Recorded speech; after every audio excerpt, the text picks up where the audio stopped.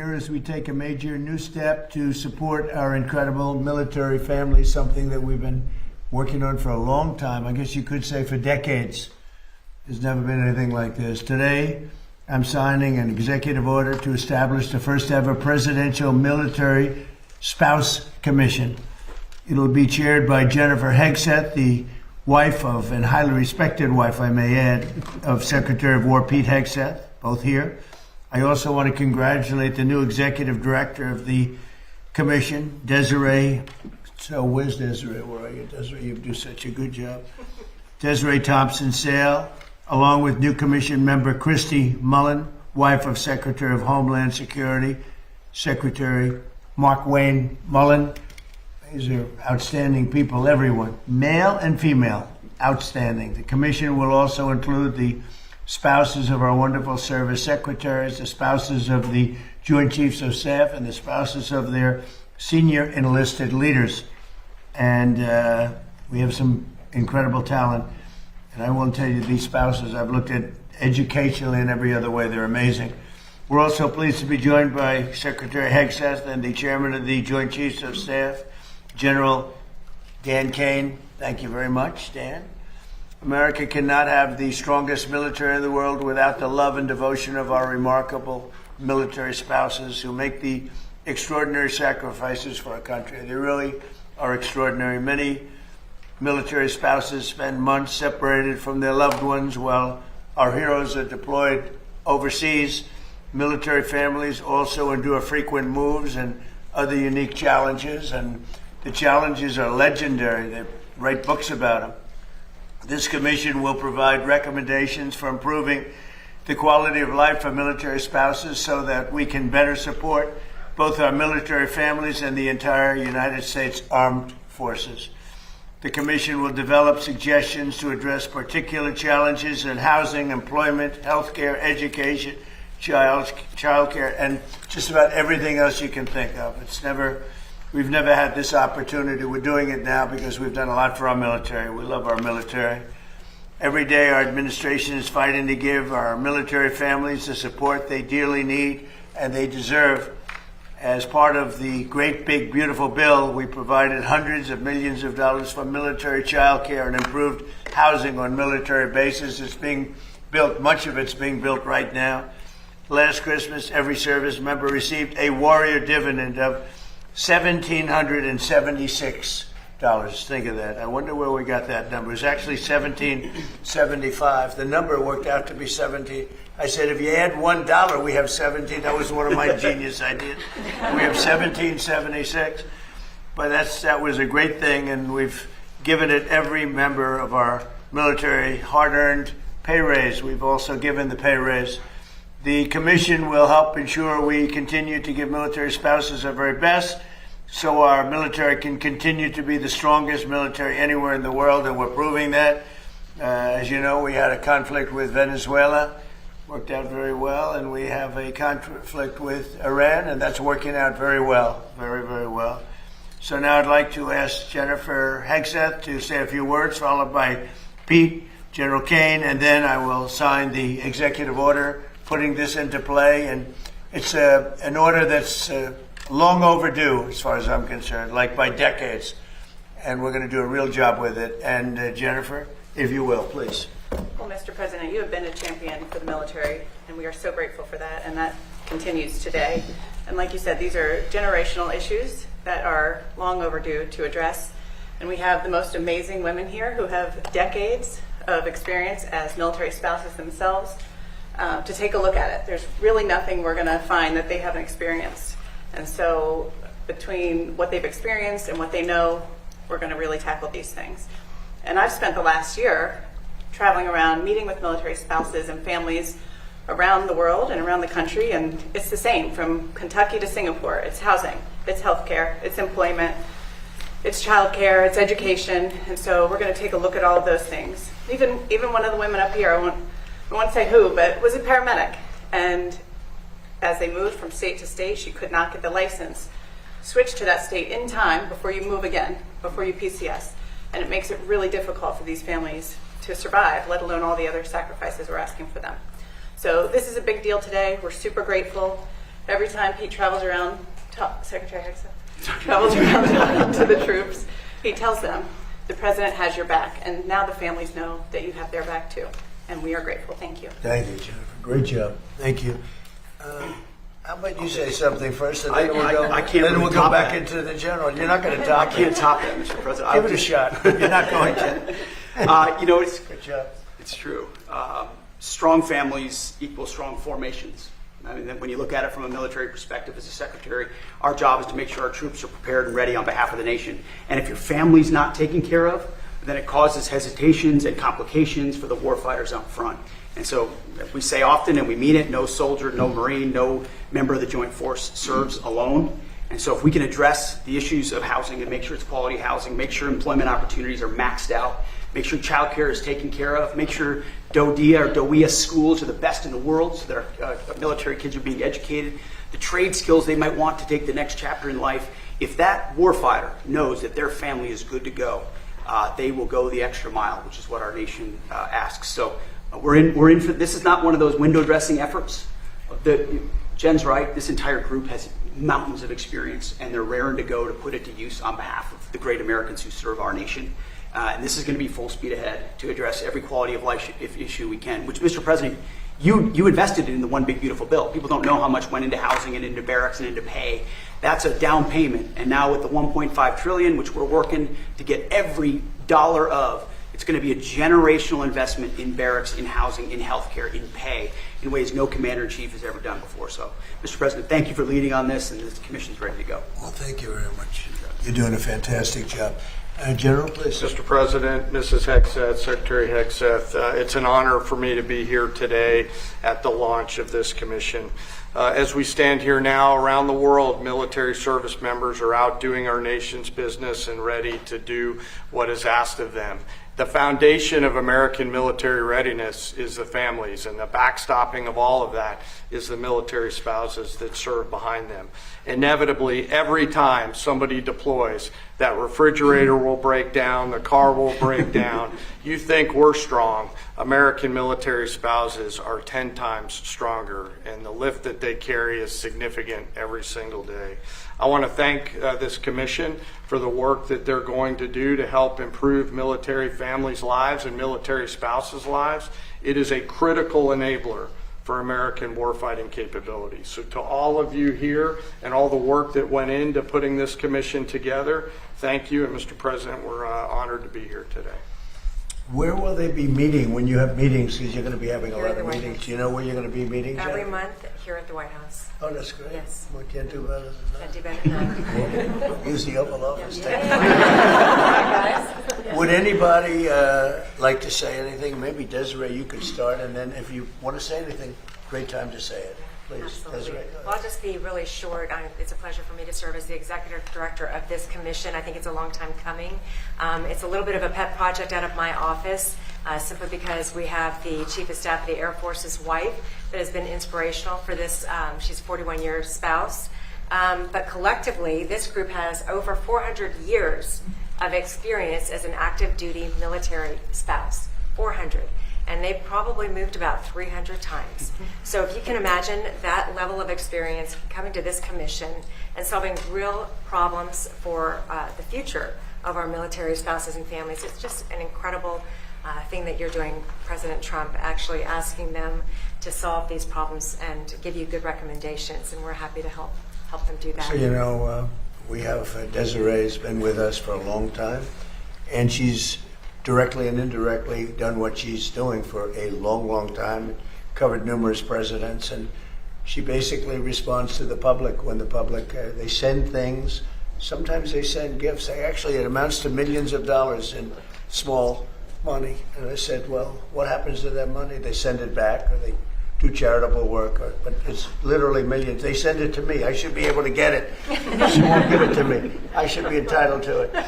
No, but they send it to me as just a gesture. But they write thousands and hundreds of thousands of letters, and she's got a staff that's all volunteer. And I have one question: how do I compare in terms of response with other presidents of the past? No comparison, sir. Is that good or bad? No, it's good. Actually, it's very good. It's very good. Yeah. We do okay. So, you do great. A little more than Sleepy Joe? A little bit more? Yes. I think so. Thank you. Thank you. Does anybody have anything to say, or a question, or statement? Would you like to make a statement? Yes, Can I please. just say, I'm so excited. We've served with the Wills-Box now for a number of years, and I've seen them champion the enlisted corps. As the spouse of a senior enlisted leader, it's pretty easy for something amazing like this to happen and not include the enlisted corps, the senior enlisted leaders from the enlisted corps.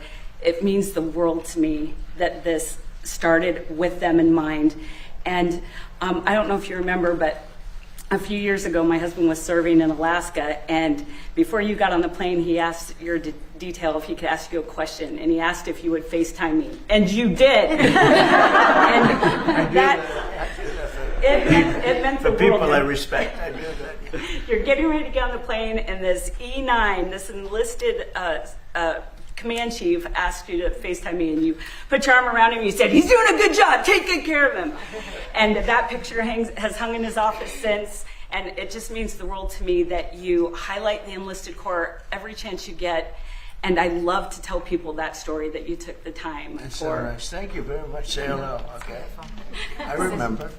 Please, anybody else? Mr. President, this is Cindy Wilsbach, who's humble to That's her right. core and has had a significant role in putting this commission together. So I just want to highlight Cindy's work. I would just like to say this is a red letter day for me. Just the honor that I feel to be surrounded by these spouses who, what I like to say is we serve by oath or by vow. We didn't all raise our right hand to take an oath, but we began serving this great nation when we extended our left hand and said a vow to the person that we love that serves this country. And we represent people that are at the end of their careers. We have served decades, 20, 30, 40 years of service. This is about the legacy that we leave for the people that come after us, for these Right. people who have children who are serving now, or for families that we say, we love you, we care about you, and we are the greatest military in the world, and part of that is taking care of our families, and that's what this commission will do. And your husband is highly respected, I have to tell you that, by everybody, everybody. Anybody over here? Yes, please. Mr. President, on behalf of the Coast Guard, we cannot thank you enough for the amount of money that you have put into our organization. We are beyond excited about the new potentials that we have. We could just feel it, the whole Coast Guard. Every time we go to visit our different units and our families, people are super Including excited. 11 ice cutters, right? Absolutely, I'll be talking. Yes, Going to be beautiful. yes, sir. Yes, sir. They had one. Russia has 48. They had one, and it was 50 years old. And you're going to soon be getting 11 brand new ones atop of the line. So that's a big. That's a Our big people are very thrilled and super excited, very thankful to you. So thank you, sir. Thank you very much. Good. Anybody else like to say? Last chance. That's it? So I'm going to sign this, and it's a real honor. And then if you like, you could ask questions of the people, and or me if you want.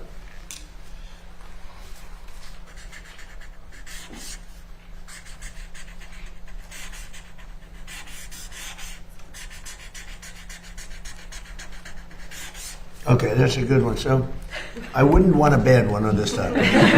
Some are good. You know, we rate them from 6 to 10. 6 is usually when I'm standing up holding it. You can't do a very good one, but that's a 10. So you deserve a 10 too.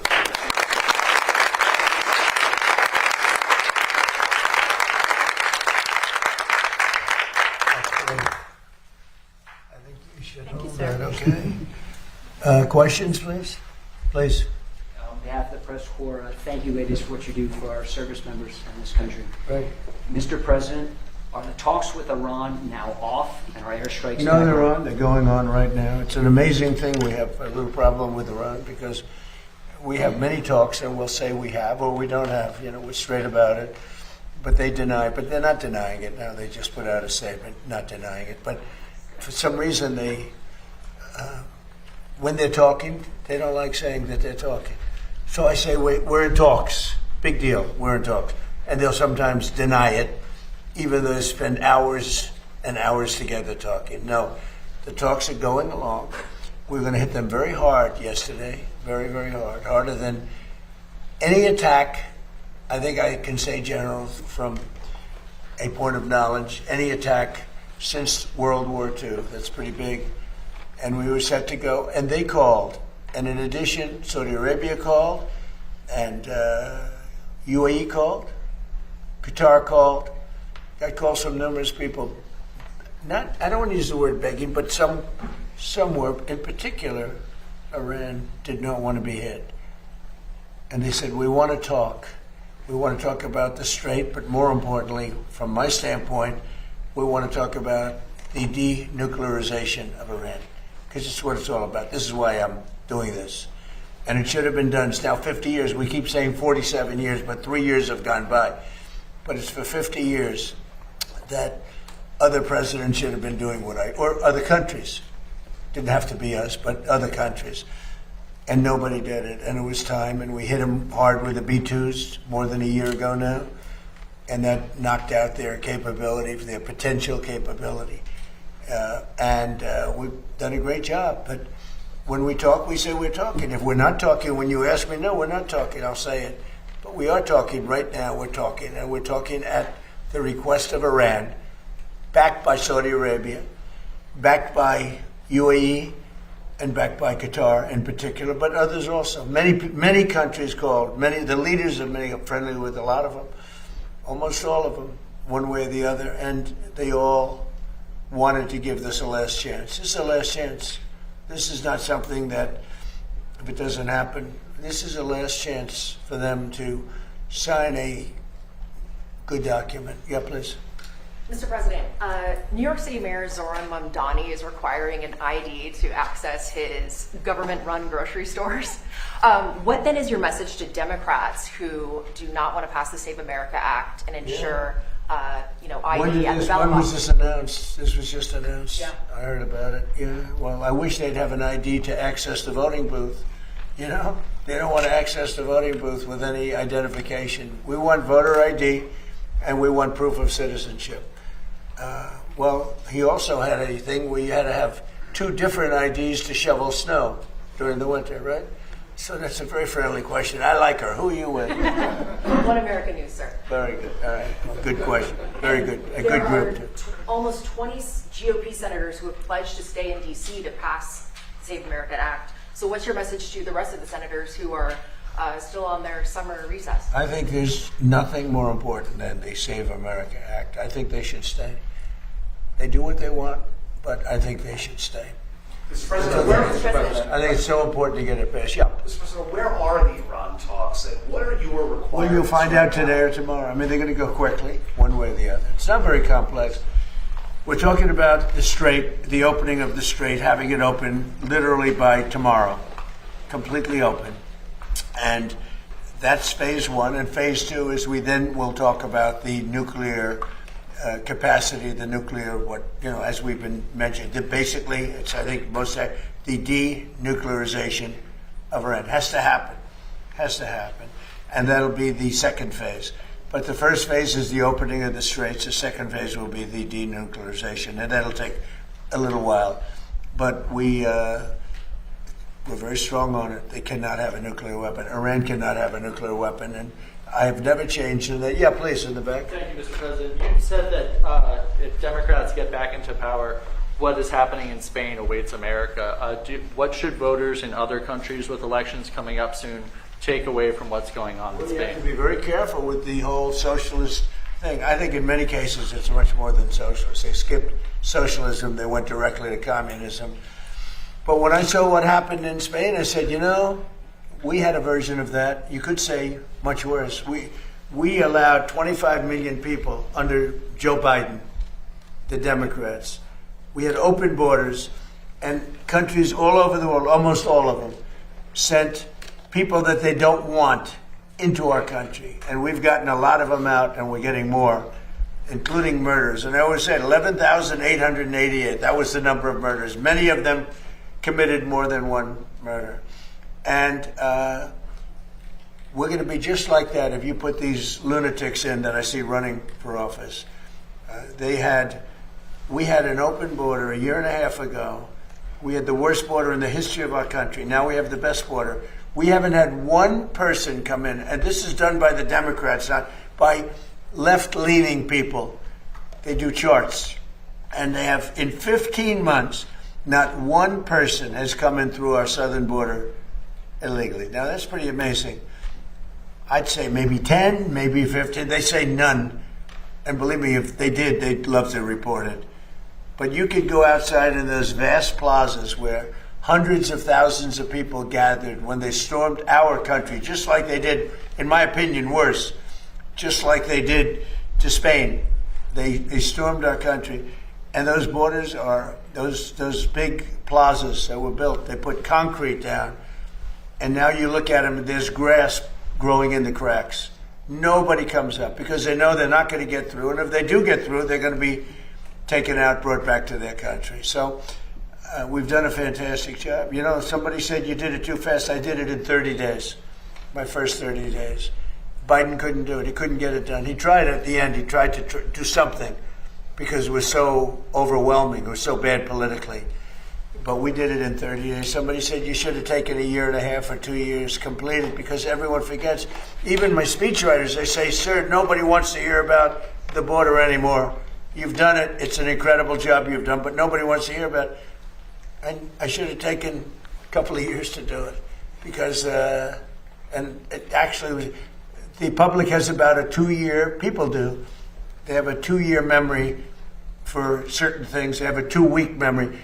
I may have gotten elected, certainly partially on the border, and because we did such a great job, it was a long time ago. I did it twice. I did it in 2016 when it was bad, but I did it this last time when it was really bad. It was, Steve, I would say many, many times worse than it was in 2016. 2016 was bad, but what we just had a year and a half ago, that was the worst border maybe in world history. There's not a third world country that would have allowed that to happen, with people coming in from prisons and people coming in from mental institutions and people forced in by government, because these are the people that those governments, those countries, I know them all, they didn't want.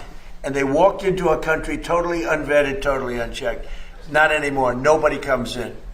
Except if they come in legally. Yeah, please. Thank you, Mr. President. Yesterday you were... Who are you with, please? I'm with the Washington Examiner, sir. Good. They're doing good. They've been very nice to me. You were asked yesterday whether Representative Max Miller should resign from Congress over the allegations, and you said that you'd have a look at it. Have you thought about that? And also, do you think that It's he a should very be sad thing. replaced? I know Max. He's a good person. I mean, I always thought he was a very good person.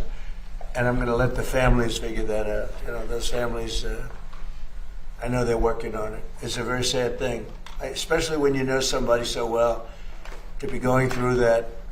But it's accusations, and I'm going to let them figure that out. Yeah, please. Mr. President, did you sign off on Todd Blanche rescinding the anti-weaponization fund? And also, there are Democrats right now who say there's essentially 2 tax codes. There's the Trump family tax code and a normal people tax code. Why do you think that your family deserves some level of special exemption when it comes to the auditing of taxes? Well, I'll go into that. First of all, I had a 10-year case that was settled until I announced I was running for office. It was a settled deal like I've been doing all my life. I've been audited every year for my entire life, which I have a lot of wealthy friends that were never audited. To this day, they were never audited. I was audited. And my deal was settled. In writing, it was settled, subject to final approval. Then I announced I was running for president, and all they did was haunt me with it. They ended the settlement, and they went after me illegally. And they did a lot of bad things to me like they did to other people. And I was treated very unfairly by the IRS. It was weaponized against me. Think of it. I had a case this is a 10-year-old case. And it was settled. It was done. The case was over. I announced I'm running for president, and they terminated the settlement in Washington. And they went after me. And what they did here was very, frankly, if you talk about reparations or if you talk about payment, what they did to me, I had a very good case against them. So this was a case that was settled, that when I decided to run for president, right at the beginning, this is a long time, it's been going on for a long time, they terminated the settlement, which is something that never happened before. We have letters from the biggest law firms in Washington saying that this case is nonsense, just like the Russia was nonsense, a weaponized government. And so that's that, and most people understand that. On the fund, these were people that were treated unbelievable. 22 suicides, more than that, I think. Look at Ashley. Look at so many other things that happened. These people were treated horribly, and this fund could have given them some solace. But it happens to be very popular among many quarters, and I don't participate in that fund. I was certainly treated badly. I don't participate, but I thought it would be very fair for people that spent years in prison, people that were treated so badly, for in many cases people that did absolutely nothing wrong. So I view that fund as a positive, and a lot of Republicans do too, not so many Democrats. And it's not only for that, it's for other things too. People that have been treated unfairly, that have been weaponized by a corrupt government that we had with Obama and that we had with Biden. You had a corrupt government with both of them. Mr. President, did you sign off on Todd Blanche rescinding I didn't look at it. All I know is that Todd Blanche is great. He's going to do a great job. Everybody knows it. And I understand there's been a sign-off. But I don't know what they agreed. I think Todd Blanche agreed to reconfirm things that he's already said. And what he said was okay. Can I ask, Please, go ahead. Are there other avenues you'd have supporters get paid potentially if it's not the anti-weaponization fund? Is there another way? Who are you with? I'm with MS Now, sir. You who? MS Now. MS Now? Yes, sir. What a terrible show that is. They have the worst people on that show. Are there other avenues that you want to see people No, paid? there's no other avenues that I know about. Go ahead. Mr. President, on the Iran talks, MS Now. That's the failed MSDNC, right? The failed. They failed. They gave it a new name. You know why? Because nobody watched it. Go ahead. And fewer people are watching it now. on the Iran talks, is there discussions, is Iran willing to return to a fully free navigation of the strait? Is that on the table? Say it again differently. Would Iran be willing to return to fully free navigation of the It has to be. I'm not going to let them charge. Would you If anybody's going to charge, we'll charge. We're the one that has total control. We have total control. You know, we have a thing called a blockade with his Navy. And that Navy is, they call it a wall of steel, the United States wall of steel. And no, there's not going to be charging. We're not talking about charging at all. There won't be charging. Yeah, please, in the back. Mr. President, you said last week that illegal immigration... Who are you with? GB News. You said that illegal immigration is killing the UK. Nigel Farage today has proposed the use of the Royal Navy to combat small boats crossing the Channel. Do you think that European nations, including the UK, should be using their militaries to stop illegal immigration? Look, you have to stop illegal immigration in Europe. I know Europe better than anybody, better than the people that run it, and have great relationships. Two things are killing Europe. Number one is immigration. Number two is energy. Like the UK, when you look at the UK, they have one of the best energy fields in the world, North Sea oil. Now, I think your new prime minister is going to actually open up from what I hear, I spoke to him, and he sounded terrific on this subject. But you open it up, you'll be a wealthy country. You keep it closed, you're going to be a bankrupt country, which is what you are now. Essentially, you're a bankrupt country. You have one of the greatest energy fields, the North Sea oil, one of the greatest fields in the world. You know, the UK buys its energy from Norway, who gets the energy from the North Sea, from not as vibrant a part of the North Sea oil was. You're sitting on top of gold, better than gold.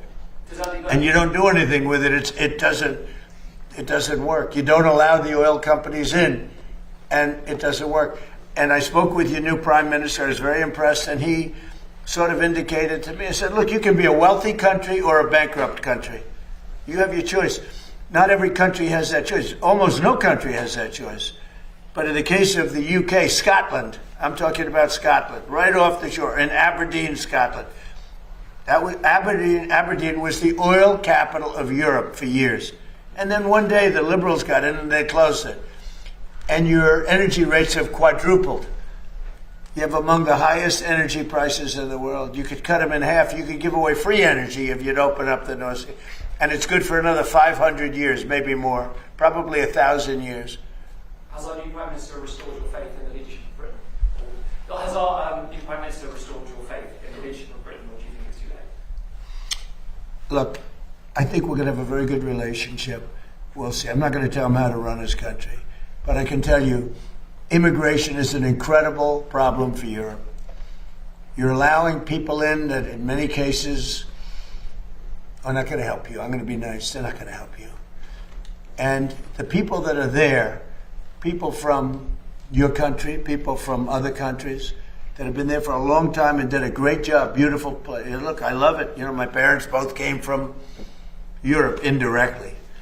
So a German, Scott, and you know, it's like one of those things. It's very sad. When I see what's happening to Europe, it's very sad to me. But they have a problem with immigration. They have a problem with energy. You have windmills all over the place. Windmills, you lose your shirt. Any country with windmills is a loser, okay? You just have to look. If they have windmills, they're a loser. Because you lose money with windmills. Mr. President. Yeah, please, go ahead. Thank you, Mr. President. Go ahead, who are you with? John Fredericks Media. Yeah, that's right. Original name. What was your name before? John Fredericks. Go ahead, John. We're Mark. Two domestic questions, sir. The first one is Exxon and Chevron, integrated all U.S., just announced record profits second quarter. Unbelievable. For Exxon, for instance, $14 billion, highest they've had in over a decade. For Chevron, for the quarter, highest in history. By 12 times. On the backs. You saw that? Yes. I mean, it's unbelievable. On the backs. I don't like it. Workers paying higher gas. Is our... They're making too much money. Okay. Based on a shortage, they're making too much money. I don't like it. And I should be the last one to say, because I'm a big free enterprise guy. Nobody bigger. And, you know, you're going to see oil, when we're finished with Iran, you're going to see the prices drop through the floor. But they made too much money. Too much money.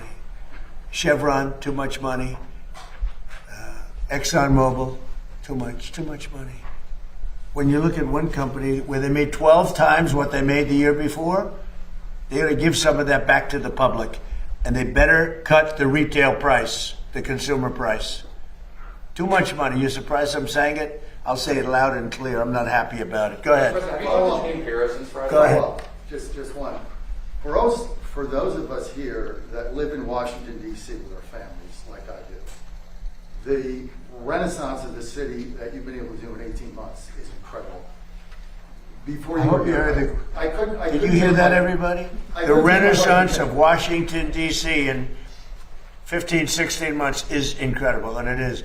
It's clean, it's safe, and you haven't seen anything yet. We're replacing all of the grass that hasn't been replaced in the fields, all the beautiful fields where the grass is. You know, grass is like humans. It has a life. This grass hasn't been changed in 100 years. We're doing all the fields. We're doing most of the graffiti is moved. But the most important thing is it's been beautified. We did 78 monuments and fountains and waterfalls, and they went from being horrible, mostly graffitis, and most of them for 25 years never worked. They haven't worked. And it's a renaissance, like you use the word renaissance, but it's a renaissance. But the biggest thing is we have very little crime now. This was the crime capital, frankly, of the world. It was the most unsafe capital of any country in the world. Now it's one of the safest, and it's one of the safest places in the United States. And people are coming down. You see it, the tourism in Washington, everyone's safe now. Nobody's getting mugged, shot. We used to lose 3 people a week. Death. That's the least, it's 3 people in terms of death. 150 people a year were killed. They come down from Iowa, they come from Indiana. Mom, I'm looking at the Washington Monument. And they end up getting killed. You call their parents, I'm sorry. Doesn't happen anymore. We don't have that anymore. We're rough, but we don't have that anymore. Our military has been unbelievable, and they work very well with the D.C. police, but our military came in, the general, people that we know so well, General, right? They don't play games, and we got the gangs out. We removed almost 5,000 people who were career criminals, who came in with Biden with the open borders, a lot of them. and they're no longer here. We sent them back to their countries. You've got to say, have you ever seen such a transformation? It's unbelievable if you live here. It's just, you don't want to go back. And now you can walk to work, you can walk to the White House. The people in the White House, they tell me, sir, thank you. Or they're thanking me all the time. They used to have to take Uber, and the Uber would be robbed, okay? They weren't even safe. They'd go to a restaurant, and they'd feel safe in a restaurant, and then the restaurant would be robbed. Do you know the restaurants were all closing? And now you can't, if you're a restaurateur, you can't get a restaurant. You literally can't. The restaurants are booming. Crime is down 92%, maybe more. I want to get down 100%. You know, the greatest statistic, though, that you have is that 2% of the people create 91% of the crime. You can really handle that. And we moved almost 5,000 people out. They're criminals, career criminals. We moved that, or in some cases they're in jail. In some cases, they were so bad, they came in through Biden. They're so bad, we don't want to move them out. We want to put them in jails because we're afraid they're going to come back in somehow. So I appreciate you saying that. Would you consider going to Congress if they come in and try to roll it back, the new Democratic mayor? And you had a mayor who's, I guess she's a communist. I mean, she says she's a socialist, but I guess she's a communist based on what she says. But I have not met her yet. I look forward to meeting her. Would I federalize? Basically, you're saying federalize DC. Yeah, well, I'm allowed to do that. Would I do it? If they want to, we took something that was in deep trouble. It was a graffiti-filled, crime-filled mess. We turned it into Shangri-La. We turned it into a great place. Look outside. Look what's happening. Look at the beautiful ballroom and military center. It's a military center, much more than, we have a drone port on top. Look at the grass in front of the White House being all replaced with the top stuff. The parks are all being replaced. It starts very soon, actually. We'll do one at a time. It's about 700 acres of parks. They're all going to have brand new, the best grass you can get. Scots. You know Scots? Scots Miracle-Gro. They're doing it. They do great grass. What can I tell you? I got to give them a plug because they did the White House for free. Sir, a friend of mine, a guy that, he's terrific. We'd like to give you new grass at the White House. I said, I'll take it. How much? He said, free. I'll take it. One of those things. Thank you. Thank you very much.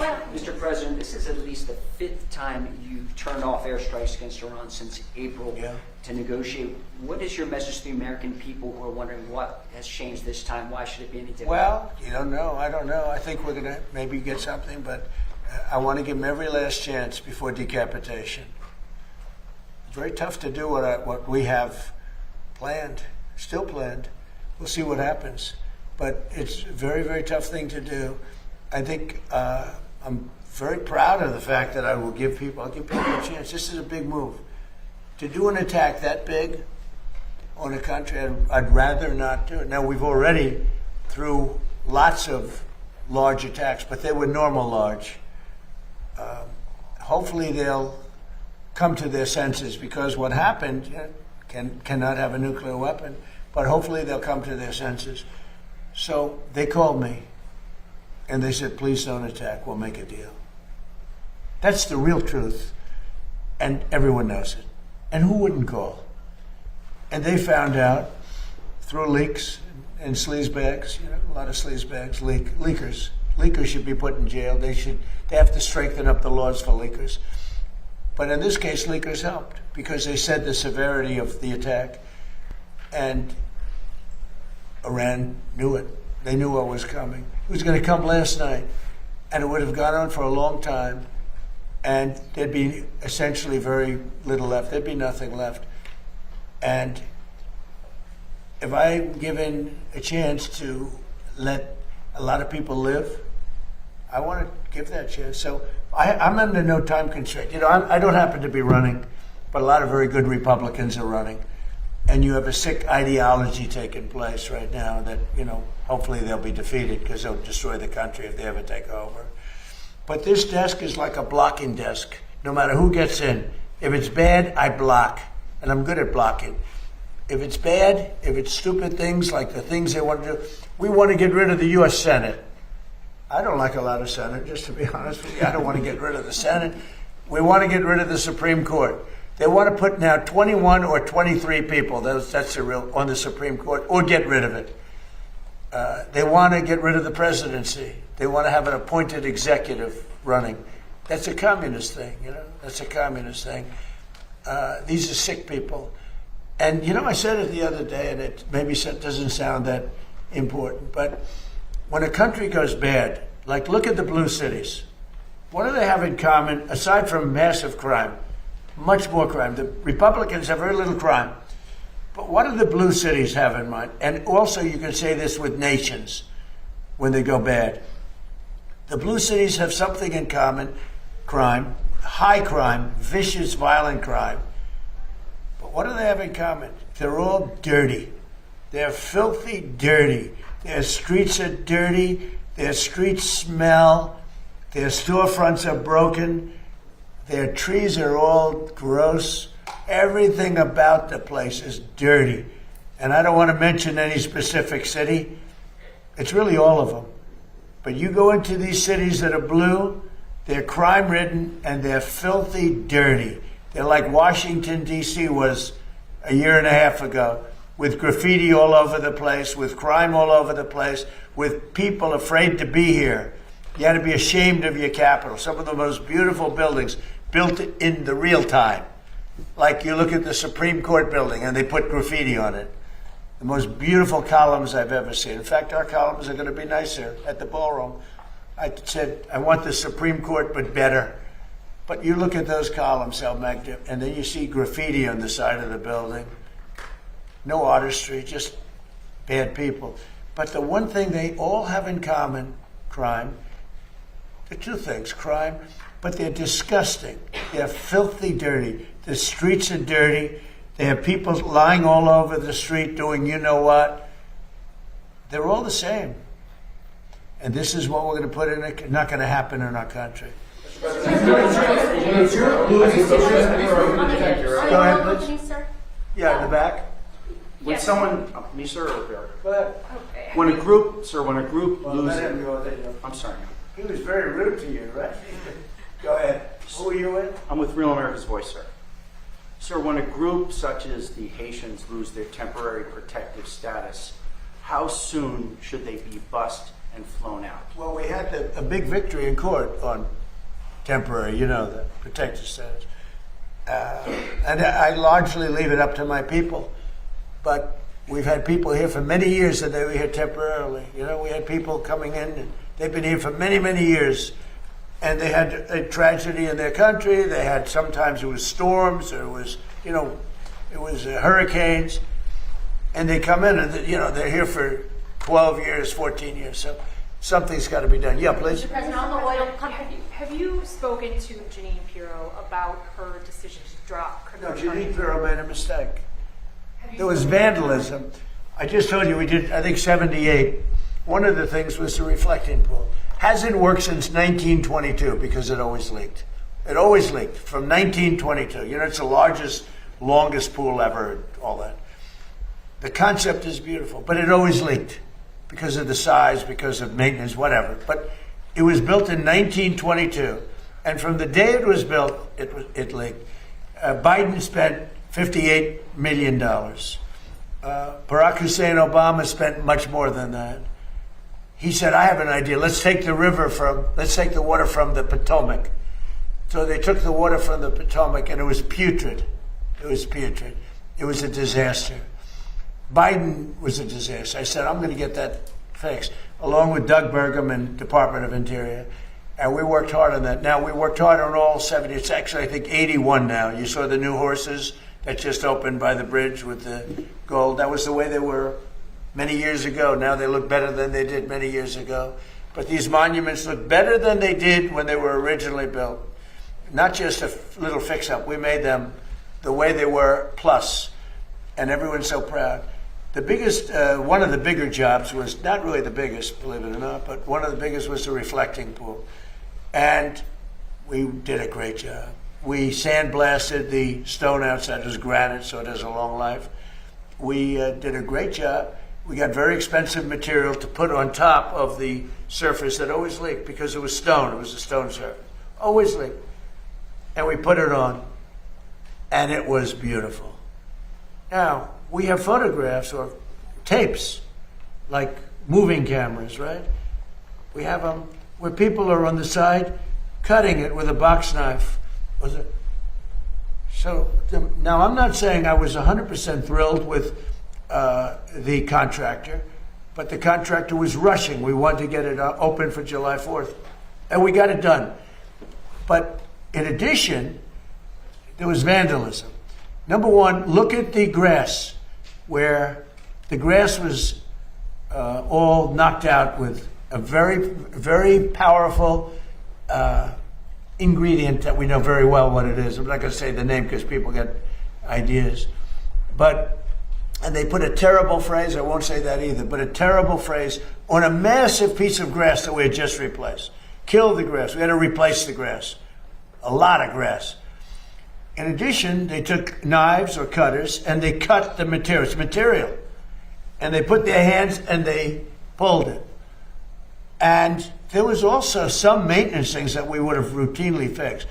But we had that up and it was perfect. And then you had the bubblers, which get rid of what forms in the water. And that works great, but they turned it off because of the fight. Because it competed a little bit of noise during the fight. They turned it off.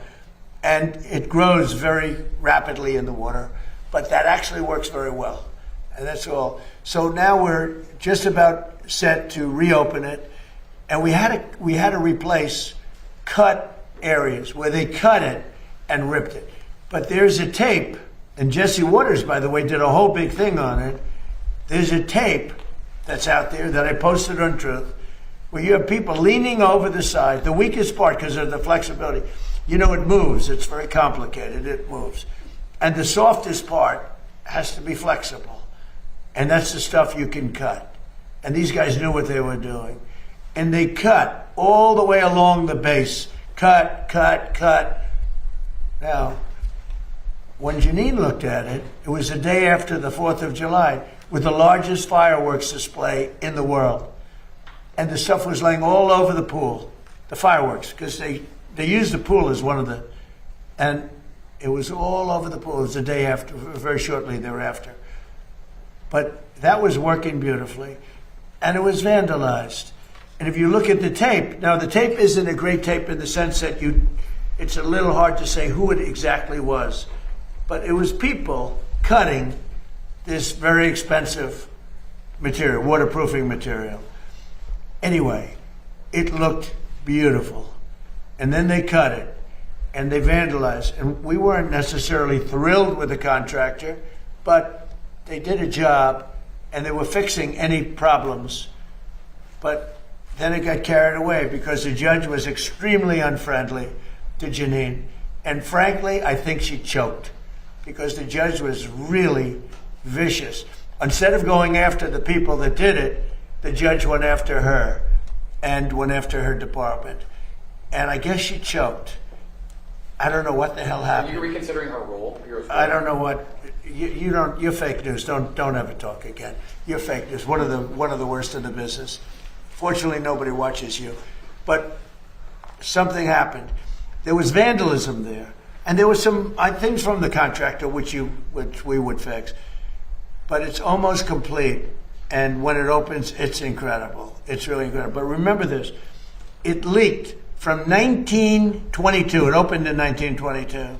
They never solved the leak problem because it was stone. And the cracks with the stone, stone is really not a waterproofing material. We essentially use a very high-grade swimming pool type material, which was my idea. I was very proud of that idea. By the way, I didn't know the contractor. Everyone said the contractor. I didn't know the contractor. But when it was completed, it was perfect. But then somebody went in and cut it, just like they did the grass. Nobody talks about the grass. The grass have helicopter pictures of what they did. Wasn't it 87? Right? Do you know what they did, right? Did you see what they did? Did you see what they wrote? What did they write? 8647. That's right, 8647. They 86 them, so it's 8647. They didn't do 45. At least they left 45 out. But they and massive letters on the grass, 8647. And nobody talked about that. Was vandalism too. We had to replace all that grass. It was a tremendous amount of grass. Because when you hit it with this poison, it's acid, it kills the grass no matter how, you can't even clean it, even if you got there right after. It's very powerful stuff. I know it well. So people did great damage to this thing because they're sick people. You know who's representing the man is a man from Crew, a sleazebag who's been suing me for my whole political, hasn't won, he's lost all the time. But Crew, do you know what Crew is? It's a third-rate operation that's supposed to be a charity, but it's not. They used it for political reasons. So we should be proud of our monuments, and we should be proud of our city. And you know, that was open before they did the damage. It was open. It never looked more beautiful. It looked like a mirror. And that's what it was supposed to be. It was a very dark color, because otherwise you don't see it, as a reflecting pool. And it looked beautiful. Well, it'll look just as beautiful.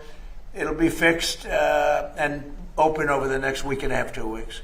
Mr. President. Who are you rooting for in Michigan? One more, yeah. Who are you rooting for in Michigan at the moment, Mr. President? Well, you have a very interesting group. Who I really voted for is Mike Rogers, because I think he's going to be a great senator. But you have a communist versus a socialist. That's the way I look at it. You have a communist versus a socialist. It looks like the communist is leading. We're talking about for the Democrat primary. But for the Republican, you have a very good man, and he should be able to win. Yeah. Okay, one more. Go on, in the back. Yeah, go ahead. Lafayette Park. Lafayette Park, it's great. Do we do a good job in Lafayette It's Park? phenomenal. So Lafayette Park is right across from the other side of the street, and I made a donation of $10 million. That was me, personally. And it's unbelievable. It was so dirty and so disgusting. Like everything liberal becomes dirty and disgusting. Socialism, liberalism, progressivism. You know, the word progressive is such a nice word. They love using it. But the radical left isn't letting them use that word anymore. But Lafayette Park is a large park. It was known as the gateway to the White House. And it was disgusting. The monument is beautiful, graffiti all over it. I won't say what was on the sidewalk, but horrible, horrible, horrible, disgusting stuff. And not only did we fix it, we have military standing there watching it. And if anybody touches it, that was the one mistake with the reflecting pond. They hadn't put up the cameras yet. They had enough up because you see what's happening. But if they would have had them up, we would have had it would have been a lot easier. And I was disappointed with Jeanine Pirro, really disappointed with Jeanine Pirro. She folded like an umbrella, and people get away with things, and it's a disgrace. But we're very proud of Lafayette Park. Now we have a big decision to make. Do we take the pavers that are red, you know, the red brick pavers, and do we change them into a granite? It's a gray granite, they're beautiful, but they're not the original. So we're going to have to make that decision. You have a good sense of taste. What would you do? Huh? Yes, change it. You would change the red brick into the granite. Heartbeat. The granite is much stronger, holds up much better. Different color. Legacy. Change it. Okay. Are you considering firing Pirro, Mr. President? Go ahead, please. Thank you, Mr. President. Today's the MLB trade deadline, and there's been talk lately about a potential lockout next year. I think over salary cap concerns, proposed salary cap. Do you support a salary cap in the MLB, and what are your thoughts? Well, about we're going to talk about that at a different time. You know, it's a complex situation, but not too complex for me. Yeah, please. In the back. What did you think of the Nationals trading Luis Garcia to the Yankees? And do you think Brian Which Cashman? one? Luis Garcia from the Washington Nationals to the New York Yankees. Your New York Yankees. And what do you think of the job Brian Cashman's doing? Well, I've known Brian Cashman for a long time. Look, he's done a good job. I think Randy Levine is great. He's a great executive. And by the way, the NIL or whatever it is very close to getting solved, college sports. And Randy Levine and Nick Saban and a whole group of people have done an unbelievable job. That was a case that should have been appealed by the NCAA. And they never appealed it. Whoever ran the NCAA, they never appealed it. The original case was thrown out by a judge that knew nothing about sports. Nothing about sports or college sports. And that case should have been appealed. They didn't appeal it. They didn't know. I think they forgot something happened. And college sports was, and is, in turmoil right now. Turmoil. And Randy Levine from the Yankees, the president of the Yankees, got together with a lot of people. We had it right here, 60 people that were in that world, including legal people. And from football, it was Nick Saban, who won 6 or 7 championships. Fantastic coach and very respected. And many other people, very, very respected. Has at this point been an informal effort, which is working with Congress to help us combat fraud. So as you know, when the President of the United States started the Fraud Task Force and really set the federal government to taking a whole-of-government approach to the anti-fraud issue, that was mainly an administrative thing. That was something we were working with our colleagues at H&HS, at DOJ, at all of the various agencies of the federal government in trying to root out fraud. And I'd remind all of you and remind the American people and remind what these congressmen and senators don't need reminding, which is that fraud is really a dual victim crime. The most obvious victim, of course, is the American taxpayer, who has their hard-earned tax dollars stolen from them to enrich people who are violating our laws and taking advantage of our country. But I think more profoundly and more sadly, the second victim of fraud are the people who benefit from programs that the American people have set up in their generosity and in their kindness of spirit, and those programs don't function as well or don't even have the resources necessary to work because they've been stolen from by fraudsters. I think an example that is particularly close to my heart because we have a 2-week-old newborn at home is a program that we set up through the Medicaid program to actually provide high-quality health care to new moms and to newborn infants. To people who can't afford high-quality health care, we, as a generous nation, ensure that they have access to the resources that they need. And yet, we have, working with DOJ and others, we have identified, prosecuted a number of cases of people where they have taken from this program, not provided an ounce of service to a new mom or a young baby, and enriched themselves by literally taking money from the medical care of newborn infants. This is despicable behavior, and it's something that we've allowed to go on for too long in the United States of America. I'm very proud that you could not just look at these sort of qualitative stories about what's going on, but we can actually measure the success of the Fraud Task Force. Working with Andrew Ferguson and with Steve Miller, 2 of the great all-stars of the Trump administration, we have been able to identify $230 billion of fraud just since the Fraud Task Force was set up, and that's frankly by conservatively estimating it.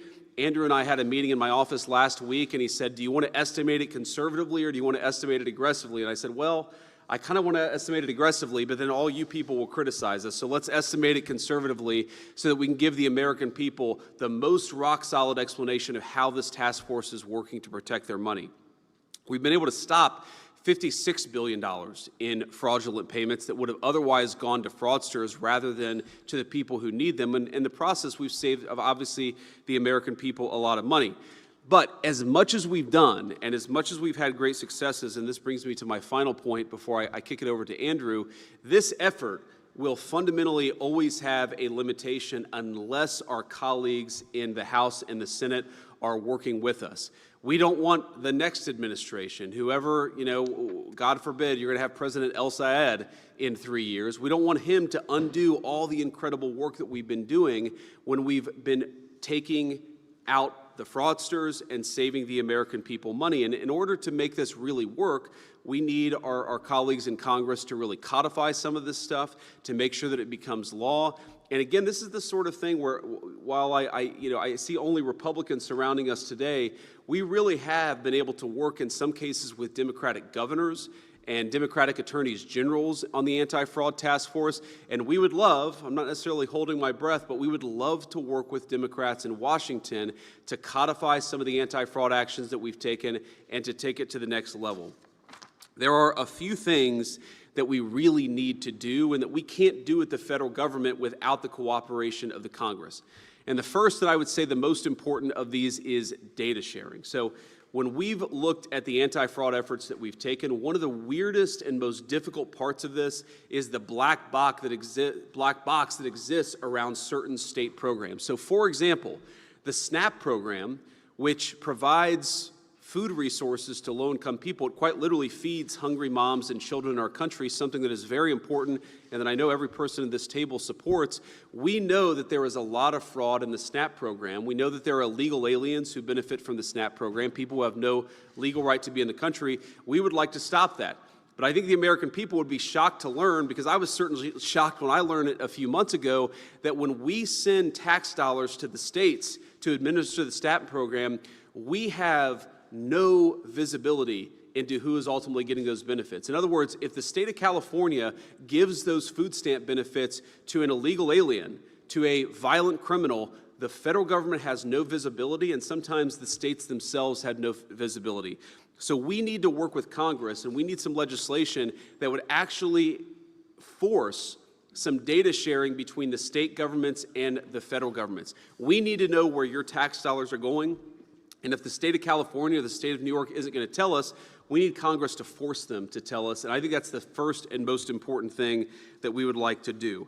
The second is that we would like to see stiffer penalties for fraudsters. One of the things I said at the very beginning of the task force is that I was shocked by how often we would just let low-level fraud go.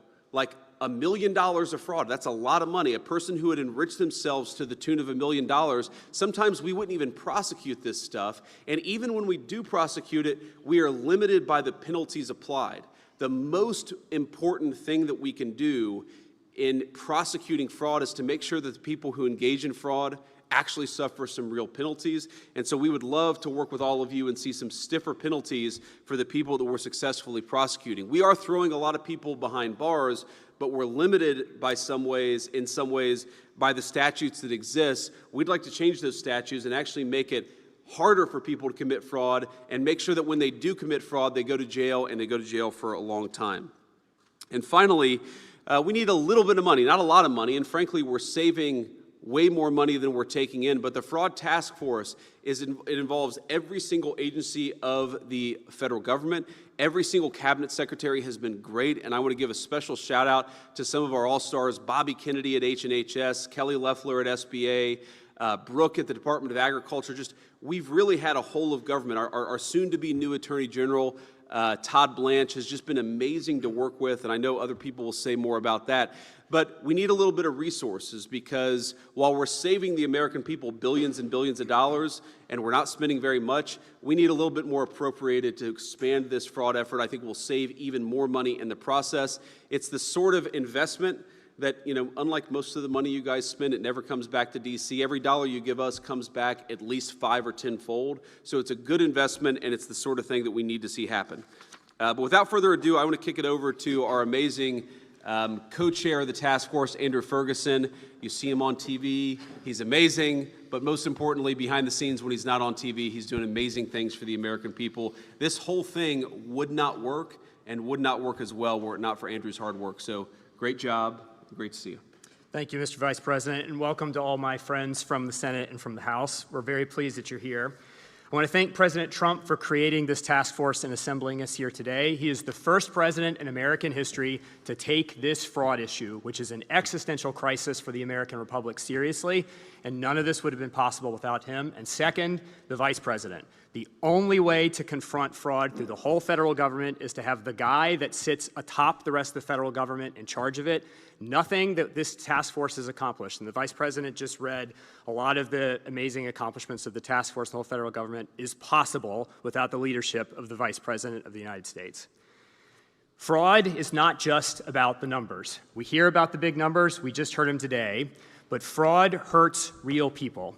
It hurts all of us by taking our hard-earned money out of our pockets and putting it into the hands of the most reprehensible people in this country. And second, it hurts real people in specific physical ways. The best example I have of this involves skin substitutes. Fraudsters, up until this year, were performing unnecessary surgeries on elderly Americans in hospices and nursing homes because they would then submit those claims to HHS, and HHS was reimbursing those claims to the tune of billions and billions of dollars a year. Fraud doesn't just hurt us all in our pocketbooks, it physically is maiming real Americans, and that's what this is about. It's not about the numbers at the end of the day, it is about protecting ordinary Americans from the worst of us. The second thing about this fraud effort that is so important is that it is about restoring social trust in America. All of the programs that the fraud effort has focused on were set up for a high-trust society. The Vice President was just explaining the difficulty in obtaining data to fight fraud. When Congress was creating these programs, some of them almost 100 years ago, we didn't expect that these programs were going to be attacked by fraudsters to the tunes of billions and billions of dollars a year. We expected, because that's the America that we were, that everyone would play by the rules, that the money turned over to help our friends, our families, and neighbors would be made available only to the people who really needed it. And that is just not true anymore. And so this effort is not just about protecting our programs, making sure that fraudsters don't bleed them so dry that they cease to exist. It's also about restoring social trust in this country. And so with that, I want to talk about two of the things that I think Congress can do to help us address both of those problems. The first is on social trust, and the Vice President touched on this just a minute ago. People commit fraud against our programs because it is relatively easy. And one of the reasons that it is easy is that the punishments associated with much of the fraud are relatively low. We have seen what can happen in America when you really vigorously enforce the laws. Just take the last year and a half in this country. Violent crime is at an all-time low, and that's for two reasons. Number one, thanks to President Trump and Stephen Miller and others in the administration, the border is sealed and the criminals are not coming here anymore. And number two, thanks to Todd Blanche and the men and women at the Justice Department, we are vigorously enforcing our criminal laws and making sure that people who commit crimes suffer the consequences. That has to be true for the fraudsters. Every single person who considers raiding one of our agencies and taking money out of our pockets needs to think long and hard about what might happen to them if they are caught. And under this Justice Department, they will be caught. And so we want to work with Congress to dramatically increase the sentences associated, even with low-level frauds, to incent both the Justice Department to prosecute all fraud all the time, and to make every fraudster think long and hard about whether it's worth facing a long time in jail before deciding to raid our programs. And then the second thing that we need to focus on has to do with another thing that the Vice President talked about, which is data sharing. Fraud is easy because data is difficult to get, and data is the enemy of fraud. One of the things that the Vice President has accomplished using this task force is that almost all of the agencies are now using automated AI-driven tools to find the fraud before the money leaves the agency. But the only way that works is if we have data. And right now, data sharing is difficult, and for a lot of our programs like SNAP, which is an incredibly important program that we want to protect in this country, like the Vice President was just explaining, states don't have to share data with us in order to participate in the program. Data sharing should be a requirement for participating in these programs because that will unleash the power of American AI ingenuity and innovation in these agencies to stop the fraud before it happens. Because once it goes out the door, it's very difficult to get back. The pay and chase doesn't work. And so the way you stop fraud is you keep Americans' hard-earned money in the agencies unless it's going to someone who actually needs it. And for that, we need data. We need data to make sure fraudsters don't get it, non-citizens don't get it, and the only way for that to happen is if we have data. And the easiest way for that to happen is not through rulemakings, it's not through guidance, it's Congress stepping up and saying, if you want to participate in these programs, if you want access to American taxpayer dollars, you have to share data so that we can fight fraud. And any state who doesn't want to share data, we should learn a lot about the leadership of that state. If they want to protect fraud more than they want to protect ordinary Americans, something really rotten is happening in that state. So those are just two of the things that we want to work with Congress to accomplish here under the Vice President's task force. And with that, I'll turn it over to Stephen Miller. Thank you very much. Thank you, Mr. Vice President, for your leadership on this bold and existentially important initiative. Thank you to Mr. Ferguson for your incredible work and stewardship of this task force.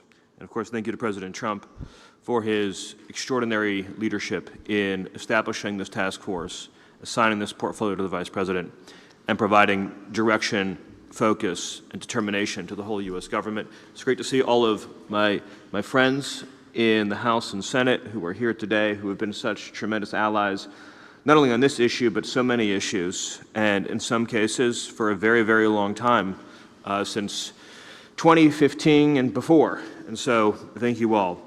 I want to pick up, because this is something that I've encountered on a daily basis on a theme that both the Vice President and Andrew Ferguson have mentioned, which is the lack of criminal responsibility, the lack of criminal punishment for egregious fraud in this country. It is, first of all, true, as the Vice President said, as hard as it is to believe, that for most recent history, which in the case of these programs would be in the history of these programs, if you committed $1 million of fraud or less, you were unlikely to ever be criminally punished in any way at all. And if for some strange reason in the past, a bureaucrat had the courage to defy that agency guidance and actually bring you to trial and put you in front of a jury, you'd be unlikely to do any real jail time at all. And this may be hard to believe, that you could steal hundreds of thousands and ultimately millions of dollars and not do any significant jail time. Again, you can look at the sentences for the Feeding Our Futures fraud, which is one of the largest frauds in the history of any country anywhere in Minnesota, to see this. And there's a lot of reasons for that. I think probably the simplest, least conspiratorial explanation is that when Congress was drafting these statutes, they still lived, to use the phrase used a lot today, in a high-trust society, and it eclipsed their imagination that there would be systemic, widespread, continual lying, fleecing, and organized crime to rip off hundreds of billions of dollars from the American taxpayer, which is what has happened. So there needs to be strict, clear, mandatory minimums. Because by the time you've been convicted, you have already proven to a jury, this is not a civil punishment, this is you've proven to a jury beyond a reasonable doubt that you deliberately, willfully, maliciously engage in a scheme to steal from the American taxpayer and from those in genuine need. And when you've satisfied 12 jurors of that fact and been convicted, you deserve to have a very substantial prison sentence. That change alone would be watershed for fighting fraud, because it would mean that the Department of Justice would be able to, through prosecuting a few hundred or thousand cases in a year, be able to chill the criminal conduct of millions. Whereas right now, no matter how many people you prosecute, you're still left with the criminal element thinking, I'm willing to risk 6 months in jail for $5 million in ill-gotten gains. And we've reached a point, and again, only because of President Trump and the Vice President's leadership is this happening. We've reached a point as a country, until we came along, as hard as it is to believe, where we have federal law enforcement in cities around the country who have to conduct weeks or months-long investigations of daycares where there are no children present at all, to be able to then go into a court of law and say, no kids on Monday, no kids on Tuesday, no kids on Wednesday, no kids on Thursday, right? And this is the real thing. We have federal law enforcement officers who then they have to issue subpoenas and search warrants to get phone records, email records, financial records. And what does it all end up with? You go to a jury in Minnesota and you say the defendant has collected $7 million for a daycare, claiming to be taking care of 100 children for 6 months, and we found one kid attended in that entire time, and he was the nephew. So you spent months of federal effort. When you do that and you're found guilty, you belong in jail for a very long time.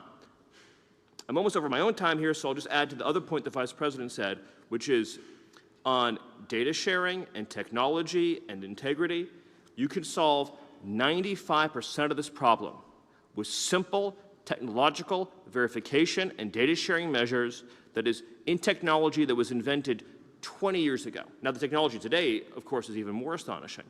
But if every single person who wanted to enroll in SNAP or enroll in Medicaid or enroll in public housing was in a shared database that the federal government had access to verify age, citizenship, criminal record, other basic biographic facts, that single step alone would save taxpayers hundreds of billions of dollars. And you have to ask yourself, why would any politician oppose something so fundamental? We're not even debating eligibility rules, an important but separate debate. We are debating whether or not a person is lying to the government to extract funds for which they are plainly and clearly ineligible. The time has come to implement these reforms. Thank you, Mr. Vice President. Thanks, Steve. Vince? Thank you, and good morning, everyone. We gathered today because President Trump has made stopping the fraud and corruption in our welfare programs a governing priority. Thank you to Vice President Vance, Chairman Ferguson, Stephen Miller, and Executive Director Brady for their leadership in carrying out this duty, and to the members of Congress here for joining in this important work. In the time I have, I wish to offer 10 very practical, common sense, and likely very popular proposals to fight fraud in our welfare programs for congressional consideration. 1, all government agencies must verify that every Medicaid provider or SNAP retail store is actually legitimate and eligible for payment before any payment is issued, rather than paying first and checking later. 2, require criminal background checks and fingerprinting for healthcare providers in categories with high rates of Medicaid fraud, and re-verify provider credentials at least every 3 years. 3, require states to verify every welfare applicant through the federal government's free database system that verifies immigration status in real time before issuing any taxpayer-funded benefits. 4, require states to compare welfare rolls every month against death records, wage records, and incarceration records. 5, double the number of welfare fraud investigators so that more fraud and corruption cases can be aggressively investigated and prosecuted. 6, upgrade welfare benefit cards used for food and cash assistance to have secure chip technology with a photo and expiration date.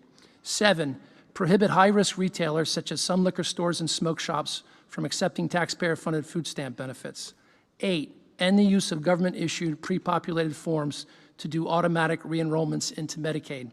9, eliminate so-called self-attestation, which allows applicants to simply report their own income and household information on welfare applications without providing documentation, and instead requiring proof of income and eligibility before benefits are approved. 10, require state taxpayer-funded Medicaid programs that issue payments to health insurance companies on behalf of people who had already died to stop immediately once a death is recorded, and require those insurance companies to return any money collected after the enrollee's death. Finally, I suggest that members of Congress call out as corruption the behavior of state and local leaders who refuse to enforce common sense fraud controls or purposely embrace loopholes that avoid individual eligibility validation, allow self-certification of eligibility, expand eligibility far beyond what Congress intended, and as a result trap millions of able-bodied adults into a life of dependency. Fraud steals taxpayer dollars, but such corruption steals something even more precious. It steals the blessings and benefits of work. The greater injustice is not stealing money from taxpayers. It is taking purpose from another human being and diverting resources from the truly needy. Every year an able-bodied person spends trapped in unnecessary dependency is a year not spent developing skills, earning promotions, providing for a family, serving a community, or discovering what they are capable of becoming. This corruption fraud occurs when public officials knowingly tolerate or design systems that deny people the benefits and blessings of work because dependency serves personal, political, or institutional interests. Whenever public officials knowingly preserve systems that deny able-bodied Americans the blessings of work, whenever they choose to look away because dependency serves such interests, people suffer, not because they lack talent, not because they lack dignity, but because those entrusted with public authority failed to act. Our responsibility is to root out fraud and corruption in our welfare systems, send people to jail who steal benefits, and make it impossible for public officials to escape their responsibility to establish systems of accountability and program integrity so that more Americans will realize the benefits and blessings of work. Thank you. Great. Well, thank you, Vince, and thanks to everybody else for being here. We are now going to have a conversation about exactly how we can better work together, about how we can advance some of these legislative priorities. But we're going to do that conversation without 100 cameras in the room. So to the press, thank you for being here. We'll see you soon. Hello, Pennsylvania. I won this place so much.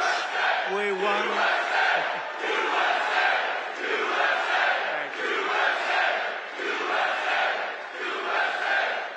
Well, I'm thrilled to be back in this incredible Commonwealth with the proud, hard-working patriots of Lehigh Valley. And I'm also proud to say I won this state in a landslide. We won it by so much. And remember, I had the couple of little statements, too big to rig. Make it too big to rig, because these people cheat like hell. They cheat like hell, but we won it by a lot. And maybe we should run again. Should we run one more time? I'd like to do that. But I got more votes than any candidate in the history of Pennsylvania. Can you believe that, Bo? You would have gotten more. And today I'm especially honored to be here in the place that builds some of the toughest vehicles on the road, Mack Trucks. Mack Trucks is doing a great job.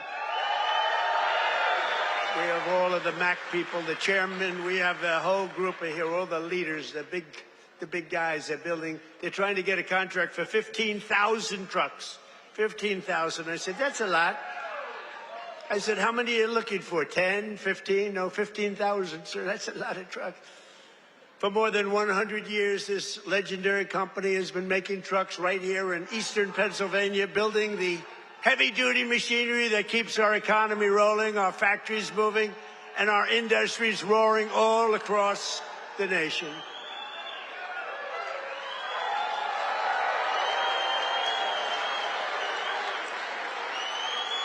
And you are the men and women who put your pride and spirit into those beautiful words, stamped on every Mack truck that said, made in the USA. It's made in the USA. And I want to especially thank the president of Mack Trucks, Stephen Roy, who I just met, who's a great guy, a great patriot, very Republican too, which I like. He's a very strong Republican. Stephen, where are you, Stephen? Stephen. We got to get a certain very talented congressman reelected. You know that. We got to get him. Where are you? Where are you, Mr. Congressman? We got to get you back in. Thank you, and thank you, Stephen. But a very special thanks to every single worker at this fantastic factory. The job you're doing here is incredible. And I know you're applying for a big one, and we'll see how that goes. We'll have to call up some people and see if it's good. If your price is right. Is your price right, Stephen? I don't know. Maybe we'll get it down a little bit. We'll get it down. 15,000 trucks. That's a lot of trucks. But that's what this is all about. It's greatness. You built this country, and you're the ones who are making America great again. We're the hottest country in the world. For decades, the workers of this Commonwealth watched globalist politicians let other countries rip you off and close your factories, rob your jobs, take them away to foreign lands. And then I came along. We stopped it very quickly. Then we had a rigged election. But they were so stupid, they kept everything going a little bit for us. And what we've done in the last year and a half, nobody's ever seen anything like it. They put America first, they put China first, they put illegal aliens first and everybody else first but you. But we put you first by a lot. But at long last, you finally have a president who is putting workers first, putting Pennsylvania first, and putting America first. We're doing that, and we're doing it like nobody's ever seen before. And starting on my first day back in office, and this goes all the way back to 2016 too, but right from a year and a half ago, nobody's ever seen anything like this. We're the hottest country anywhere in the world by a lot. But I stood up to the trade cheaters and abusers and violators of the world like no president has ever stood up before. And now I'm standing up again because Iran cannot have a nuclear weapon, if that's okay. And we're doing quite well. I placed 50% tariffs on foreign copper, aluminum, and steel so they couldn't come in and steal your jobs. And sometimes even more than 100% tariffs. They weren't going to come in from foreign lands and steal your jobs. If they wanted to come in, they pay 100%, they pay 200%, they pay I don't care what it is. They're not going to steal your jobs, okay? And they stop.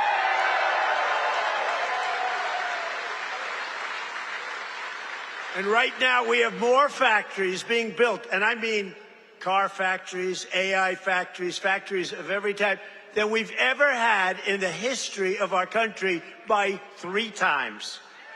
That's because they didn't want to pay the tariff. How don't you pay a tariff? You build your factory here and you hire American workers. It's quite simple, actually. But as you know, I placed a 25% tariff on foreign automobiles, and very importantly, I posed a 25% tariff on medium and heavy-duty trucks, so that Mack Truck could do very well with this factory in Pennsylvania. But all American roads will be filled with American trucks very shortly. Very few people are able to compete with us anymore. They used to rip us off. It was like we were a bunch of babies. American labor worked with us, too. I just met the head of your unions, and they've been terrific. They work with us, and they're fair. They treated us good. Maybe we can negotiate a little bit tougher. Where the hell are the union guys? Those guys are great. They're great. There they are. I want to just say hello. We gotta make sure you vote for our congressman here. I'm not doing this for my health. Right? Muser. We even have Muser here. That's right. Within a single year of taking office, I slashed trade deficit with China by the largest amount in the history of trade. And we, by the way, have the biggest trade deficit cut in the history of our country, 67%. Think of this. We had a trade deficit. We cut our trade deficit. If you're a president and you cut it by 1%, they say, oh, you're doing a great job. 2%, you're a genius. I cut it by 67%. That's why you have all of these factories being built. And they'll soon be opening. They're already opening. But when those factories are opening, I don't know what you're going to do. You're going to negotiate very good salaries, that I can tell you, because they need you. In many ways, they need you more than you need them.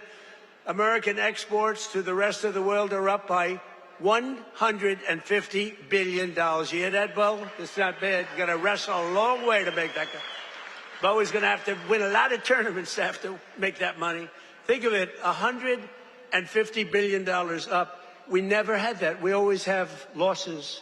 We take in much more than we send out. Now we're up $150 billion, and that's nothing, because when all these factories are opening up, Mr. Senator, another great one, what a great senator you have. Did you fight hard? David, did you fight hard? He was with me at, I think, every stop. I said, where the hell is David? He's right there, sir. And he's working hard, and he's a great guy, and he's working very hard for you. But a short time ago, we were a dead country. We were laughed at all over the world. We were a dead country. People were laughing. They were saying, what the hell happened to that country? The King of Saudi Arabia said it 2 years ago. I was over there. He said, you know, sir, 2 years ago you were a dead country, and now you're the hottest country anywhere in the world. It's true. And we're hotter now than we were then.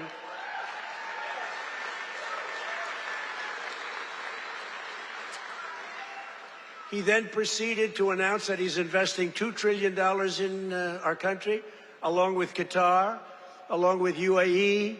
Bahrain is investing, Kuwait's investing, but countries from all over the world, they're all investing in the United States. 2 years ago, they wouldn't even think of it. They thought we were finished. When I went to China 2 weeks ago, I met with President Xi, and we greeted each other, and he looked at me and said, man, do you move fast. Because they thought they had us, but now it's really the opposite. We are doing numbers that nobody's ever seen before, so it's great. It's great. We had a great meeting. But as you know, we just achieved a historic peace agreement with Iran to end the conflict in the Strait of Hormuz. And by the way, yesterday, 19 million barrels of oil flowed out of the Strait of Hormuz, a very beautiful place. That's the most oil in the history of the Strait. No, it's never been any, you've never seen anything like that. It's called an oil gusher. And most importantly, we are ensuring one thing very importantly, because this is why I did it. I did it for this reason, 99% for this. Iran will never have a nuclear weapon, and they've agreed to that. But remember, this wasn't easy. We had 47 years worth of presidents and other people, other countries too. We're not the only one that never did anything. They were the bully of the Middle East. And now we're leaving Iran with no Navy, no Air Force, no anti-aircraft, no missile capability, no nuclear program. We're leaving them without any nuclear capacity, and they've agreed to that. And we're getting along quite well, although if you read the fake news, you never know. Think of it. The fake news, they have no army, they have no navy, they have no air force, they have no anti-aircraft. We can fly over Tehran just at will. Nobody going to do anything to us. And then I read the fake news that they're doing quite well. They're not doing quite well. These people right there, look at all of them. Whoa. Whoa. Whoa. That's a lot of press. That's almost as much press as Bo had at the White House last week when he knocked out his opponent in the first round. Right? I think you had more. Bo had more press. But the Iran economy has been crushed and their defense industrial base has been damaged so severely that it'll take them many years to rebuild, many, many years. And now we're trying to work out a deal that's fair. And we also want to work out a deal. You know, the stock market hit a new high today again. And oil, for the first time in months, hit, think of it, $70 a barrel. So we got it 70. That equates to a very low price. That oil is going to come charging down. And with oil comes everything else. Because I inherited from these Democrats. You know, they're Democrats. I changed the E for a U. It's very simple, Democrats. I don't know why I didn't think of that 9 years ago. I just thought of it about a month ago. They're Democrats because their policies are so dumb. Men and women's sports. You know, Bo was with one of the great champions, Tony. Tony, could you have taken most women in the heavyweight championship? He was the heavyweight champion of the world. Do you think you would have had trouble with a woman of approximately your size? Be hard to find a woman of your size, but if we did, I think you would have been okay. What do you think, Bo? Could you have handled it? I think so. What about you, Bo? Could you handle a woman of approximately your, 182 or something? Think there's a 182-pounder that could give you a little tussle? I don't think so. I don't think so. He's such a nice guy. Say, no, not really. I don't think so. When she looked at those ears of Bo, when she looked at those ears, she'll say, I'll take a pass. She'll say, I'm not going to fight that guy. The average price of gasoline nationwide is down 60 cents a gallon just from a short while ago. And remember this. We had to make this detour. We had to go to Iran. You can't let them blow up the Middle East and then us, if that's possible. We would have gotten them before, but they would have blown up Israel. They would have blown up the entire Middle East. You can't let that. You want to see a bad economy? That's a bad economy. So, but remember that our oil in the middle of this conflict was less than it was for Sleepy Joe Biden. And we're putting out a fire. Biden, Clinton, Bush, all of them. Barack Hussein Obama. Have you heard of him? Have you heard of Barack Hussein Obama? None of them did anything. Obama gave them $1.7 billion in green cash. Remember, on a 747, they flew over piles of cash, $1.7 billion. Gave them hundreds of billions of dollars and thought they could bribe them into peace. No, the only thing they understand is what these guys in the front row understand is the hammer. Because if you look at what we did to their nuclear capacity with those beautiful B-2 bombers, that was truly a hammer. In fact, we named it a hammer, Operation Hammer. But our economy is ready to soar to levels the world has not seen before. I believe that, David. I think it's going to levels that nobody's ever seen before. All these factories are being built, and they're going to be occupied, and they're hiring people now. And it's going to be something very beautiful. I don't know who's going to follow me, but remember that I was the one that did it, okay? Somebody's going to walk into office, and they're going to have the most successful country in history, and they're going to be bragging what a great job they did. Now, we did it. In 4 long years of the crooked Joe Biden administration, they got less than $1 trillion of new investments. So think of it, Crooked Joe. What do you like better, Sleepy Joe or Crooked Joe? Ready? Sleepy Joe. Crooked Joe. I'm surprised. I like Sleepy Joe better, but Crooked Joe. They're both good. I use them both. But in less than 1 year, so they did much less than $1 trillion of investment from outside the world. Much less than $1 trillion. We just have the final. We had 11 months at 18, but we just got the final. $19.1 trillion in 12 months. Can you believe that? Investment from all over the globe. And since the election, the stock market has set 73 all-time records. In other words, yeah, sit down. We've got plenty of time here. It's an honor that you're all standing. Oh, look who we have, the Wall. Stand up, Wall. Look at this guy. Oh, I'm going to get a suit just like that guy. I'll bet he's been to 200 rallies. Him and, where are my guys? Oh, look at my guys, front row Joes. I got these front row Joes. And where are the women from North Carolina? They're here. They travel all over the world. I don't know what the hell's with their husbands. These beautiful women from North Carolina. They travel all over. They went to 200 rallies. How many rallies have front row Joes gone to? Hundreds. Everyone. And then it was very sad. My last rally, I said, I may never see you again, right? And then we won the election in a landslide. And who the hell do I see? I see my front row Joes. So I'm happy about that. Thank you. What a group. We had some group. We'd be all over the place. And when they didn't make the front row, it was very demeaning to them. They were not happy, right? But the front row, they became actually very famous, front row Joes. And the typical 401k, as you know, is up almost $30,000 in, it was 12 months, it was 13 months. It's up 44%. Think of that, up 44%. Because, you know, as goes the stock market, so goes a lot of your own wealth. And I tell about this police officer. I met a police officer first time, similar thing, but now the numbers are even more. I was in New York. I met a great police officer, New York finest. And he said, sir, I want to thank you. I said, for what? He said, my wife didn't think much of me, very much. We were having marital difficulty, actually. She thought I was nothing. I'm a police officer. I'm a tough guy. I looked at him. The muscles were all over the place. He didn't suffer from that. But she thought maybe that muscle wasn't so good because he was always losing money in the stock market. And he said, sir, in the last year and a half, my 401k is up 74%, sir. And she thinks I'm Warren Buffett. She thinks I'm a super genius. I said, how are you getting along with her? He said, well, I'm not so sure I like her anymore, but I won't tell you that. I refuse to say that. He's getting along just fine. But a lot of people have come up to me, David, and they thanked us 401ks, you know, the stock market.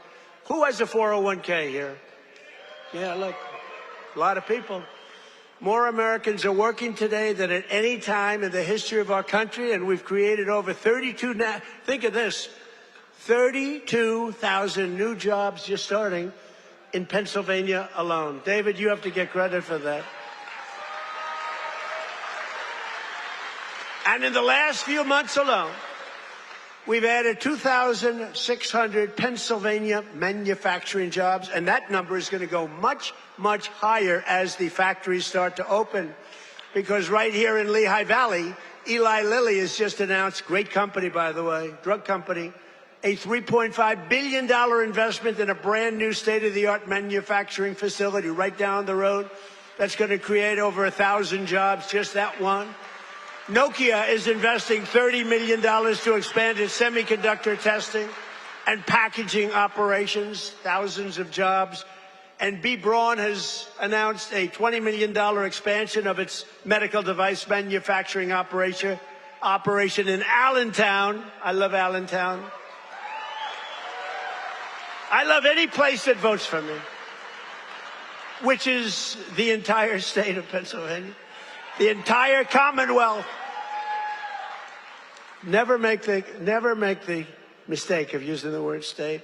Well, I'm not sure that people care, but the Commonwealth of Pennsylvania voted for us at levels that nobody's ever seen before, David, and you too. And we're proud of you because you had guts. This man had guts. He lost one time to a tough candidate. Then he did it again to a tougher candidate. And I tell him, if he didn't win, his wife, who's a beautiful woman, would have left him. I'm telling you. Dina, she would have left him. So he had great courage doing it a second time. He was a very successful guy. He ran. Stand up, David. She would have left. I was so worried because he's a friend of mine, and that was a tough race. You know, he was running against a guy 24 years that his father was in for like 30 years. That's a long time, and he had to beat him knowing the pressure. That's called pressure. Knowing his wife was gone if he didn't make it. She was gone 100%. But He's married actually to a terrific woman. She probably would have stayed. I'm not 100% sure.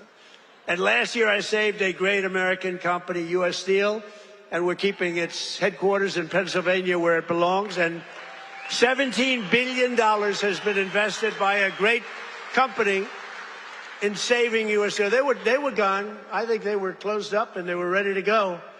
And now they're building factories like nobody's ever seen. They're expanding the operations and building a couple of brand new steel plants.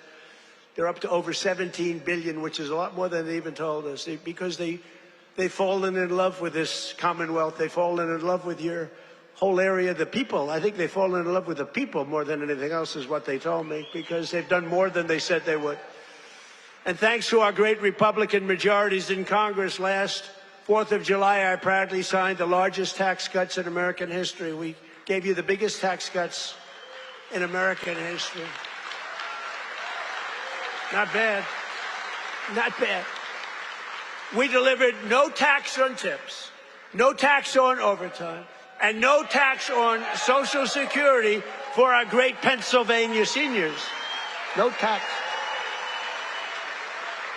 And our tax cuts are projected to boost take-home pay for Pennsylvanians by an average of more than $10,000 a year per household. Think of that.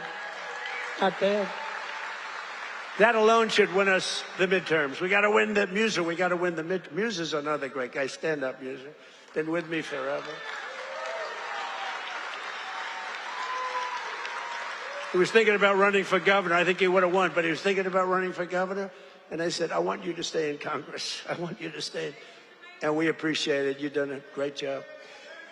But always remember, every single Democrat in Congress voted against our tax cuts. So think of it. All of those tax cuts and many more, they want to raise your taxes, not lower them. They voted against tax cuts.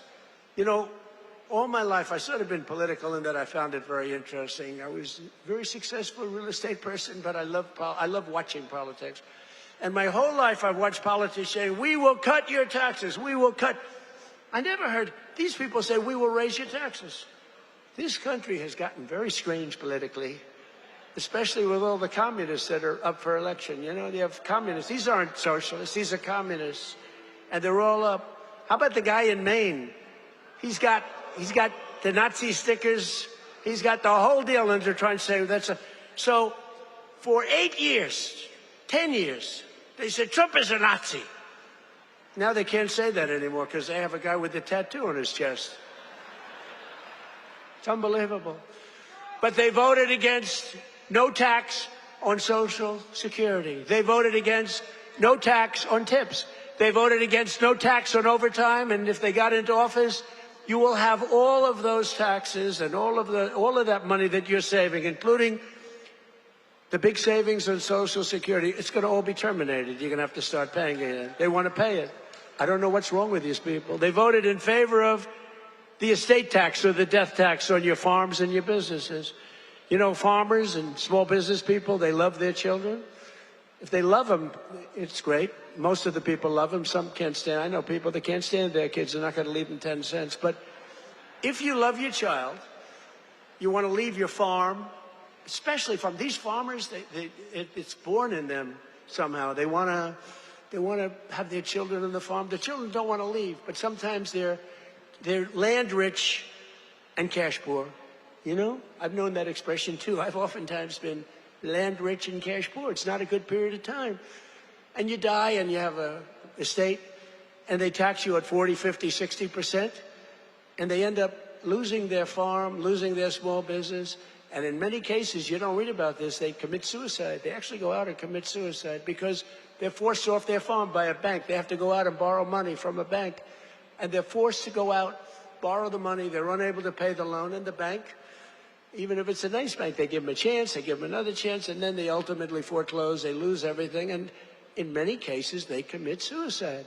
And I said, we're not going to have that crap go on. So you have no estate tax to pay on your small farm, small business, on your farms, your businesses, and you can, if you love your children, you can leave your farm or your small business to your child, and they're not going to lose it.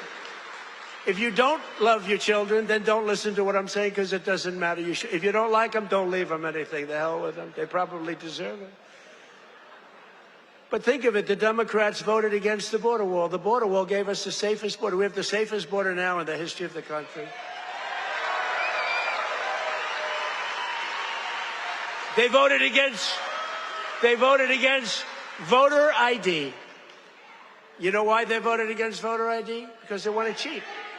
There's only one reason, Mr. Wall, right? Correct. Where do I get that suit?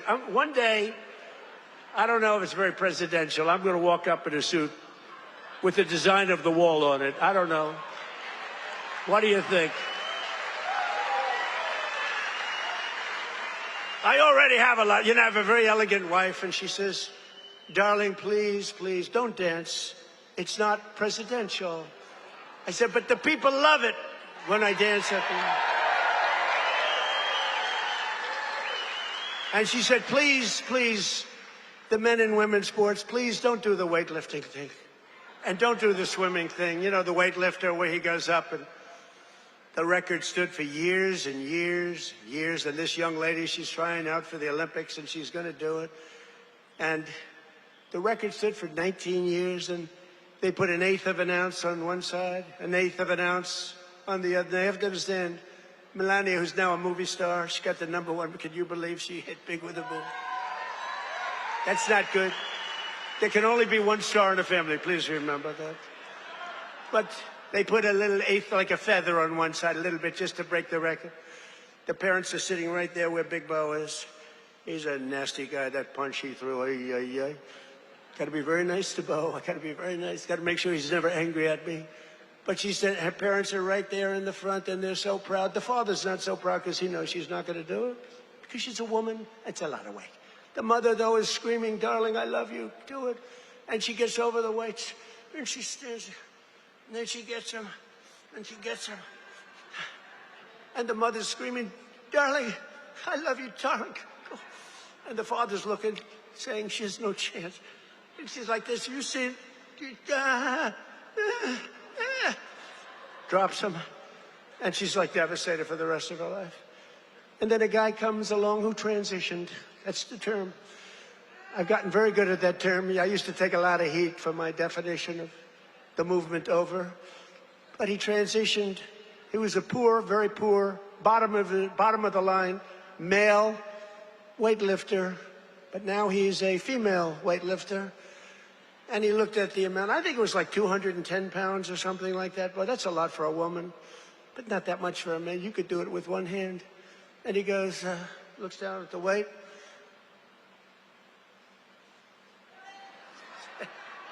I think he did a few things for emphasis. And he won the medal. And everyone said, oh, isn't that wonderful? Are we crazy? Men should not be able to participate in women's sports.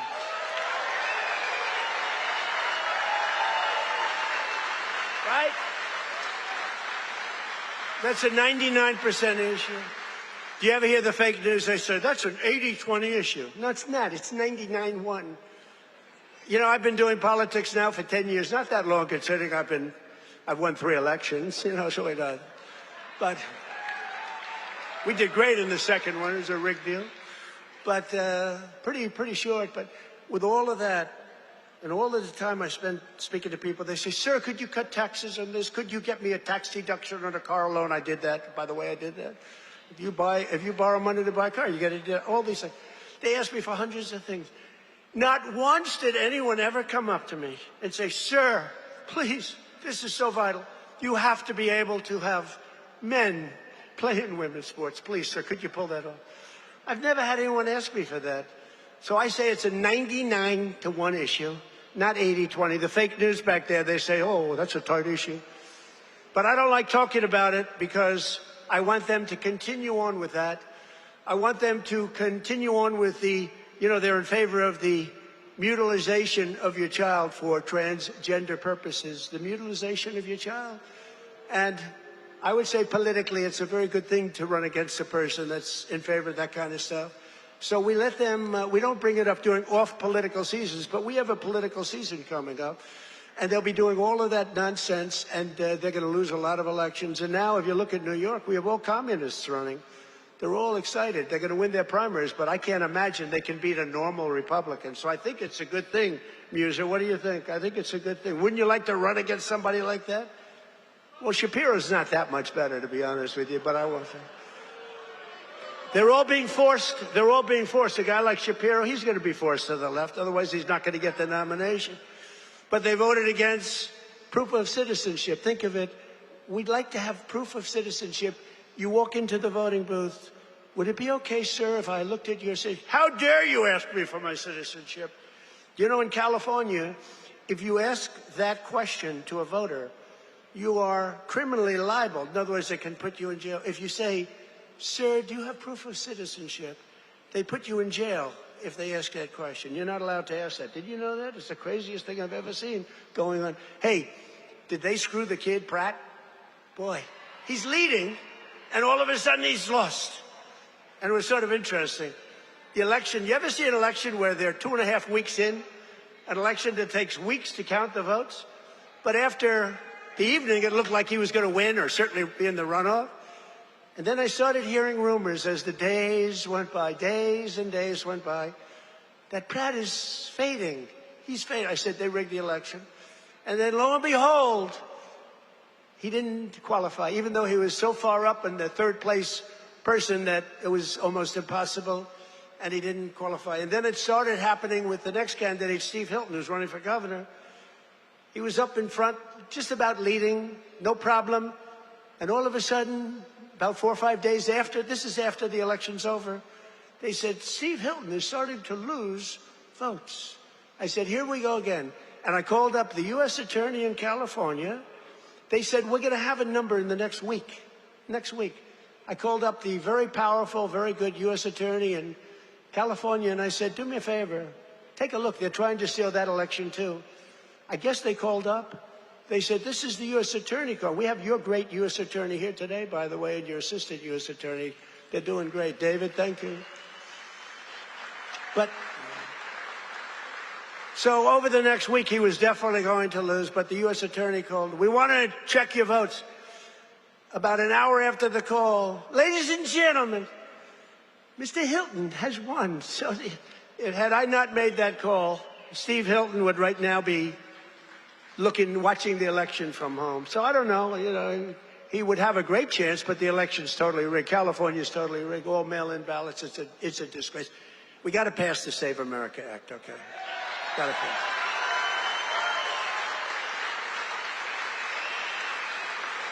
You got to pass Save America, you, McGee. Look at these guys.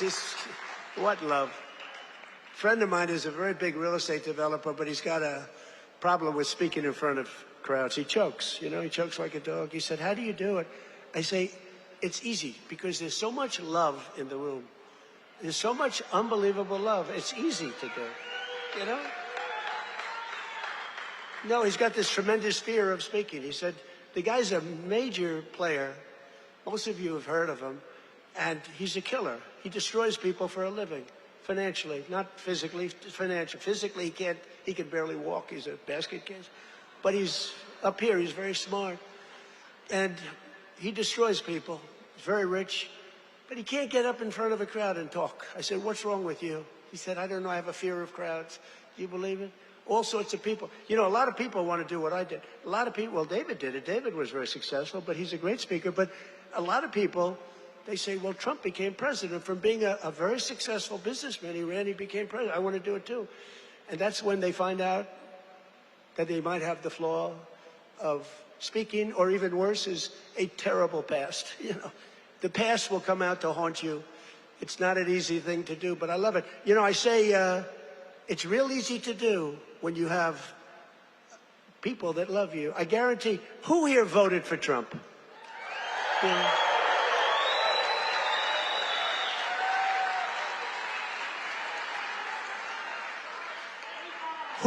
Who didn't? Well, this is dangerous, so don't raise your hand. Think you're going to be cute, because you might be in big problem. Then they'll blame me for causing problems.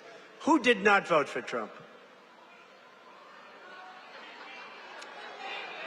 young man, he wants to be. He's a young man, he thinks he's being cute. As he gets pounded on. No, he just said, no, I did. I was the first. He said, I'm the first to lie. But the Democrats voted in favor of Iran having a nuclear weapon, and they voted against military spending, but I overrode that. Let me tell you, if the Democrats get in, your 15,000 trucks that Mr. Roy is looking to get are dead. They're not going to have 15,000. They're not going to have 15 trucks. They'll be back to the number I originally guessed, right? How many are you making, 15? 15,000 trucks will be down to nothing, zero.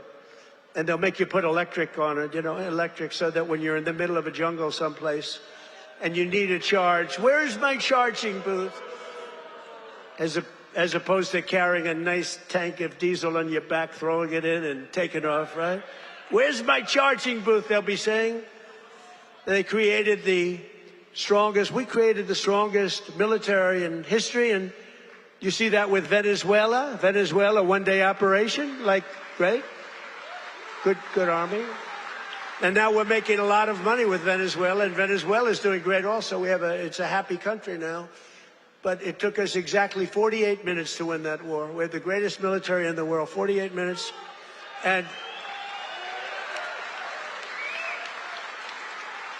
we've paid for the cost of the war. Where do you hear this? 28 times already. More, but 28 times. So the cost of the war, we've already, because we brought millions of barrels of oil out, and we're getting along great. The people running it, they're our people, they're great people. And the people are happy in the country. They have smiles, they were miserable, they were starving. But they have a lot of oil under that ground. You know how you find oil in Venezuela? Just look at the ground. You'll see oil bubbling up. They have so much oil. They don't know what to do with it, but they had a bad system. They're making more money now for the country than they've ever made before, and we're making a lot of money too. But also Iran, we knocked them out. 1 week it was essentially militarily over. Much bigger country, 91 million people. And much different ideology. The ideology of the Muslims is slightly different than the ideology of the Catholics. We have the Catholics and the Muslims, slightly different. But Venezuela's been great and Iran's been great. I mean, if Iran's reasonable, if they're smart, otherwise we'll have to finish the job, which will take about maybe less than a week. But they're going to be okay, I think. They're going to do what they have to do because we want to have it done. But they voted against lower energy prices, the Democrats did, and then they went on to create the highest energy prices that we've ever had in the history of our country. People don't realize that. Much higher than ours during a war. They had the highest inflation in history. The highest inflation in history, they say 48 years, but that's sort of history as far as I'm concerned. And they were absolutely terrible on affordability. Remember, I got here, my first day, the fake news is screaming at me, what about affordability? I'm only here 1 day. Remember, eggs were up about 5 times higher than they ever were.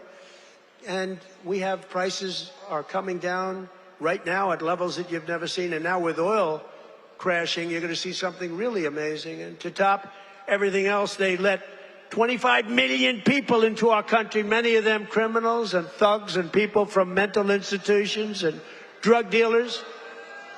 They even let 11,888 murderers into our country.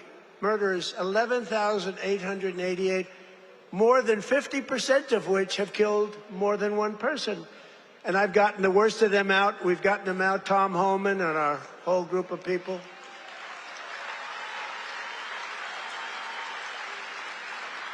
But the Democrats want open borders, and they want them all to come back in. You can imagine that. The people of this Commonwealth will never let that happen again. What they allowed to happen to our country, we can never allow to happen again. As an example, the war with Russia and Ukraine would have never, ever started if I were president. We can never let elections get rigged again. But we're pleased to be joined today by one of those Pennsylvanians who's benefiting from the historic tax cuts, Sergeant Sam Elias, with the Bethlehem Police Department, who's a great guy. Ooh, they know him. Sam works the night patrol so that he can help his wife take care of their 6 beautiful children during the day. And I'm told their youngest is named Melania. Can you believe that? They named Melania. Where did you come up with that one? after our great First Lady. So Sam is taking home thousands of dollars extra because of no tax on overtime. And Sam, do you want to come up and say a few words? Come on up. Come on up, Sam.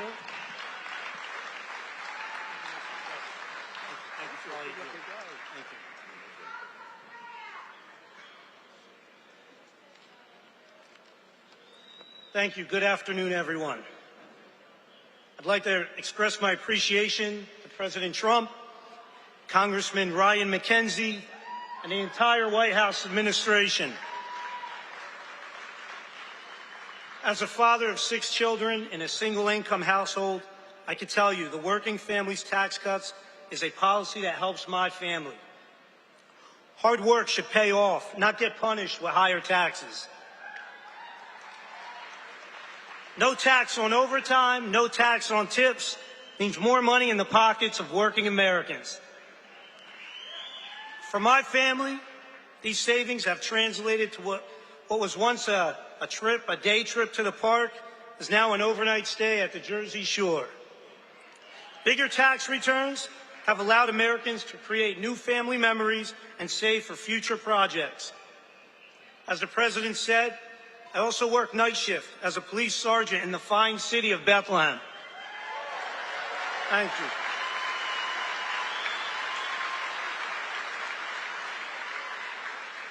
A shortage in police recruitment has left our department depleted of officers. Our officers get called out for overtime to cover these shortages. Some pay periods, officers are working over 40 hours of overtime. That's why I'm grateful for no tax on overtime. Thank you, Mr. President.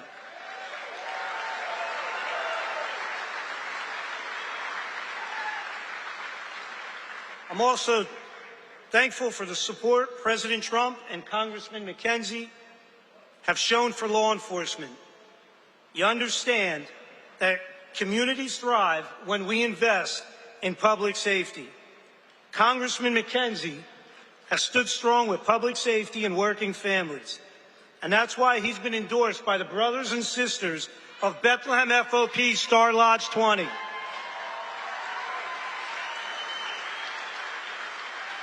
Congressman McKenzie has been on the front lines in supporting public safety.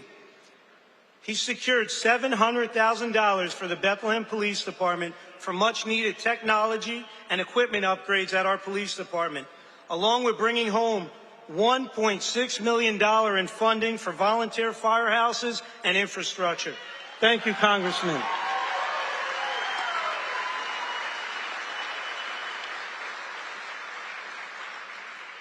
I'm a very grateful American, a son to Lebanese immigrants who came to the United States 50 years ago in pursuit of the American dream. My 80-year-old father is here with me today.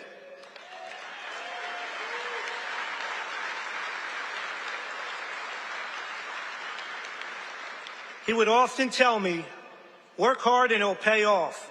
Well, 50 years later, thanks to President Trump and Congressman McKenzie, my father's dream has come true. I thank you for that.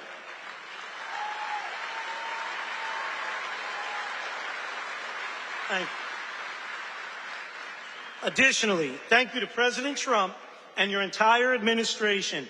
After more than 50 years, the Lebanese people finally have an American ally who advocates for a sovereign and independent Lebanon governed by the Lebanese people. Thank you for that. Mr. President, you have the support of almost 20 million Lebanese people worldwide.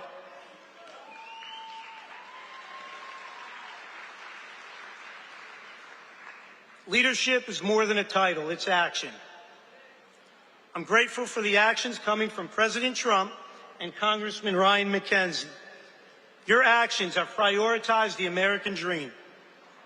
Less taxes, safer communities, and America First policies. I thank you, President Trump. Happy belated birthday. And happy birthday to the United States of America. Thank you and God bless. Thank you, Mr. President.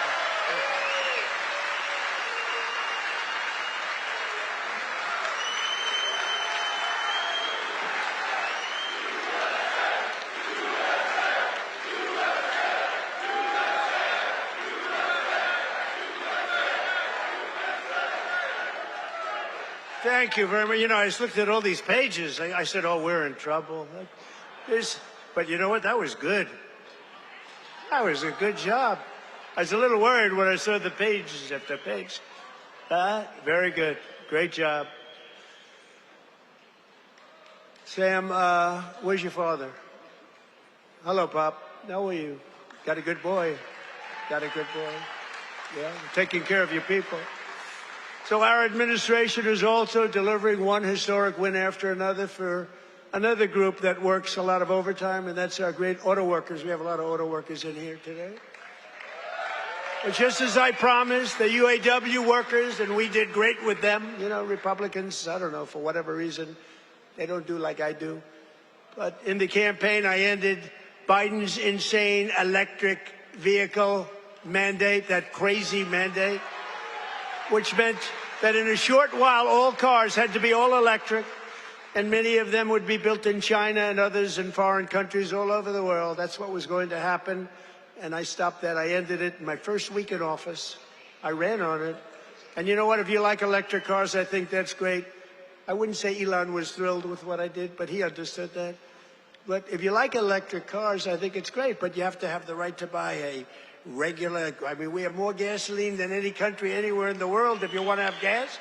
If you want to have a hybrid, you can have whatever the hell you want, including electric. But I terminated Biden's disastrous fuel emission standards that would have crushed Mack trucks. Mr. Roy, your company would be crushed if I didn't do that. You wouldn't be bidding on anything, neither would anybody else. It was the most insane environmental regulations ever conceived of by man. It was totally unreasonable and ridiculous. And you can sell trucks for much less money that are now much better trucks that work, that actually work. And we made interest on auto loans, fully tax deductible, but only if you buy a car that is made in the USA. Otherwise, we're not interested.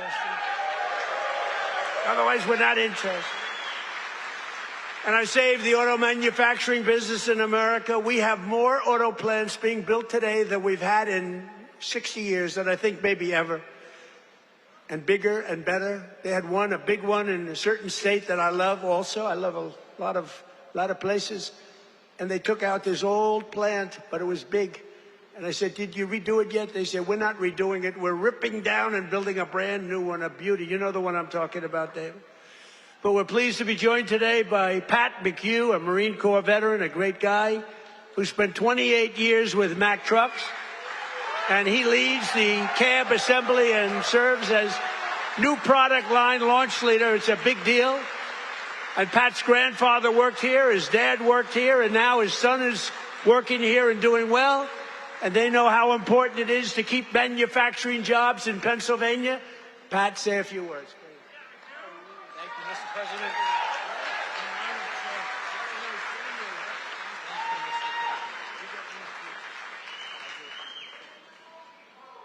Wow. Good afternoon, Mr. President. It is a profound honor and privilege to have you here with us today to help celebrate the upcoming 250th birthday of our America.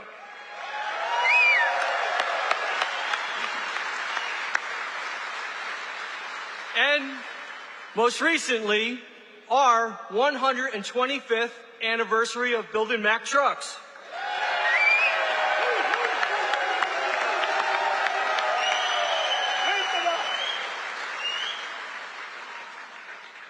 My name is Patrick McHugh Jr., and I am a proud Marine Corps veteran.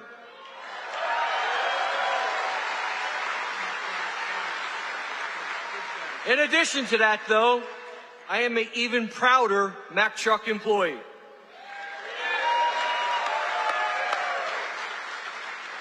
Standing here with me today is my father and my son, both Mack Truck workers.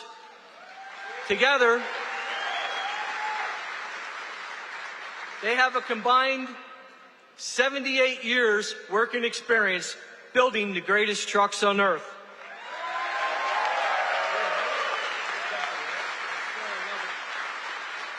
You can say Mack Trucks runs in our blood. At Mack Trucks, we work hard to build the trucks that help build America.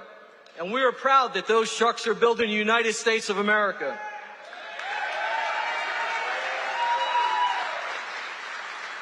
Along with our UAW colleagues, we're open for business, and we're producing the best quality trucks we ever have. On behalf of our entire team, we warmly welcome you to our plant, Mr. President, home of the finest trucks in America, built by the most skilled and dedicated workforce in the trucking industry.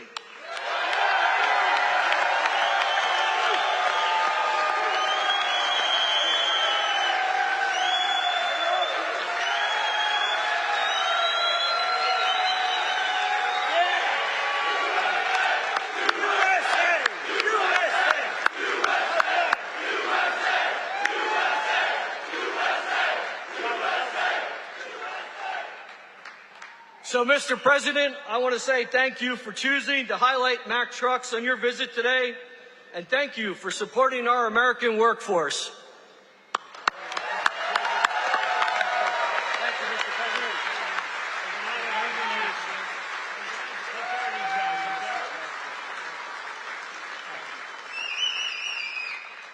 Thank you, Pat. That's a good family. That's a great family. Great people. They're proud of your company. I want to also thank two people, very special people, because I know them and I know what they do, and it's not easy, but they've done a great job.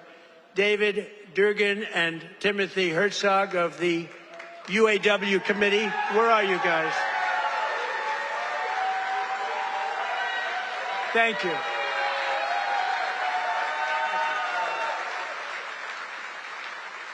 They do a good job representing you. Ease up just a little bit so they can get the contract, okay? Just a little bit. Thank you, fellas.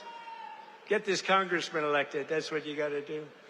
But we're pleased to be joined also by Labor Secretary Keith Sonderling. Keith, where are you, Keith? Where's Keith? Hi, Keith. Good job. Is he treating you guys good? Is he all right?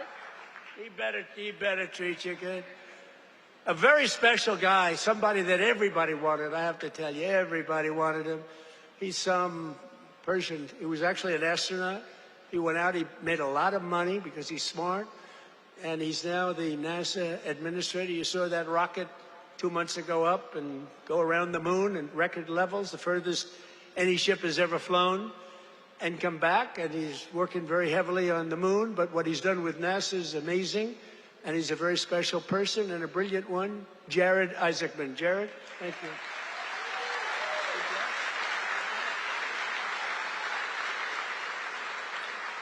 Great job. As well as, I introduced him a little bit only by the name David, because he knows me, and I know him by David. But David McCormick is your senator, and he's a brilliant person, brilliant businessman. And he loves the Commonwealth. He loves Pennsylvania, and this is where he wanted to be. And he had a rough fight. This is a rough beating, like 24 years, and a father for 24 years. I don't know. I said, I don't know. You sure you know what you're doing, David? But you won, and you won easily. And I'll tell you what, you have a great senator, one of the best in the country. So I just want to thank you very much, David. Thank you. And 4 warriors for Pennsylvania in Congress. These are warriors. Lloyd Smucker is here. Lloyd, thank you. Thank you. John Joyce is here. John, thank you. Dan Muser is here. Thank you. And these guys are all in good shape, but we got to get Ryan McKenzie elected. We got to get Ryan. I'm not here for them. I'm here for him. We got to get Ryan elected. Run up here, Ryan, fast. Nobody wants to hear you. Come on, just run up. Nobody wants to hear you, Ryan. Do what David did. He'd go up for 1 minute. Thank you very much, everybody. It's nice to be here. And everybody thought he was the greatest speaker. Okay. Say a few words. Absolutely. Well, Mr. President, I can't thank you enough for coming here to the Lehigh Valley, highlighting the great men and women of Mack Trucks, doing all the work that you do in Washington, D.C. for our veterans, our first responders, and everybody across this country to continue to maintain America as the greatest country in the world. You are the president that is fighting for all Americans. Thank you for being here, sir. Thank you, sir. Great job. Thank you for being here.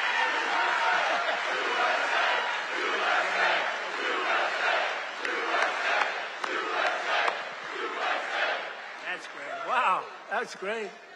He learned something from you, David, huh? That's great.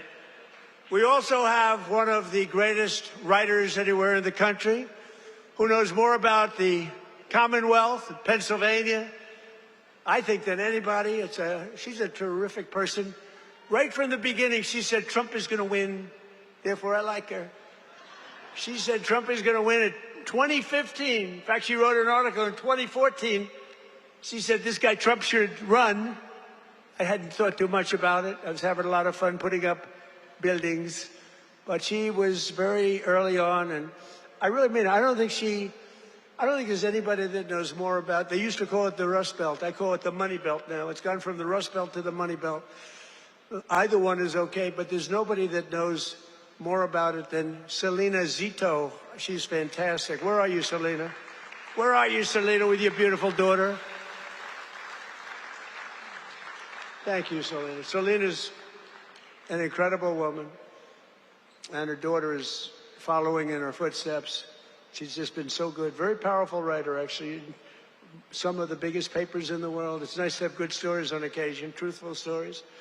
Thanks as well to the president of the NRA who's here with me, Bill Bockenberg. Bill, stand up.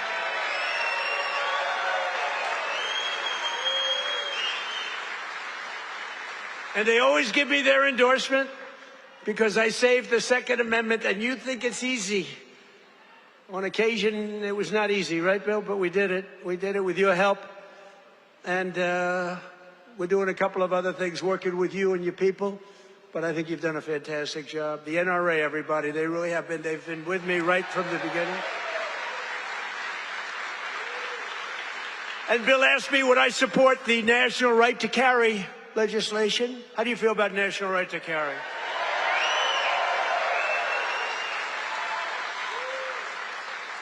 That's my free poll.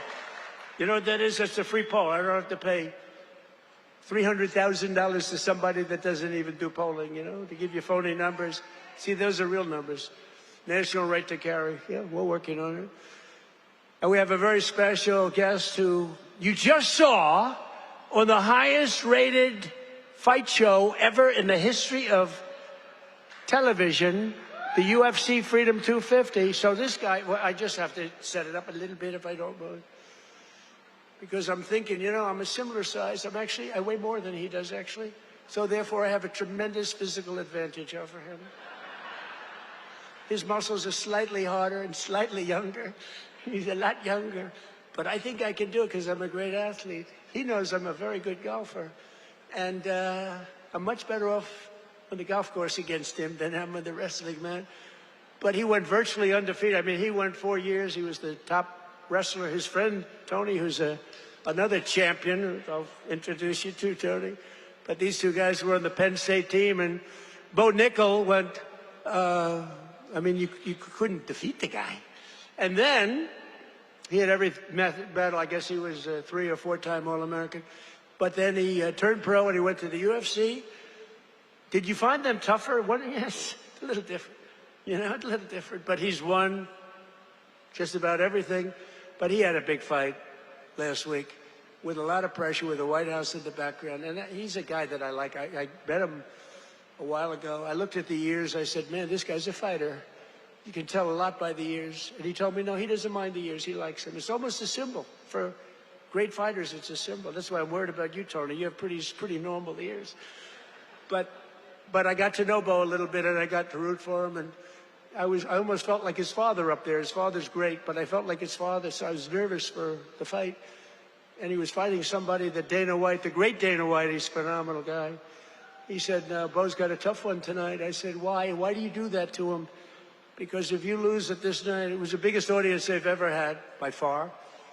The whole world watched it. the people at the White House, we had 5,000 seats around the cage we built, and we had 100,000, more than 100,000 people in the park right next door. We had the largest television audience they've ever had, by far.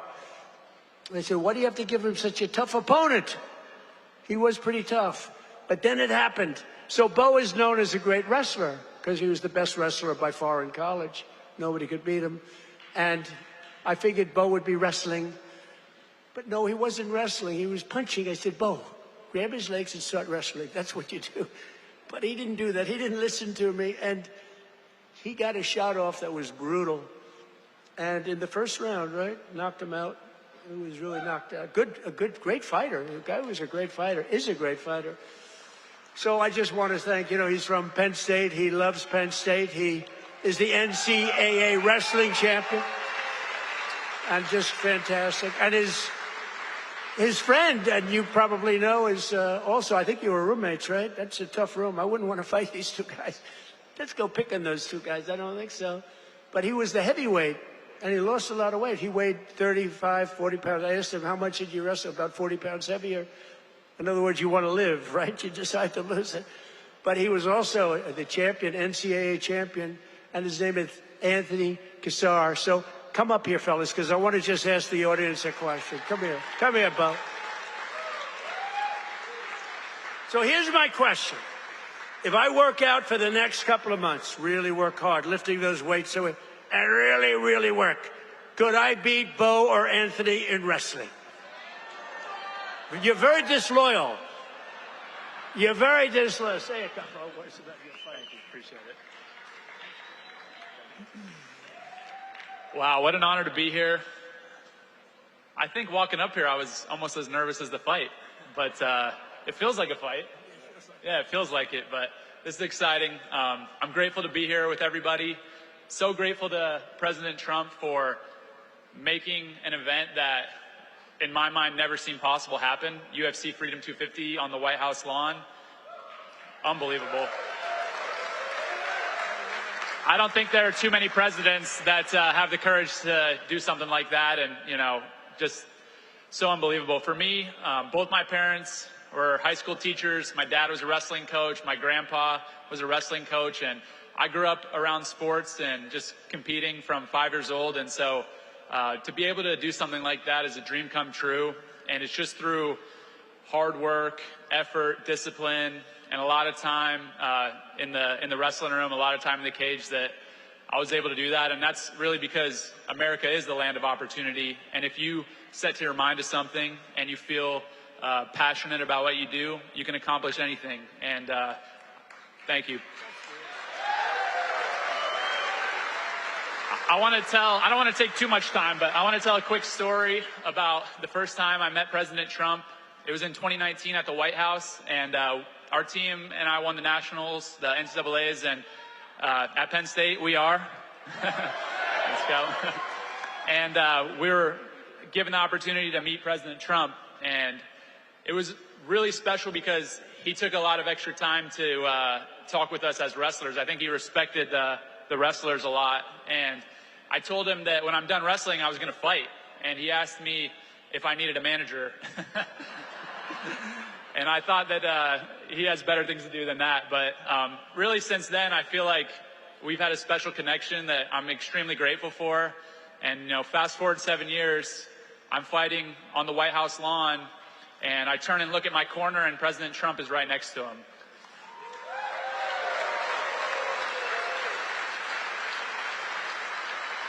And so it felt to me like he was in my corner. I know that was something that was just so special, and I feel like just incredibly grateful. And overall, the whole week of the experience, everything, the word that kept coming to mind and the emotion that I kept feeling was gratitude.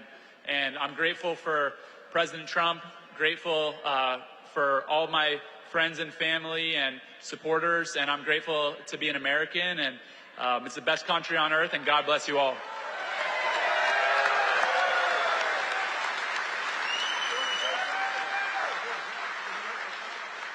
How's everybody doing? This is an awesome crowd. I'll keep this really short. It's just an honor to be here. Bo and I have been roommates since our freshman year at Penn State and never could imagine this, but it's an honor to support Mr. President, this great nation, and the American workers that build the foundation of the United States of America. So as a small business owner, real estate investor, I just want to thank President Trump for the big, beautiful bill, all he's done for small business owners. And most importantly, I pray that God will continue to bless him and guide him to lead this great nation. And God bless all of us. Thank you.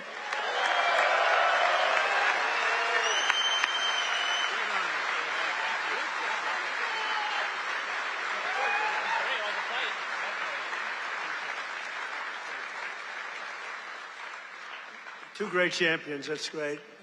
It's good to have them here, too. We have a lot of champions in the audience. These are two very special people. When you do that, I was saying to myself, you know, going into that ring and you got all these people, we had the richest and the biggest politicians. We had the biggest of everything. You couldn't get a ticket. The tickets were selling for some crazy numbers, I heard. We gave them away to everybody, but somehow some got out. And I was saying that's a tremendous amount of pressure. And you're fighting the toughest people on earth. I mean, these are the strongest, toughest men on earth. No women in the crowd, but which is nice.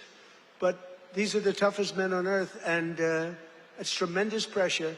And you know, the muscles, you got the muscles, you guys, you got the big strong muscles, but you got this muscle too, because it takes much more than just the normal muscle to win those matches. I mean, the strategy and the genius that goes in it is a genius. A lot of people wouldn't understand that, but there's a genius. There's a genius in sports, but there's a great amount of courage and power that you have that a lot of other people don't have. So congratulations, really great job, great job. Good to have you here.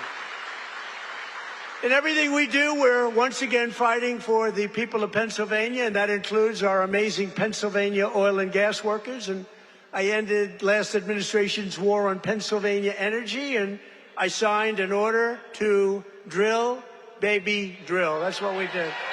Right, David? And you helped. The United States is now the #1 producer of oil and gas on earth, larger than Russia and Saudi Arabia combined by a lot. Think of that. Who would have thought that? We were in 4th place. Now we're larger than, and that doesn't include Venezuela. Include Venezuela once, because it's essentially should be included. I also ended the war on clean, beautiful Pennsylvania coal. In fact, in my administration, you're not, because you know coal was dead. China uses it. Other countries, very successful countries, use it. The unsuccessful countries use wind, those beautiful windmills that blow around and round and don't do anything except cost you money. Every time it goes around, you lose $10. It's supposed to make money with energy, not lose money. No, wind is every country that's using wind is a disaster. Every country that's using our beautiful substances from underground are doing very nicely, thank you. But in my administration, you're not allowed to say the word coal without preceding that word with the words clean, beautiful. So you say clean, beautiful coal. And I have Secretary of the Interior, Doug Burgum, who's fantastic, and Chris Wright. And they made a speech about coal, and they mentioned coal like 50 times in the speech. It's all about coal. And they kept saying, clean, beautiful coal, clean, beautiful coal. I said, no, it's enough. It's enough. But we're not allowed to use the word coal without saying, because what they can do with coal today is amazing. It is clean. It is beautiful. They can clean it. And it's a very powerful form of energy. And if you look at China, they're building 57 coal plants throughout, big monster plants all over their country. And then we're not supposed to do that? No, we're doing that. Clean, beautiful coal. We've invested over $1 billion to save dozens of coal mines. We've saved them. They were ready to close, and some had closed. And more than 100 coal power plants, including the Keystone and the Conemaugh generating stations, right here in Pennsylvania, as you know, are really moving now and employing a lot of people. They were all getting ready to close up. They were essentially closed. We're working hard to lower the cost for all consumers, and we want powerful energy. Under my administration, the most favored nation agreements on drug prices that we just did are delivering the largest prescription drug price cuts in history, with numbers like 400, 500, and even a 600% reduction from where it was. Think of that. That alone should win us the midterm. And the fake news back there refuses to talk about it because they know how good it is, because they can't produce it. They've been trying to do it for years. Favored nation. We paid the highest drug price in the world by far. As an example, for the fat drug, which Bo and Tony don't need to take, but a lot of people are taking. Who takes the fat drug? So in New York, think of it, it was costing a fortune. Many, many times it was costing $1,300, and in London it was $87. And a friend of mine who's extremely fat, sloppy, but very brilliant. He's a brilliant businessman, but he's a slob. There's no question about it. Very neurotic person, which you need sometimes to be successful. But he called me up. He used to call me Donnie. Donnie! Now he calls me Mr. President. That's a sign of great respect. But he said, President, I just came over here and I bought, I won't say Ozempic or whatever the hell it was, but I bought the fat drug. I said, I didn't know you used it because it's not working. And I used him as, he's begging me not to use his name, so I won't. But he's a very successful guy. He's actually a pretty well-known guy, brilliant business guy, worth a lot of money. And he checked. He just, you know, he said, well, how come in London I just sent out and I'm paying $87, and in New York I'm paying $1,300? I said, because that's the way the prices are rigged. And it's rigged. The whole world is rigged against us. And I said, but you know what? You brought it out better than anybody could bring it out, because I've been looking at it. They all said it was impossible to do. And I went to the drug companies. I said, well, it's not going to be any more. You're going to raise their price a little bit. You're going to lower ours a lot because the world is bigger than us. So it really worked that way. And they said, well, we'll do it. They were very unhappy, but they knew I wouldn't get it from the countries because you had to get it from the countries. Then I went to France. I said to a very nice man named Emmanuel Macron, I said, Emmanuel, you got to raise your prices on drugs. Of course I will not do that. Why would I do that? Because it's unfair. We're paying 10 times more than you, and you're going to have to raise them a little bit. We're going to drop ours a lot. He said, no, no, I will not do that. I said, yes, you will. He said, I will not do that. I said, yes, you will. We're putting a 100% tariff on all wines and champagnes coming into the United States. He said, yes, I will do that. I promise. And I had the same conversation with Germany, with every country, with UK. Every single one of them within 5 minutes agreed to do it. Nobody could believe it. And they agreed to raise their price, and we have gotten the biggest price reductions in the history of drugs, medical. Nobody's ever seen anything like it. So instead of paying $1,300, you'll be paying about $175. Nobody's ever done that before. And this is on many, many drugs. A pill that sells for $10 in London and selling for $150 in Texas or any place, it's all the same in the United States. They basically discriminated. So now instead of $10, it goes to $20, because again, the world is a big place. And we would bring ours down to 20, from like 150 down to 20. This is the kind of price reductions you're getting. Go to Trump.com, by the way. And I didn't name it. That was Bobby Kennedy that did it with Dr. Oz. Everyone thinks I named it. I did not name it, but that site is through the roof. And these are the biggest price reductions in the history of our country for anything having to do with drugs, prescription medicine. So that alone should win the midterms. And there's a real chance that they would end it, because they're totally controlled by these foreign countries, the Democrats.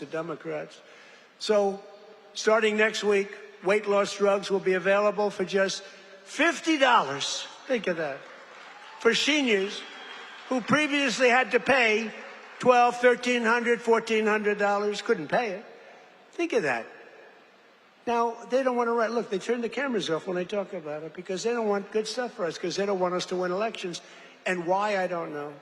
Why they want to have people pouring into our country, why they want to have high taxes, why they want to have all of these problems that took place over the last 4 years of the last administration, one of the worst administrations in history. But the other ones wouldn't be much better, because they have all of these crazy policies. They've gone communist.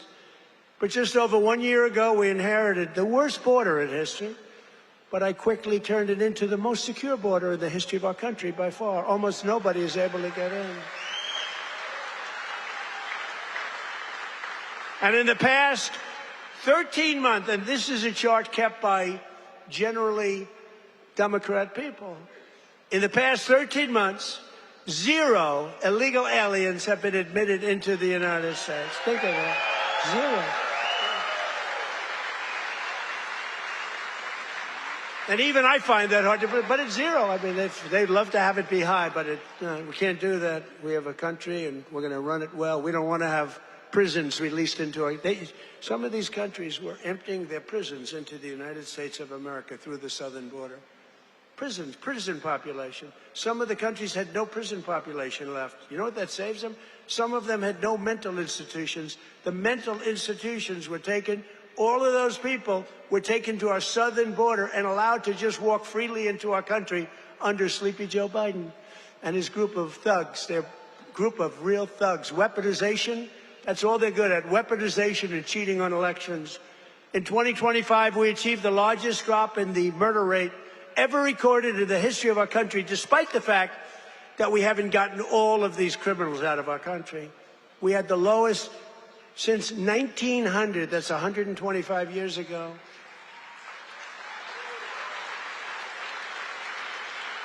And we cut the flow of fentanyl across our border by 56%. That's a big number. And we cut the flow of illegal drugs coming in by water, coming in by ocean or sea. We cut it by 97%. 97.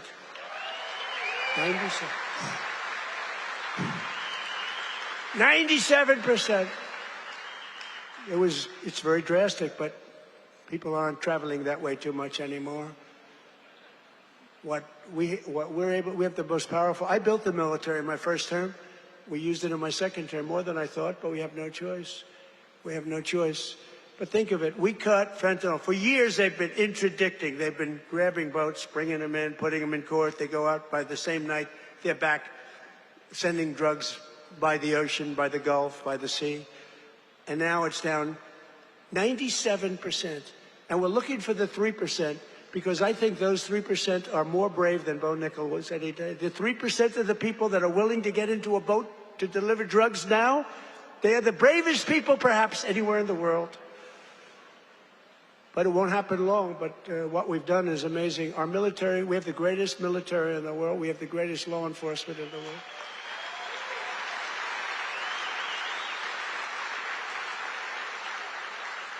And we have the highest number of recruiting.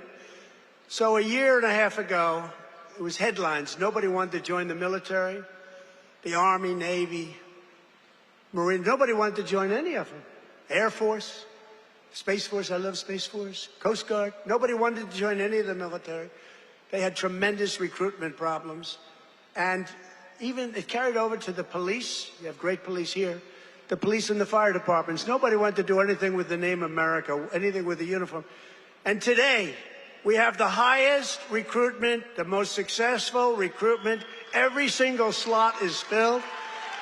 And that includes, they want to be policemen and they want to be firemen and women. So we went from the least successful in our history, David, to the most successful in the history in terms of recruitment. It was very embarrassing. A year and a half ago, 2 years ago, and it all happened from November 5th. That's when we won the election. From November 5th on, everybody wants to be a soldier. Everybody wants to be in the Army, the Navy, the Marines. They want to fly the jets in the Air Force. The Coast Guard is hot. Everything's hot. And, of course, Air Force. You know, I started Air Force. That was a part of the Air Force. The Space Force was part of the Air Force. I said, no, it's got to be separate. Got to do its own thing. And it's become. So we were in third place 4 or 5 years ago, and I put it in. We were losing to China and to Russia. And now we're totally ahead of both of them, like at numbers that they can't believe. Space Force is going to end up being one of your most important. To stop the massive theft of taxpayer dollars, including millions of illegals, we've launched the war on fraud, led by our great Vice President, J.D. Vance. He's doing a great job. Doing a great job. Smart guy. We ended Medicaid for illegal immigrants, and we redirected $50 billion to make the largest investment in rural health in the history of our country, hospitals and everything else in the rural areas. And with the help of our Republican majorities in Congress, we will defend our jobs, our factories, our safety, and we will defend our borders like never before. We will crush violent crime, impose harsh new penalties on dangerous repeat offenders that shouldn't be in our country, crack down on Marxist prosecutors and judges, and we will immediately end the most dangerous thing that's ever been put into our country from the standpoint of law enforcement. Is called no cash bail. You kill someone, you go to the judge, they let you out, then you kill somebody in the afternoon. It's crazy. That was the beginning of crime. We will pass the great health care plan to stop all payments to big insurance companies and give the money directly to the people so they can buy their own health care, which will be much better care at a much lower cost. And we will pass the Save America Act to protect our sacred American election.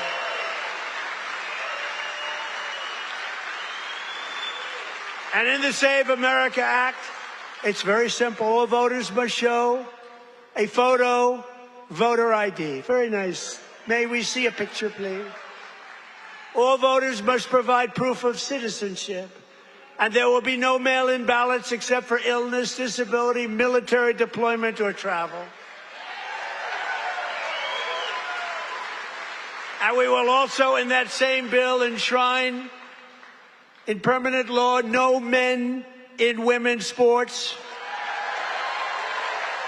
and no transgender surgery for our children.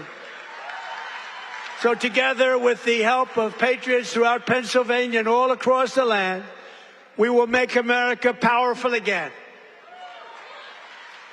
We will make America wealthy again. We will make America healthy again. It's all happening. It's all happening. We will make America strong again. We will make America proud again. We will make America safe again. And we will make America great again. Thank you very much. Thank you. Nothing to talk about. Slow news day here in Washington, D.C. So let me just say a couple of things off the bat. First of all, I think the president's peace plan in Iran is already bearing real fruits for the American people. Last night, 12.5 million barrels of oil went through the Strait of Hormuz. That is a high since the beginning of the conflict. Oil prices are down nearly at their level from the pre-war conflict. Gas prices dropped below $4 a gallon today for the first time since the conflict. And importantly, they're going to keep falling further given how low oil prices are. On the military side, the Iranians, for the second night in a row, did not shoot at any ships in the Strait of Hormuz. So far, they are honoring their end of the commitment. And on the blockade, CENTCOM has allowed north of a dozen ships to go through our naval blockade, and so we're also honoring our end of the early part of the agreement. On the military side, a couple of things that are still true and will be true whether the Iranians comply with the rest of the deal or not. Number one, their nuclear program has been completely destroyed. Their capacity for enrichment, the facilities at which they were using to develop enrichment and develop a potential nuclear weapon, those facilities are still destroyed. Their conventional military is still destroyed. Their capacity to threaten their neighbors is still largely gone. And now we see whether they are willing to comply with the next step of the president's peace plan. As you all know, the part of the peace plan, the part of this MOU that I think have been most misrepresented by certain parts of the media is the idea that the Iranians get all these benefits. You will hear things about $300 billion or $24 billion or this or that number of money or amount of money. And the simple fact is that the only way the Iranians get any of those resources, not a single penny, by the way, from the United States of America under any circumstances, but the only way that they would ever get any benefit of the bargain is if they comply fully and change their behavior. And so you really have a win-win situation for the United States of America. If the Iranians don't change their behavior, their military and their nuclear program is still destroyed. if they do change their behavior, then they are going to have a transformative relationship with the Middle East, and the Middle East will have a transformative relationship with the people of Iran. That's a win for the American people and for the President of the United States, regardless of which option the Iranians ultimately choose. We obviously want them to choose the right option. The interesting thing about their system, and I think it's important for the American people to appreciate this point in particular, is that there are real divisions within their country about how exactly to proceed. And what we've seen over the last couple of months is that the pragmatists within the Iranian system, the people who really do want to transform their relationship with the Middle East and with the world, those people are winning the argument. The United States wants those people to win the argument. The United States wants to have a better relationship, but in order for that to happen, the Iranians have to perform. And if they don't perform, as we've said before, they don't get any of the benefits of the bargain. So what I'd ask all of you is just to report honestly that the United States isn't giving up a cent of money to Iran, and even the economic benefits, the sanctions relief and so forth that comes along with this bargain only happens if the Iranians perform. So with that, I want to say thanks to all of you. It's good to be with you this morning, and I'll kick it over to questions. Let's start right over here to the right. Thank you, Mr. Vice President. I wanted to ask a follow-up on something you just mentioned. You talked about the possibility of the current Iranian leadership fundamentally changing their behavior. Do you think that the current Iranian leadership recognizes the leverage that the U.S. holds over itself economically and militarily enough to actually go forth with fundamentally changing their behavior over the long term and going about things differently? So I certainly think they recognize the leverage that the United States has over them. We've seen that in a number of our conversations. We've seen that just in their behavior over the last couple of days. They certainly recognize that the United States has great leverage. Will that ultimately lead to a change in behavior? I don't know. I've seen skeptics of the deal. People say the Iranians will never change their behavior. Well, maybe that's true. And if so, they don't get any of the benefits of the bargain. But isn't it worth trying? Isn't it worth seeing whether this incredibly weakened position that the President of the United States has put the Iranians under, whether that motivates them to change their behavior, not just vis-a-vis the West, but vis-a-vis the Middle East? And one of the interesting things about this is, the technical details of this we can, of course, get into.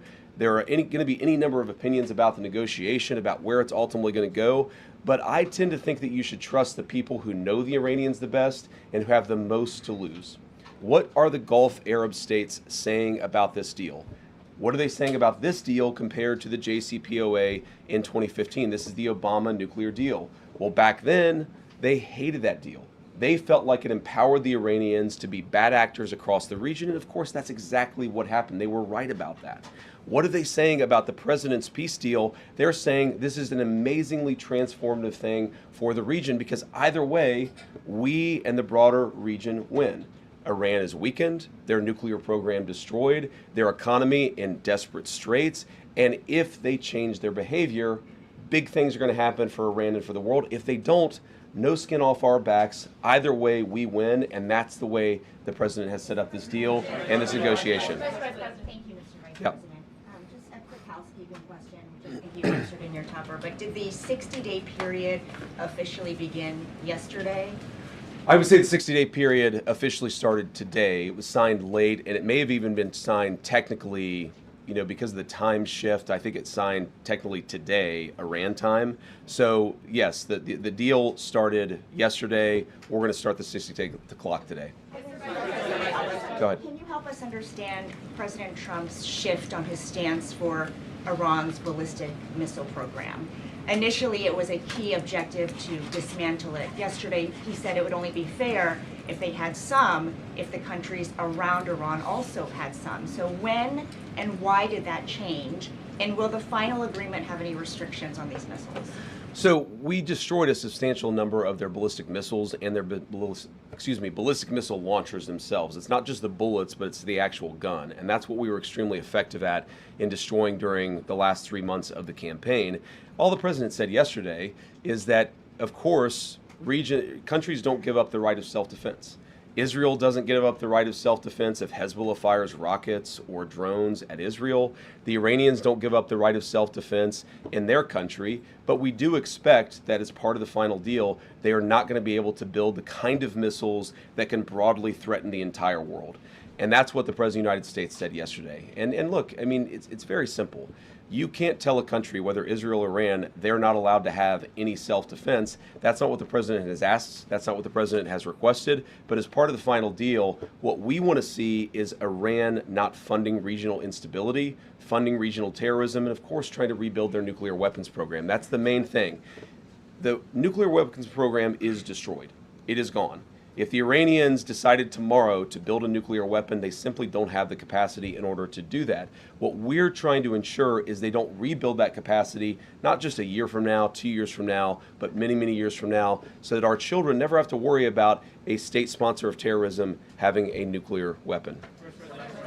Thank you, Mr. Vice President. You were just saying that you're hoping this deal would prevent Iran in the future from getting a nuclear weapon. But from what's been put out there of the MOU, I'm curious, how does the MOU reflect that in the future Iran will not in fact get a nuclear weapon? What's stopping them from down the road, to your point, rebuilding and restarting from where we were pre the war? Well, number one, they would have to get a lot of money in order to rebuild their nuclear program. You're talking about billions and billions of nuclear infrastructure that the United States destroyed.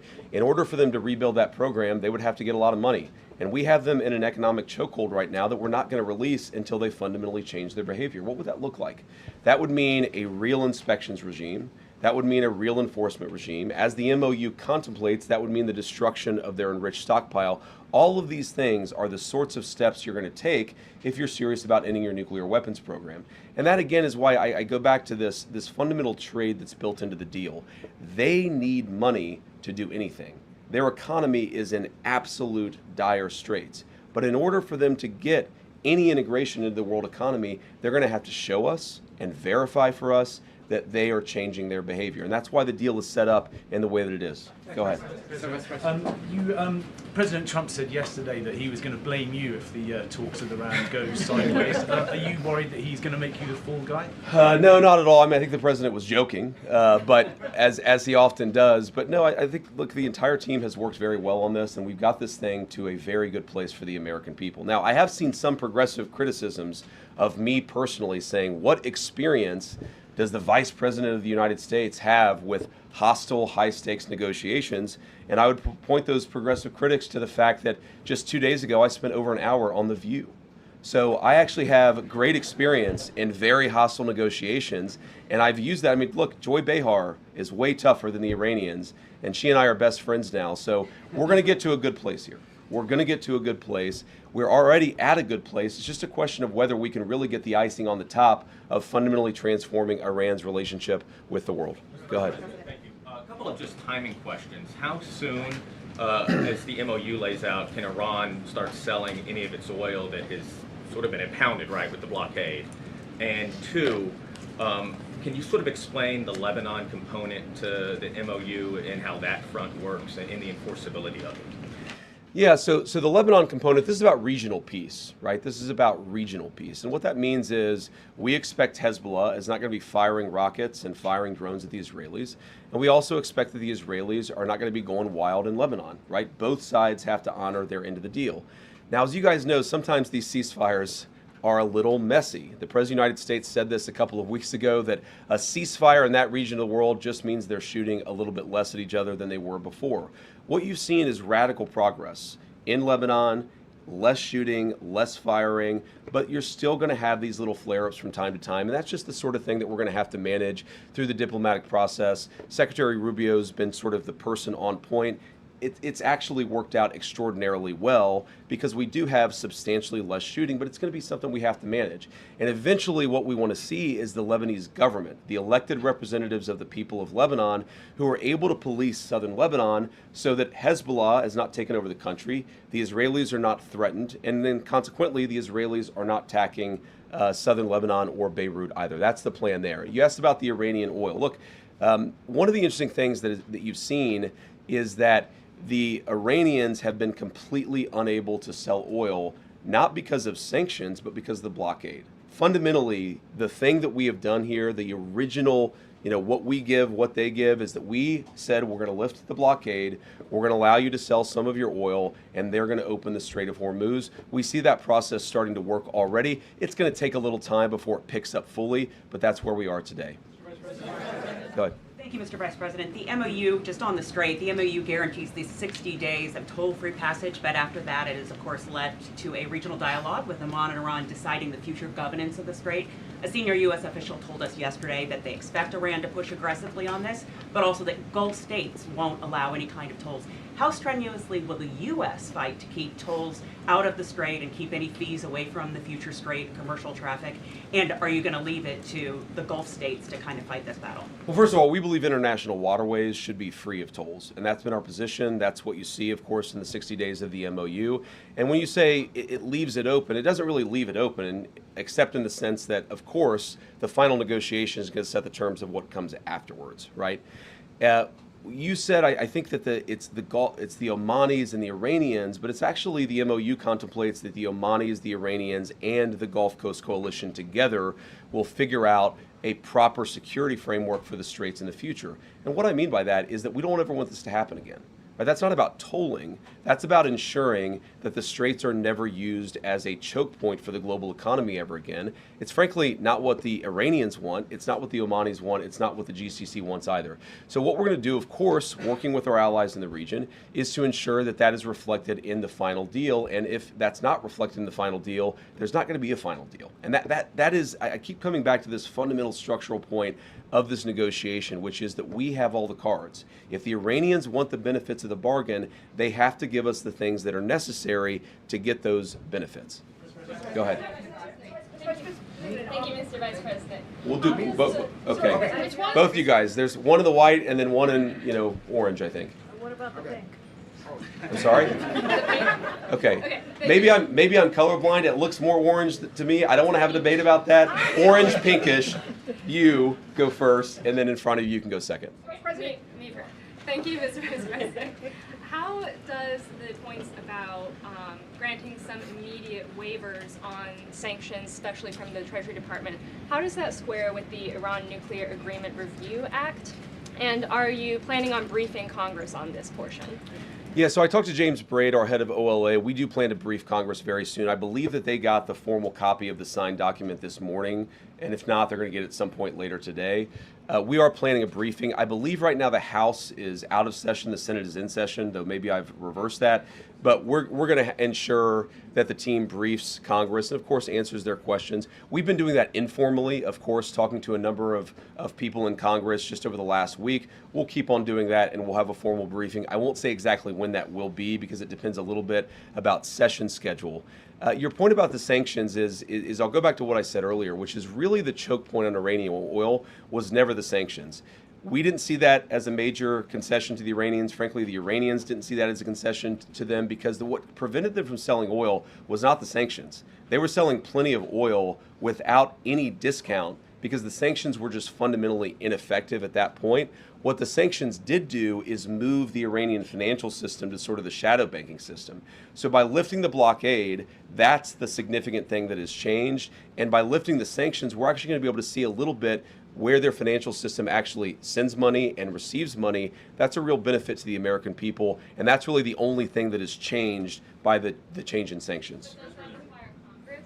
Oh, sorry, I forgot that part of the question. No, we don't think so. We actually have an opinion from OLC we feel quite confident about that, Congress does, there are certain things that require congressional approval. There are certain things that don't require congressional approval. We feel quite confident that we can temporarily lift those sanctions without going to Congress and seeking their approval on that. Apparently, there's been reports coming out of Israel that Iran is already funneling oil money to Hezbollah even before this particular MOU was signed. And how exactly is the U.S. looking at this? If we're talking about behavior on part of Iran, I mean, October 7th happened, and if there's concern that perhaps Hezbollah could end up doing some sort of attack on that scale, then, how exactly are we talking about the reaction from the United States if we're talking about perhaps a humongous scale attack that actually could happen? Are we waiting for that type of attack? I mean, what exactly is a scale here? Sorry, you said what exactly is a scale? Yeah. Well, I mean, like, what type of attack would it take to actually get a reaction from the United States to say, okay, now we're actually going to start dropping bombs on on Iran for having bad behavior. Well, we don't want any scale of any attack. Any attack, whatever its scale, is unacceptable under this agreement. Now, you asked the question saying that oil money was flowing to Hezbollah before the MOU was signed, and it's one of the reasons why we are actually engaged in this process is to ensure that no money is flowing to Hezbollah. So it's interesting where people will say that the MOU is bad because the MOU produces consequences that were actually happening well before the MOU was signed. That's not a reflection on the MOU, that's a reflection of why we need the MOU to ensure that we have the regional peace and stability that we need. Now, what I would say to some of the critics of the deal that I've heard that will say, well, Iran's going to get all this benefit. I'll repeat what I've said, and I'm probably going to have to repeat it a number of times, is what is the benefit that the Iranians get that they didn't have before? And the answer is nothing. They don't get anything unless they change their behavior. If they change their behavior, that is a thing to celebrate. That's going to transform the Middle East for a generation. If they don't change their behavior, they don't get the benefit of the bargain. And I think, I got to be honest, I think fundamentally this idea that, and it's a misrepresentation of the MOU, this idea that the Iranians get all these benefits before the deal is actually consummated. The idea that they get benefits before they change their behavior is fundamentally a talking point that is issued by people who want the conflict to continue indefinitely, despite the fact that that's not good for the American people and it's not good for the region. Way in the back. All the way back in the red. Thank you so much, Mr. Vice President. Mr. Vice President. Red here, you mean? Are you red? We'll do, okay, sorry. Thank you. I'm wearing bright red. So many today. people are wearing red. You can go first. Kara, right? Thank you, Kara. Okay, Thank and then you. next after that. Okay, great. Could you highlight the major differences between this deal and President Obama's deal in 2015 and why the administration believes that this deal is superior? And second, Mr. Vice President, President Trump has been vocal lately about his disapproval for Bibi Netanyahu's attacks on Lebanon.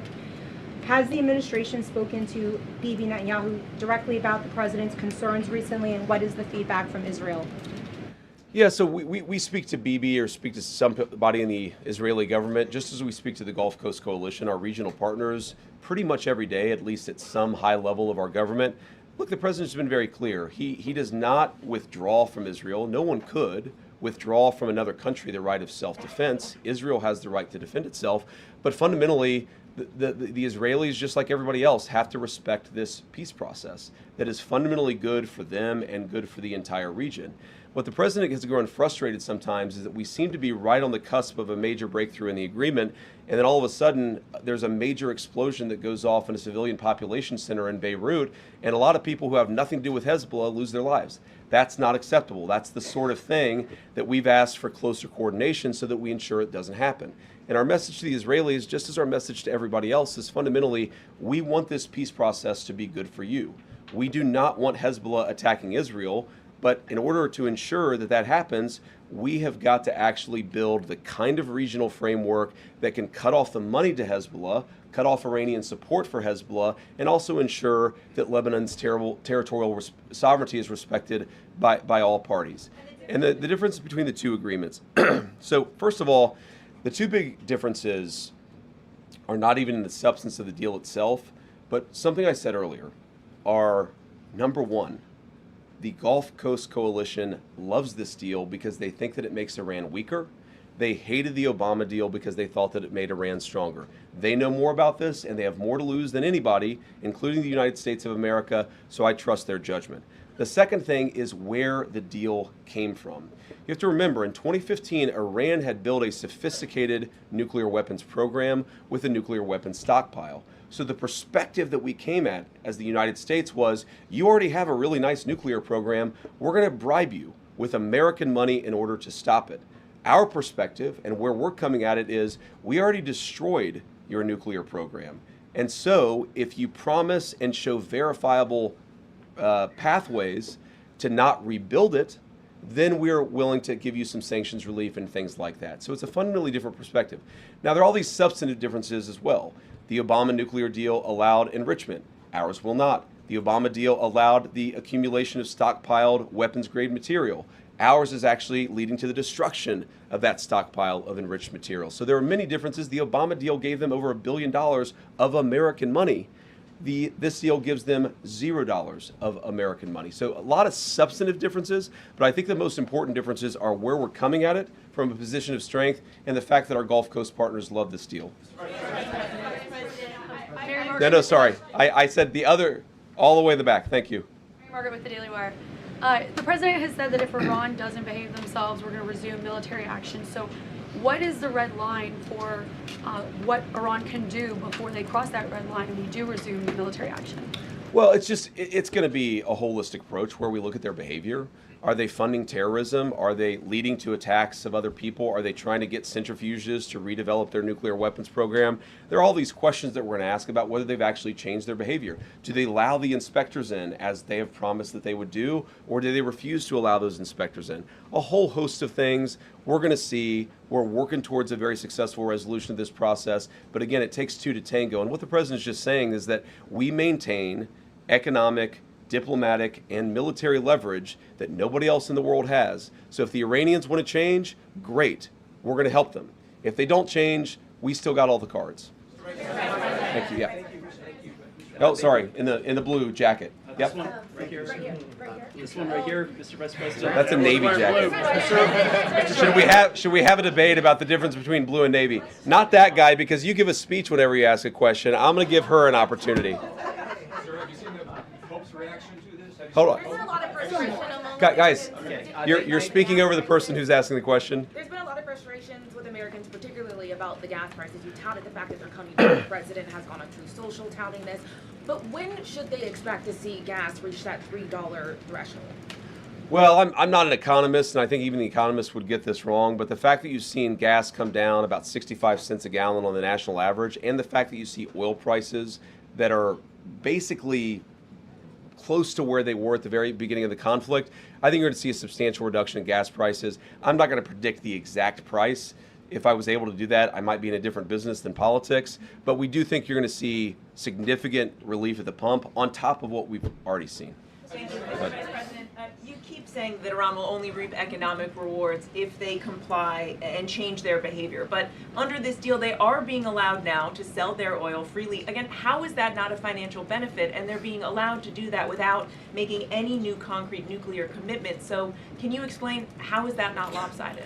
Well, first of all, they've made very concrete nuclear commitments. They have committed to the destruction of the highly enriched stockpile that they have in their possession. But number two, all we've done is lift the blockade in the Straits of Hormuz. We basically returned it to where it was before the conflict. The blockade is off. We put that in after the conflict started. The straits are now open. That's not a new benefit to the Iranians. They were selling oil for many, many years, well before we ever put the blockade. We opposed that blockade. They stopped selling oil, and now we've lifted the blockade in order to promote the free flow of energy across the world. Go ahead. A U.S. official described having secured some of these quote-unquote gentlemen's agreements with Iran on certain aspects of the negotiation. So when it comes to highly enriched uranium, can you walk us through what's been secured, even in these kind of gentlemen's agreements, on how exactly they're going to get rid of the stockpile? Are there agreements on low-grade enrichment? How long is the moratorium on enriching uranium for Iran? And are any of these gentlemen's agreements written down anywhere? So some of them are written down, but fundamentally, whether they're written down or spoken, this is why we structured the deal that we did, because we don't trust words. We trust action, and we trust conduct. And so we're going to reward conduct, and we're not going to reward any words, whether they're written on a sheet of paper or not. There's a lot of discussion, the MOU, the gentlemen's agreements, the final deal. Words don't matter, ladies and gentlemen. We're about verification. And so what we're going to do is to say, if they do the things that they have promised to do, they have promised not to enrich. They have promised that they would allow inspectors in to destroy that highly enriched stockpile, and then, of course, it's not usable anymore. You take it somewhere else. They promised a number of things, and that's why the deal contemplates a number of benefits if they do those things. But it doesn't do anything if they don't actually meet those promises. Go ahead. Just to follow up on that, sir. Go ahead. If they don't follow through with their commitment, will the U.S. go back to imposing sanctions and the blockade, Or does Iran get to keep some of the concessions that it has already secured? Well, first of all, the sanctions are still on with the exception of the oil sanctions, which I talked about were no longer effective. The purpose of the oil sanctions is to drive down how much Iran is charging for a price for a barrel of oil. Those sanctions had stopped being effective. The blockade is what's effective. And again, that's the thing that has changed in accordance with them opening the Strait of Hormuz. No sanctions will come off unless they perform the benefit of the bargain, and every sanction will come back on. Like hypothetically, let's say 2 years down the road, they've done what we need to see on the nuclear program and we release the sanctions as the deal contemplates. Then they decide they're going to start rebuilding the nuclear program. Then, of course, those sanctions are going to come back on. And that's why it's really kind of like a dial. As they dial up their good behavior, we can dial up the economic relief. If they dial down their good behavior, we can turn it off. It's the good thing about having the leverage, and it's a good thing about being the United States of America, where we just fundamentally have so much influence in the world financial system. Go ahead. Thank you, Mr. Vice President. Thank you, Mr. Vice President. Leader Thune said it's unrealistic to get the Save America Act passed by attaching it to FISA, which is what the president's looking for. Do you believe this is possible? Well, why don't we try? Why don't we try and at least force people to vote against it? One of the things that sometimes frustrates me about the legislative process is that people will go into it saying, this isn't possible, therefore we're not even going to try. Well, let's actually see. Let's try it. And if it's not possible, then let the people put their name on it. This is also good for the American people. How many American senators know that the American people love the Save America Act because they believe in voter ID? But how many of those same senators don't want to vote for it because they know that the radical elements within their own party would punish them for it? Let people go on the record and actually answer to the American people, which is why I think we should do exactly as the president said. Rob.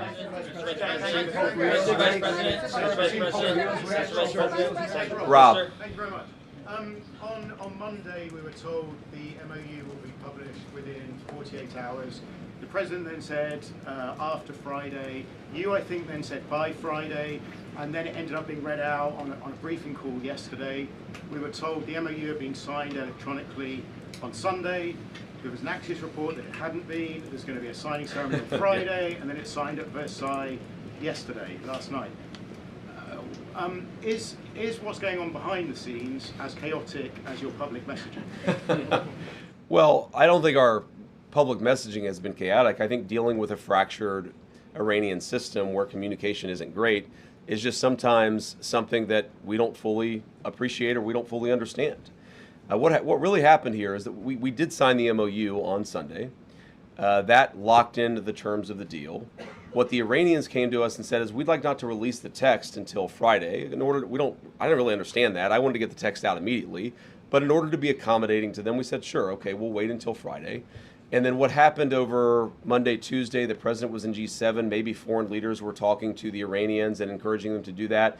We were definitely saying to them, we understand your desire not to have the text out until Friday, but we live in a democratic system. The American people want to see the text of this deal. We would certainly like to get it out as soon as possible.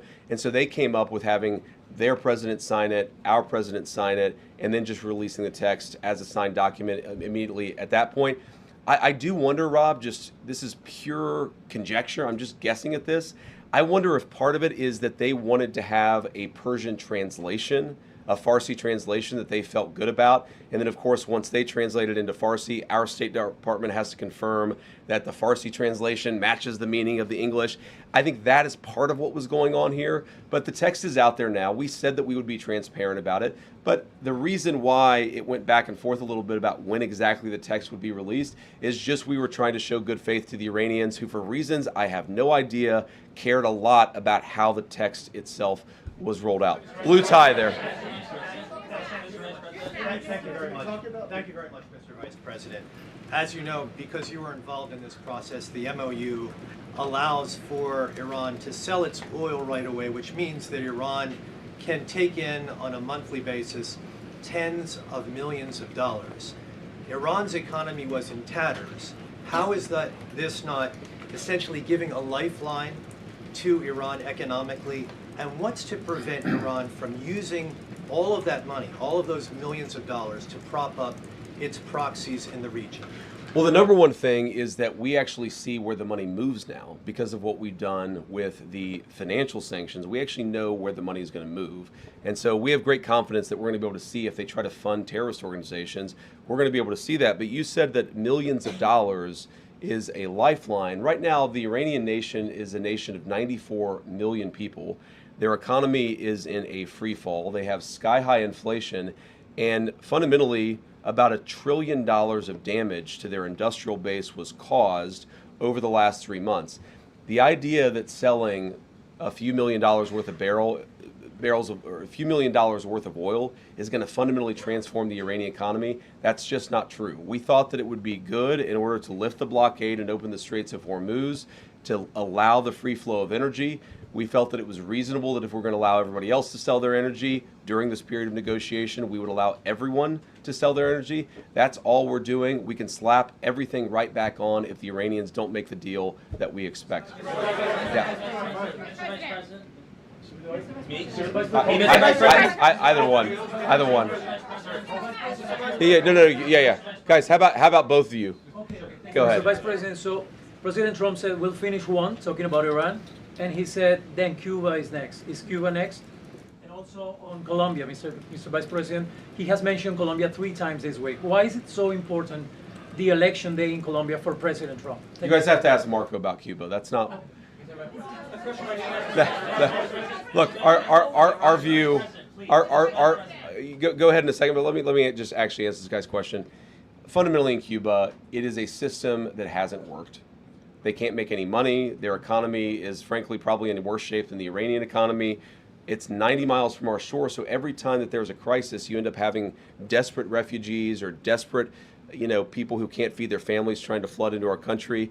We want the people of Cuba to be happy and successful. We're actually talking to the Cuban government right now about how they could change their ways to change that. We're going to see what they do, and obviously, if they do one thing, we're going to do something. If they make smart decisions, we're going to have a much better relationship with that island.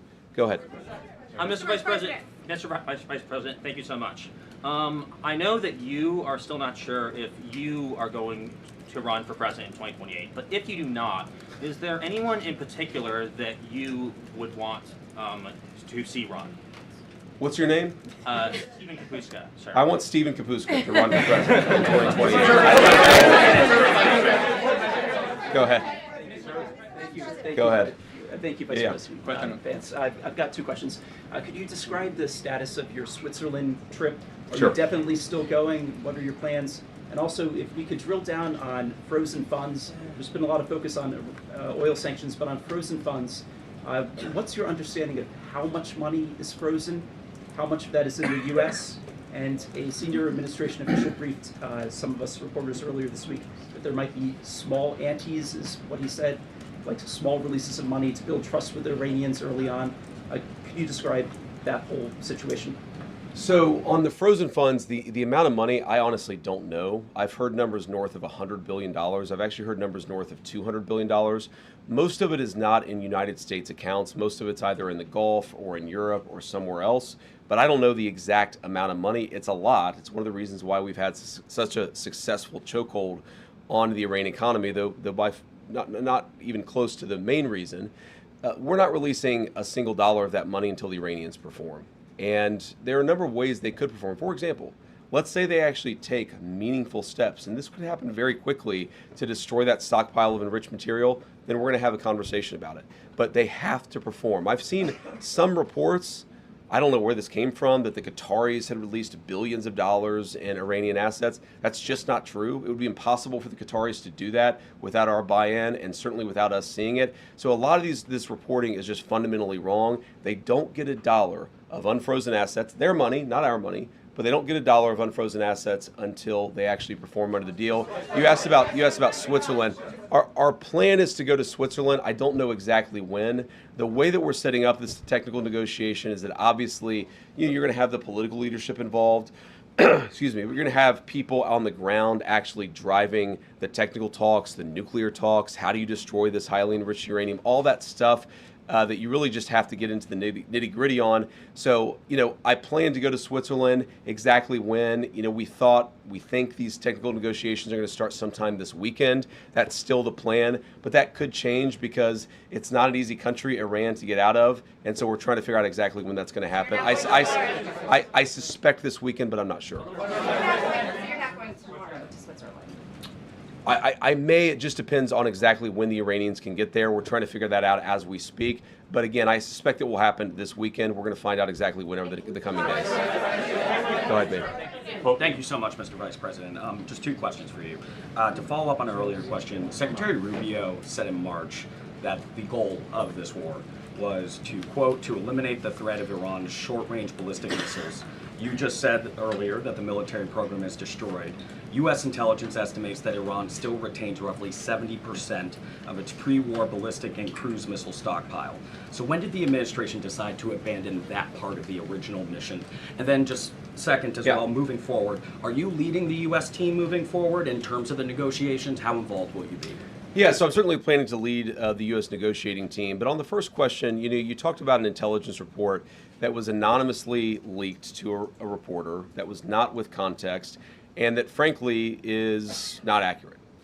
What has changed about the Iranian ballistics missile program is it matters much less the number of missiles they have, the number of bullets. What matters much more is the number of launchers they have, and importantly, the teams on the ground that have the capacity to launch those missiles.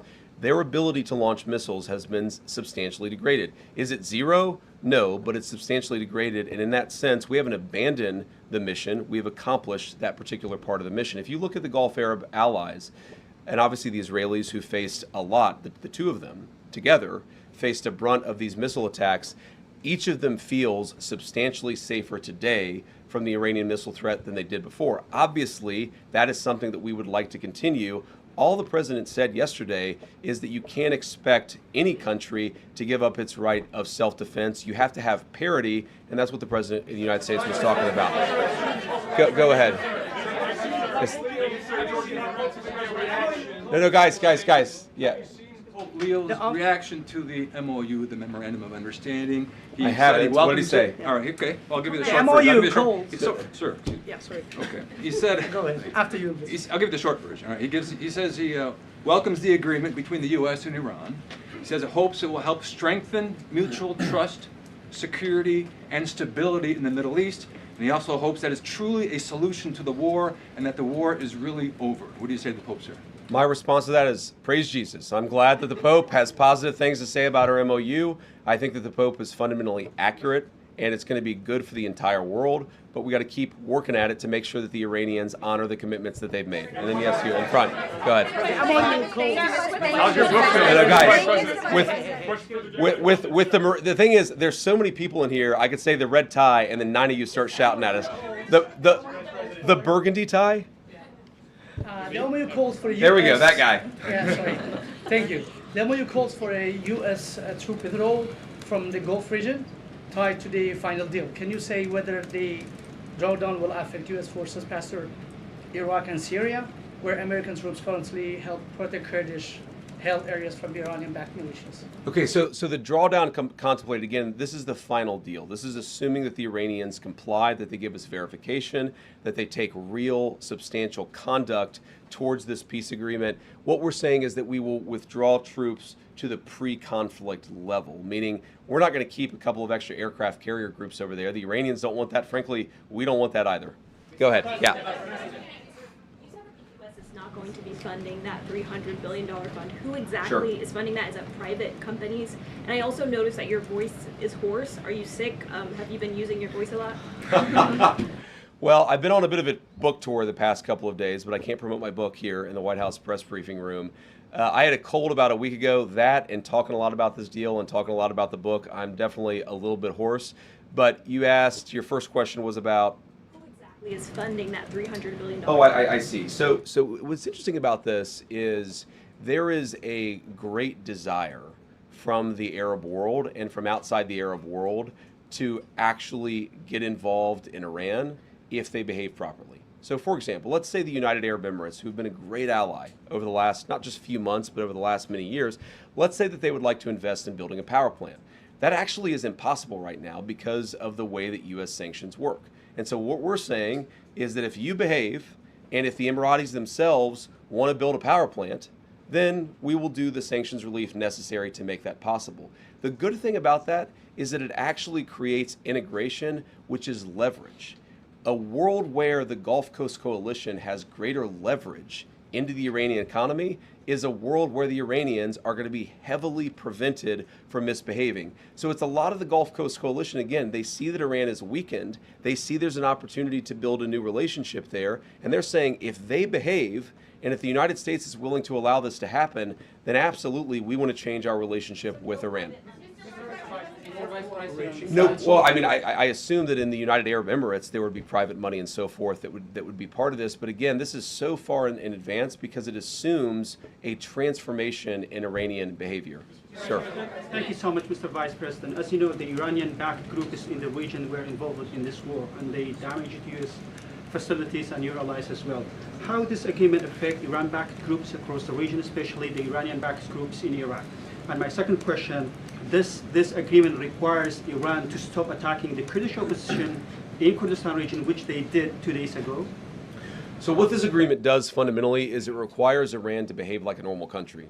And if it doesn't, as so many people think that it never will, then it doesn't get any of the economic benefits. And if they do, then that's a great thing for everybody. It's a great thing for the Kurds. It's a great thing for anybody who has been under the brunt or under the threat of Iranian-funded terrorist organizations. The expectation is that Iran will stop that, and if they don't get the benefits of the bargain. John.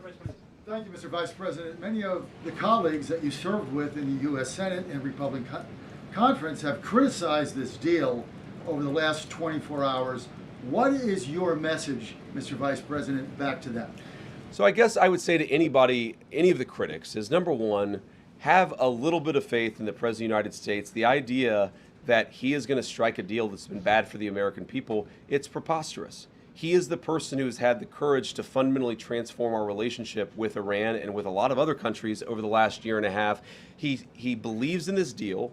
He is going to see it to completion, and if the Iranians don't comply, we still have every single tool and point of leverage that we have today. That'd be message number one, is have a little faith in the president's ability, given that he's got us this far, to take us the final step.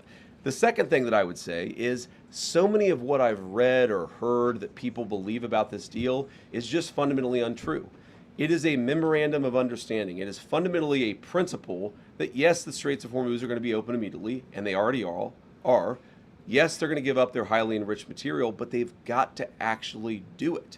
It's about conduct. It's about rewarding good conduct and punishing bad conduct, which in some ways is what we've been doing for the last 3 months vis-a-vis that country anyway. So many of the criticisms, I saw Lindsey Graham came out with a positive statement after expressing some concerns. I think that when people get to understand not just the agreement, but our negotiating posture as a country, they will realize this is an excellent thing for the American people, but that's part of our job. We've got to tell the story about what this means for Americans, how it's going to make all of us safer and more prosperous. That's why I'm here talking to everybody, and we're going to keep on telling that story in the days and weeks to come. Go ahead. Thank you, sir. Jordan Conradson with the Gateway Pundit. I want to talk back to the Lebanon component of the deal. There's a report in Axios that Netanyahu's fuming over this. Israel doesn't feel bound to the MOU as it relates to Lebanon. If, as you mentioned, your frustration with Israel striking in Beirut, hitting apartment buildings, if that continues, could it torpedo the deal? And what would the U.S.'s response be to a broader war in Lebanon involving Israel and Hezbollah? Yeah, well, I don't want to get into hypotheticals that could torpedo the deal, because I think the president's expectation is that all of our friends, the Israelis, the Arabs in the region, we're going to work together and actually see this deal to completion. Now, I saw the Axios report, that Netanyahu is fuming. That's not reflective of the conversations that I've had with him, but maybe he's saying something to somebody else that he's not saying to me. What I will say, and this does bother me, is that you've seen people within Bibi's cabinet who have come out and attacked the deal, and in some ways very personally attacked the President of the United States. And I guess my message to them would be twofold. Number one, Donald J. Trump is the only head of state in the entire world who is sympathetic to the nation of Israel at this moment in time. And he happens to be the head of state of the world's superpower. If I was in the cabinet of the Israeli government, I might not be attacking the only powerful ally that I have anywhere left in the entire world. And the second message I would give to some of those cabinet members, Bibi, to his credit, has not gone down this path, but to some of these cabinet members in Israel who are attacking the President of the United States, the other thing that I would say is that over the last 3 months, 2/3 of the defensive weapons that have protected your homeland have been built by American hands and paid for by American tax dollars. The problem for Israel is not Donald J. Trump. And anybody in Israel who thinks their biggest problem is the President of the United States needs to wake up and smell the reality of the situation that country is in. Thank you all.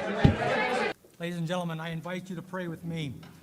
Almighty God, you are our rock, our fortress, and the sustainer of this nation. Every perfect gift comes from your hand, and we give you glory for the courage you have woven into the soul of our armed forces. You teach us that true devotion is proven in sacrifice, and today we honor these 3 patriots who on the field of battle proved their devotion to their comrades and their nation. Father, we thank you for Major Dockery, who braved a ferocious ambush and at times shielded his men. For Major Capers, who despite grievous wounds refused to yield. And for the enduring legacy of Colonel Ripley, who, through a hail of gunfire, halted a massive advance by the enemy. In their heroic actions, we see the living truth of your word. Greater love has no one than this, that they lay down their life for their friends. Their profound sacrifice in moments of extreme peril blesses us still today. Now, Lord, we ask you to move in our hearts. Pour your abundant strength into our service members and their families. Guide our commander-in-chief and military leaders, and bless the United States of America. Unify us in spirit and keep us forever grounded in your grace. In your name I pray. Amen.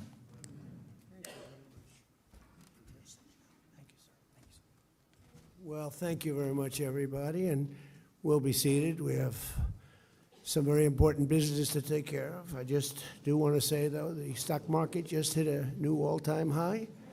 The 401ks just hit a new all-time high, and oil is dropping like a rock.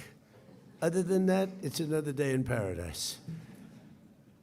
Well, thank you very much, Chaplain, and I have no higher privilege than serving as the Commander-in-Chief of the U.S. Armed Forces. I'm so proud of them.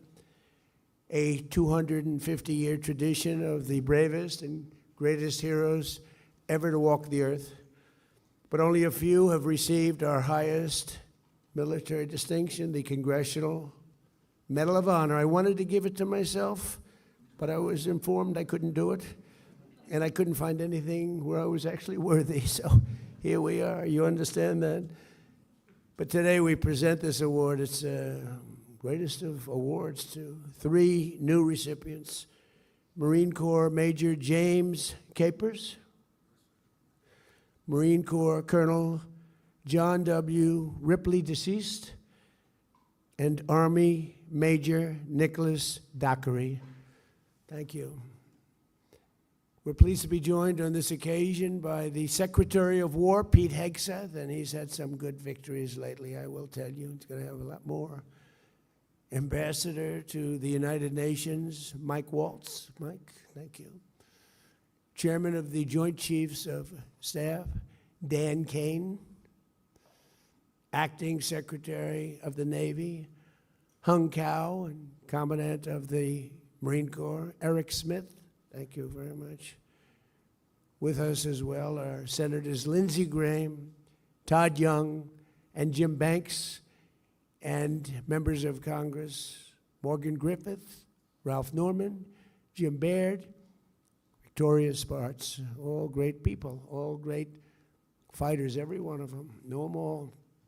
I also want to salute 11 former Medal of Honor recipients: Barney Barnum, Kyle Carpenter, James Livingston, Joe Marm, Jim McLuhan, Dakota Meyer, Patrick Payne, Earl Plumley, Ed Byers, Will Swenson, and Brian Thacker. Thank you all. It's great to be with you again. Thank you.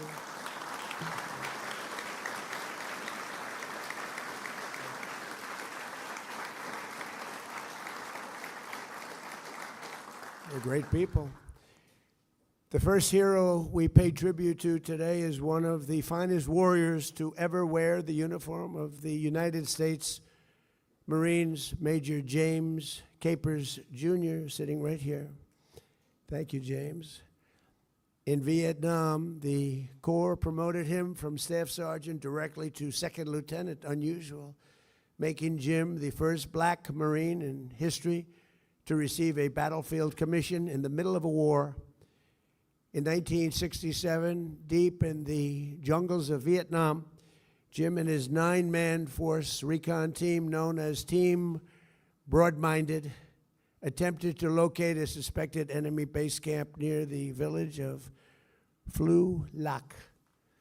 Over the course of 4 days under Jim's leadership, Team Broad-Minded repulsed brutal attacks, as brutal as they've ever seen, cleared trails of bloody traps, and killed more than 200 of the enemy.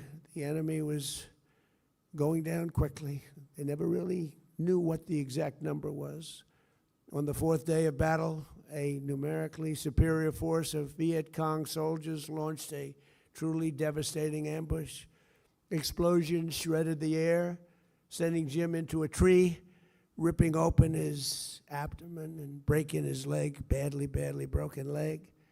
Shrapnel peppered his body in 17 places. I hope this isn't giving you some bad memories, Jim, but I'll tell you, everybody admires you, what you went through, believe me. Every one of his fellow Marines went down wounded, but Jim rose, pushing forward on a leg that shouldn't have been able to carry any of his weight. After a shot of morphine, Jim asserted command of the firefight. He took over like nobody's ever seen before. Barely clinging to consciousness, he called in close air support for an entire hour. Very dangerous. It was sometimes a little bit too close. And it was the only force strong enough to repel the onslaught of a lot of very tough soldiers on the other side. Once an extraction helicopter reached his team, Jim loaded his wounded men first before finally loading himself. When the helicopter groaned under the weight of his entire team, too many people, he attempted to deplane, but his team physically held him back, refusing to leave their leader behind. For his incredible valor, Jim was recommended for the Medal of Honor in 1967, and everybody knew he should get it. But life is life. His commanding officer, who was his biggest fan, was tragically killed before the paperwork was signed. That's a bad break, but now you're doing it. Maybe this is better. You had to wait a little while, didn't you, huh?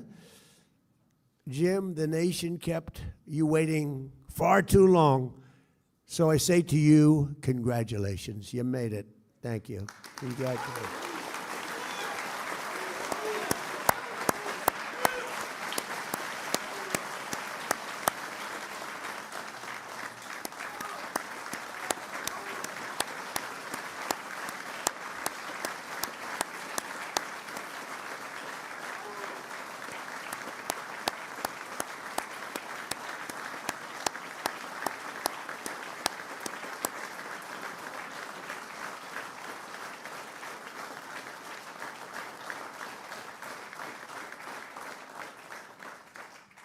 Thank you, Jim.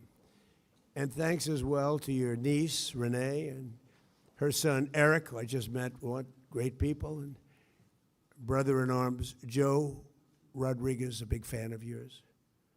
Thank you very much. Congratulations. Next, we honor another legend of the United States Marines who is sadly no longer with us, Colonel John W. Ripley.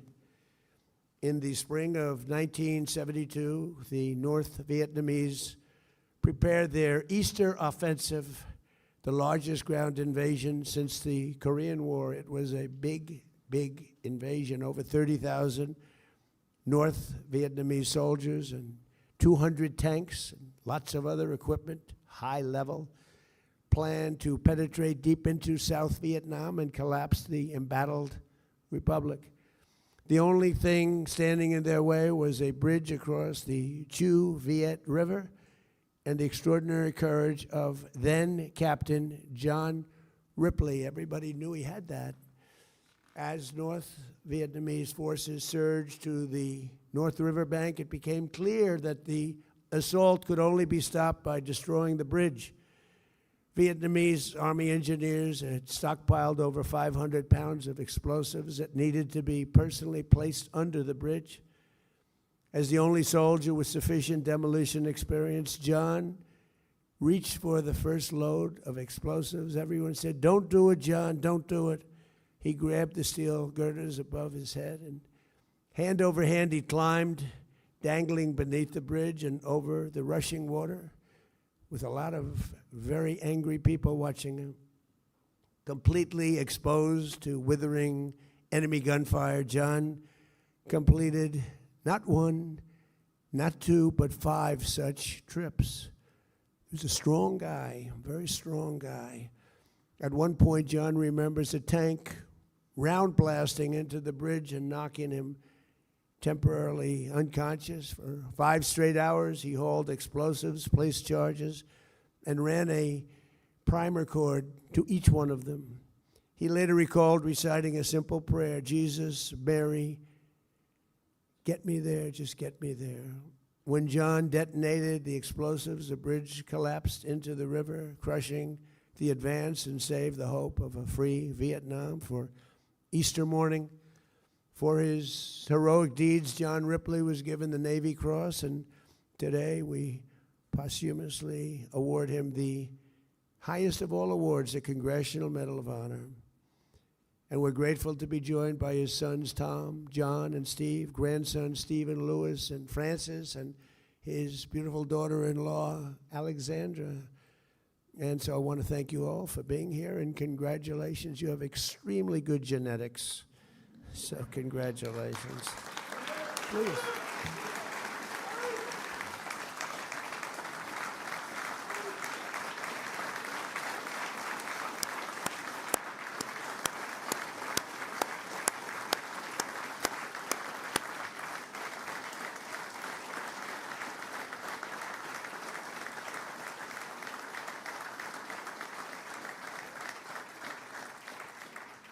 Thank you very much. Congratulations.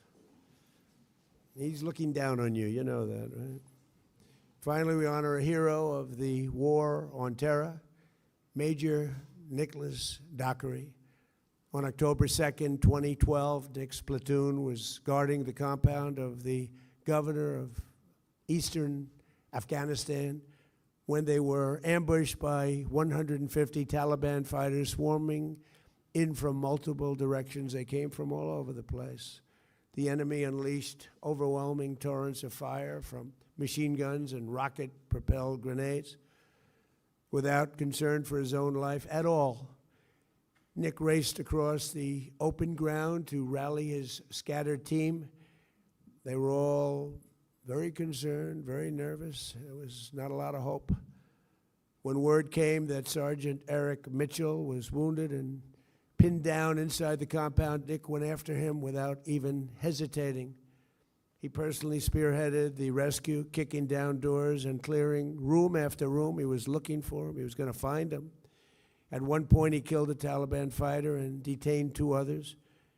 As he reached Sergeant Mitchell, a grenade came raining down. Without thinking, Nick tackled Sergeant Mitchell, likely saving his life.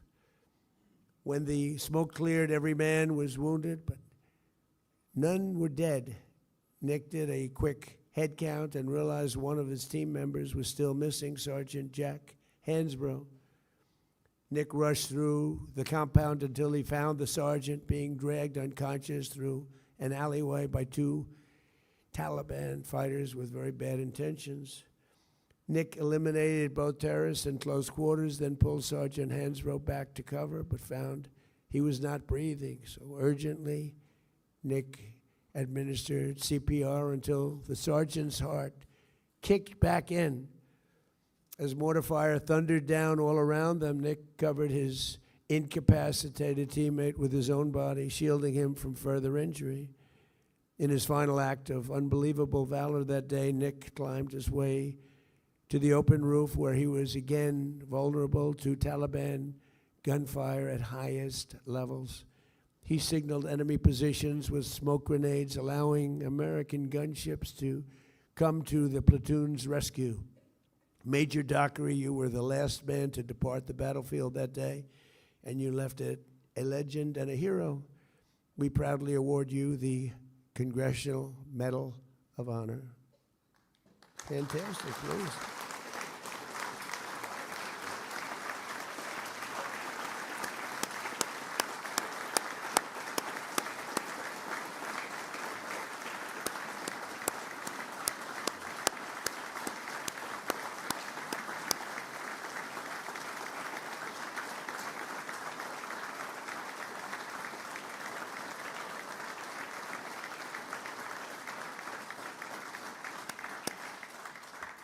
Thank you very much. Joining Major Dockery today are his younger brother, Blake, his partner, Jennifer, grandmother, Mary. Oh, Mary is something. I like Mary. Where is Mary? Where are you, Mary? Where are you, Mary? I love Mary. She said, I'm a big fan of yours. You know, I like people that are fans of mine. Thank you, Dennis. It's great to be with you, too. A friend and colleague, Chris, and 5 members of his unit on the day of the attack, John, Morgan, Will, Joey, and Roshan. Would you guys stand up, please? Would you do that? Wow.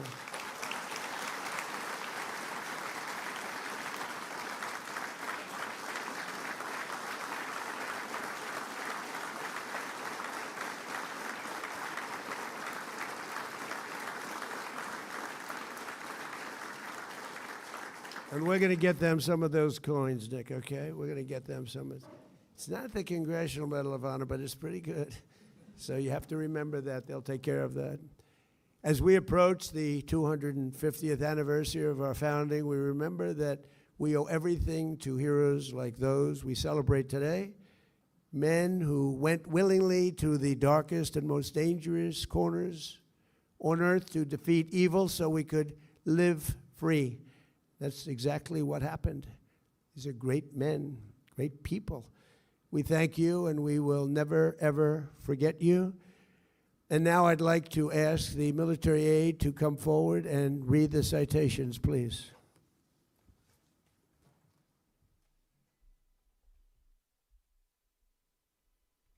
Major James Capers, Jr.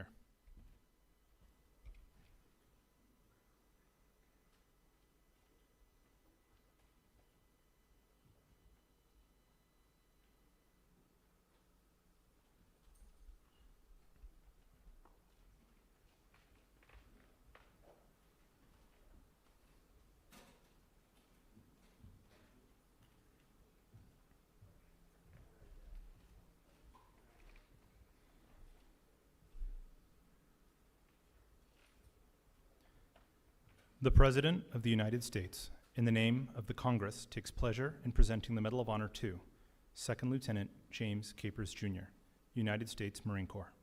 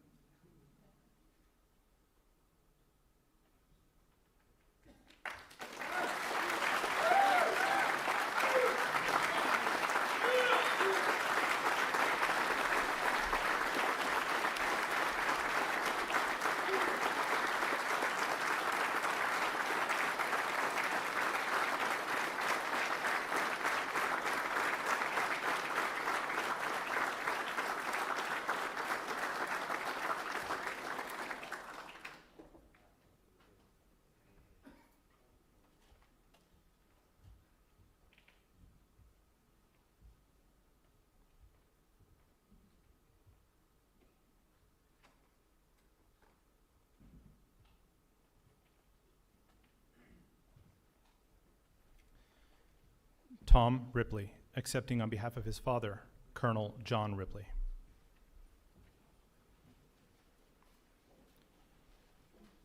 The President of the United States, in the name of the Congress, takes pride in presenting the Medal of Honor posthumously to Captain John W. Ripley, United States Marine Corps.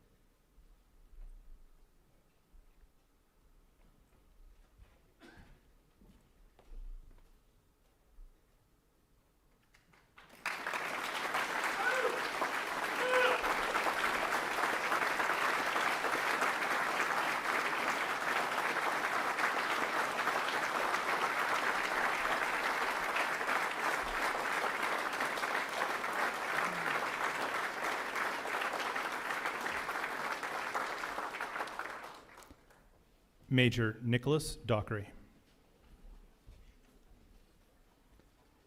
The President of the United States of America, authorized by Act of Congress, March 3rd, 1863, has awarded in the name of Congress the Medal of Honor to Second Lieutenant Nicholas Dockery, United States Army.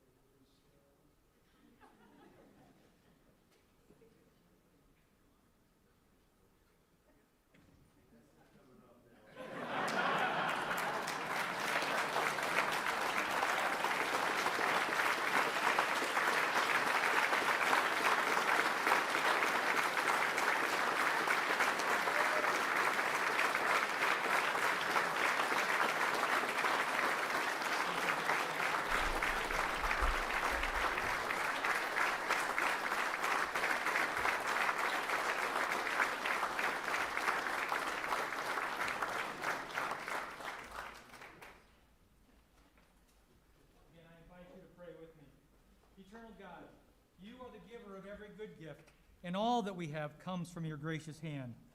Father, as we leave this place of honor, let the fierce courage of Major Dockery, Major Capers, and Colonel Ripley be permanently etched into our hearts. And let their lives be a lasting reminder that the truest measure of our character is not found in what we gain, but in what we are willing to sacrifice for one another. Lord, we ask you to move powerfully across our ranks. Place a hedge of divine protection around our armed forces, standing watch in all corners of the world, and pour your sustaining grace over the families who hold the line at home. Grant wisdom to our Commander-in-Chief and to our leaders. And Father, as we mark 2.5 centuries of freedom as a nation, we ask that you keep the United States of America strong, resolute, and forever a beacon of liberty to the world. In your name, I pray, amen. This is something very unique. It's Camp David, and this room is a very, very special room. I don't believe the press has ever come anywhere near it, but we are the party of transparency, and we believe in transparency. And I think it's good for you to see certain aspects of Camp David. It's a very special place. But it was not, I guess the last visit was with Eisenhower, where they allowed you onto the actual campus. And it's a long time ago, but never into this room. I want to thank all of you for being here. And again, this is a cabinet meeting. It's open. We have done a lot of open cabinet meetings, and I feel it works out very well. Everybody can ask certain questions. We'll let you talk about certain things we can't answer because they're ongoing and very important. But this is one of the most talented teams ever to serve the United States and in the United States government. This is a talented group of people. Let's see, I'll go one after another. Yeah, a couple of spits, but that's okay. It's an amazing group, and America is safer and stronger and far more successful than it was 2 years ago, and I think, frankly, that it ever was. I don't think it's ever been anything like this. We're building more factories and plants in this country than we've ever built before. And we're going to be, at some point, we'll be leaving this position, and we're going to leave this country in very, very good shape, better shape than it's ever been. When we took office, we inherited a total catastrophe.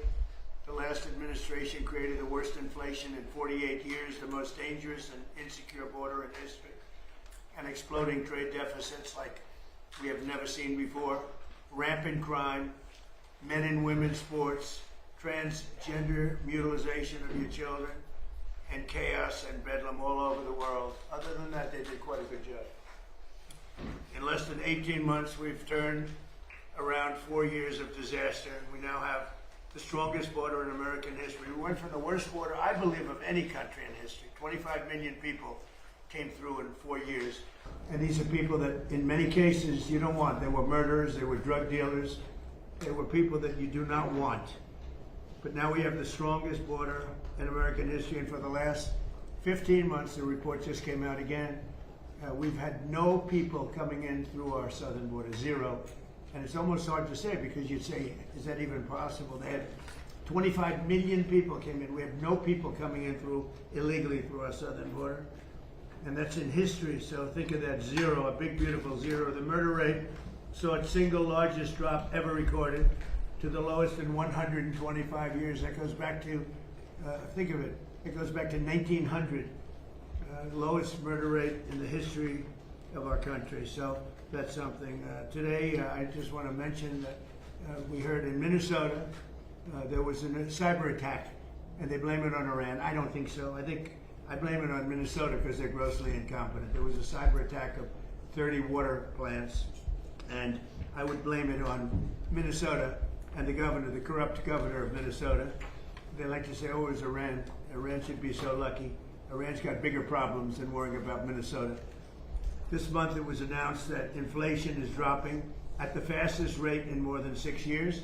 Walmart, Sam's Club, Giant Eagle, and others are slashing prices by hundreds of grocery stores, and all of the stores, I mean, throughout the country, they're slashing prices, something that you haven't seen for a long time since my last administration. The stock market has set 73 all-time record highs since the election. That means all-time record highs, 73 days out of a very short period of time. And the typical 401k is up by more than $30,000. And when you think of that, if you add another $1,000 to it, it will be, we set the record in the last administration, a record still standing. This administration is going to blow my last administration away. When the factories that we're building at record, and we're not building them, all over the world they're building. They're coming from all over the world. They're coming from Germany with the cars.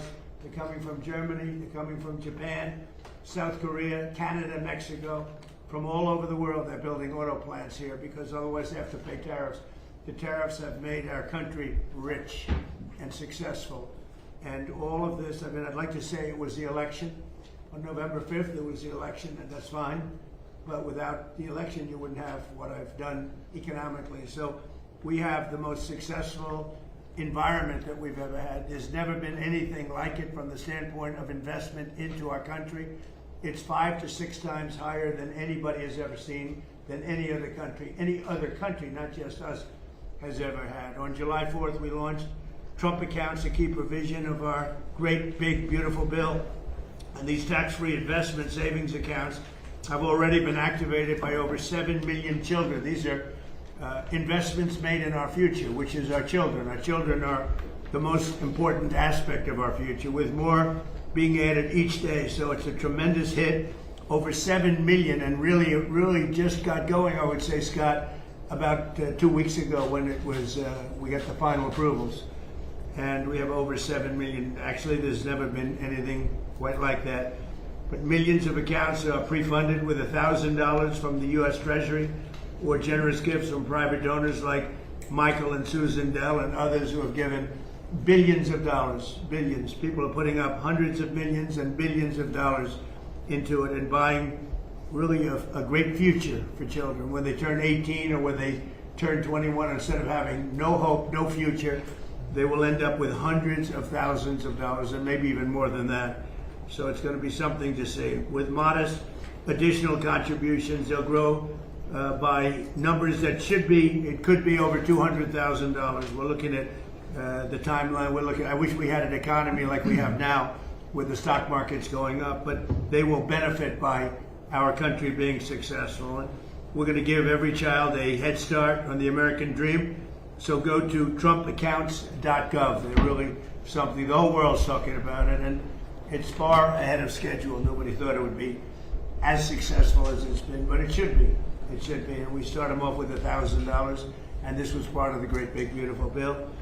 With my most favored nation policy, you could say this is even a bigger thing, if that's possible. On drug prices, we're achieving record discounts on prescription drugs. The prescription drugs were going through the roof for many years, and now we're getting record discounts with price differences of 300, 400, 500, 600%. Nobody's ever heard of a thing like that. And what this is all about is that we had the highest prices anywhere in the world by far. Most expensive drugs, prescription drugs, and others. The highest in the world. The whole world was laughing at us. We paid for the rest of the world. We subsidized the whole world. And I said, we're not going to do that. And I started it in the first administration. I took it up. Obviously, Biden wasn't able to do anything about it because you had to get the consent of the drug companies, and you had to get the consent. More difficult would be the consent of other nations. The other nations had to agree, but they were paying a fraction, sometimes 10%, 20%, 40%, 70% less. So I had to call them and I had to get them on, and I said, if you don't do it, we're going to have to charge you tariffs. And they all said no at first, very politely said, sir, we can't do that. We're not going to double our prices. They had to double their prices, and in some cases triple their price, and we would come down. So a pill that sold for $10 in Germany would sell for $130 in New York. Same pill from the same company, the same factory, the same plant, same laboratory, from $10, and we pay $130. I say, no. Now the world is a bigger place, so it's not as bad as it sounds for them. So they went up to 20, and we came down to 20. So we now have the lowest drug prices anywhere in the world. We're tied with the lowest, but we're basically its favored nation. So we have the lowest drug prices anywhere in the world from the highest drug prices anywhere in the world. Now what that does for your health care, I mean, I see these fake polls where the Democrats have wonderful numbers on this stuff, and they are horrible what they've done. Obamacare is a total disaster. It's a costly wreck. It's unaffordable. We call it the Unaffordable Care Act. It's a disgrace. They never even thought of being able to do something like this. They didn't even try. They didn't even try. So I got the drug companies first, and then I got the countries. And the drug companies agreed because they knew the countries wouldn't agree. And when I called Germany, France, when I called the UK, when I called all of these countries, I said, you got to do it. It's unfair. We're paying 10 times more than you're paying for the same drug. You can't do this. And they said, well, we're not going to do that because we're going to have to double our price in order to make you happy. I said, no, maybe you're going to have to triple your price. They said, well, we can't do it. I said, that's all right. If you can't do it, then I can't do something also. And I'm going to charge you very substantial tariffs, which are far more than we're talking about. And they all said, we'd love to do it. We would love to do it. It would be our great honor to do it. So nobody else would do this. This would have never happened. So your drug prices have gone down by numbers not even thinkable. My first term, I had the privilege of having lower drug prices from the beginning of the year till the end for the first time in 28 years, you remember. And I called a news conference to announce it. So the year had ended, and I was turned out 1/8 of a percent. 1/8 of a percent. Little tiny this much. It went down that much during 1 year. First time in 28 years it went down. It was always like this, just up, more expensive. And I called a news conference. I was so proud of myself, and I said, ladies and gentlemen, the first time in 28 years drug prices have gone down from January till the end of December. And I want to just congratulate everybody for being a part of this wonderful experiment. And 1/8 of a point. Now we're talking about 400, 500, 600% coming down. We pay the lowest drug prices anywhere in the world from the highest. So, you know, and I'll say it again and again because the press doesn't want to report it, the fake news doesn't want to report it. They don't want to talk about it. What that does for healthcare, Bobby, is unbelievable because medicine's a big part of healthcare. So I wish that people would understand that, and I hope they're going to vote for us in the midterms because you'll see some stuff that will be horrible because they can blow it very fast if they don't know what they're doing. So your drug prices are great. You know, I saw Spain yesterday, and I watched the catastrophe that took place. It looks like an invasion of a country by hundreds of thousands of people. And that same thing's going to happen to us if the Republicans don't get elected, except worse. Much bigger, much easier to get into, despite the fact that we have built thousands of miles of wall, which I said we were going to do, but we didn't have that, forget it. But we have the safest border in the world. If we're not in office, our country will be invaded at levels that made Spain look small time.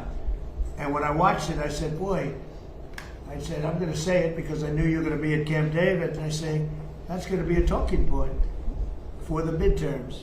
Because when you look at what happened to Spain, they don't know what to do. And it's happening again today. They're coming in by the tens of thousands. They're just invading the country. And what that is weak law, bad management, but very liberal law. They passed a couple of laws, and people read. You know, people are smart. They read from other countries. And they swam that 3-mile swim, or however they got in, but nobody's seen anything like it. That will look good compared to what's going to happen to the United States. The biggest thing, the worst thing that Biden did is allowing 25 million people into our country, because many of those people are criminals. They're murderers. A lot of them are 11,888. A lot of them are gone now. We got them out. But they allowed people to come into this country that you can't allow to come into a country. We're also making an unprecedented investment in the United States Armed Forces, where we're doing great. And we rebuilt the armed forces. We rebuilt our military in my first term, but we are doing great with our military. They spent a lot of money in our military. They gave away $300 billion worth of ammo and everything else in Biden's term, but we're building it up fast, and we just have a great military. That's all there is to it.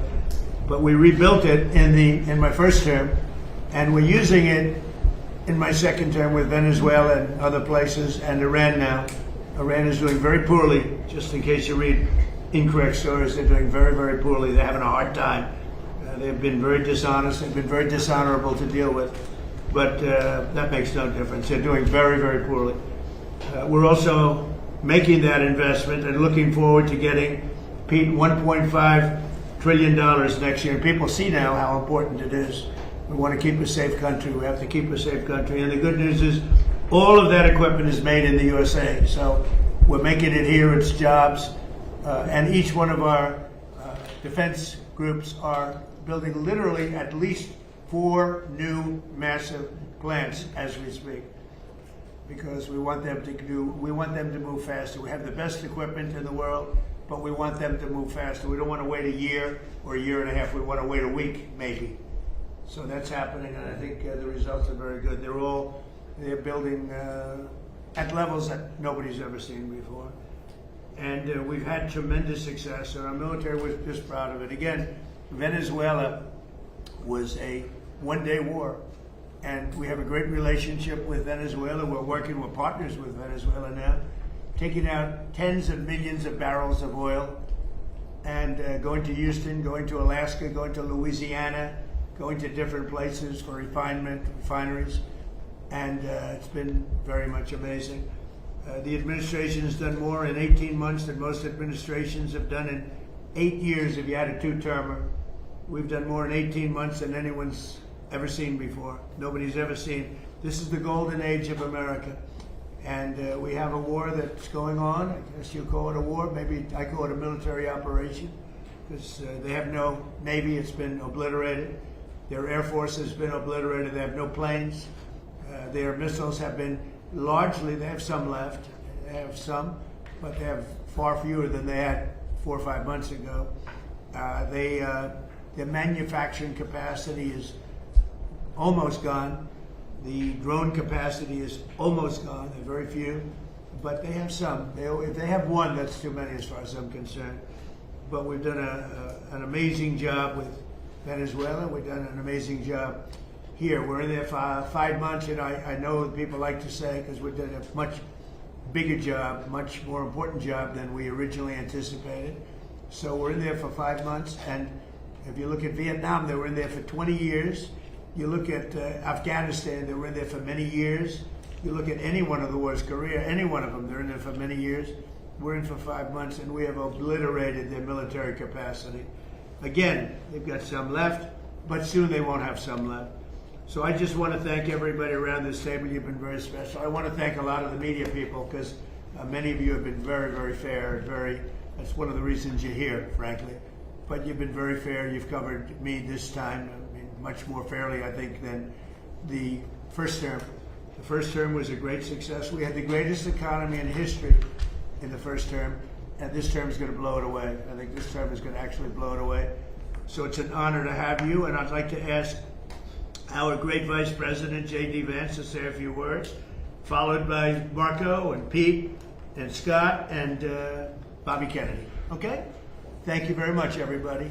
Please, J.D. Well, great. Thanks, Mr. President. First of all, thanks for having us at this historical and beautiful place. And it's an honor to be on the team, and an honor to be able to work on fraud, which is what I want to talk about today, though I know we have a lot of things going on.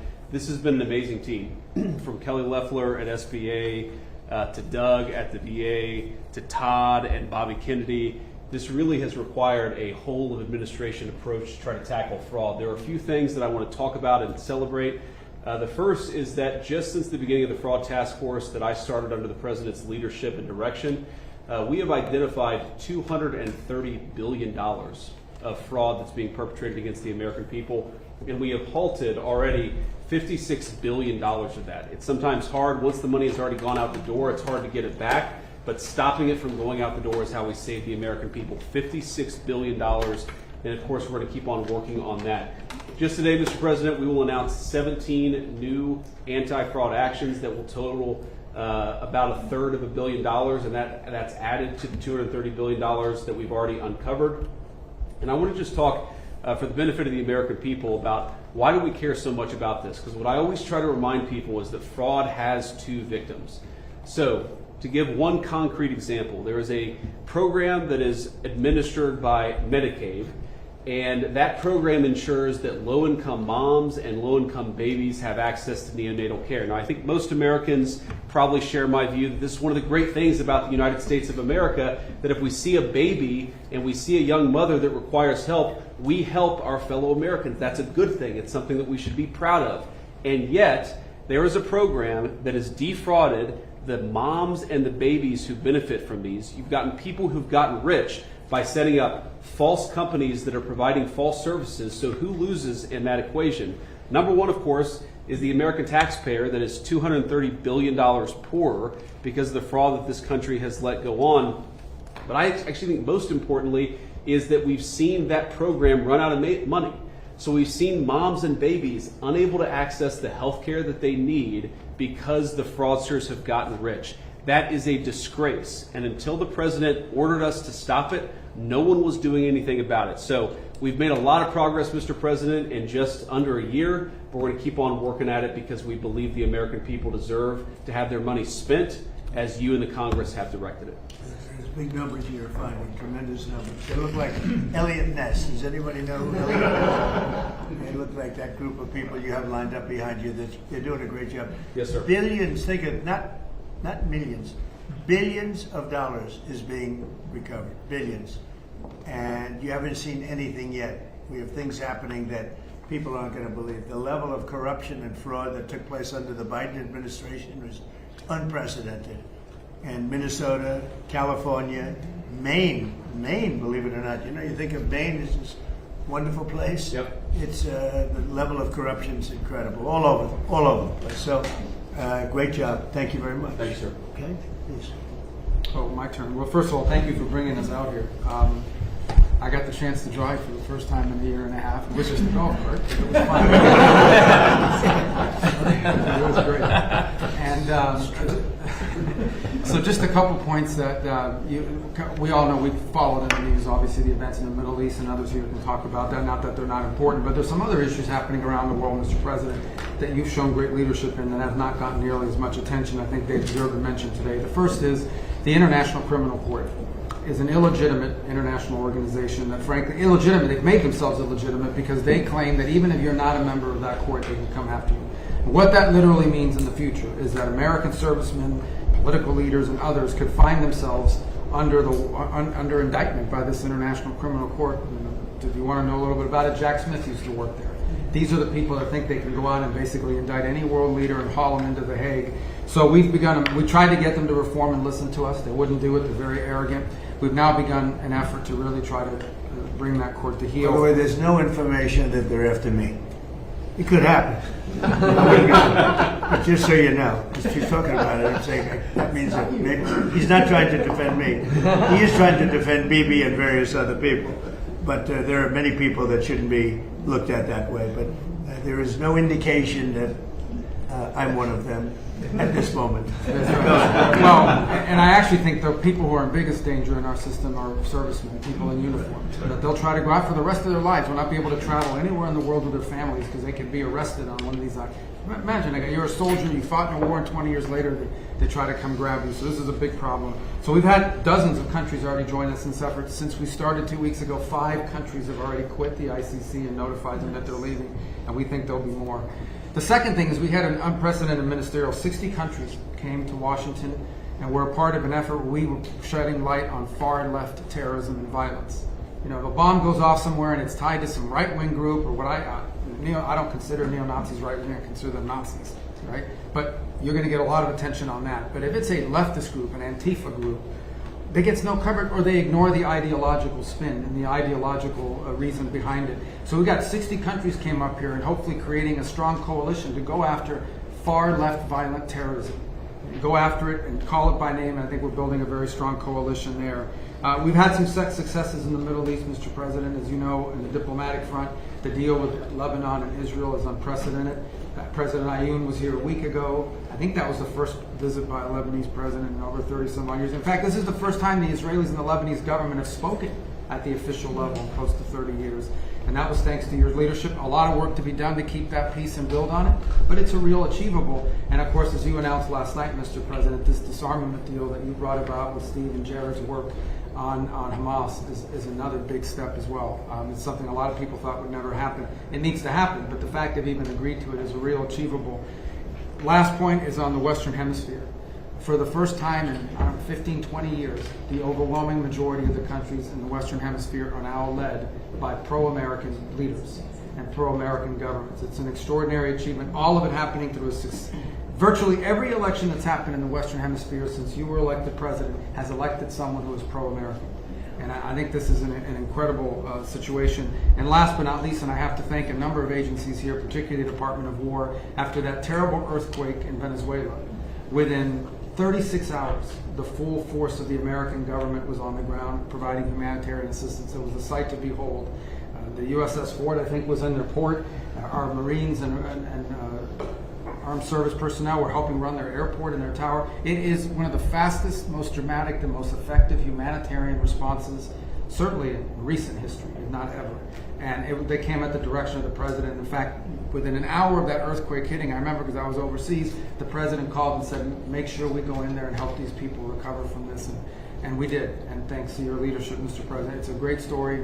Enough needs to be told about it because the credit goes to so many agencies represented here today, but really the Department of War's effort was phenomenal. So thank you. Yes, sir. Thank you very much, Marco. And just before we continue, I want to just congratulate Jay Clayton. He's with us today, as you know. He's had a big victory. He's going to do a fantastic job. He's only done his whole life has been about doing a fantastic job. So congratulations.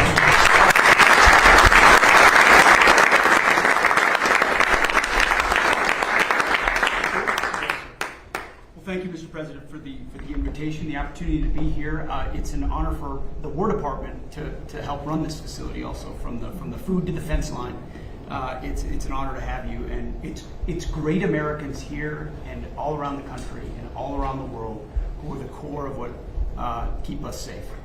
But in order to do that, you have to have a leader that's willing to put them in a position to do it. And that's my takeaway, Mr. President, is sort of 3 points. One, it takes courage. 2, it takes restoring a spirit, which you have done. And 3rd, it takes investment, and not just an investment, but a generational investment. And I think people miss that. The courage it takes to seal the border, to say we're going to do it, and we're going to do it every single day, and we're going to do it on behalf of the American people. The courage to bomb the Houthis and say we will maintain freedom of navigation. I wonder why they're not involved in this conflict, the Houthis, even though they're a proxy of Iran, because they've felt the weight of American power for 45 days, and you had the courage to do that. The courage to do Midnight Hammer and conclude the 12-day war by obliterating their nuclear sites, something other presidents had the option on their table to do, but they never pulled the trigger because of the complications, because of the challenges, because of the risk. Courage. The courage to take on the cartels and drug boats, and now forming the ACCC, the America's Counter Cartel Coalition, with all those friendly governments that Marco talked about, who want to be shoulder to shoulder, not just with America, but with a bold, strong America with clear leadership. The courage to go get Maduro in the most dangerous, most heavily guarded house, inside the most heavily guarded fort, inside the most heavily guarded town in their capital city in the middle of the night, and change the entire dynamic of that country and that region. And the world saw what the American military was capable to do, that doesn't happen unless the commander-in-chief says you're authorized to do it, and will take the handcuffs off when you do it to ensure that Americans come home. The courage to undertake Epic Fury and this Iranian regime and ensure they never have a nuclear weapon, which remains your commitment. And frankly, the courage to negotiate with people that have shown no willingness to do so honestly, with incredible negotiators who are the best in the world, and give them every opportunity to do it, give those things up peacefully. All of that takes guts. But that comes on the backs of the change in the spirit of our department. You talk about spirit all the time, and you're right to do so. When you rip out DEI, when you rip out social engineering and social justice, and you put in merit, and then you untie the hands of commanders to be commanders, to enforce discipline and accountability, to get back to basics, then you get historic re-enlistment inside our ranks. Our best people, Mr. President, are staying because they want to be in that kind of department. And then historic recruitment record amongst young Americans. Every month, our department breaks records. And when did that trend line start? On Election Day, 2024, when the American people said, I want to serve under this president. And that new name, the Department of War, has become the ethos, the warrior ethos of our department. Again, spirit. And I will note, the flyovers will indeed continue until morale improves. But that's also spirit. Parades, 250, flyovers, the American people seeing and feeling their military in ways they have not in the past. That's spirit. And then finally, Mr. President, a generational investment. You rebuilt the military in your first term, and you've spent in your first year $1 trillion, and now we are committed in working with Congress to get $1.5 trillion. But this is not the same way we funded our department in the past. This is a businessman in charge. This is a deputy secretary of our department who's a turnaround guy, just like the president is, saying we will not fund money, we will not fund the department the way we have in the past. In fact, so far, $75 billion in private investment from defense companies who are now investing in new plants, new equipment, new assembly lines to build the munitions of the future faster than ever possible. That's saving taxpayer dollars because the companies themselves are investing. That would never, the arsenal of freedom would never happen without you. So just like we use a lot of the things Ronald Reagan's buildup was a part of, in this administration and in future administrations, they will look back at Donald Trump and the buildup that he has done, and that will be, the deterrence of the future will be established because of your investment. So thank you, Mr. President, for your leadership. Thank you. Scott, please. Mr. President, it's an honor to be here in this historic place as we celebrate our nation's 250th anniversary. And I think if we look back, whether our founders was President Washington, Thomas Jefferson, Alexander Hamilton could not have imagined the economy that we would have created. It is the envy of the world, And as you said, we have record investment coming in. We've never seen anything like it. And we're pulling away from the rest of the world because of your leadership, the policies that you did from day one in terms of digital assets, in terms of technology, and bringing back American manufacturing. You've done it again. You had the incredible economy during your first term, and we are seeing that carry over here. And it is in stark contrast to the Biden economy, which was government jobs, government spending, and high inflation, the worst inflation in 50 years. And with the working families tax cut, which I will add, every Democrat voted against. Every Democrat voted against. It is the perfect barbell for this economy. On one side, you have full expensing for factories, for equipment, for farm structures. On the other side, your 4 signature policies, promises made, promises kept, no tax on tips, no tax on overtime, no tax on Social Security, deductibility of auto loans if you buy an American-made car, and the Americans are starting to feel it. Core inflation is low, consumer confidence is strong. We have the highest consumer confidence, came up today, in 5 months, and Main Street is back. Small banks are lending, thanks to your policies. Small banks, community banks are lending again, and the Americans are starting to feel it. As you said, these Trump accounts are the most successful program launch in government history. We've had 7 million families sign up for them. We're going to get to open enrollment, and we will have 70 million families who have signed up for this. 38% of American families, households, have no exposure to our great equity market. And thanks to you, we're going to have an ownership society. An ownership society. You were one of the first presidents to create assets for the American people, not more debt. We had the biggest tax refund season ever. Trade deals, tax cuts, energy dominance, and the regulatory efforts. America is ushering in the greatest reshoring wave in our history. In June, our manufacturing sector expanded for the 6th straight month. We've got construction jobs, and those are going to lead into manufacturing jobs. We've got Main Street prosperity. Real wages are up $1,000. And sir, what you've done again too is the bottom 25% of wage earners, just like in your first term, are outperforming the top 25%. This is a working families administration. In the past year, that group had wage increases of 5.5%. They have 3 times what the top end has done.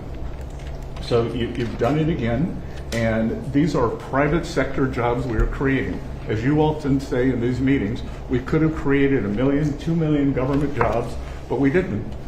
The private sector is creating. We've got incentives, we've got money coming in, and we are rebuilding.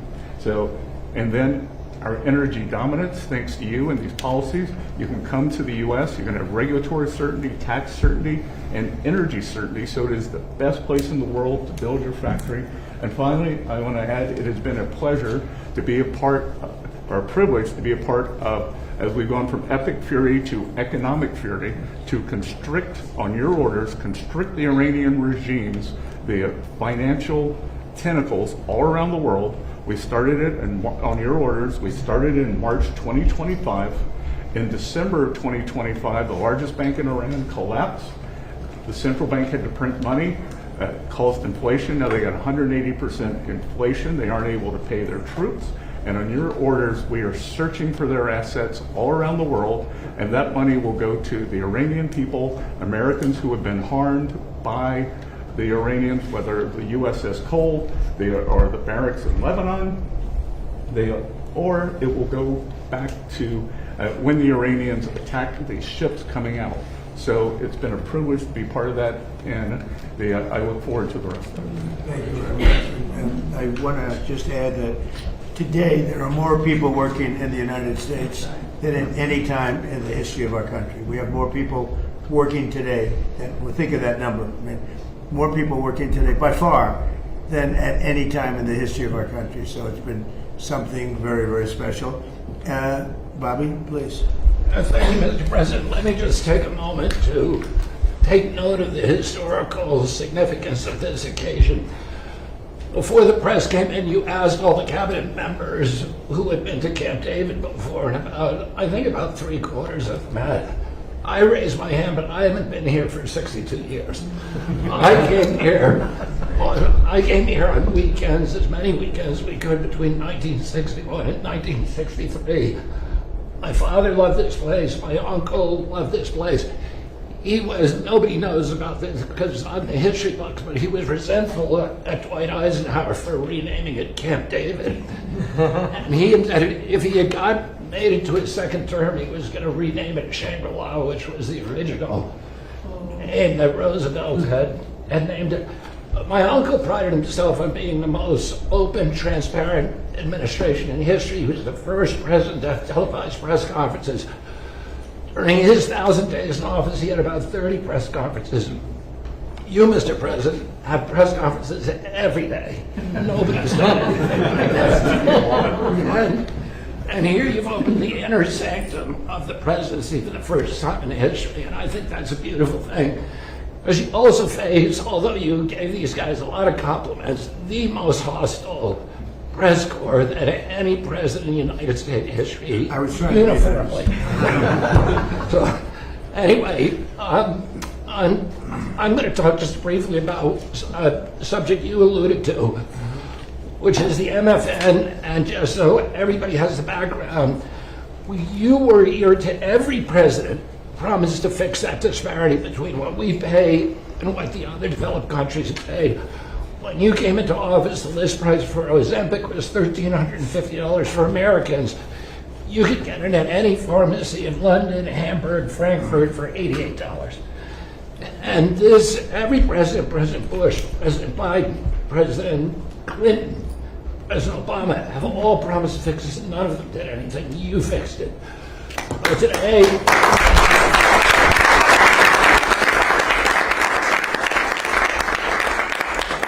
you leave office, assuming that's in 2028,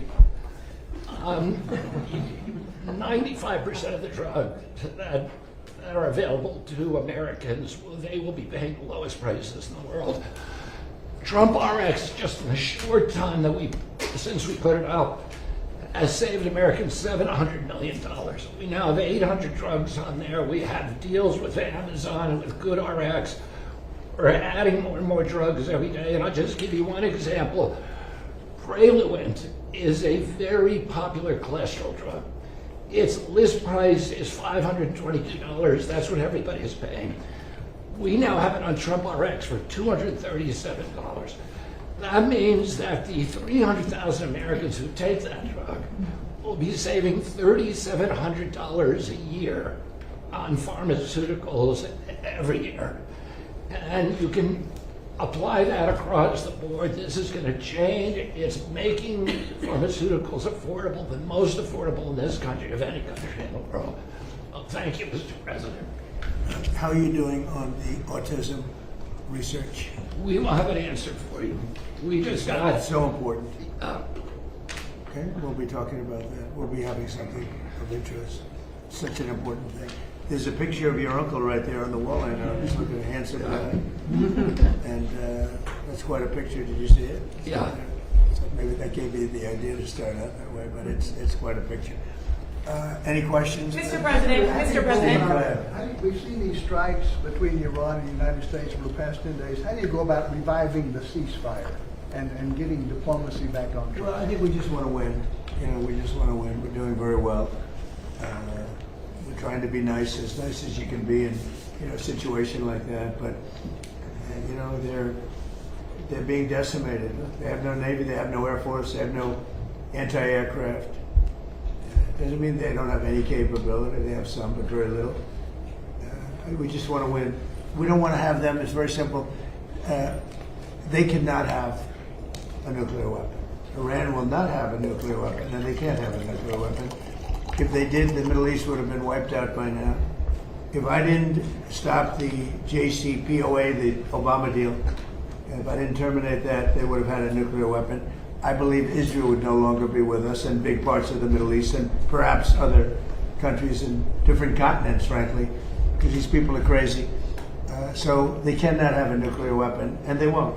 Mr. President, Mr. President. Expect over the next 4 weeks, 8 weeks, we'll be hitting them. We'll be hitting them very hard.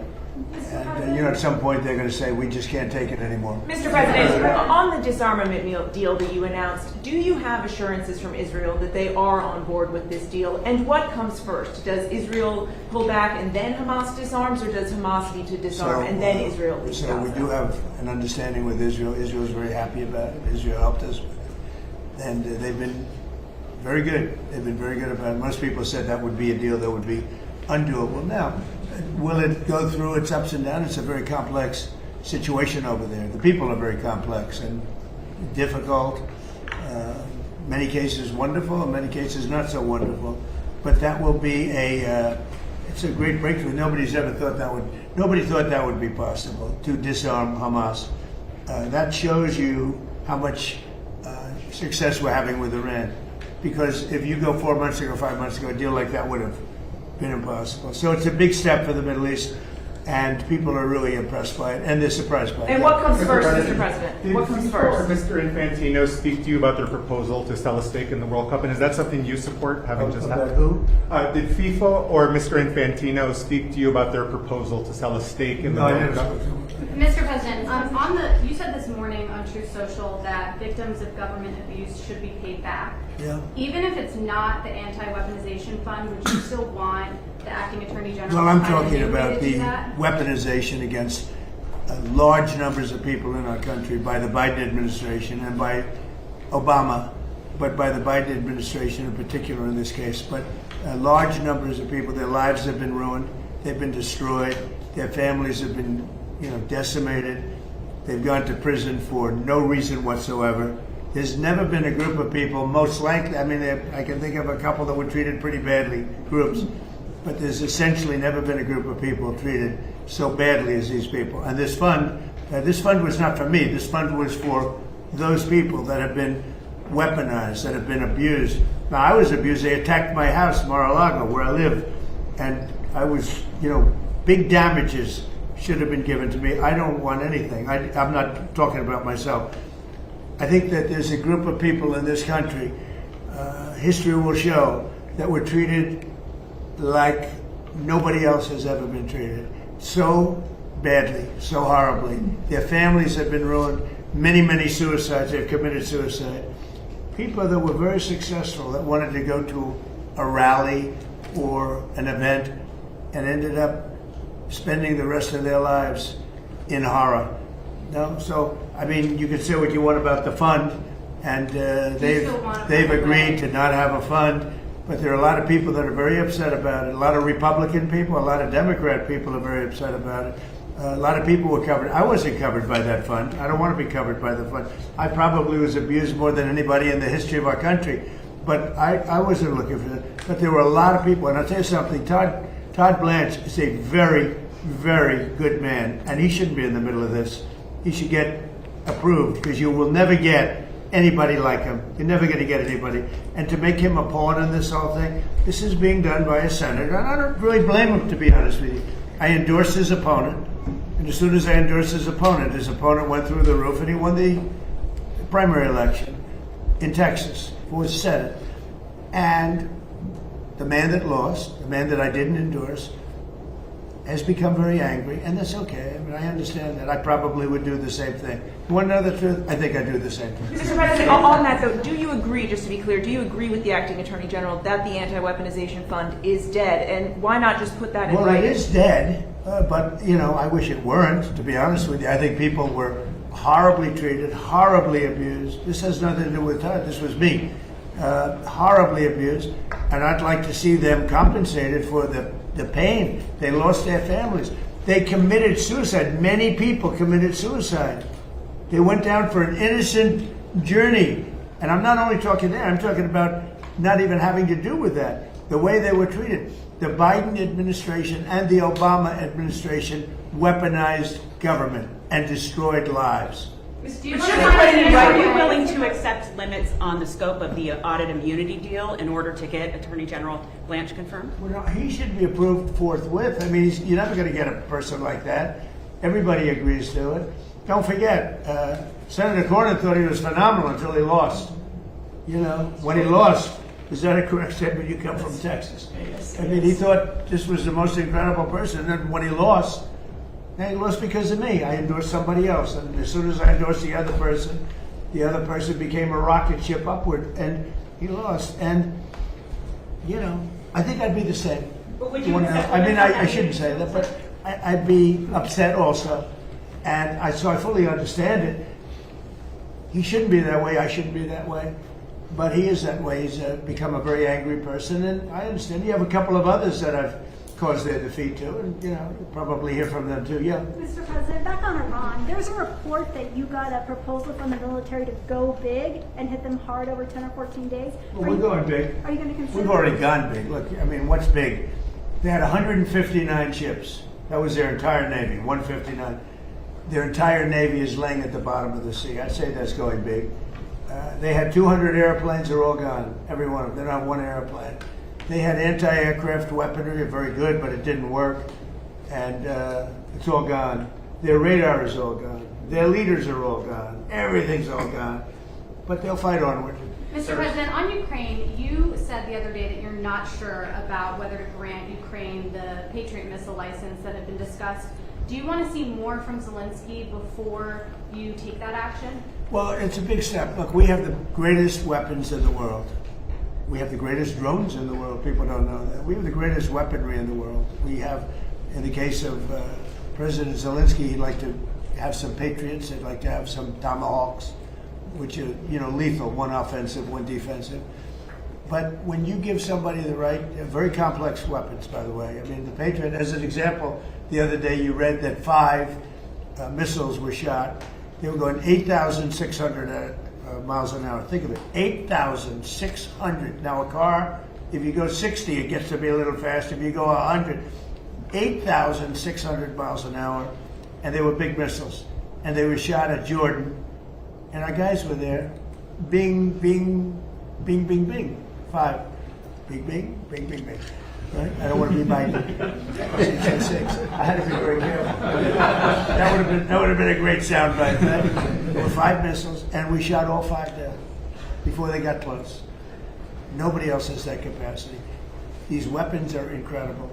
We have to be very careful about letting somebody build them.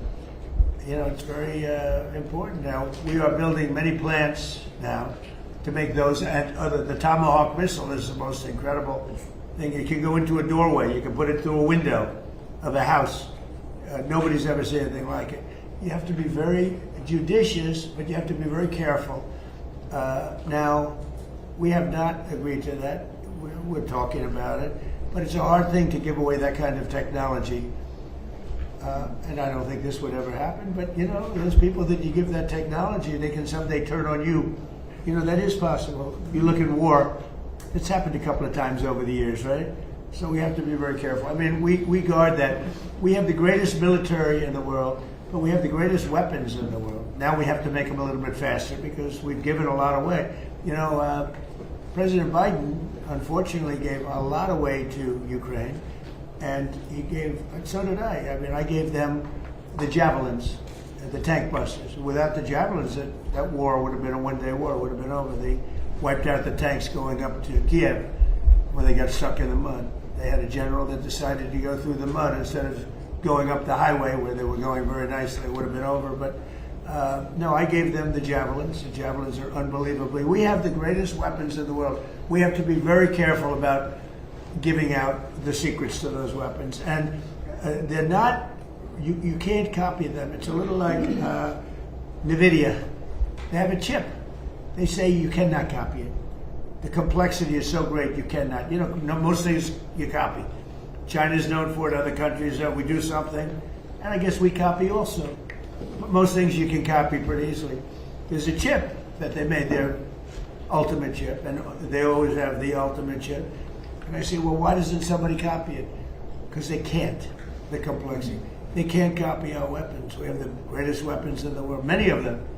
Those are just 2 or 3 that I mentioned, but you cannot copy them, so we have to be very careful. As Hamas disarms as part of this plan, who do you see as taking possession of those weapons that they had? Does that go to the new government? Or It's does going it to be the Board of Peace, mostly. It's going to be run by the Board. This Board of Peace has been it's led by some amazing people. Board of Peace. On Iran, Mr. President, you said they do have some capabilities left. Yeah. Should Americans be prepared for these back and forth attacks to continue until Iran A simply little isn't bit. able of They'll striking get back? weaker. They'll get weaker. They'll get a little stronger maybe now, but they'll get weaker, and then they peter out. Yeah, sure, I think so. I mean, it'd be foolish to say no. You always have to keep your guard up. What is the status of talks? Who from the administration? Well, they is always talking want to Iran? talk, but they break their word so often. Steve is talking, Jared, we have very good people. JD's involved, very strongly involved. We have great people talking. Marco's involved. They're Because all they say involved. talks aren't happening. Very good people. We have the best people. But they'll make a deal. As an example, we'll talk about nuclear. And we'll be in there talking about nuclear for 7 hours. I say, why do you need 7? You can take 10 minutes. You have 5 minutes. You should solve it. But 7 hours. And then they'll go out, and I'll say, they discuss nuclear. And they'll go out and they'll say, we never discussed nuclear. And I say, why do they say that? All they do is make me angry. You know, they just make me angry. Any other questions? Do you or still the believe that you can reach a deal with Iran, given that you talked about? Yes, you can. I mean, look, I'm losing faith in them because they do lie and they do misrepresent. Well, the other day, the 5 missiles were shot. We knocked them down, but we were in the midst of a negotiation. I mean, I'm waiting for Steve to call me. How's the negotiation going? And instead, I got a call from Pete that they just shot 5 missiles at one of our bases in Jordan. You know, we have bases in Jordan. Fortunately, our people operated the equipment. It's also very complex to operate. You know, you talk about the equipment. It's you have to be, oftentimes you see, when did you go to school? MIT, Caltech. I mean, you know, they go to schools that are not as normal for the military, to be honest with you. We have unbelievably brilliant people operating that equipment. And when you don't, you know, the equipment, the shots miss, the safety misses, or the accuracy misses. We have unbelievable people. Think of it, we had 111 at one point, a couple of months ago. 111 over a short period of time, missiles were shot at the Abraham Lincoln aircraft carrier. Great, beautiful ship. One of the most beautiful ships to me, design-wise. 111 missiles going out. Out of the 111 missiles, 111 missiles were shot down quite a bit earlier than they got. I mean, long before they got there. They were shot down. It was almost, in a couple of cases, they were shot down almost as they were taking off. It's incredible technology. So you have a ship that costs billions of dollars, and you have missiles heading to it. 111 missiles were shot down, routinely shot down. And I spoke to the people. I like to reward people. I call them up. I'm the president. And they were cool as a cucumber. Mr. President, the last 2 weeks of strikes by CENTCOM has said that those were meant to degrade Iran's ability to disrupt the Strait of Hormuz. How many more strikes will it take to significantly? Well, you never know. Look, I mean, most people would have given up by then. You know, they've got no Navy, they got no Air Force. Most people would have given up. They haven't. So I give them credit for that. I mean, they're known as being tough. They're tough. Back on Ukraine, what did you tell President Zelensky about the Patriots? Did you explain all that to him? I did. I spoke about Patriots. I spoke to him about Tomahawks. Spoke to him about everything. I also spoke to him about let's get this war over with. So last month they had 25,000 people. It's averaging about 25,000 people a month die. Mostly soldiers. Almost entirely, but you know, missiles are hitting areas also, but mostly soldiers. They had 25,000 soldiers. The month before that it was 32,000 soldiers. I said, you got to get this war over with. I think he wants to make a deal, and I think Putin wants to make a deal. But there's a lot of dislike, as you probably noticed. He seems very reluctant to make concessions, President Putin. Well, nobody wants to make concessions, but they're both going to have to make some concessions. I mean, you got to make a deal. 25,000 young, beautiful people, soldiers, mostly soldiers, are dying a month. It's. I ended 8 wars. That was the war I thought would maybe go first. And it really hasn't. It's gone last. I mean, I ended wars that were, in theory, much more difficult to end. We had a couple that were into the 30-year category. Well, the Congo, look at the Congo and Rwanda. That was our nasty war. And they have peace. I don't know how long that one's going to stay. But we ended India-Pakistan. 11 planes were shot down. That was raging. That was gone. I used tariffs. I said, if you're going to go to war, 250% tariff to each of them. And they screamed and yelled and were very angry. They were both angry about it. And a day later they called and they said, we will not go to war. But then I ended up, and the Prime Minister of Pakistan said I saved 50 million lives. Because that's 2 nuclear powers, serious nuclear powers. Thank you very much, everybody. Thank you. Enjoy campaign. Thank you, guys. I don't. No, I think that Minnesota is behind it. You know who's behind it? Minnesota, because they're grossly incompetent. I think the governor's behind it. I don't think there was an Iranian cyber attack. I think that Minnesota ought to get its act together. It's one of the worst run states. JD will tell you. He found tremendous corruption in Minnesota. Yes, sir. And by the way, just gave me a report.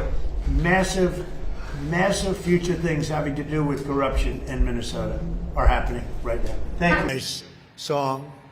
We thank Lee, right? Lee has been with us from the beginning, so it's great.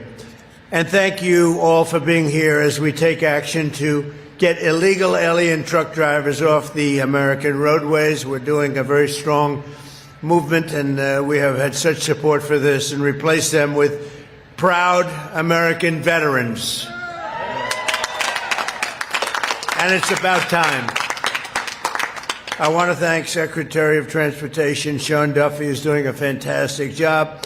Secretary of Veterans Affairs Doug Collins, likewise, really doing a good job. 92% approval. That's not bad, Doug. You'll get it up a little bit. Acting Secretary of Labor Keith Sonderling, and along with President of Werner Enterprises Nathan Maiskar. Thank you very much, Nathan, and representatives from the American Trucking Association and the Owner-Operators Independent Drivers Association. They're all behind this 100%. I'm behind it 100%. We got to stop it. It's dangerous. It's horrible what's happening. Every day you see another story. We're not going to let that happen. That won't happen with our great vets. But above all, thank you to the amazing veterans with us. I mean, they've just been with us from the day they were born, I suspect. They're great patriots, and we love them. And we want to thank UPS, FedEx, and Werner for the job they've done. Thanks as well to the National Commander of AMVETS, Paul Shipley, Chief Operating Officer of the Independence Fund, Doug Ackerman, and the great patriots from the Wounded Warrior Project, American Legion, Blue Star Families, Gary Sinise Foundation, Vietnam Veterans of America, and Paralyzed Veterans of America. We thank you all, and thank you all for being with us. Very special. Thank you, fellas. Thank you, everybody. For many years, American highways and roadways have been terrorized by unqualified illegal aliens dangerously driving big rigs like that. You got to know something to drive. Wow, that sucker is a big one. That's big stuff. But they're you have to have a knowledge, you have to have a talent for it, and these people don't have that. They are driving big rigs, semi-trucks, and tractor trailers, all because radical left maniacs at the state level have issued them commercial driver's licenses, even though they're not entitled to have them. They don't speak the language for the most part. Many of these illegal aliens don't even come close. They don't want to learn the language. They don't care about the language, and they don't speak it. They don't speak English. They cannot read basic road signs. In many cases, they've engaged in reckless driving that has caused many, many preventable deaths, too many to even talk about. Last August, 3 innocent people were killed in Florida when an illegal alien from India made an unlawful U-turn, blocking all the lanes of the highway and causing a catastrophic crash. It was a disaster. Just a few weeks ago, a Pennsylvania state trooper was killed by an illegal alien from Haiti driving a semi-truck. He was let in by Joe Biden and the open border policy of the Biden administration. By the way, today we have the safest border in the history of our country. and I don't even say this usually, but for the last 14 months, because it's almost unbelievable to say, but the media will correct me if I give anything that's even slightly off. As of 14 months, in the last 14 months, 0 illegal aliens were able to come through our southern border. 0. Last year alone, illegal aliens with commercial driver's licenses caused at least 30 deaths and many, many very seriously injured. As president, I made it our official policy to enforce English language requirements for truck drivers and support American truckers on American roadways. We've already removed more than 24,000 non-English speakers from behind the wheel. We've also forced states to cancel more than 28,000 commercial driver's licenses unlawfully issued to illegal aliens. They were given illegally. As we get illegal aliens off the roads today, we're also taking action to replace these unqualified migrant truck drivers with highly qualified American veterans.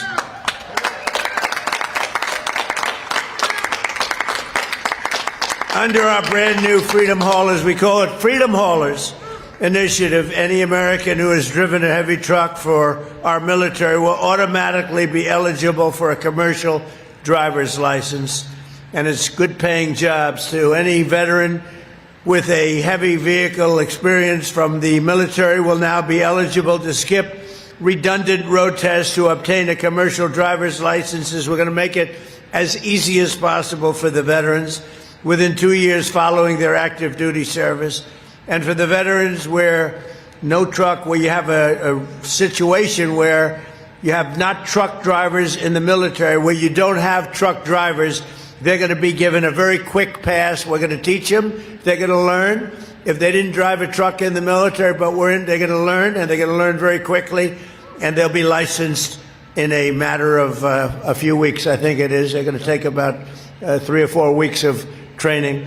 34 states have joined this initiative, including Indiana, Wyoming, Louisiana, Arkansas, Alabama, Florida, and Maryland are joining us just today. And many of the representatives and leaders from those states are with us. It's actually a very big deal. This is a big deal. We believe that all 50 states and Washington, D.C. should join us in supporting these great veterans. And frankly, some of the states didn't know about it. They heard about it today, and I think they're all going to be signing up. Data shows that truck drivers who are veterans account for 42% fewer accidents. Think of that, 42%. And that number, they say, is a very minimal number, even as they drive the double the number of miles of non-veteran drivers. So, to end this, very simply, the radical left wants more jobs for illegal aliens and more migrants in 18-wheelers, and Trump administration wants safer roads and more jobs for the American veteran. Now I'd like to ask a man who's done a fantastic job on this subject and many others, Secretary Duffy, to say a few words, followed by Secretary Collins, Nathan, and a great veteran truck driver, Ricky Washington. And I'll just stand here and watch. Thank you very much. Sean, go ahead.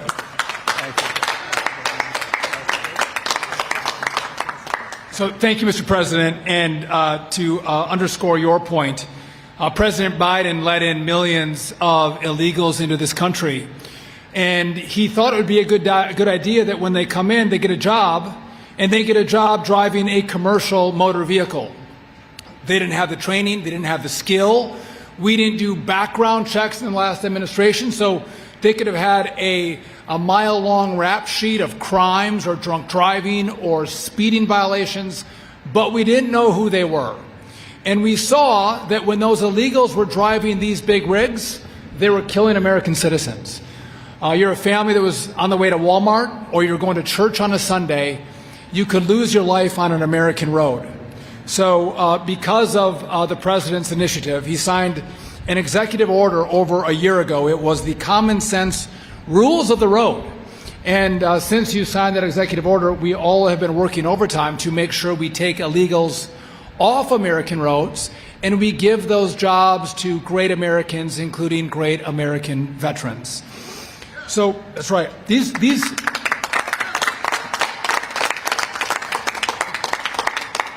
These are great paying jobs. They're anywhere from $80,000 to $100,000+ a year.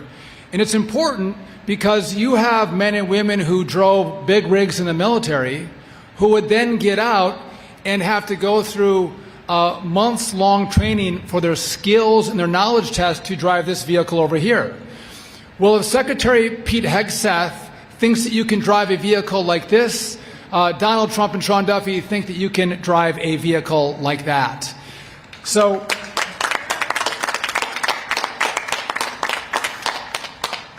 we have illegals are out, American patriots are in this administration. We've had more people, trucking companies call us and try to find, how do I hire more veterans? How do I bring the men, the great men and women who serve this country, how do I bring them into my company? So you can go to freedomhaulers.dot.gov to get more information. But we are clearing the deck for you to get a great job in trucking. Mr. President, there's a lot of things that the radical left, as you mentioned, get angry about because they're radical. But safety for the American citizenry is bipartisan. This is not a political issue. This is an American issue. Let's make sure American roads are safe. Let's make sure we put great patriots who serve this country on American roads, well-trained, with great skills, and I think this is one of the great legacies of your administration. I am grateful for your leadership, putting America first, American veterans first, American roads first over the illegals who the last administration prioritized.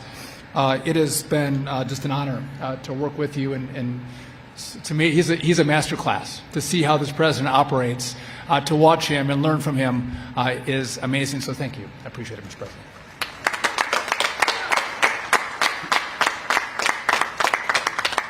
Thank you, Sean. And Mr. President, I can't think of anything else that says freedom more in our country than an open road truck and a veteran. Because you have veterans that said one thing, when they raised their right hand, they pledged what others would not do. They said, I will go and do what others will not do. And it is this country, when you told me, and I asked you that question, I said, Mr. President, what do you want me to do? He said, just take care of my veterans. So every day now, since the last year and a half, veterans at the VA are first and only in what we do. And this. So when Sean and I, we heard about this, when we started looking at this, some things that we have done, Mr. President, you're behind this and working to get veterans on the road. I can't think of anything more American. I can't think of anything that puts us first. Instead of the illegals who want to come take jobs, let's put veterans in the seats, making jobs safer and better for all Americans as we go along. Because veterans, look, you proved once you can do it. I know for a fact you can do it every single day. As we look at this, some of the questions that come. The Wild West is over, so what do? How do we get our veterans into this? Well, one of the things that I want to emphasize is that we're now not only taking you as veterans, the GI Bill is going to be able to pay for this. You're going to be able to actually get and use the money to go get your CDL license. You're able to get this, and we're going to make it a lot easier and a lot quicker. Like I said, for those of us who rode in these, this will be a thrill. So we do that. We're going to use the GI Bill. The Dole Act also did something that's really important, and that was the CDL programs. It used to take almost 2 years to get in. We're now waiving that to where the CDL and disability, service-connected disabilities, can get in that instead of having to wait the 2 years. So we're actually putting into place what is already there and saying, you know what, we're going to make it easier for our veterans to do this. Our VR&E programs are already ready to train veterans to go take these jobs as we go forward. But as we go forward, let me just emphasize one thing already, Mr. President. 1 in 10 of our truck drivers across the country are veterans already. 1 in 10. Why don't we make it 2 in 10? Why don't we make it 3 in 10? For those who want to get out and serve this country, who want to be the leaders and be the safety experts who drove these to drive these, will drive us as Americans in the future. We couldn't do this without a great partnership with the cabinet and our partners in the business community as we go forward. But I'm here to also tell you, you can't do it without a president who doesn't look at what can't be. He looks at what can be. And Donald Trump has said when it comes to transportation and safety and keeping illegals off the road, but also putting our veterans first, you have a president who not only says it, but he does it. And we're here today to prove it. God bless you.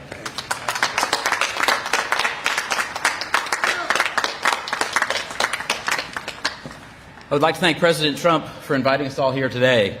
It is a profound honor to stand with you here at the White House, along with the brave veterans, the military leaders, and cabinet members, in the same month that we celebrated the 250th anniversary of our great country. If I could take a moment, for those of you that are at a camera and facing this way, there are hundreds of veterans here today. And I feel like we owe it to the veterans who have sacrificed. The saying is that all gave some and some gave all. And I would like to take a moment for all of us to thank the people behind the camera and the men here for their service.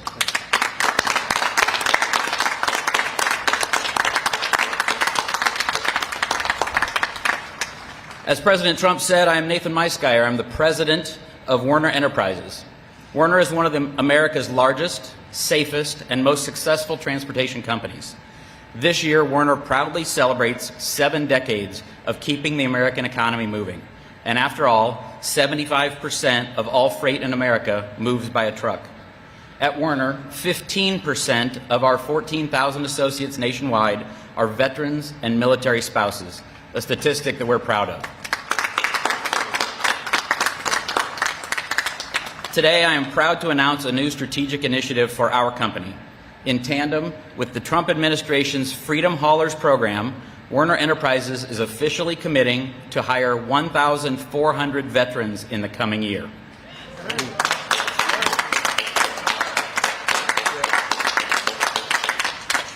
This administration's Freedom Haulers campaign will have a direct and powerful impact on our ability to bring even more veterans into our workforce and into this great trucking economy.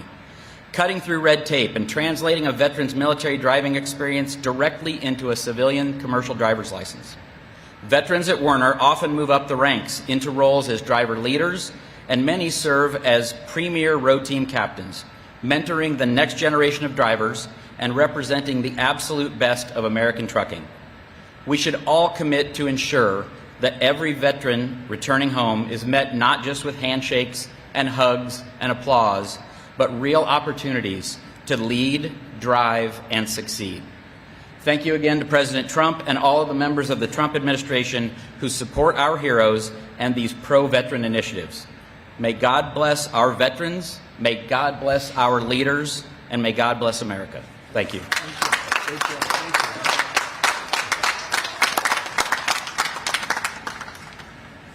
My fellow Americans, Mr. President, and distinguished guests, it is an honor to stand with you today. For 30 years of service, I have the privilege of wearing the uniform of the United States Army and the Army National Guard. Like so many who have answered the call, my service took me through moments of hardships and sacrifices. I reflect on which I carry with me every day.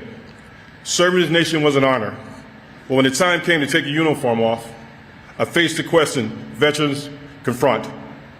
How do I continue serving? For me, the answer was on the open road. Transition from military life behind the wheel of a commercial truck has brought a renewed sense of mission for me.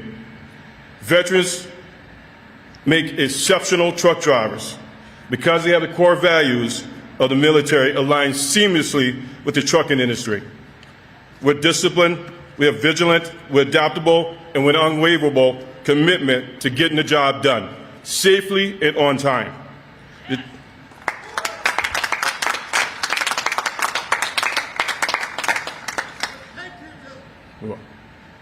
The trucking industry is more than just a sector of our economy.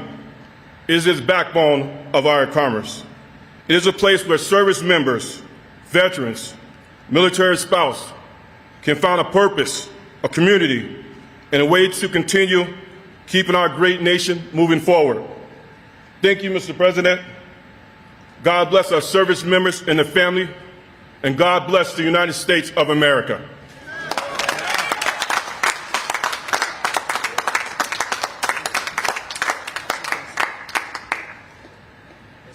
Anybody like to say anything?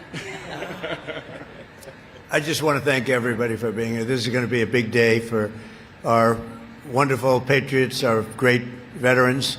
They're going to produce like nobody else can produce. And thank you very much. And I want to thank you and especially all those people you're going to be hiring. But I know a lot of your competitors are also doing the same thing. So it's going to be really fantastic. Sean, thank you. Thank you, Doug. Thank you, everybody, for the job you've done. very much. Bye. Thank you.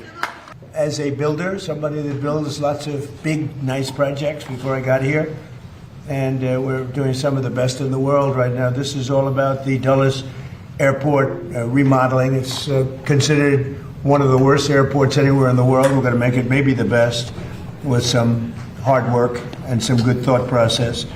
But thank you for being here as we unveil exciting plans for a major and long overdue renovation and reconstruction of Washington's really horribly thought of Dulles International Airport. I want to thank Secretary of Transportation Sean Duffy. He's fantastic. He's doing a great job, including having to do with the safety of airlines and getting in with the control towers and all new equipment that we'll be ordering in the not too distant future. So that we'll go from, again, one of the worst countries in the world for that, and we'll end up being one of the best countries in the world. That's automation, having to do with landings, takeoffs, and safety. But for his leadership at this important project, and that's the Dulles project, thanks as well to the CEO of United Airlines, Scott Kirby. Thank you, Scott. CEO of the Metropolitan Washington Airports Authority, Jack Potter. Thank you, Jack. And we've developed a great relationship with them. We're going to make this something special. As well as a member of the Airports Authority Board of Directors, Trent Morse. Thank you, Trent. Thank you very much.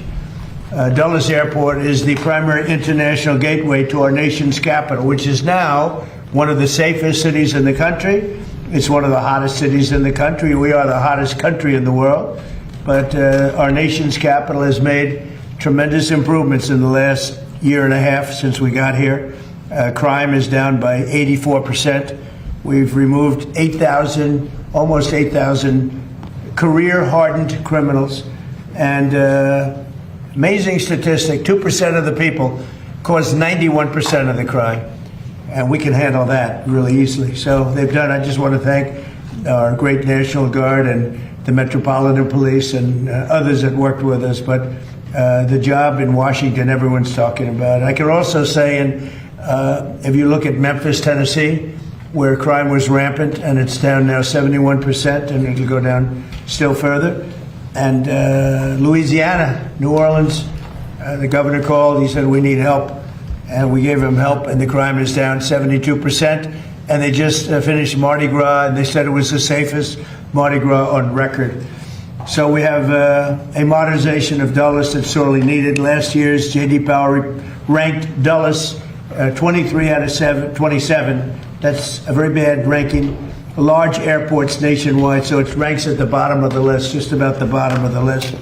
After an extensive review of more than 30 proposals with the top architects anywhere in the world, and I was involved with Sean and with a lot of other people actually, but Scott was very much involved, I can tell you.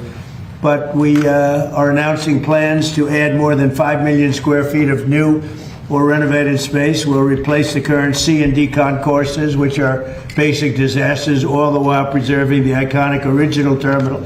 That is one of the great architects of the world did the original terminal, and it was very, very important that it be left. That's one of the reasons. It was both an asset and a liability. The liability is that nobody wanted to build anything near it, and people had to walk crazy distances, and it's no good, not acceptable. So we've addressed it all, and we have a plan that's going to be phenomenal. But we're going to replace the C&D concourses and preserve the iconic original terminal that first made the airport an architectural landmark. So it's going to be something you can sort of see a little example of it right here. That's your front. On the other side of the street, we're building a massive 9-story, 8-story, 10-story, we're not sure yet, but we're building a parking garage that will be right next to the terminal. You'll walk right across the street, and you'll have a glass bridge, a number of glass bridges that will go right into the terminal. Right now, you have to walk so far. You have to walk blocks and blocks to get to the terminal. And we have an empty site right directly across the street that nobody wanted to tinker with, which was crazy. So we're going to have a magnificent garage. What would you say, Sean? How many cars? 32,000 parking spaces. 32,000. It'll be actually the largest garage in the world. 32,000 is big, mostly above ground. We don't like down. People don't like going down underneath. Mostly above ground. It'll be beautiful. but a central walking tunnel and a new air train connections will provide travelers with easy options. Really, it's an impossible airport. You get off a bus, you go into a train, you get from a train, you get onto another bus. It's a worse airport. This plan also includes expanded options for parking, modern check-in areas, more efficient security screenings, hotels, etc., etc. We have a beautiful hotel right on the property, but further away so that we can give the good location, frankly, the best location, to parking. So people literally will be able to park their car and walk 15 yards and they'll be in the terminal. In addition, many of the new restaurants and shops will be added, including plans for one of the largest United Polaris lounges anywhere in the world, and it'll be a beautiful level of luxury. This transformation is another step in our ongoing efforts to make Washington, D.C. safe and beautiful again. The safety aspects, both in terms of the airlines and in terms of crime, are unparalleled for what we're doing. For years, the United States has watched other major cities around the globe welcome travelers with grand and modern airports, yet the last major airport built in the United States was Denver in 1995, and it hasn't gotten very great reviews. That's more than 30 years ago. So we're doing something with Dulles that's going to make it, I think, the top, maybe the top anywhere in the world. And by the way, Palm Beach is going to be one of the top too. Palm Beach is going to be incredible what the plans are. The people, Joe, and all the people working in Palm Beach that have done such an incredible job. That's going to be an unbelievable airport very shortly. So it's time to ensure that the United States has the greatest airports anywhere in the world, and we're starting right here with the capital city. And you can see just before Sean goes up, if you take a look, this is only showing the terminal in one rung, but you have numerous of them. You have here, here, here, and you have a spine coming. Here's your main entrance. You have a spine coming right through the building into these massive ports. Now, the planes won't have to be bothered because we drop down a little bit and our walkway is underneath. We have walking systems that go very quickly, or you can walk because it's very close. But this is it. So you enter here. You have a parking garage which will be built right here. This whole thing is parking garage. Probably 32,000 cars. That'll be a world record. And very convenient, and then you'll have glass tunnels that go into the airport right from here. So you'll be one story above. This road stays, beautified and stays. We keep this is your landmark. This is all new. This is your first tunnel, and then you drop down from there on. And so that when you have the planes, we'll be able to go right across without having to go back, make turns or anything else. It's going to be amazing. It'll be one of the largest airports anywhere in the world, and I think it'll be actually one of the most efficient and the best. So I'd like to ask Secretary Duffy to say a few words, and then Jack Potter, and I'd like to welcome a very great gentleman to our midst, Jensen Huang, who's here someplace, and he's, if we can do with an airport like he does with CHIPS, it'll be the greatest airport anywhere in the world. He looks at this problem as being a very simple, problem to solve because his chips are a little bit more complicated. But it's important that he's able to travel nicely along with everybody else. And right now, this is not a very good airport. We're going to make it a great airport. Sean, please. Thank you, Mr. President. So to your point, the President has worked incredibly hard to make D.C. safe and beautiful. I think this is the cherry on the top, Mr. President. This is the gateway to the world from our nation's capital. And any of you who've traveled through Dulles, it is dark, it is dated, a little dank maybe. It's not a great airport. And so we had multiple architects come in and present to the President. And we are blessed that not only does he give us time to really important matters, but he gave his building skill to take the best of all the designs and come up with this concept. So just if I could quickly point out, we keep the Saarinen building, so that's going to be the foyer, a whole new head house. We are going to get rid of the people movers, Mr. President. So if you don't know what these are like elevated buses. It's kind of like, it looks like it's from Star Wars, if you will. And they're slow and people are angry about them.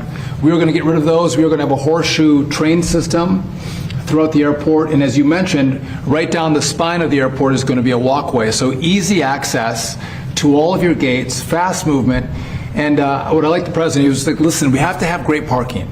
So when you pull up to the airport, you have easy access to the concourses, to the terminal.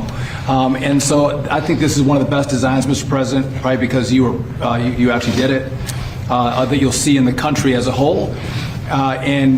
We've had, this is bipartisan, Mr. President. A lot of people, whether you're Republican or Democrat, you hate the way Dulles operates. So everyone's come together, and we're building for America and building for the future. And it's your vision that made this happen. So thank you for doing this. And it's going to be, I think, it's going to be the premier airport in our country when you're done with it. Well, thus far, what John said about bipartisan really is bipartisan. And I don't know if that's because it's the right thing to do, which it is, but it's also that whether you're a Republican or Democrat, you don't want to go and be subjected to this airport, because this airport is it's a terrible place to be, and it's going to be, I believe it's going to go, it'll be rated, within a few years, it'll be rated the best airport in the country. So it's going to be so efficient. Right now, it's totally inefficient. Between the trams and the Star Wars thing that they call it, the Star Wars, and elevated buses, and nobody knows what's going on. It's a real mess. And as you know, United is subjected to it. It doesn't help United very much. He's been very much involved with what we've done, and other airlines too. And I have to say that we've had over 30 architects and 30 different designs, and we did a little cherry picking, and we spoke to a lot of people about it, and we've come up with a plan that's efficient and really beautiful, and I think it's going to give you one of the most beautiful, keeping the Saarinen. So Saarinen was one of the great architects of the world, and when he built this 30 years ago, I guess, or about that, this was considered one of the eighth wonder of the world. This was considered the greatest terminal anywhere in the country, and it is. It needs some work, it needs some fix-up, but it'll be architecturally amazing. The rounded glass and the whole thing, massive sheets of glass. Cost was no object, unfortunately or fortunately, and we're going to be using that, and it's going to be fixed. We're using it again as the primary entrance, and almost that's about it, because essentially this is a brand new airport, and yet we're going to be able to work it well enough that it'll work at least as efficiently as it works right now. And in the end, you're going to end up with, I think, maybe the best airport and one of the biggest airports anywhere in the world. And it's going to be a great thing for Washington, D.C. So could I ask Jack to say a few words, please? Yes. Jack? Thank you, Mr. President. Thank you for your inspiration here and challenge. You challenged all of us to step into the issues that you just described. We're very proud of the process that we've gone through. We're very happy that United Airlines, the Airports Authority, and the other airlines have agreed to step up and fund this thing. So this is not requiring federal dollars. This is going to be airport-generated dollars, airline contributions, which is phenomenal. It means that we're off to a fast start here. We're engaging with the Saarinen family to make sure that they stay intimately involved with this. All the aspects that were just described, I think, will make this a world-class airport. And you challenged us to do this. We're building off of growth, though. I have to tell you, our airport was the fastest growing airport in 24 and 25 of any large airport in the country. So we're going to continue to build on the momentum that we have, and we're excited about taking on this challenge, and it will be a challenge to construct this. And our goal is to construct it and make sure that the traveling public there'll be minimal impact to them as they transit through our airport. So again, Mr. President, thank you for your inspiration, and we look forward to you to continue to participate in this in the coming years, because we're going to bring designs to you and other things. So we very much look forward to working with you. Thank you very much. Great job, Tim. Scott, would you like to say something? Well, thank you, Mr. President. Thank you, Mr. Secretary and Jack and everyone. We're really, at United, we're really excited to have this project get off the ground. The terminal that's out there today was built 45 years ago and was meant to be temporary. And so I've spent my whole career at United Airlines waiting for this day, and all the people of United Airlines have spent even longer waiting for the day that we could have really the best airport in the world. And this design is one that works great for the airline. The President talked about how it works great for on the outside for the airline, but it's going to be a beautiful airport inside for customers. And it's something that all of us at United, but really all Americans, will be able to be proud of, having an airport when people come into the capital that really represents what the United States of America stands for. So I'm proud of it as a CEO of United, but proud of it as an American as well. That's right. It's going to be a great one. Thank you. And thank you for your help. And Trent, would you like to say something? Yeah, thank you, Mr. President, for your leadership on this. On behalf of the MWA board, this is something that everyone's tried to do for decades, and no one's been able to get it done. And without the president's leadership on it, we'd be back in square one. So thank you for your leadership on this project. Thank you to United and the Department of Transportation for moving this along as quickly as possible. One of the things that is interesting, they were going to build this over a 60-year period. They were going to start with a little section here, a little section there, and that wouldn't have worked. It wasn't a design like this, but it wouldn't have worked. So we're doing it all at one time. It'll all be completed, and it'll be beautiful, and it'll be something very special. I'd like to say something. Thank you, Mr. President. I really want to thank the Airport Authority and United Airlines for your partnership, the board of the Airport Authority. Your partnership is critical to make this happen. I know you had a plan to improve the airport, but as the President said, it was a long-term plan. We thought it was too modest, too slow, too modest. And with 60 years isn't too long. Decades. But with the President's attention and focus on this, it's accelerated, it's expanded, and we're actually going to realize the vision, and a much greater vision now. So it's a very exciting day for Washington, for the whole nation. Well, these people have all been fantastic, and they want to see it get done and get done properly, and it should be done as one airport, not being built in chunks, which would have been, frankly, a catastrophe, I think. So thank you very much. You have any questions? Thank you, Mr. President. Very quickly on this issue, did you just say 2 years? It would take 2 years to finish this? We can get it started fairly quickly. It's largely financed. And we need some approvals from Congress probably, but generally speaking, it's been very bipartisan. And then on the attack, the drone attack on the LNG tanker off of Egypt, what can you tell us about that? And is there any indication it's Iran related? Does it represent a wide I'll give you a report. I've been briefed. It's a little more of the same, but it's going to be straightening out. It's going to be straightening out. In the meantime, we're going to be hitting them very hard because it's our turn to hit them. They know it's coming. They're asking us not to do it, but they tried shooting it last night. So we had 5 rockets shot going 8,500 miles an hour, and all 5 rockets were knocked down to the ground. But they nevertheless took a shot, so it's our turn. And we'll see if we get there with an agreement at some point, but we're going to hit them very hard.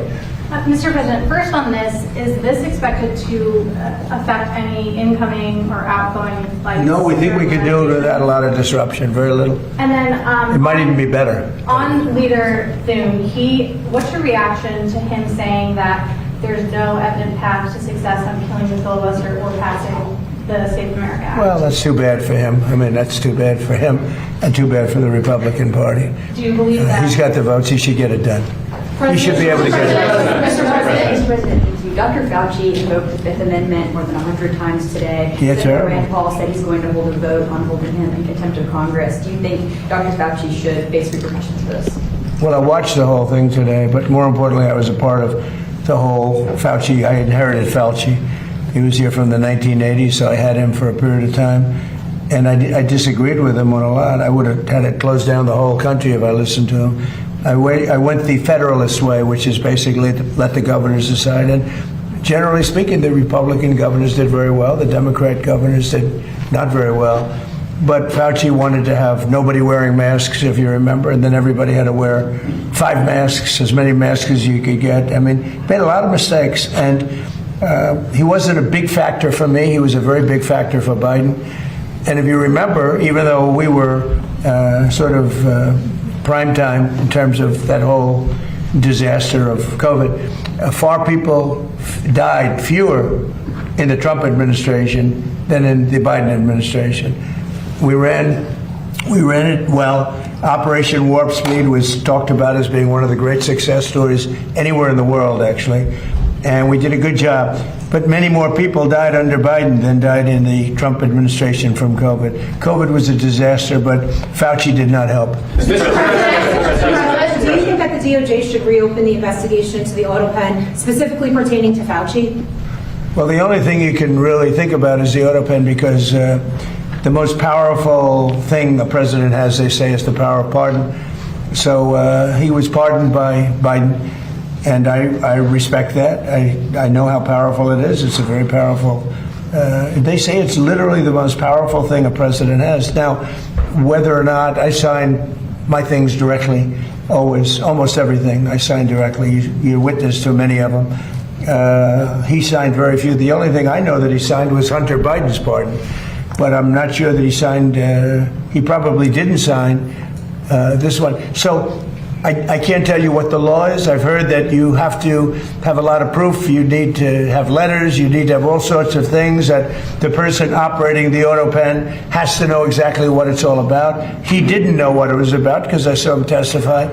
So maybe there's something on the auto pen. Other than that, the power of pardon is very powerful. One question briefly on the. Thank you. Beth Turner, GB News. We've just heard you talking about another example of American excellence. That's really what this is a project where you're striving to be the best in the world. As a Brit, that's really striking to me. You've had a couple of weeks to get to know our new Prime Minister. Have you spoken to him much? And do you think he is the man to lead us to excellence again? Well, he did say one very good thing. He said he's going to open up North Sea oil. If he does that, you're going to be a wealthy country. If he does it reasonably. I was telling Prime Minister Starmer, open up the North Sea. Open it up. You'll be okay. Open it up. They have two problems. They have a huge immigration problem. People coming from all over the world and just camping out in your country. And we've taken a very tough stand. In fact, for 14 months, nobody has come into our country. Zero, which is almost hard to believe, but that's what the report says. Our borders become very strong, and your border is very weak. He's got that problem, and he's got energy problem. He's got windmills all over the place, and anytime you see windmills, you see a failing country, and they're made in China, not used by China, but they're made in China. And you have a thing called the North Sea, and you buy a lot of your energy, as you know, from the North Sea. You buy from Norway, and Norway gets it from the North Sea. They get their oil from the North Sea. And Norway's got trillions of dollars in the bank, trillions. It sells its oil from the North Sea. And Scotland has a better part of the North Sea. And you have 500, 600, 700 years. You have areas of the North Sea that haven't even been explored yet. You have one of the most valuable oil finds anywhere in the world. And if the United Kingdom would use it, they'd be a wealthy country again. And I tell you what, I could not get Starmer to use it. It was incredible. Every oil company that I meet, and these are all big giants, every person that I know in the oil business said, please, could you open up the North Sea? Could you get them to open it? They're dying to do it. And if you open up the North Sea to the oil companies, Scotland, Ireland, the UK as a whole, but it's right in Aberdeen, Scotland. It's right in Aberdeen. And that would be one of the most vibrant. You know, it used to be called the oil capital of Europe. Aberdeen was the capital of Europe. And now it's, they don't drill oil. And nobody can understand why. You have it's among the finest oil, it's the best oil anywhere on the planet. And it's unbelievable plenty. You don't have to pay Norway triple what it costs them to take out. You have your own oil and gas. If you use the North Sea, the UK will be a really rich country. I cannot get the point across. The new gentleman, when I spoke to him, he said he's going to open up the North Sea. Let's see if that's The Fed today voted to keep interest rates unchanged. Are you surprised by that? Are you disappointed in any way with Kevin Warsh and not being able to corral his Fed members? Yeah, Kevin's got a board. He's fantastic. He's a brilliant guy, smart. I know he'd love to see lower interest rates, but he's got a board, and it's a political board, and they want to keep rates up. But we fight through rates. We have the strongest investment ever made in a country, of any country. It was China about 13, 14 years ago. We have far greater, 19.2, even Jensen would say that's a lot. 19, and Jensen's spending a tremendous amount of money, by hundreds of billions of dollars. He happens to be in the room. He's spending more than United, actually. Yes. Well, he's spending 10 billion, but Jensen's spending hundreds of billions, right? I don't know. That's not a bad business again. But no, we have 19.2 trillion. It's the biggest number ever spent in any country by far. And that's over a period of 1 year. As an example, as you know, the Biden administration, for 4 years, did much less than 1 trillion. We're doing 19.2 trillion in 1 year. So We have things that are happening in our country, the likes of which nobody's ever seen. Plants and factories are moving in. Toyota just announced they're building one of the largest car plants anywhere in the world, and truck plants anywhere in the world.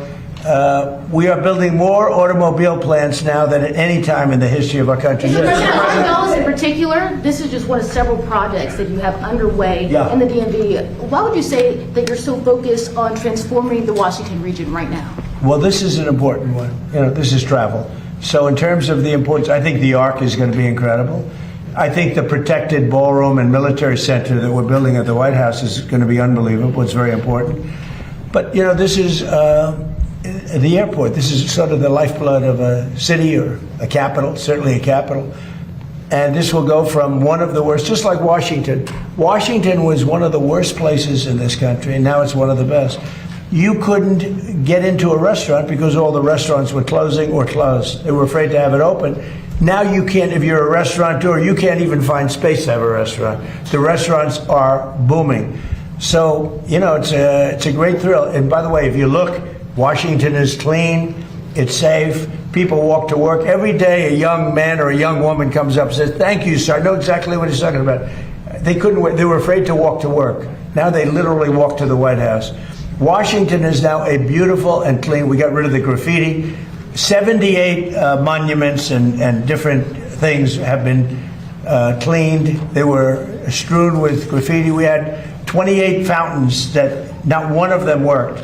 For years, for decades, they haven't worked.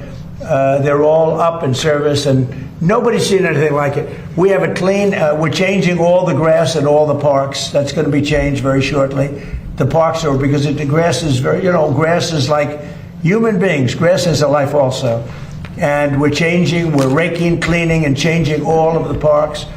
We don't have people, we don't have the tents anymore. We don't have all the barbed wire up. We don't have the wire up. Washington's become a beautiful city. It's become a hot city. But, you know, even more importantly, the United States right now is the hottest country anywhere in the world. Mr. President, just a point of clarity on the airport. No federal funding will be required. What did you mean when you said Congress may need to approve? So it's going to be bonded for $22.5 billion.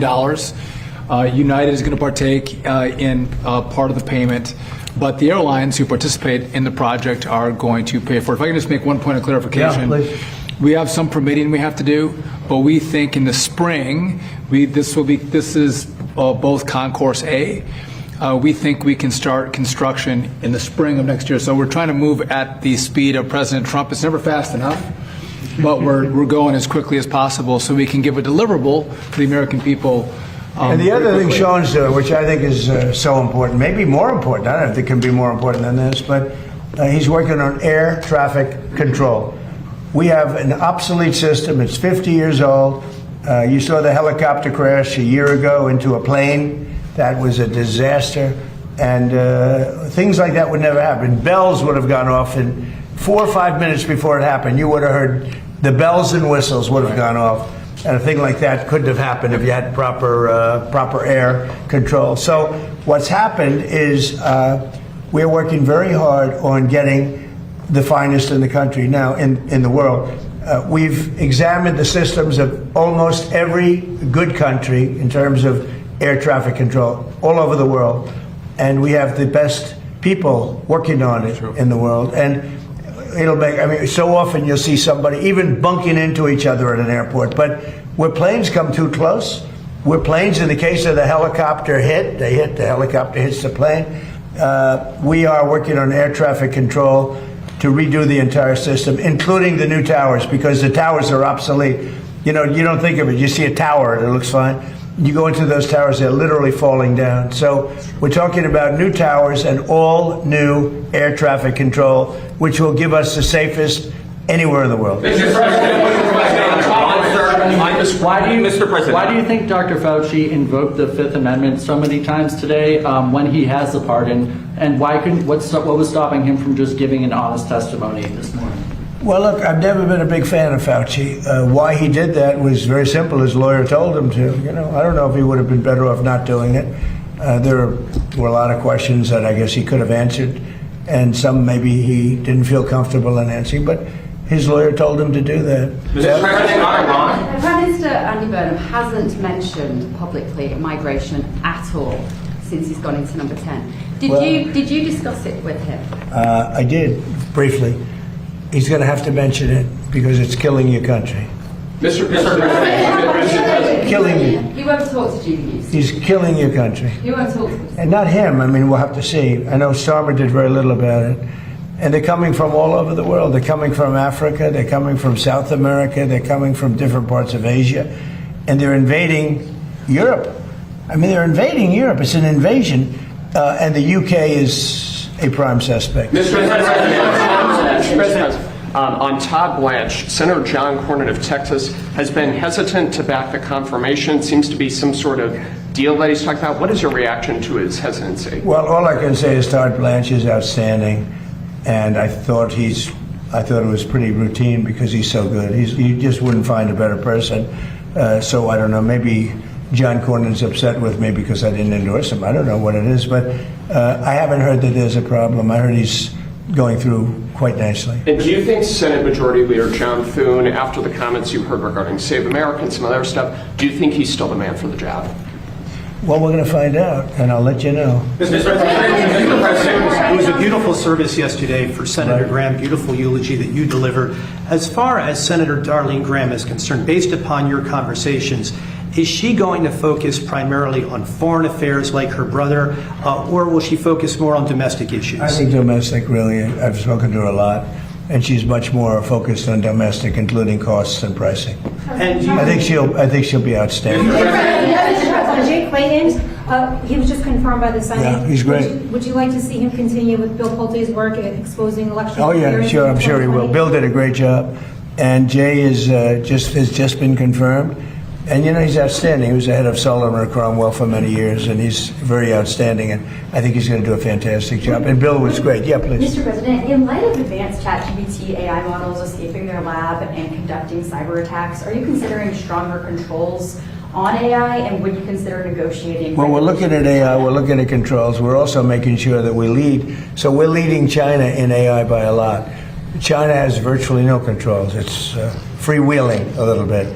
So we have to be careful in both ways. We don't want to restrict them, where all of a sudden we come in second to China. Whoever wins with AI is going to win. That's how big it is. So it's bigger than the internet ever was. It's bigger than anything ever was. So I don't want to restrict. I know many of these people. I don't want to restrict them from doing great work. Yeah, please. Under what scenario do you see Iran attacking U.S. installations and personnel overseas and you withdrawing? Or I don't see that. No, we're not. No, we're gonna hit them very hard.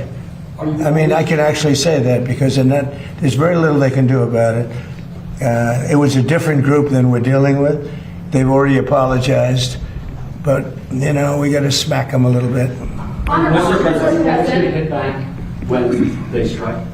Will I always hit back? Yes. Pretty much. Yes. Mr. President, just want to put clarity on that, sir. Is that in response to the attempted ballistic missile strike on Jordan last night? When you say it's our turn to hit back? I think more so that, yeah, because there was another smaller event. But no, they sent 8,000 mile-an-hour missiles at us. And fortunately, we had our people operating the greatest equipment in the world, namely the Patriot system. Think of it, 5 missiles going 8,600 miles an hour, big ones, coming right at us, and all 5 were shot down. How about that, right? Pretty good. Nobody else could do that but us, yeah. How was your meeting with President Volodymyr Zelensky yesterday? It was good. Do you see a time scale for getting No, that? it was good. Look, you know, he's out doing his thing. I'd like him to end the war. So it's very simple. I get along with both. I get along with President Putin. I get along with President Zelensky. And like I told him, I wanted to end the war, get the war ended. Thousands of people, 25,000 people died last month. That's standard. And it's not acceptable. So I said, just end the war. Mr. President, on the war, do you want the House to come back before August 31st to act on the Russia and Iran sanctions bill after it Well, clears if the it's Senate? necessary. I mean, it shouldn't be necessary, to be honest. But if it's necessary, I'd like to. Are you talking about the Lindsey Graham? Yeah. So I'd like them to add Iran as tariffs, not just as sanctions. I think it's important. That's what Lindsey wanted, because I heard that they have tariffs on Russia, but not on those 5 countries with having to do with Iran. I'd like to see tariffs on Iran. It would make it much stronger. So perhaps you're very good at this. You can maybe tell them. I think they should put in for Russia, but I think they should put in for Iran. And that's really what Lindsay wanted. Yep. And on Iran, one more, sir, sorry. And good job at the dinner the other night. Thank you. Did a great job. Thank you, I appreciate that. President Xi told you that China would not give or sell Iran any weapons. And there's a new report that Iran's about to get 400 rocket launchers from China going through Pakistan to Iran. Well, that would be surprising. I mean, things like that happen, but that would be surprising. He told me very strongly he wouldn't partake, and he knows I'd be quite disappointed. Yeah, please. Mr. President. And he's coming here, I think, on September 24th. 2 questions. First, we're coming up on the 25th anniversary of 9/11, and a good number of 9/11 families have called on New York Mayor Zohran Mamdani to not attend a number of these memorial services. What are your thoughts on that? Well, I think they're having a hard time with Mamdani. The people having to do with anybody having to do with 9/11 right now, on the victim side, and there are a lot of them, they're very unhappy with what's going on in New York, and they're very unhappy with the mayor. I understand that. Yeah, please. Thank you, Mr. President. Senate Republicans are underway negotiating the budget. Would you sign a CR without the Save America Act protection? Is that something you want to see? I'll have to look at it, but they should get to Save America. How simple can it be? Voter identification, proof of citizenship. I mean, now you have to understand the Democrats, not one Democrat will sign because they want to cheat. There's no way they can get elected if they don't, if that happens. But we should have unanimous Republican support. And if we don't, people should look at those Republicans. But think of it. Who would not sign voter identification with photo? And who would not sign proof of citizenship? Only people that want to cheat. Thank you very much, everybody. Thank you. Thank you. Thank you, everybody. Good afternoon, everyone. Good to see you here today. Good morning, Gabe. We'll begin today with a few scheduling announcements. Later this afternoon, President Trump will welcome the Los Angeles Dodgers back to the White House to celebrate their 2nd consecutive World Series championship. Tomorrow night, the president will attend the White House Correspondents Association Dinner Round 2, celebrating free speech and the First Amendment alongside all of you, members of the media. The president looks forward to finishing what he started before a despicable assassination attempt derailed the original event back in April, as we all know. And I encourage everyone watching tomorrow night to tune in for what promises to be a very entertaining and memorable evening. Looking ahead to next week, on Monday, President Trump will travel to Michigan to deliver remarks on the economy. On Tuesday afternoon, the president will deliver a tribute honoring the life and legacy of his dear friend, Senator Lindsey Graham, at the National Cathedral. And next Friday, the president will host the 13th cabinet meeting of this term at Camp David, which will be a lot of fun and something different for the cabinet to experience together. Turning now to the economy.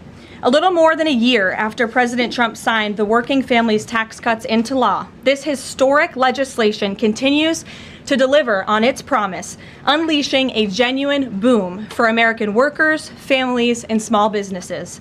The numbers speak for themselves. This was the biggest tax refund season in American history, with the average refund exceeding $3,400, an 11% increase over the last year. American families and workers claimed $82 billion in direct tax relief, and 97% of filers received a tax cut. More than 29 million workers claimed no tax on overtime. More than 35 million seniors claimed no tax on Social Security. And nearly 8 million workers claimed no tax on tips. Thanks to the other pro-growth provisions in the Working Families Tax Cuts, like making the 20% small business tax deduction permanent and delivering 100% expensing for new factories, equipment, and research, the Trump administration is setting up American manufacturers and workers to thrive like never before. Just this week, the National Association of Manufacturers, which is the largest manufacturing association in the country, released a detailed report showing exactly how these tax cuts are driving investment, job creation, innovation, and long-term growth in all 50 states. In fact, I'd like to take a moment to highlight just a few of the real American businesses that this law is helping. Pivot Manufacturing in Arizona made the largest equipment purchase in company history after the Trump tax cuts gave them the long-term certainty to invest with confidence. Winton Machine Company in Georgia is on pace for the best year in its history. Ketchy Inc. in North Carolina was able to purchase new machinery and expand its workforce by 25%. And Juergens in Ohio expanded its brand new facility to increase production. And they're also paying their workers even more thanks to the no tax on overtime provision. These are not just great statistics. These are American businesses with the confidence to grow, hire, and invest right here at home rather than offshoring their jobs.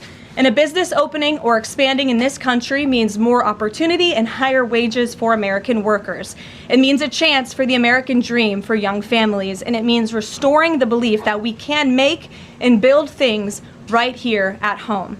This is what President Trump promised, and it's exactly what he is delivering with the help of Republicans in Congress.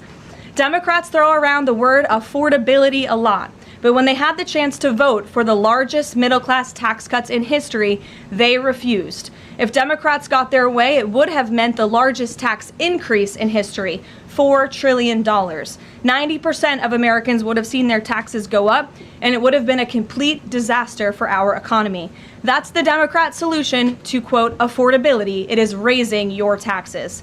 So I hope the press will cover more of the massive success stories resulting from the working families tax cuts and point out that every single Democrat on Capitol Hill voted against every single common sense provision that put more money back into the pockets of the American people. Finally, on the energy front, after this briefing, President Trump will participate in a historic ratepayer protection pledge event at the EPA headquarters down the street. The president will expand the ratepayer protection pledge to governors, state legislatures, developers, and power providers to ensure that everyone involved in building and powering data centers pays their own way, instead of passing those costs on to hardworking families. The president will be joined by Energy Secretary Chris Wright, EPA Administrator Lee Zeldin, and several governors who have already signed on to this pledge. And it has already proven to be remarkably successful. Nearly 200 additional stakeholders have signed on since it was first announced, including utilities, data center developers, public power authorities, co-ops, and state governors.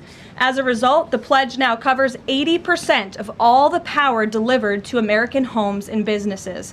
President Trump's bold leadership is turning data centers from a source of concern into engines of growth and opportunity for communities across this country, all while cementing America's dominance over China in the global AI race. The president is ensuring the American people are never left footing the bill so private companies can benefit. Instead, President Trump is leveraging the data center boom to deliver real, tangible benefits for working families and small businesses. So we have a busy day here, rest assured. I'll take some questions. And here in our new media seat, we have Cam from Town Hall. Cam, thank you for being here. Why don't you kick us off today? Thank you. Two quick questions. One on Congress. First off, Speaker Mike Johnson passed a continuing resolution earlier this week. John Thune said he wants to work with Democrats to find a way to fund the government. What is the White House's stance on the best way to keep the government funded? Well, the White House's stance is that the government needs to be funded. This president and Republicans on Capitol Hill from both chambers, as you just mentioned, the House and the Senate Republicans want to keep the government open. We want to work together to find ways to do that, and the White House will continue to have discussions with Senate leadership on the best path forward. I don't want to get ahead of those conversations, but the most important thing for the American people to know is that this president and this White House wants the government to remain open, unlike the Democrats in this town who have been acting as obstructionists. We've seen time and time again, they have chosen to block this administration, to block Republicans in Congress from keeping our government open, which does not help anyone, and it especially hurts the American people who depend on our government remaining open so they can access the critical services that our government provides to so many Americans across the country. So these conversations are continuing, but I think I just made the president's position quite clear. Thank you. And then on the Saudi Arabian nuclear deal, what steps is the U.S. taking to get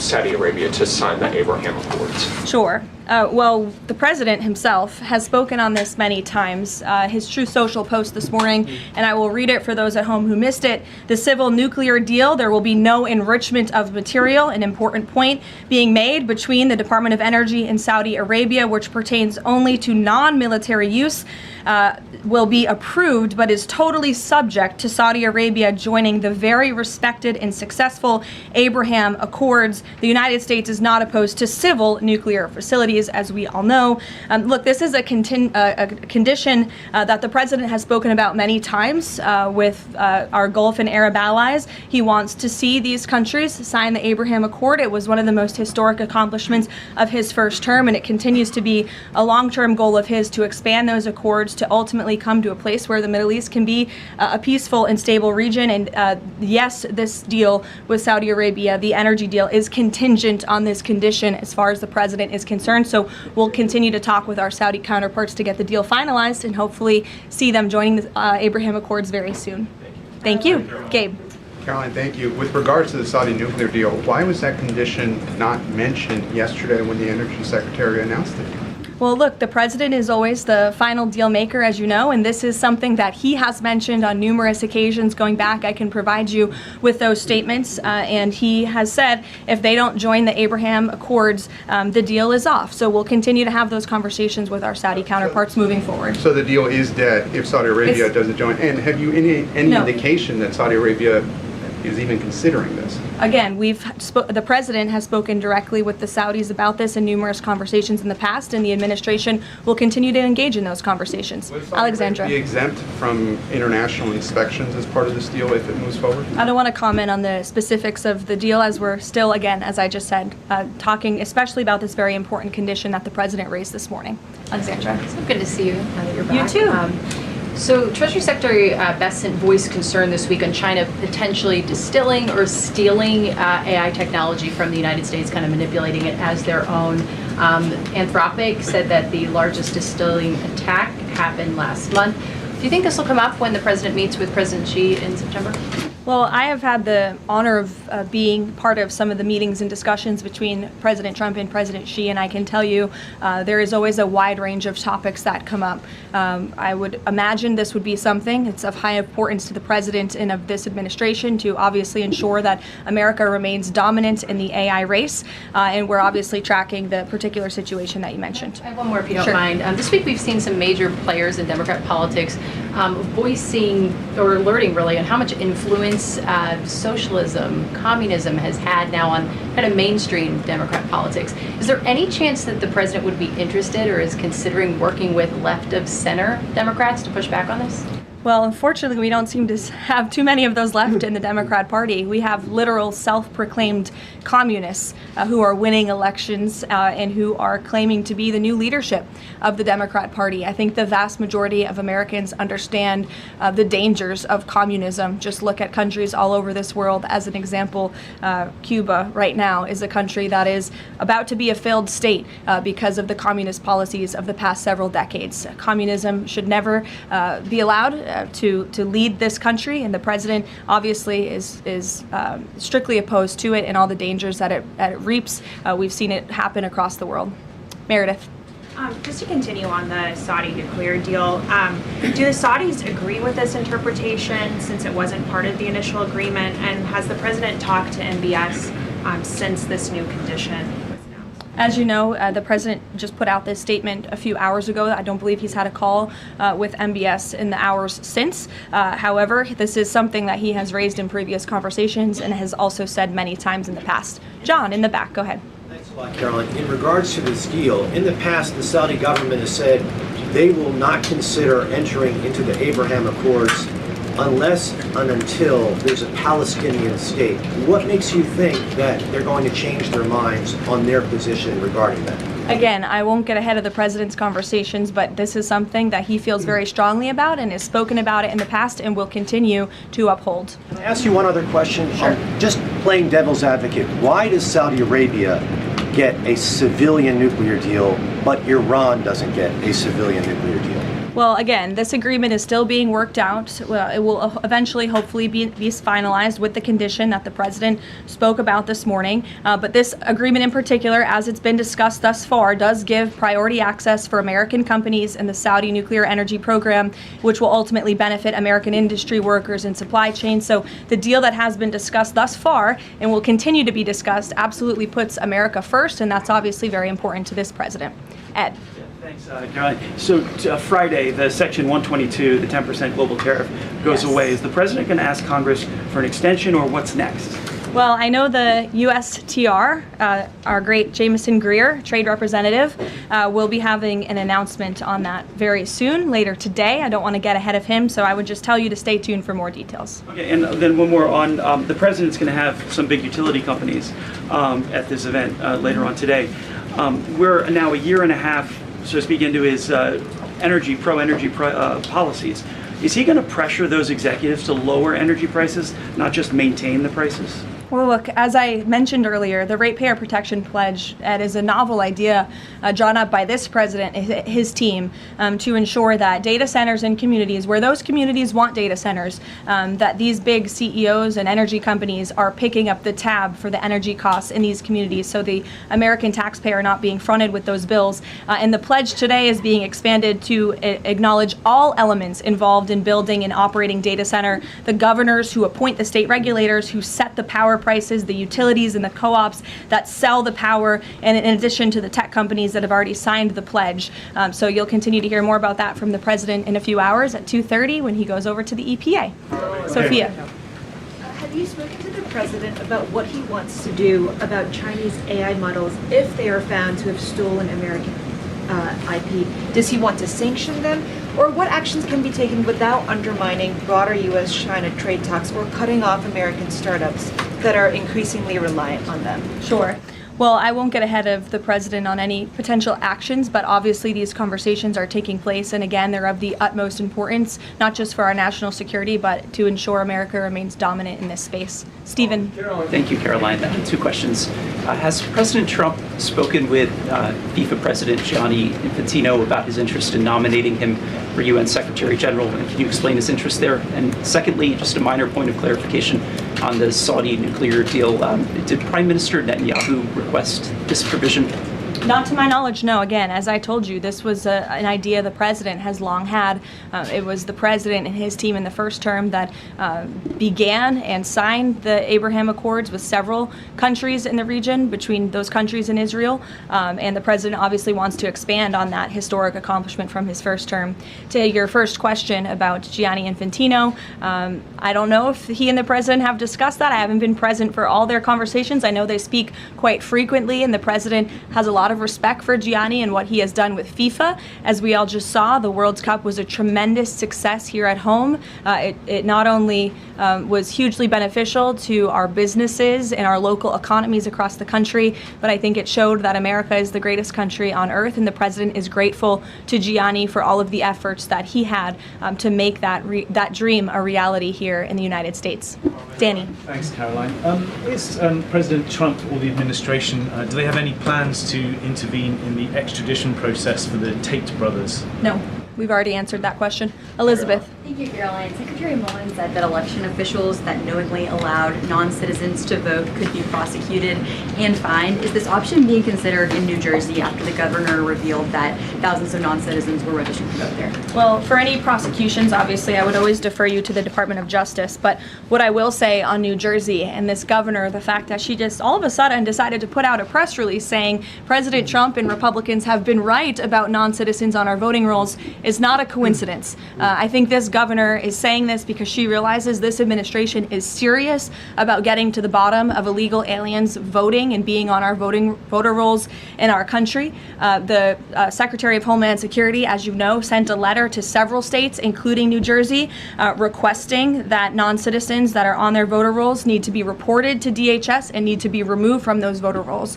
So that's why all of a sudden she is speaking truth about the fact that this does take place in states across the country. It is completely unacceptable acceptable to have non-citizens on American voter rolls voting in U.S. elections. And she says at 6,600, we suspect it's a heck of a lot more, not just in New Jersey, but in states across the country. The president is hell-bent on getting to the bottom of this, and it's also why we need to pass the Save America Act to ensure that only U.S. citizens are voting in U.S. elections. And I understand the House had a great accomplishment yesterday with passing the budget resolution, which has as much of the Save America Act as possible, and we encourage the Senate to move forward with passing that resolution into law so the president can sign it into law by the August recess. It's of the utmost importance to this president, but also to the American people who support this bill overwhelmingly. Mary in the back. Thank you, Caroline. Two questions, one on Sophia Cunningham and then on self-driving cars. Sure.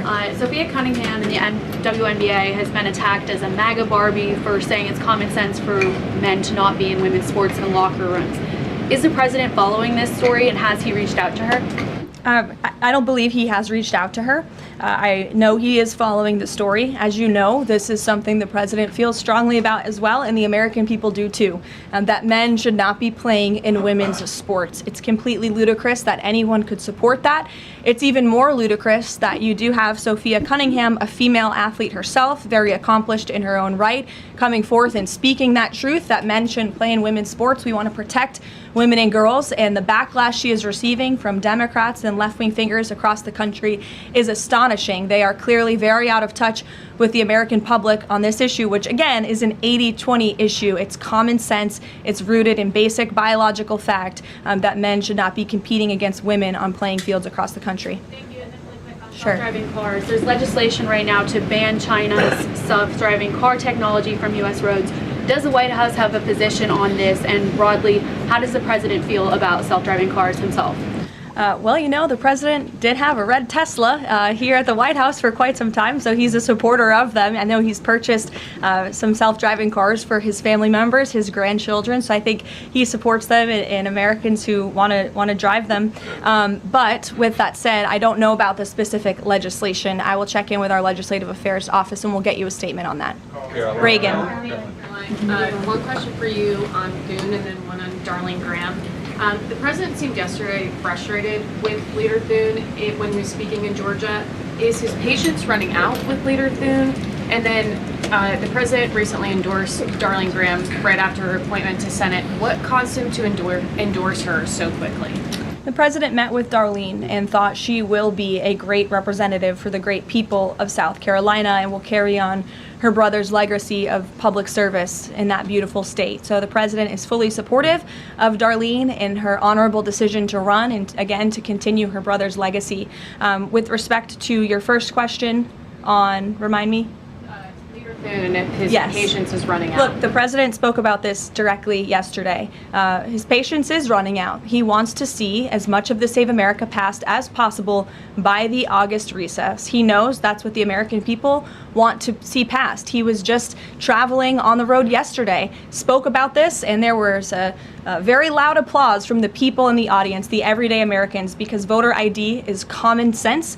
They want proof of citizenship in our elections, and the president feels very strongly about that. And I would just add, you know, the American people elected overwhelmingly Republicans to lead not just this White House, but also the House and the Senate. The House did its job. The Senate needs to do its job too.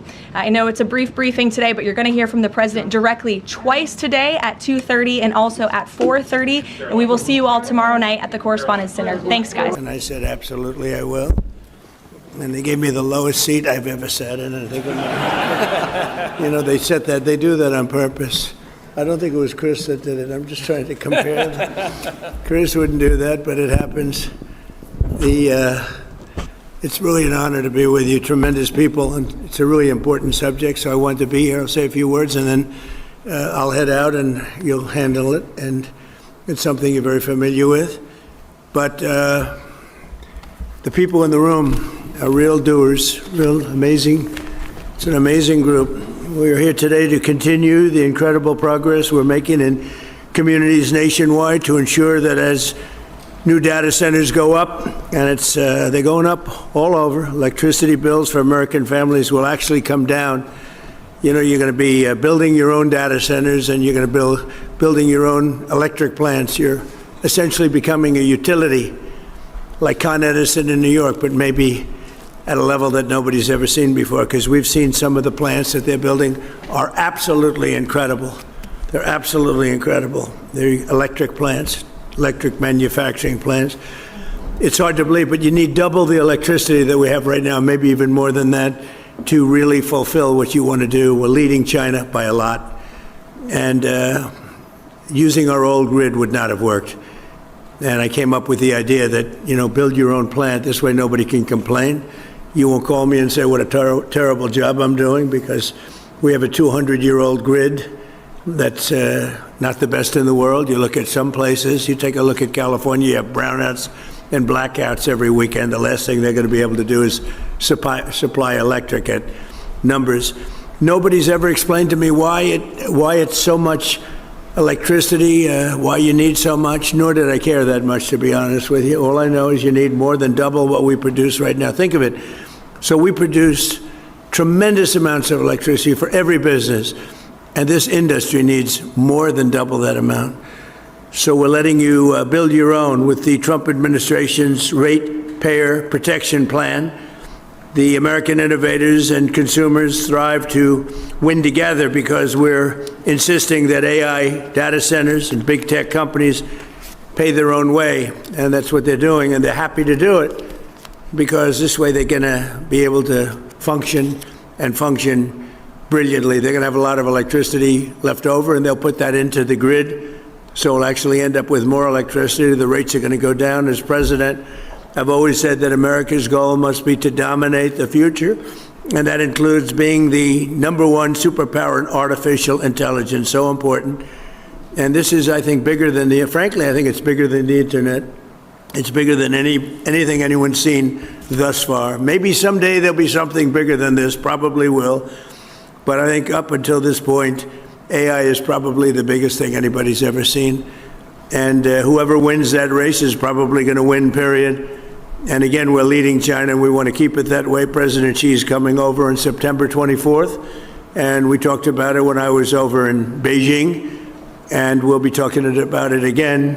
But he was very impressed with the job we've done, because ordinarily, they don't have any problem with electric. They build a lot of electric.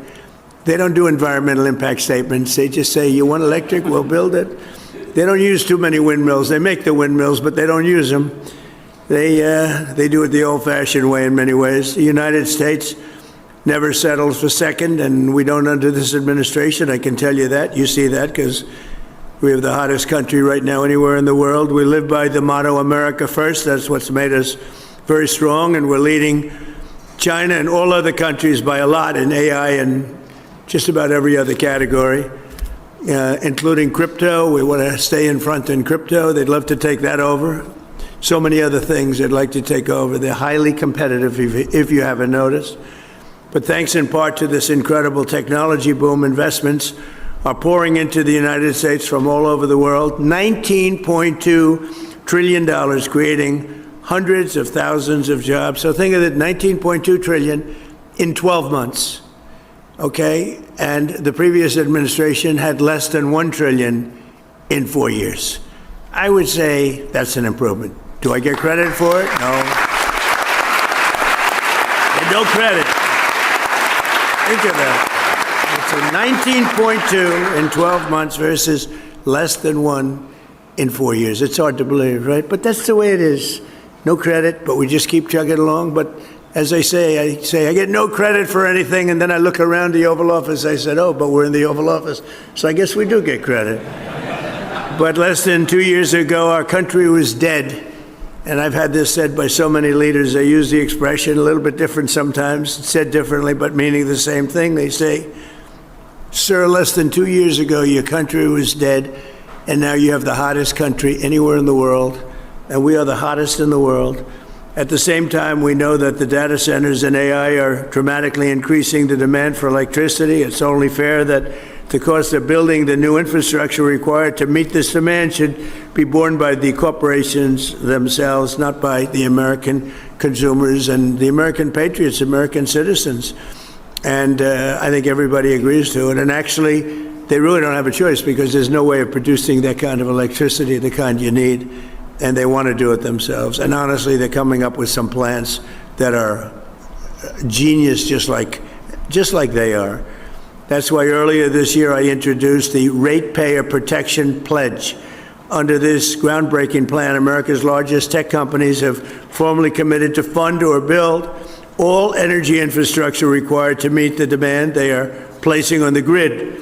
So they're going to be funding all of those electric needs, and we're giving them the right to build their own power plants. Lee Zeldin is here. He's phenomenal, and he's getting it done quickly. And thank you. Stand up. Stand up.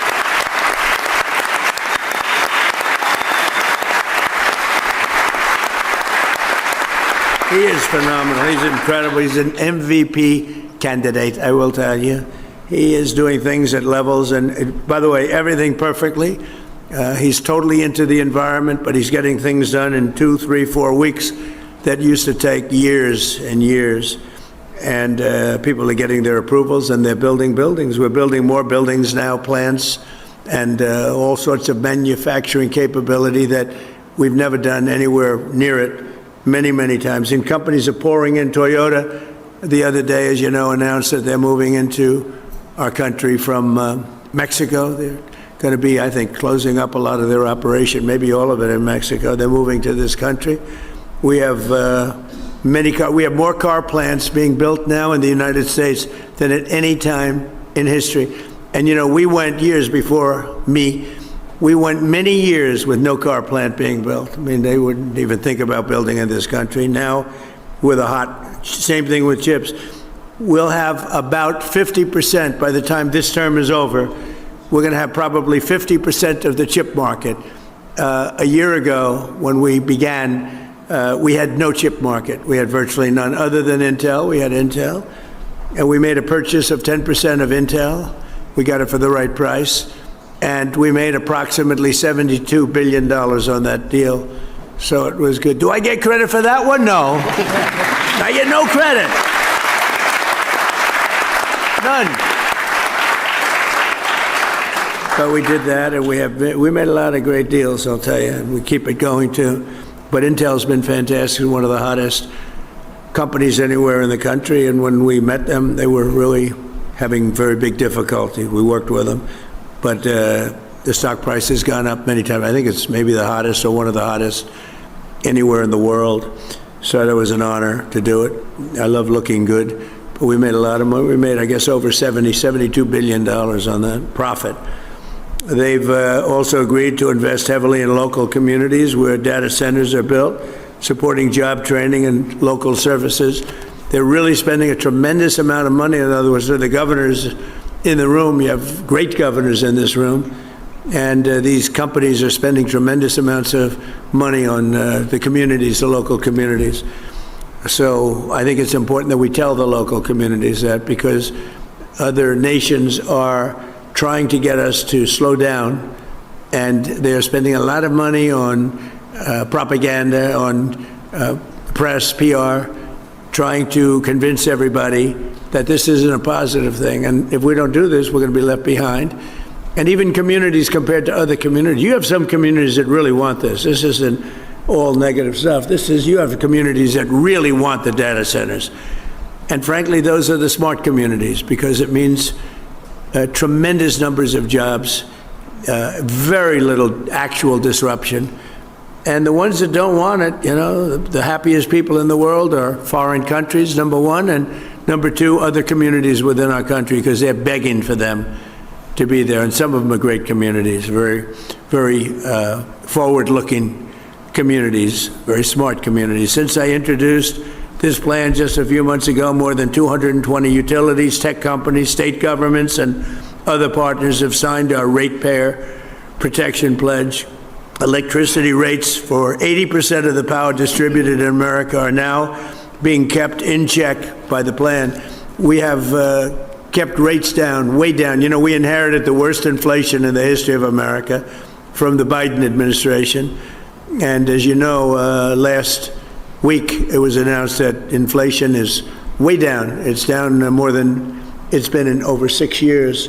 And other things are happening that are so fantastic. And when all these buildings, plants, factories that we're talking about start opening up, all I know is I'd like to be the next president, because I'm going to make somebody look very good. They're going to sit there and all this stuff is going to be opening and they're going to be saying what a genius they are. That happened with Biden. I got cuts in medicine prices that statutorily took 2 or 3 years.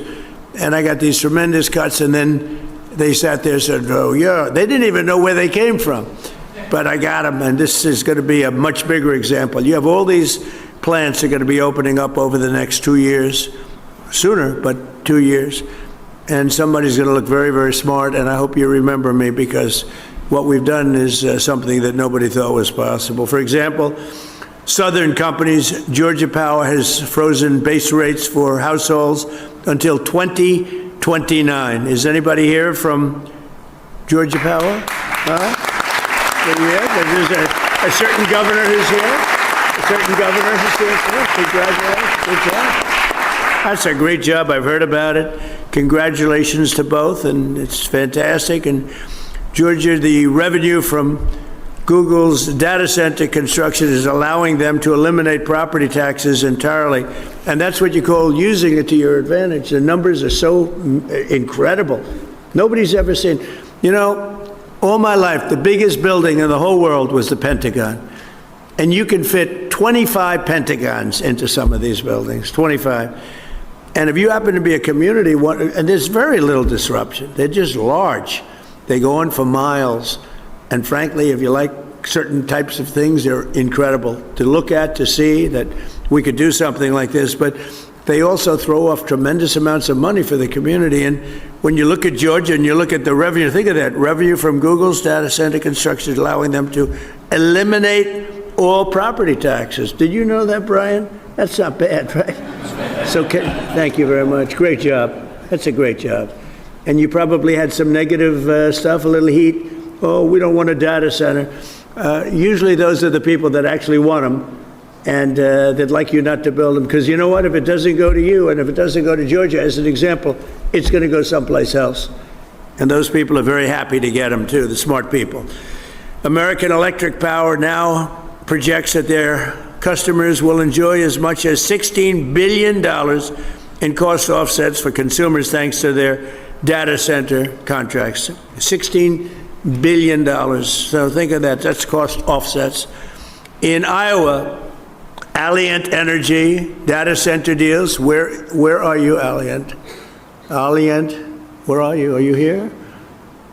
Thank you. Data center deals are allowing them to freeze electric rates for consumers for at least 5 years. So your rates are going to stay the same or lower. In Louisiana, there's a guy looks like he's from Louisiana to me.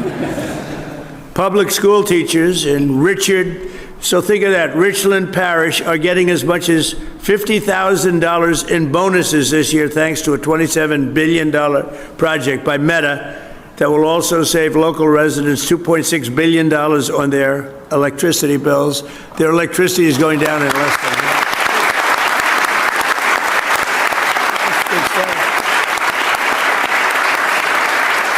That's big stuff, Mr. Governor, right? You didn't have any doubt about it. Here's a governor doing a great job.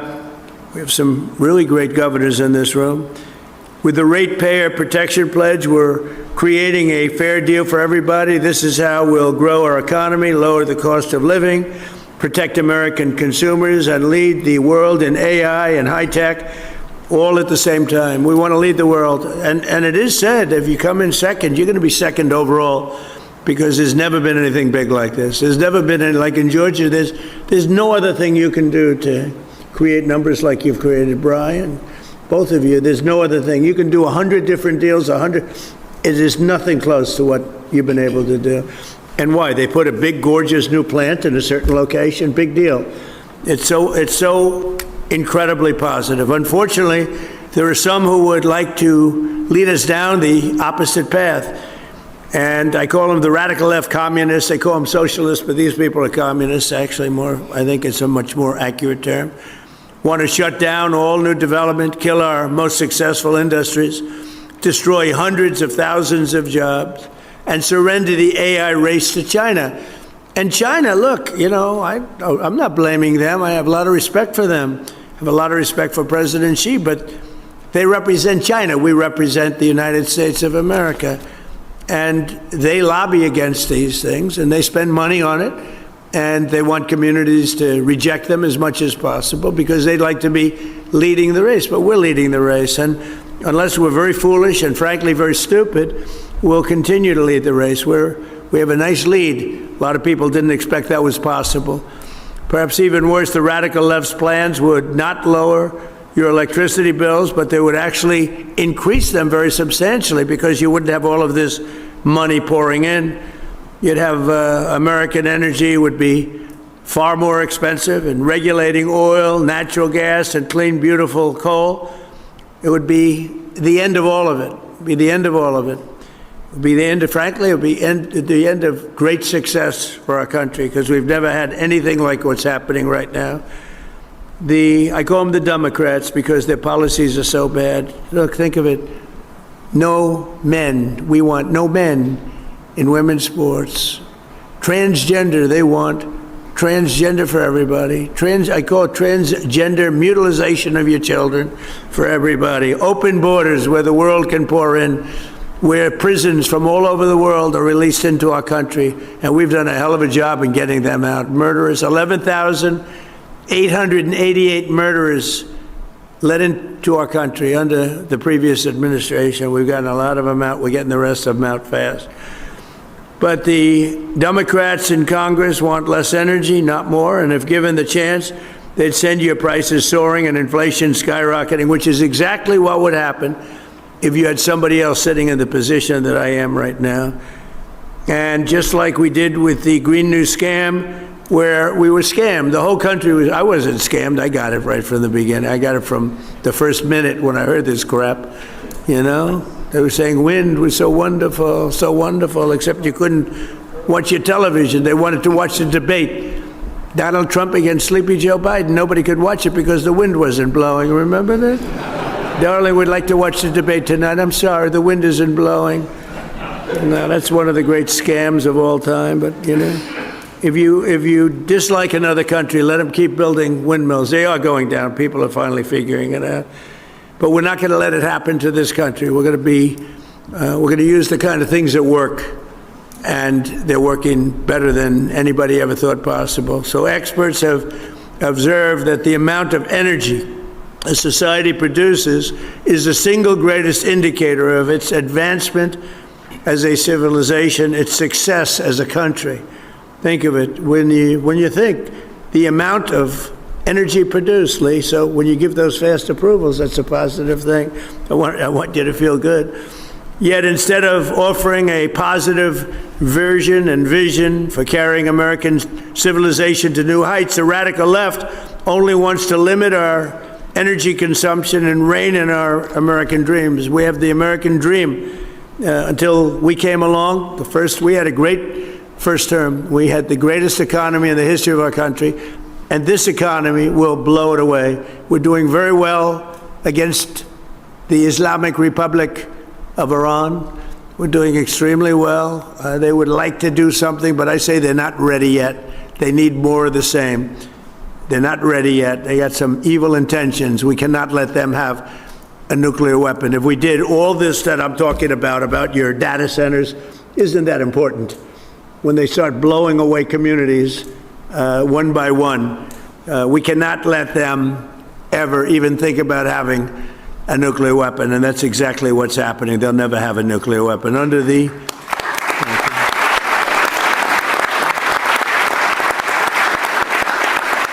by the way, this should have been done by they've been saying 47 years now for about 3 years, but this should have been done for 50 years by other American presidents or other countries.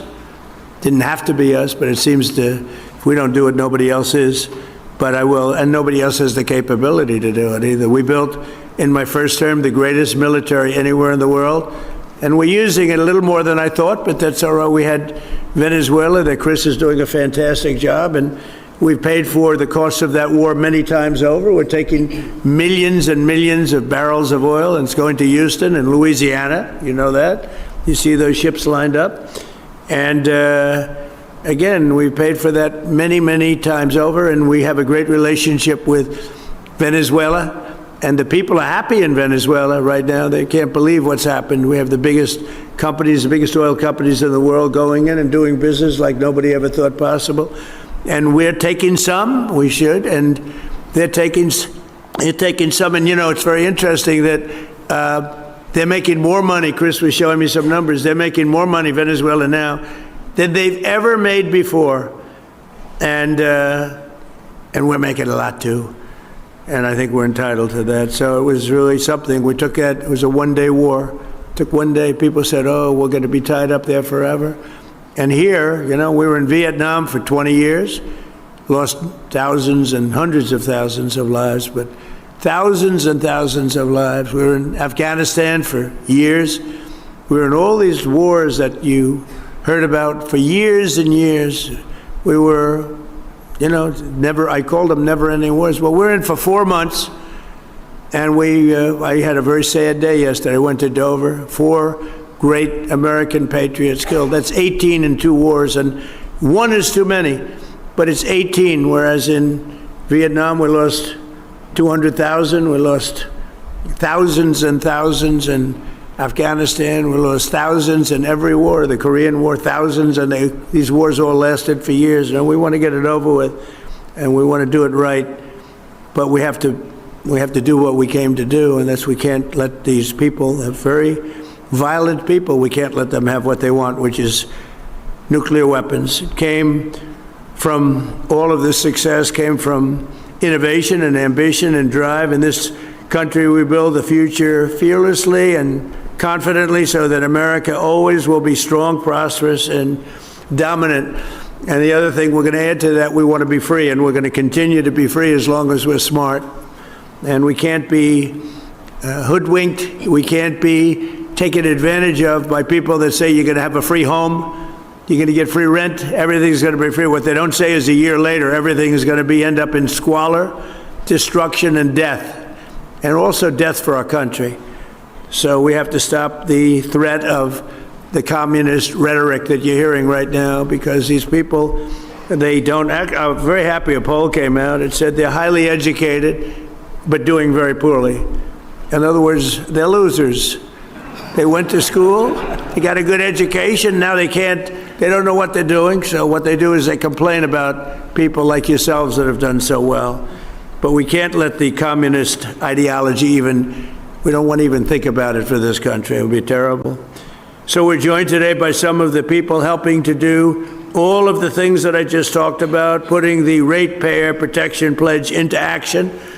And here with us are Secretary of Energy Chris Wright, who's an outstanding person. Doug Burgum told me about Chris. I didn't know Chris. I wanted Doug to head up energy, and Doug said, no, there's one man that's better. Who? Chris Wright. I said, who the hell is that? Turned out to be this guy right over here. And he's turned out to be incredible, really incredible. He's running Venezuela. He's running a lot of, more than anybody has ever run before, I think we can say, Chris, right? He's doing a great job, so we appreciate it. Thank you.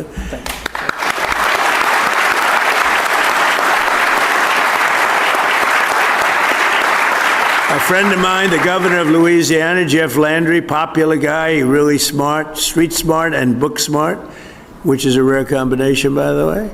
We have the governor of Nebraska, Jim Pillen, who's done a fantastic job. He's where's Jim? Is there any someplace?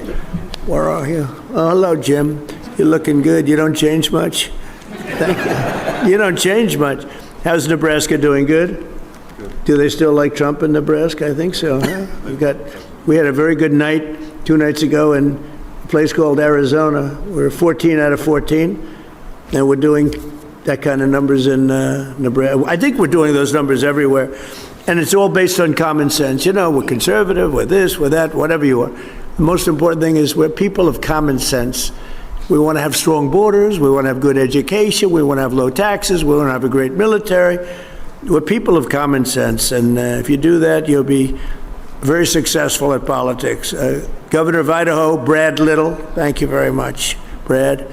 Governor of Georgia, Brian Kemp, thank you, Brian, great honor. Entergy CEO, Drew Marsh. Drew, thank you very much, Drew. Thank you, Drew. Great job you're doing. Southern Company CEO, Chris Womack. Chris, hi, there he is again. Chris, I didn't know that was your name. Just saw you. I said, that's a smart guy because you did that big job making people in Georgia rich, right? That's Meta President Dina Powell, who's been my friend. She was with me for 4 years in the White House. And I called up Mark. I said, you hired the right person. You got the right person. So great, Dina. We're proud of you. Columbia County Commission Chairman Doug Duncan. Doug, thank you, Doug. Congratulations. Job well done. And Sheldon Jones of Louisiana's Richland Parish School District.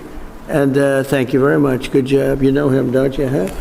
Thank you. I heard you're doing fantastically well. And again, Lee Zeldin, who's been so outstanding. So, thank you. So I want to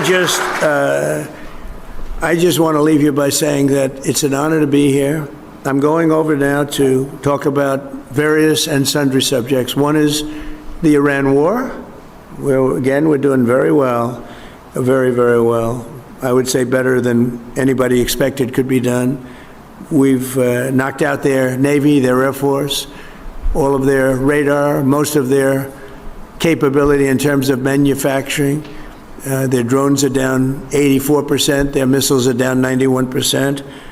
And I had a newspaper say, they're in stronger position today than they were 4 months ago. No, that's not the truth. That's not right. I can't believe they're even allowed to say it. New York Times said, they're in stronger position today. They have no military. They have no Navy. They had 159 ships. Everyone's at the bottom of the sea. They had 212 airplanes. Everyone is gone. They have no radar, they have no anti-aircraft, they have no nothing, other than they're mean and they're smart and they still have some capability. But 4 months ago, trust me, they were much, much stronger, okay? I want to give you the non-fake news. But we're going to do that, and we're going to then have the Dodgers, the World Championship Dodgers are going to be over at the White House. They're going to be waiting. And I'll meet a man who's just about the best pitcher in baseball and just about the best hitter in baseball and just about the best fielder in the outfield in baseball. And needless to say, I guess he had a game where he pitched a almost perfect game and he had 2 or 3 home runs in that game, and they said it was probably, I said, you know, never seen that. Only Babe Ruth. Babe Ruth was a great pitcher and he was a great hitter. But even the Babe didn't throw a one-hitter and hit 3 home runs, which would make it, I would imagine, about the greatest game ever played. So we're going to meet him and all of the people of the Dodgers. They won the World Championship, and we see the champions, the Super Bowl champions, and the baseball and basketball, all of them. They like to come over to the White House. We're going to have a little thing in a few minutes. But I want to just thank everybody, and we're really talking about the ratepayer protection plan. To me is very important because you have to convince your community how great these things. You can't fight it. You have to go with it. And you're going to have all that protection, and we're giving you automatic protection, but you're going to make a tremendous amount of money. You're going to reduce taxes, and you're going to have something that if you don't have it, everybody else wants it. So these are the smartest people. Most of you in this room, we have a couple probably on the other side of things. They disagree, but I don't know how they can disagree. Your community and your state's going to become rich, and there's very little disruption. And again, if you don't take all that money, somebody else is going to take it. You might as well do it yourself. So it's an honor to be with you, and maybe I'll let Chris and Lee and the group and Jeff and Brian, everybody just take over, have a good free-for-all, and figure it out. And if you have any problems, I'll come right back and I'll straighten those problems out, okay? Thank you. Great job. Thank you.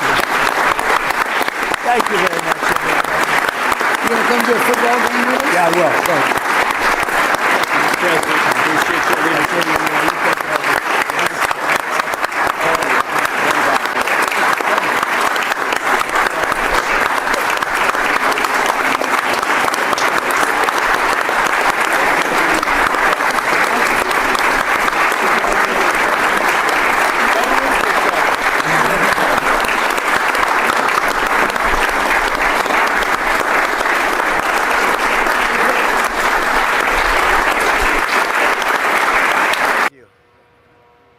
thank you very much, everybody. It's an honor to be here, and welcome to, this is really the new Rose Garden, how beautiful it is, with the white stone that matches the White House. This used to be grass, and it was always wet. You know, the White House is built on a wetland, and when you're built on a wetland, the grass is wet all the time. If it didn't rain for 5 days, it was very wet. And we had a lot of very upset women. They'd stand in there with the high heels, and they'd just go down like quicksand. And that took place for about 150 years. And I decided to do something about it. And this has become an incredible place for dining and for news conferences and for events like this. And this is a very special event because it's the Dodgers, and they're the world champions. And Mark, this is the first time we've ever used the new Rose Garden. You see right up there, the Rose Garden. I put that up. Looks very nice. This is not, do you think Biden would do that? I don't think so. I don't think Biden would do it. And we created the Presidential Walk of Fame. That wall for 150 years had absolutely nothing on it. And it always used to amaze me. I said, what are we going to put on that wall? Now, I could put some of the great Dodgers on the wall, but I figured maybe it's more appropriate that we put the presidents. So it's been quite something. And we did from Washington to Trump, and people love it. And they study the plaques. And generally speaking, I was very nice to the people up there. A couple of them probably not as nice as I could have been. But I just want to say that we're delighted to host the 2025 World Series champions, the Los Angeles Dodgers. Amazing. And for the first time in the proud history of this famous franchise, you are repeat champions. I didn't know that. That's the first time, huh? Well, great ownership, great management. And so I'm thrilled to say welcome back to the White House. And maybe I'll see you again next year, I hope. But it's truly a great, when you talk about a brand, it's one of the great brands anywhere in the world, no matter where you go. The Dodgers is one of the great brands, and certainly it's been enhanced as long as these two gentlemen were up here and were with us. I want to thank Dodgers owner and my friend Chairman Mark Walter for being here. Thank you, Mark. Along with President Stan Kasten and manager Dave Roberts. That's a hell of a manager. What a manager. And I also, here we have some of their fans. They're big celebrities for the most part themselves, but they're fans. Secretary of Agriculture, Brooke Rollins.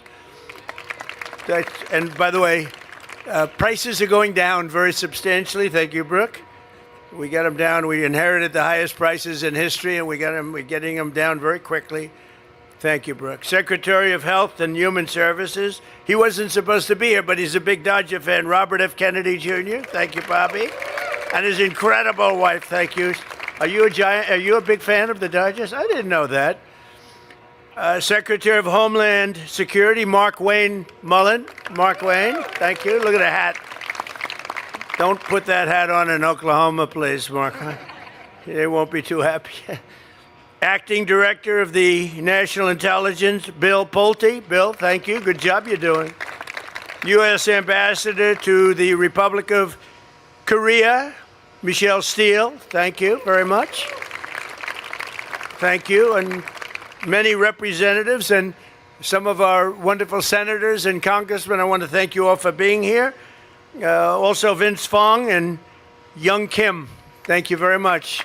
Thank you both very much. A lot of politicians. I'm not going to introduce the politicians. We'll be here all day.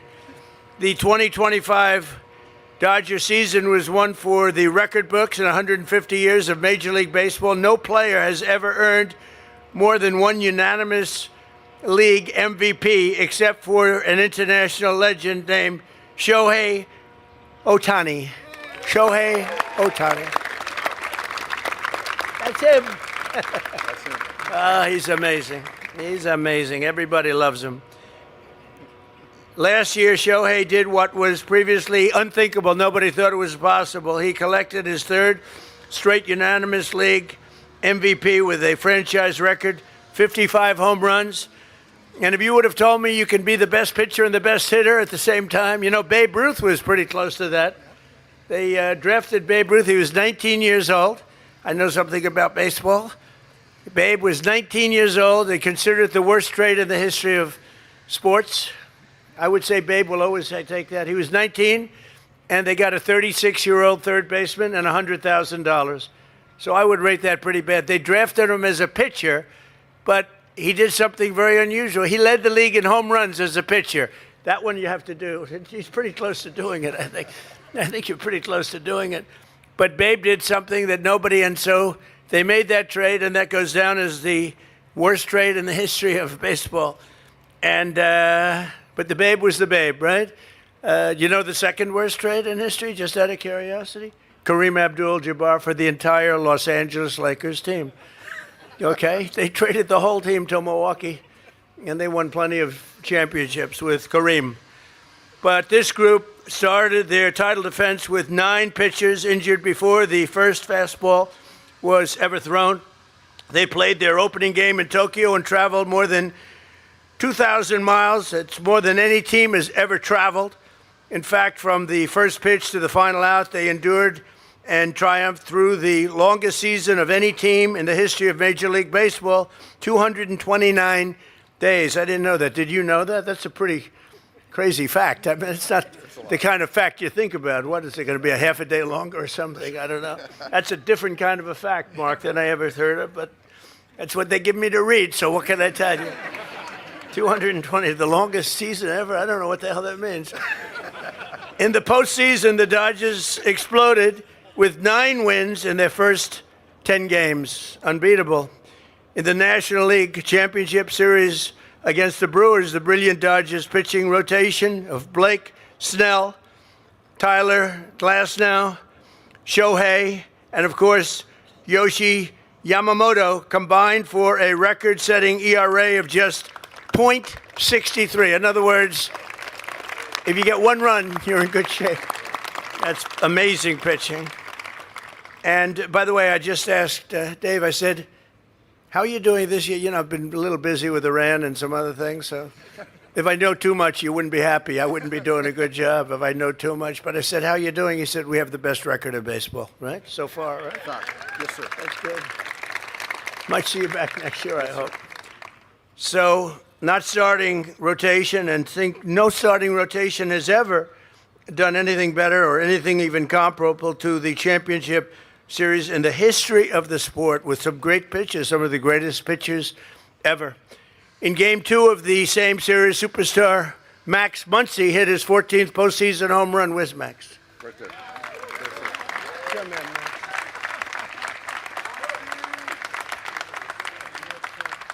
Guy's a winner.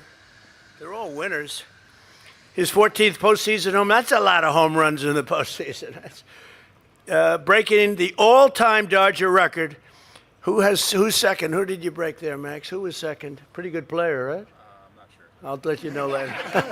I'll let you. He's not done yet. I'll figure it out. He's got a long way to go too. Then the decisive Game 4, Shohei pitched a 6-inning shutout, struck out 10 batters, and on the other side of the plate hit an unbelievable 3 home runs. In fact, I was watching the game, and before the announcer said it, he said, that might be the greatest game ever played. The guy pitched 6 unbelievable innings and got 3 home runs, won the game. His Herculean effort sealed the National League pennant and lifted the Dodgers to the World Series championship. Think of it. You have a man on the team who pitched perfectly and hit 3 home runs, I think in a single. And I said to myself, that's the greatest game ever played by one person, because you did the pitching and the hitting. And he's not finished yet also, right? He's not finished. He's got a lot of them left.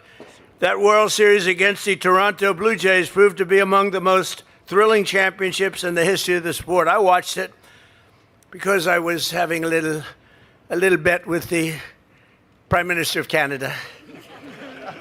I had a little bet. I was not feeling so good for a little while. It wasn't looking so good, neither were you.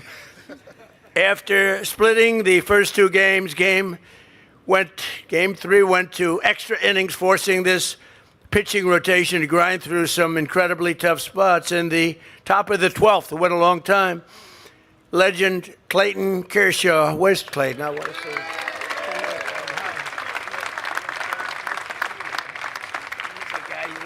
Winner. He's a winner. You talk about a winner. Fantastic. Look at that guy. I watched him beat a lot of our teams that were supposed to do well. They didn't do too well against him. And he's still pitching well, I bet, right? Well, he's spending time with the family now, sir. Well, it's called, yeah. But it is called ultimately talent, right? Yes. Would you say talent is the whole ball game? You could pitch right now. If they needed you, you'd be out there, right? No? And he's smart. Anyway, Clayton took the mound for his last time in Dodger Blue, and with the final pitch of his epic career, and it was an epic career, he got this team out of a bases-loaded jam. That was really something. They picked the right person. The rest of the bullpen did not allow a single run, including the very last addition to the roster, reliever Will Klein. Where's Will Klein, Clayton? Where is Will Klein? Hi, Will. He's a big guy, too. Were you nervous? He was a little nervous. That's great. Thank you, Will. He pitched 4 scoreless innings, that's right, and sent the game to the record-tying 18th inning at almost 3 a.m. on the East Coast, and I actually stayed up. I was watching it. I was watching that game. I said, will this game ever end? It was a long one, but it was amazing, actually. I thought it was a game that you were going to lose about 4 or 5 times, and you ended up winning. Luck is okay, too, right? Luck is okay. Yeah, it's okay. Well, but with talent, you get a lot of luck. In the bottom of the 18th, with a chance to end the game, who else would you want at the plate other than Freddie Freeman? I love Freddie Freeman. Where's Freddie?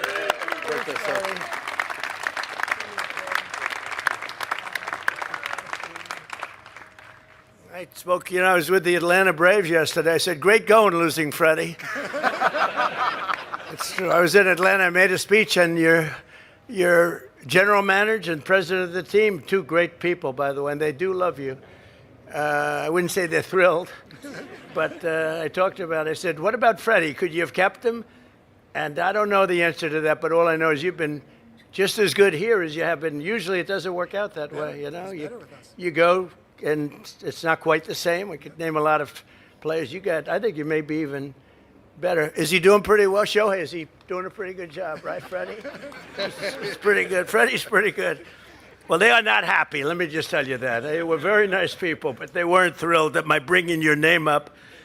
On a 3-2 count, Freddie squared off with a fastball over the middle, blasted it 406 feet to center field, raised his arms high, and walked off a World Series game for the 2nd year in a row. That was the 2nd year. That was something. Then World Series MVP Yoshi Yamamoto, oh boy, did he pitch well.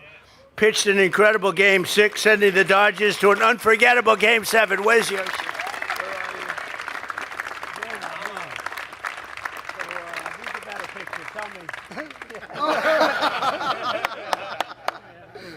Very smart.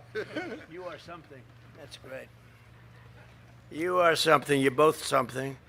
But it's an unforgettable. Game 7 was about to take place multiple times. This team was 1 play away from losing it all.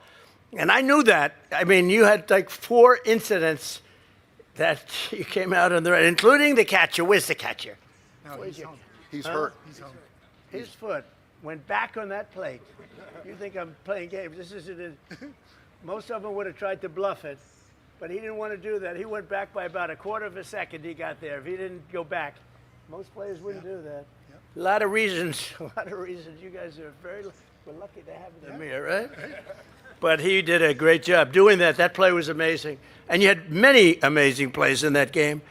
And the last 2 and the last 3 games, down 4-3 in the top of the 9th inning, Miguel Rojas slugged his first home run in over 40 days to tie it up. I expected he was going to do that. You know why? I heard he's a winner. I heard he's a winner. Where is Miguel?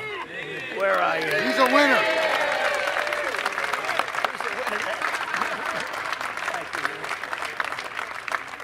So did you expect that to happen?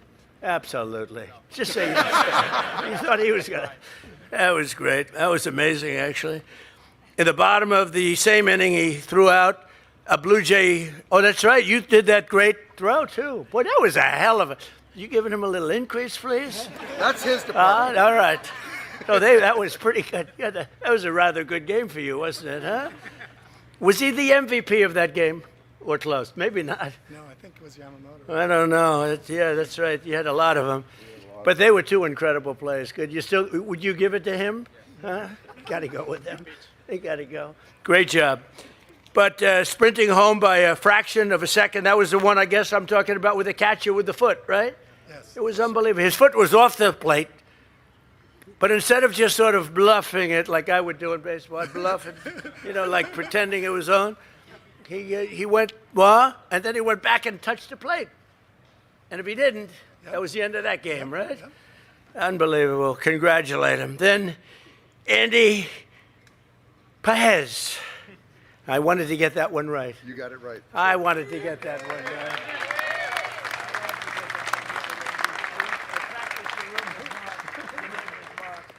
I had to get that right because the Y is an H. Yes. And it was easy once they told me that. I can't get you wrong, I'd be in big trouble. But Andy came off the bench for one single play in the outfield. The Blue Jays drove a deep fly ball over his head. So he turned and he sprinted over 120 feet, colliding with his teammate and making one of the most memorable catches in the history of the World Series. It was crazy, that catch. That was unbelievable. And he was put in for defensive purposes. Was that a good move? Do you think you have a good manager, maybe? You did that for defensive. Because that was a hell of a catch. And then 2 extra innings later, the Dodgers, this was truly a great World Series, right? Maybe the best in history. Yeah, I was watching it, and I had a reason, but I was watching it, and I thought it was incredible, actually. 2 extra innings later, the Dodgers scored the go-ahead run, and Yoshi closed out the game on 0 days rest, becoming the first pitcher in over 2 decades to win 3 games in a single World Series, and he hit real well, too. This team proudly brought home the championship for the USA, and if they managed to repeat this year, they would become the first team to win 3 in a row since the days of the legendary baseball dynasty, the 1990 New York Yankees, and I was there for a lot of those games with George Steinbrenner. He was a friend of mine, and he was a guy, he liked winning. He would do anything to win. He would do anything to win, I tell you. But you're doing the same thing. It's amazing, Mark. Once again, congratulations, everyone, on this historic trip, this great journey that you're on. And, I know so many people in baseball. I know the owners, they work so hard. They spend so much money on talent and everything else. And I see you here again, and I'll probably again and again and again. And it's a real talent between you and Dave and the people that do all the selecting and these unbelievable athletes behind me. I have great respect, really great respect. So, Mark, if you'd say a few words, and then Dave. And I want to thank everybody for being here. This is really a special team. It's special winners, they're champions, and just unbelievable. And I wouldn't be surprised to see them back again. Thank you very much. Thank you. Thank you.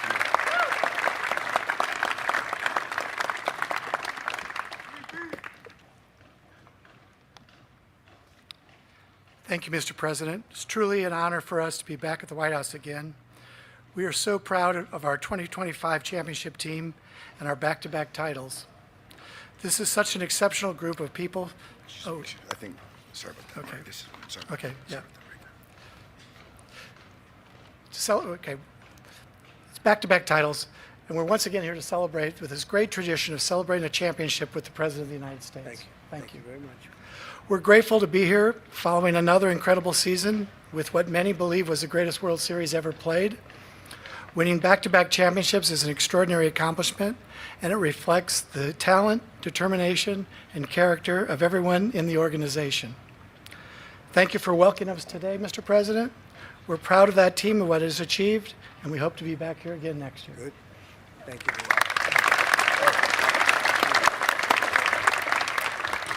Thank you, Mark. Thank you, Mr. President. And I had a script, but I just want to say that we're very grateful to be here. And you said the term winners many times. And this group of men and some men that aren't here that were part of the 25 World Series championship were big parts of this. The support staff, the coaches, front office, ownership, men of character, people of character. And we did something that hasn't been done in over 30 years, going back-to-back World Series champions. And we are going for a three-peat. We're in the middle of this season right now, the grind, so thank you. The only thing I'll have to say is I hope when you watch our guys play, you can be proud and say these guys do things the right way. Their names are everywhere on social media, in the news, but when it comes to winning 11 games in October or 13 last year, these guys all come together unselfishly, and you never know what moment is going to present itself, but we have all these guys here that are ready when called upon, so we're very fortunate to have these guys, and hopefully we got more Dodger fans. So thank you very much, Mr. President. Great job, Dave. Thank you. Wow. Oh, that looks good. We'd like to present this to you as a Oh, wow. honorary. Oh, you have to be kidding, huh? Wow. Do I have to report this? I don't want to report this. That's beautiful. Thank you very much. It's got your name on it, so That's it's so only worth good. it to That's you. right. That's really beautiful. That's beautiful. Thank you. Thank you, fellas. You know what that looks like. Thank you very much. And? You know what? I'll put it right Yeah, here. right. All right. And a World Series jersey. Thank you very much. 47. Wow, thank you. And I just want to say something I don't do often, but so right behind me is the Oval Office, and as I said, this is the first time we've ever done this here in the Rose Garden, because now it's equipped to do it. And I hope you like those cushions, because they are 4 inches as opposed to 1 inch. It's supposed to be 1 inch like this, like a little pad. And I said, get me the 4-inch ones. They don't make them. Now they're going to make them after they see this on television. They'll probably, they'll make a fortune with them. But they are pretty cool. But I just want to say that we're steps away from the most powerful office in the world, the Oval Office, where everything begins and ends and begins. It's all, there's nothing like it. Most important people in the world go in here. We had King Charles here 3 weeks ago. We have President Xi coming in another 3 weeks. He's going to be coming here in September. But people walk into the Oval Office, and no matter who they are, they just sort of feel sort of different. And it's a great place to negotiate because everyone's all discombobulated when they walk in, and this is a great time for me to negotiate with them. So we do that as often as possible. But I did it with the Dodgers the last time, and I'm going to do it with the Dodgers this time because we have a special, beautiful coin that everybody loves and everybody wants. And if the Dodgers would like, we're going to walk, and this time it's much closer because last time we had to walk all the way from the other side of the building. There's the ballroom and the military facility. Here's the helipad we're building. We're building a beautiful helipad. After many years, the helicopters are landing on the grass, and the new helicopters didn't do well on grass.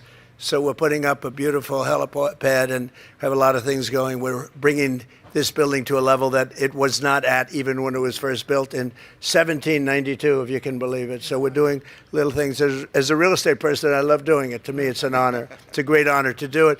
But so what we're going to do is we're going to take this unbelievable team to the Oval Office, and we're going to present them with some great things. And I just want to thank everybody very much. This is a special moment, and I think especially because it's the Dodgers and it's Dave and Mark and people that are unbelievable in their own right. Wow, that was very beautiful, but this has not been an easy evening, all these awards. Do I have a say in those awards, all those awards? But it's great to be back at a place that I know very well because I built it. And I'm very proud of it because I built it for $2.9 billion less than the Federal Reserve building, which is a lot smaller, by the way. Figure that one out. But I am delighted to be here at the White House Correspondents' Dinner. Amazing people, a lot of people that I like. Some I don't like it all. but I respect most of them. I must say that. You do a great job, amazing job, and it's an honor. As I said 3 months ago, the show must go on. We were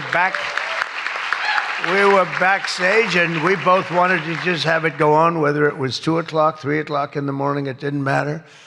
But in the end, it made more sense to do it the way we're doing it. And we had a great news conference at the White House, in a very important room. And you did very well. I think we all did very well. It was a hell of an evening, I can tell you that. Won't soon be forgotten. And I think a lot was learned from that evening. A tremendous amount was learned about security and about other things, the dangers of what we all do. But just like my presidency, the second time is always better. It's always better. And the third time will be better yet. I'm only kidding. From the earliest moments after the attack on our dinner last April, I knew we had to reschedule this event as soon as possible. We had to do it very quickly, and we met very quickly, and we figured something out. But the attempted mass murder at the Washington Hilton, that's what it could have been, was an assault on our democracy itself. A very serious situation. Many of you were there with me, and some showed extreme bravery, like Pete Hegseth, Steve Miller, Tom Holman. Really? They were standing on tables, and most of you were under the tables, okay? But they did. They showed. I saw every one of them that was standing up in those tables. I didn't know if they were brave, if they were smart, if they were stupid as hell. But they were on those tables in some cases, and there were a lot of different feelings going on in the room at that moment. But after hearing the gunshots, many people yelled, "Get down, get down," which caused Nicki Minaj to start twerking. Do you believe it? Get down. She's the only one that really understood what that meant. It's quite an evening. But tonight we come back together to answer that heinous attack with unwavering resolve. And every one of us here this evening to show that in America, we do not yield to political violence. We can't do that. Can't do it. So in this country, we believe in freedom of speech. We settle our differences not with bullets, but with open and vigorous debate. And no deranged loser with a gun will ever change that. We can't let that ever happen. There are a lot of very dangerous people out there. We can't let it happen. I want to begin by expressing our gratitude to the incredible men and women who put their lives on the line every day to protect my family and myself, all presidents, and lots of others.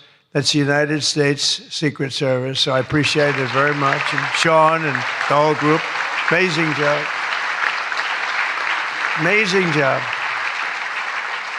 In recent months, they've repeatedly responded to threats with speed and professionalism and extraordinary courage, and there is no better example of that than Officer Victor Gonzalez, who we just met. It was amazing. What he did was amazing.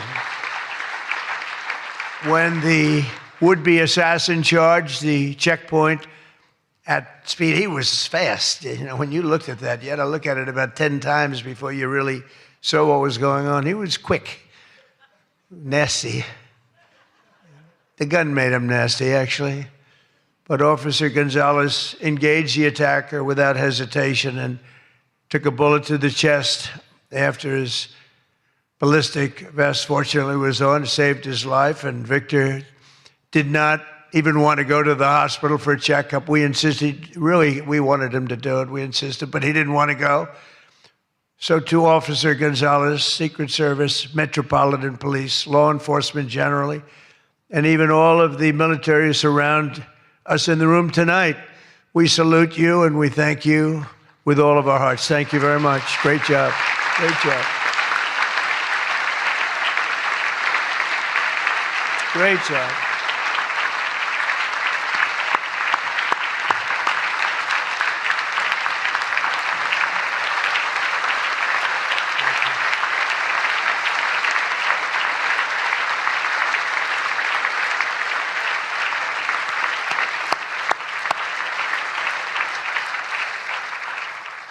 These are great people. So this evening we're picking up right where we left off, so let's have a little bit of fun. You know, I said, what do we do here? Is this supposed to be fun? Am I supposed to be serious? Am I supposed to be a comedian?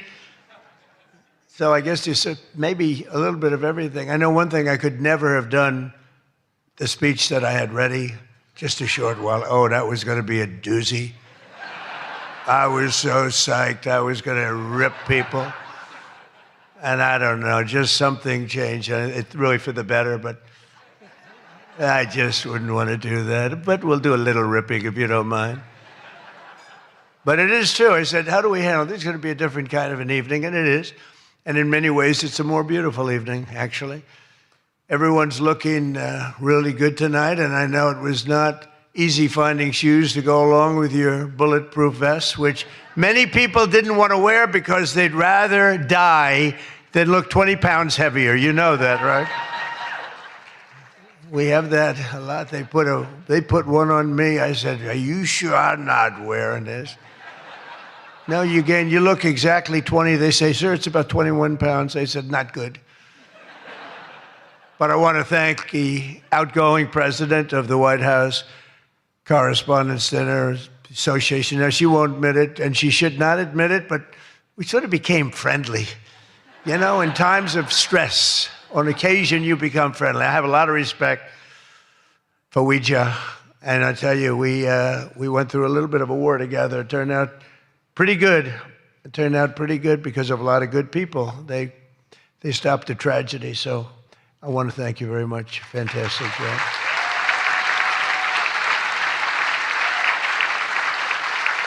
And Ouija worked extremely hard to ensure this dinner was rescheduled, and we want to just thank her family. I just met her parents, her children, her husband. What a perfect family.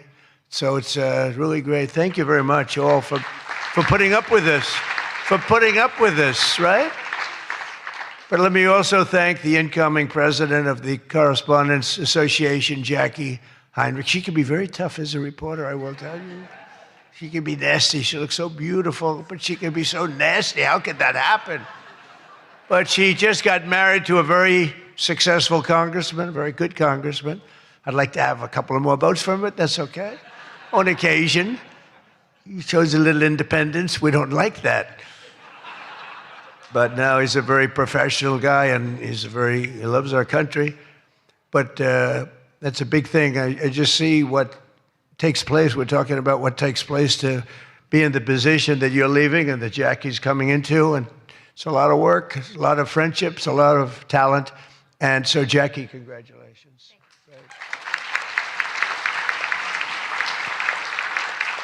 And congratulations are also in order for our favorite White House press secretary, Caroline Leavitt, who just had her second child. You and your husband. She's great. She's done a fantastic job. We all love her. She's done a fantastic job. She's another one. She can be nasty. But sometimes she has no choice, right? But Caroline may have one of the hardest jobs in the White House. She has to deal with all of you all of the time. And you can be very difficult. You can be very, very difficult people. But I'm probably being a little bit oversensitive. Sometimes I really do think that some of you don't like me. In fact, I read a report, I get 93% negative publicity. 93%. So how the hell did I win the election by so much? Think of it, I don't think that's true. I can't believe it's 93. In the 80s maybe, but not 93. But this place is really the largest group of Trump derangement syndrome people ever put together at one time, I suspect. But some of you are lucky that our last dinner was cut short because I had brought with me what would possibly have been, I'm telling you, I had something. I was going to go after you. I feel so badly doing this. It's got to be such a letdown. Oh, yay. But your lives were really in danger the last time for an opposite reason. But on the plus side, your careers were saved, and we have We really do. We have a complete and total. I love the words complete and total. They say, but it means almost the same thing. I said, it doesn't matter when you say it. It's called emphasis. It's called emphasis. But everyone is now really warming up. The new White House Military Center, drone port, highly protected ballroom. We have our ballroom. The windows are this thick. I said to the people, well, if a bullet hits, what happens? Nothing. Nothing. It bounces right off, sir. This is the greatest bulletproof glass. I said, AK-47. That's supposed to be a big one. I don't know so much about the guns. My sons know a lot. But I said, I know it's big. What would happen? They go up, meaning it can take more. I said, so if I'm making a speech and I hear that pinging sound at a window, what would I do? Sir, leave the room right away, but you're going to be safe. We're building something that's going to be amazing. And in light of what we went through, I think people understand it. It's going to be amazing. A phenomenal, one of the biggest drone ports anywhere in the world, right on the roof, right protecting the White House, not only the ballroom. And what's underneath, is supposed to be a top military secret, what's underneath, but then you get sued as usual, and you have to reveal that you're building this unbelievable situation downstairs with room after room of very complex stuff. It was the military's dream to have it built. I wanted to have a ballroom because for 150 years they wanted it. And then the generals came to see me and they said, sir, you're building something. This gives us an opportunity to do something that will be so unbelievable, never happen again. Because there's very little built under the White House, very hard to build under a very fragile building like that. It's very fragile, it's old, and a little different construction standards, frankly. And this is an opportunity for us to build something very powerful. I said, let's keep it secret. They said, no, we're telling you, sir, let's keep it secret. And then we get sued and we revealed every room, We told the people that did the suing, they're not good people. We told them, we said, you're being very unpatriotic when you bring a suit like this, but it is what it is, but it's really going, it's moving fast. We're ahead of schedule. We're right on budget. And it's going to be something like, I think, no country has. I just visited China. They have this magnificent room, the Great Room. They call it the Great Room. It's a great room, but what we have is going to blow. There won't be anything like it. It's going to be fantastic. And with all of the things that are going along with it for safety and security of future presidents, I'm only going to be using it for about 6 months. Assuming we finish it right on time, I get to use it. Somebody said, he's building it for himself. I'm building it for the future. I'm not building, I use it. Now, had I not gone down 6 or 7 stories, then in that case, I would have been able to get a couple of years out of it. But that was far more complex, what we did downstairs, than what we do upstairs. So we're very proud of it, though. It's going to be amazing. And I think, I was just telling the whole group sitting at the table, we were talking about it. I said, I think, it's White House correspondence, so I don't see any reason why you wouldn't be able to use that. It's going to be very large and very beautiful and very safe, and that's what you need. So I was thrilled to see that after witnessing the attack, even Democrat Senator John Fetterman told his fellow Democrats to drop the Trump derangement syndrome and build the White House ballroom. But it's much more than that. It's something that you're going to use. I predict that you're going to end up using it, and a lot of people are going to end up using it. They're going to be as safe as you can possibly be. But despite everything that happened at the previous dinner and all of the dangers involved, I'm told that this is still the hottest ticket in town. This ticket to get in tonight, because it's a smaller room, it's a beautiful room, it's a luxury room. See those beautiful chandeliers? I can tell you everything about them if you'd like to know. See that beautiful Capitol above? See the beautiful Capitol? See everything, the brass. Those chandeliers are great. I'm looking at them, saying, I wonder if I could, I sold this building. And they're doing a nice job, but they're nice people. But I'll tell you, I'm looking at them saying, I wonder if I could walk out with those chandeliers, because you can't buy them. They're very special. I won't tell you the fact. I won't mention that they're Czech crystal, because I'd like to say everything's made here, but they are Czech crystal. And they are beautiful. And the Waldorf people are doing a really nice job. We're proud of them, actually, because, when I left town, I was a little angry. I was a little bit angry I was offered a nice price. I said, I'm getting out of that place. And then I said, let's make a comeback. And but I was very proud of this building. This building was hot. Remember the lobby floor? 82,000 feet. For those in the real estate business, 82,000 feet. That's a major floor. That thing was packed every single night. It was packed, mostly Republicans, I would say, but it was packed every single night. It almost brings back memories. But I left town, and I have just had nothing but good experience. And this might be the best experience of all, having all of these incredible people in this room. It's a great feeling, frankly. It's a great feeling. But tonight's event, thank you. Thank you. But tonight's event is even crazier than the last time. In fact, it's so successful that I've been informed by CBS News' David Ellison, who's going to do a fantastic job. He's the owner. He bought it, spent a lot of money, and he's going to make, I think, fantastic changes and keep some of the great stuff going. But that next year they're going to call it the Trump White House Correspondents Center. He told me that, and I like that very much. We're going to change the name of it, okay? Oh, it's going to be so hot, just like our country is hot. We are hot, by the way. But to be honest, it's just about the only way that they're going to ever get me back here. You're going to have to change the name of the dinner. But how's that one going? Not too good. I hope that everyone finally got to enjoy their entire, very delicious beef tenderloins, very special beef. And I want you all to know that Bobby Kennedy, who's right here, personally ran over the cow in his car. Boom. And he cut it up and he brought it here for you to eat tonight, so it's very fresh. And Bobby also suggested an appetizer featuring his favorite cut of male raccoon roadkill. But we drew the line at that, Cheryl. We said, no, we're not going to do that. We're not doing that. We love Bobby. I'll tell you, it is a piece of work. You think it is fun, but he is a very different kind of a person, I will tell you. But he has what it takes, and he's smart, and he loves the country, and he wants people to be made to feel good. You agree with that, Bobby? He wants people to feel good. And he's doing a fantastic job. Thank you, Bobby. Thank you. We can joke all we want, but thank you. A lot's happened since the last time we were all together. Last month, we hosted one of the most incredible sporting events in world history at the White House, the UFC Freedom 250 fight. The UFC fight, when I announced that we're going to build a boxing ring right outside of the front door of the White House, that took a lot of heat. But it turned out that was, they say, about the most viewed fight in history. It was beautiful. So many things happened. It was supposed to rain. We're going to do it the week before, and the weather was beautiful.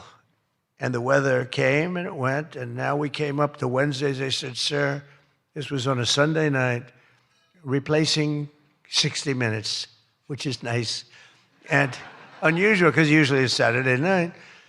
And they said, sir, this was from Wednesday on. Tell me about weather, right? Sure, it's going to rain. I think you're going to have to. It's going to be one of the worst storms that we've seen in a long time. It's coming up the coast. It's going to hit you on Sunday night. It's going to be a disaster. I'm saying, can you believe? And you saw the ring we built, Dana White, the great Dana White, and everything. We had the best fighters in the world.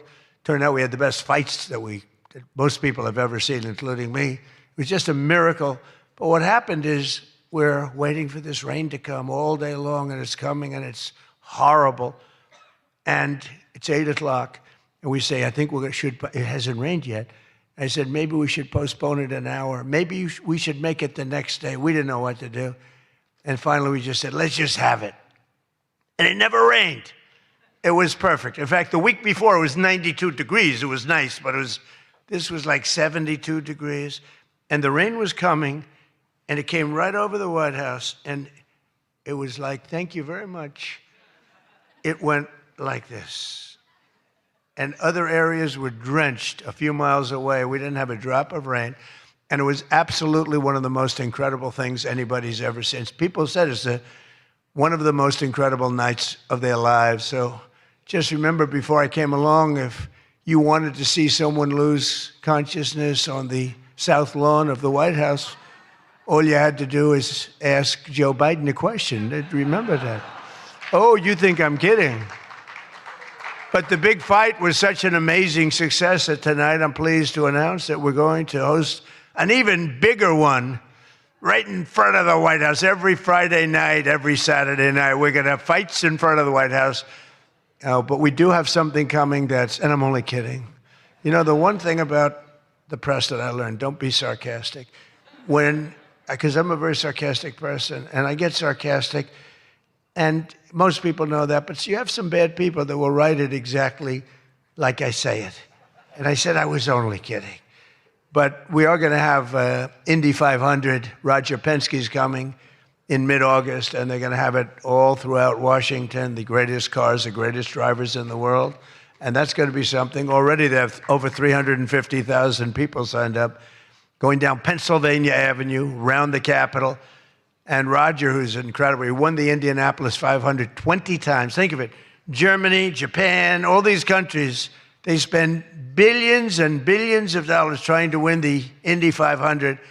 And Roger wins it. He literally won it 20 times. On the 18th time, I said, you know, that's amazing. I'm going to give him the Presidential Medal of Freedom. And I had him up. And then he won it 2 times after that. The guy's amazing. And he lost the last one by about 6 inches, if anybody watched it. So they're coming here, and it's going to be something really exciting. We have unbelievable events. Look, it's an unbelievable country. And on July 4th, we were over at the mall, and it was raining. It was supposed to be really bad again. And we had 450,000 people show up, and that's a light number. And I was told, sir, we're going to have to cancel the event. This was not good. And it was drizzling a little bit, not raining very hard. And people are calling me, friends of mine were calling me. And I got a call from Bret Baier. Bret Baier said, it's not raining. I said, where are you? I'm standing at the mall, and I'm waiting to go in the White House. Then others called up. They said the same thing. And I said, you know, this is terrible. But there was lightning. Not big lightning, but you don't have to have big lightning. It takes just a little bit to do some big damage. So they said, everybody must leave. 450,000 people were forced to leave, and they left. And then I said to myself, I said, let me call up and find out what the hell's going on. And I called up, and I spoke to a brilliant young man. He said, don't worry about it, sir. We can do it in a couple of weeks. I said, you can't do it in a couple of weeks. This is the 250th birthday. In 2 weeks, what are we going to do? Say, let's go? We're going to have a redo? No. I said, I'll speak if I have to speak at 3 o'clock in the morning, 2 o'clock, 1 o'clock. I don't care. Call them all back. They're all gone. 450,000, and most of them were in cars or heading back to Texas, and it was sad. And we said the show must go on. Very much like here, we said the same term, right? The show, it's a great term. It's true in life. The show has to go on. The show must go on. And I said, the show must go on. I put it out on Truth. The show must go on. And we had probably, Peter, 150,000 people come back up higher. Maybe, thank you. Let's stand up, Peter. Tell them. More, right? It might have been more, but it was amazing. It was just an amazing crowd. And actually worked out better, a little like this. It worked out better than if we had done it at the normal 7 o'clock, 8 o'clock time. It was incredible. We started speaking at 11 o'clock in the evening, but tremendous numbers of people. Thousands and thousands came roaring back, and it was a great evening. And it was a celebration. And we didn't do it the following day, and we didn't do it 2 weeks later. We did it when we were supposed to do it. It was a fantastic celebration. But I can exclusively reveal to you this evening that for the heaviest of the heavyweights, we will have sloppy Chris Christie, one of the sloppiest human beings you'll ever meet, fighting, I would say, I could mention the governor of Chicago, but I'm going to mention instead Jerry Nadler. And they're fighting for a big piece of cheesecake, big fat piece of cheesecake. Who the hell wrote that line? But it is true. And then you have a Congresswoman, Alexandria Ocasio-Cortez, AOC plus 3. That's her 3 friends, right? AOC plus 3, and I watched her give that answer when she was over in Europe. It was not a good answer. If I ever gave that answer, I would be out of politics. Remember, you cannot have a 19-second wait time to answer really a very quite simple question. But we'll then have a rematch against an extreme simple question on a foreign policy from Munich Security Conference. It was a big security conference, and this was the first time up in terms of that.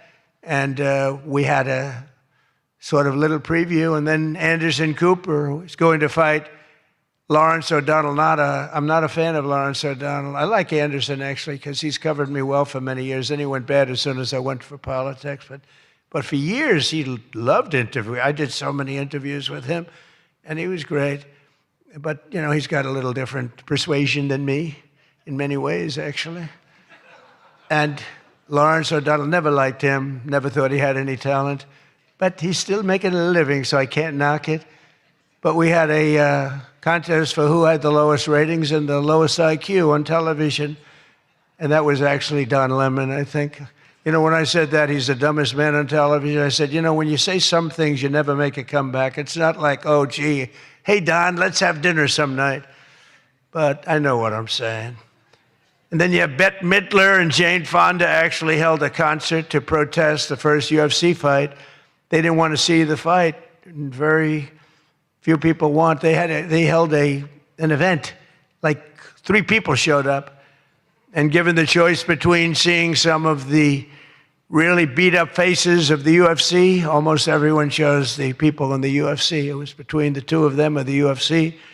And what about Bruce Springsteen? What the hell happened to that guy? He looks like hell. I don't care what anyone says. I'm not supposed to say. I'm sure he doesn't like the way I look, but I don't look so bad. But at a recent concert, Bruce, all he did was talk politics. He ought to run for office. That'd be interesting. But all he talked about, he made 4 political speeches in his 3-hour show. The tour has been renamed Bored in the USA. And his new song was so bad that Chris Christie, who's like a fan, you know, he goes out and tells everybody how he hates Chris Christie. Keep that guy out of my... And I see Chris Christie there again, high-fiving Bruce Springsteen in the aisle. And Bruce Springsteen saw him and didn't even lift his hand up.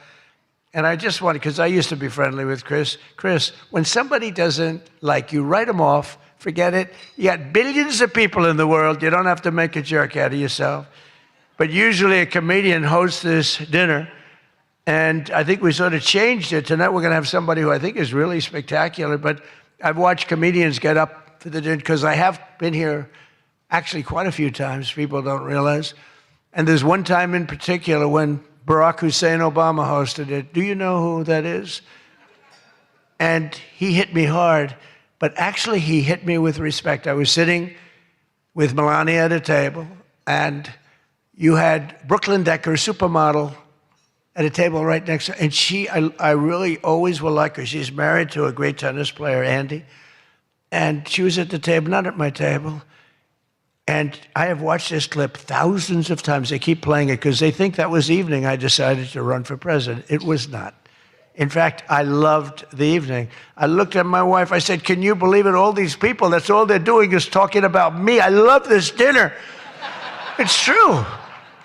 And Obama was nice. You know, it's amazing how things work out. He actually showed a picture of the White House with a big Trump on top. Like I put a sign. And you know, I'm sort of doing that when you think about it, right?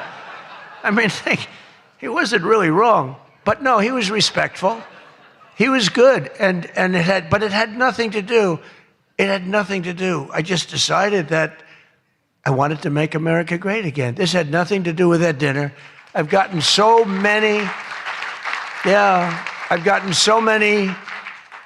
calls, and for years they've been saying, was that the moment you decided to run? Really, no. I left that night, and the press was there. A lot of the same people that I see, they said, did you have a good time? Unbelievable. And some thought I didn't have, but I did have. And I always remember, though, Brooklyn. She was so angry. She was much angrier than me. She was angry. She thought they were mocking me. And they really weren't. It was just one of those things. And I had a great time. But I left, and I sort of thought, I was there 3 or 4 times before that, but I sort of thought, wow, that dinner is really something special. And then I ran. I got elected. I thought the press treated me very, very unfairly. And I don't know. I think I made the right decision because you hate to go where maybe you're not wanted, but they did want me. They wanted me for ratings, and they wanted me for other reasons, but not for love. And I said, you know, I'm not going to go. First time that ever happened, I think. Was that the first time? Just about. Presidents always came. And I didn't go for 4 years because I got treated terribly by the press. In my opinion, unfairly. I know unfairly because I know the facts, but I got treated unfairly. I didn't go. And this year I was called by your president and your chairman and all of the people, and they said, we'd like to do it. And I said, you know what, with time goes by, time passes, and you sort of look at life a little bit differently. I said, let's do it. And I didn't know it was going to turn out the way it did. It turned out to be the biggest event in the history of your day. That was by far the biggest, right? For all the wrong reasons. But as I said before, a lot was learned from that evening. So much having to do with so many different things, including security. But it's an honor to do it. This is my first. I mean, I've been to it numerous times, but as president, I haven't been here. And I'm glad. And they said, would you do it next year? I said, I will be back next year. Now, if you get really, really nasty, maybe not. I don't know. But we're going to be back next year. And or Jackie will treat me very badly. But this year, the association decided not to have a comedian, so they considered using Jimmy Kimmel, Jimmy Fallon. These guys, they're terrible. They're terrible. Stephen Colbert. These are people without talent. They get a lot. They have talent. You know who has talent? Their agent, getting them the money they get. They have no talent. But they are not comedians. They're not funny people. They're angry people. They're sick people. But the association really put on a big show, and they have somebody very special. I look forward to seeing him. And so they thought about going with a professional clown for entertainment, but Adam Shifty Schiff was not available. You know, he's known, I called him, I hate some people, you know, I shouldn't say this, I'm not supposed to hate, I'm supposed to love everybody. But he's a terrible person, he's a liar. And I called him Watermelon Head because he has the largest head I've ever seen with the smallest neck, pencil neck. How does that big, fat, ugly head stand on a little pencil neck? And then I'm told that even Rosie O'Donnell reached out from Ireland. She really wanted to be here in order to honor me. She loves me very much, and she was desperate to come back to the United States and pay her respect to Donald J. Trump. But that didn't work out, unfortunately, because nobody wanted her to come back. But she's one of the greatest sufferers of Trump derangement syndrome. She's a sick young woman, sick older woman, I guess now I have to say. So instead, we're honored to have, for entertainment, the very talented mentalist, Oz Perlman. And everybody, they said, are you going to stay? I said, yeah, I'll stay. I mean, I think I'll stay. What the hell else am I going to do? I've got Iran, I've got this, I've got that, which is all going extremely well. Don't believe the fake news. You know, it's the only thing we were talking before, I said, so we've hit Iran very hard. Their Navy is gone. Their Air Force is gone. 250 jets, no longer. 159 boats, good boats. In fact, I said, why the hell didn't we keep them? We could have used them. But 159, but all at the bottom of the sea. They have no radar. They have very few drones left, despite what you see. And every once in a while, they're going to set some things up, but they don't have much left. And by the way, they are talking to us right now. They'd love to make a deal. I don't think they're ready to. I don't think it's time yet, but I'm willing to listen. But they cannot have a nuclear weapon. We don't want to see Washington, D.C., or any of our cities, or Israel, or frankly, the Middle East, destroyed with a nuclear weapon, because I know the power of nuclear weapons. I see it. I get to see it. We're not going to let that happen. So this is all about, we will not let them have a nuclear weapon. And they would use it. They would use it if they had it. But Oz, I do have one question about what happened that time, because he was there. How the hell did you not see that coming? He sees everything. He sees everything. He's telling me about your grandmother and your this. Why the hell didn't you? We got to ask him that question when he gets up here. Why didn't he see that coming? But of course, this evening, it's really all about the fake news media and your handling of prizes, and writing and producing and performing made-up stories like the Academy Awards. You know, Academy Awards used to be the epitome of ratings. Outside of the Super Bowl, it got the second most ratings. Now it's down in the dumps. Nobody wants to watch it anymore because they took on Trump. They hit me all night long. They hit me. The winner is so-and-so. I want to talk about Donald Trump. I hate this man. Nobody wants to hear this stuff. Right, Peter? Nobody wants to hear. You ever see the ratings? They used to have 48 million people. Now they have 2 people watching. But they'll learn their lesson. But I want to personally congratulate CNN's Caitlin Collins on receiving her award. It was all about me. It's a fake. She shouldn't get the award. It was a fake. But I didn't mind. I said, Caitlin, congratulations. But it was fake. There's no question about it. But she's a young, attractive woman. She never smiles. I said, Caitlin, do you have a smile? Smile. You have a nice position. You're at CNN Fake News. You should be a happy person. So smile, Caitlin, just smile. But we attack, and I thought Caitlin had really made it big with a major new sponsorship, but then I informed her that it wasn't her on the Bud Light can, it was Dylan Mulvaney. And Dylan Mulvaney cost Bud Light $35 billion in market cap. That was the worst commercial ever made, by the way, for those few people that want to hear that. Most people don't care, but I would. I wouldn't want to hire Dylan anytime soon. Think of it, they hired Dylan Mulvaney, and their market cap has gone down by $35 billion. Who wrote that commercial? And then you have writer Josh Dorsey. He also received, he's been killing me for years. No, he's been, and yet tonight he shakes my hand, he hugs me, everything nice. He kills me. Josh is amazing. He writes more stories than any human being.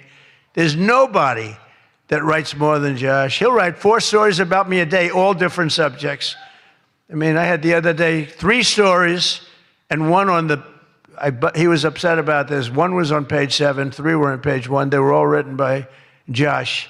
But he's hit the big time, and he's a workhorse, and yet he's almost unhireable. You know, you hired, he's just one of these guys. Wall Street Journal's lucky to have him, but you really, it's unbelievable. He's almost unhireable. CNN is also here, and I'm very disappointed they didn't bring Fake Tapper because he's had a rough couple of years, Fake has. You know, he calls me up every once in a while. If I pick it up, you know, I pick up my phone. I used to go to this young lady, I'd say, any calls from the press? No, sir. I said, oh, now I'm the President of the United States, right? I'd say to Stephen Chung, is Stephen here someplace? Where's Stephen? He's one of the toughest human beings I've ever met. Don't ever wrestle Stephen, you'll be in big trouble. But I say, Stephen, let me ask you, did the press call? No, sir. You know, when I was a developer, I'd get a call every half an hour. For whatever reason, I always got disproportionate press. So I said, Stephen, nobody called? No, sir. 2 hours later, I say, hi, Steve, how are we doing? Everything good? Anybody call? No, sir, no press calls. I say, I'm president. Nope, they never call. So this went on for about a week. I'd say, Caroline, did the press call? No, sir, no calls. I said, nothing. It's over a week. I haven't received a call. So I said, you know what I'll do? I'm going to give the press my phone number. That was the stupidest thing I ever did. I'm getting a call every 3.7 minutes.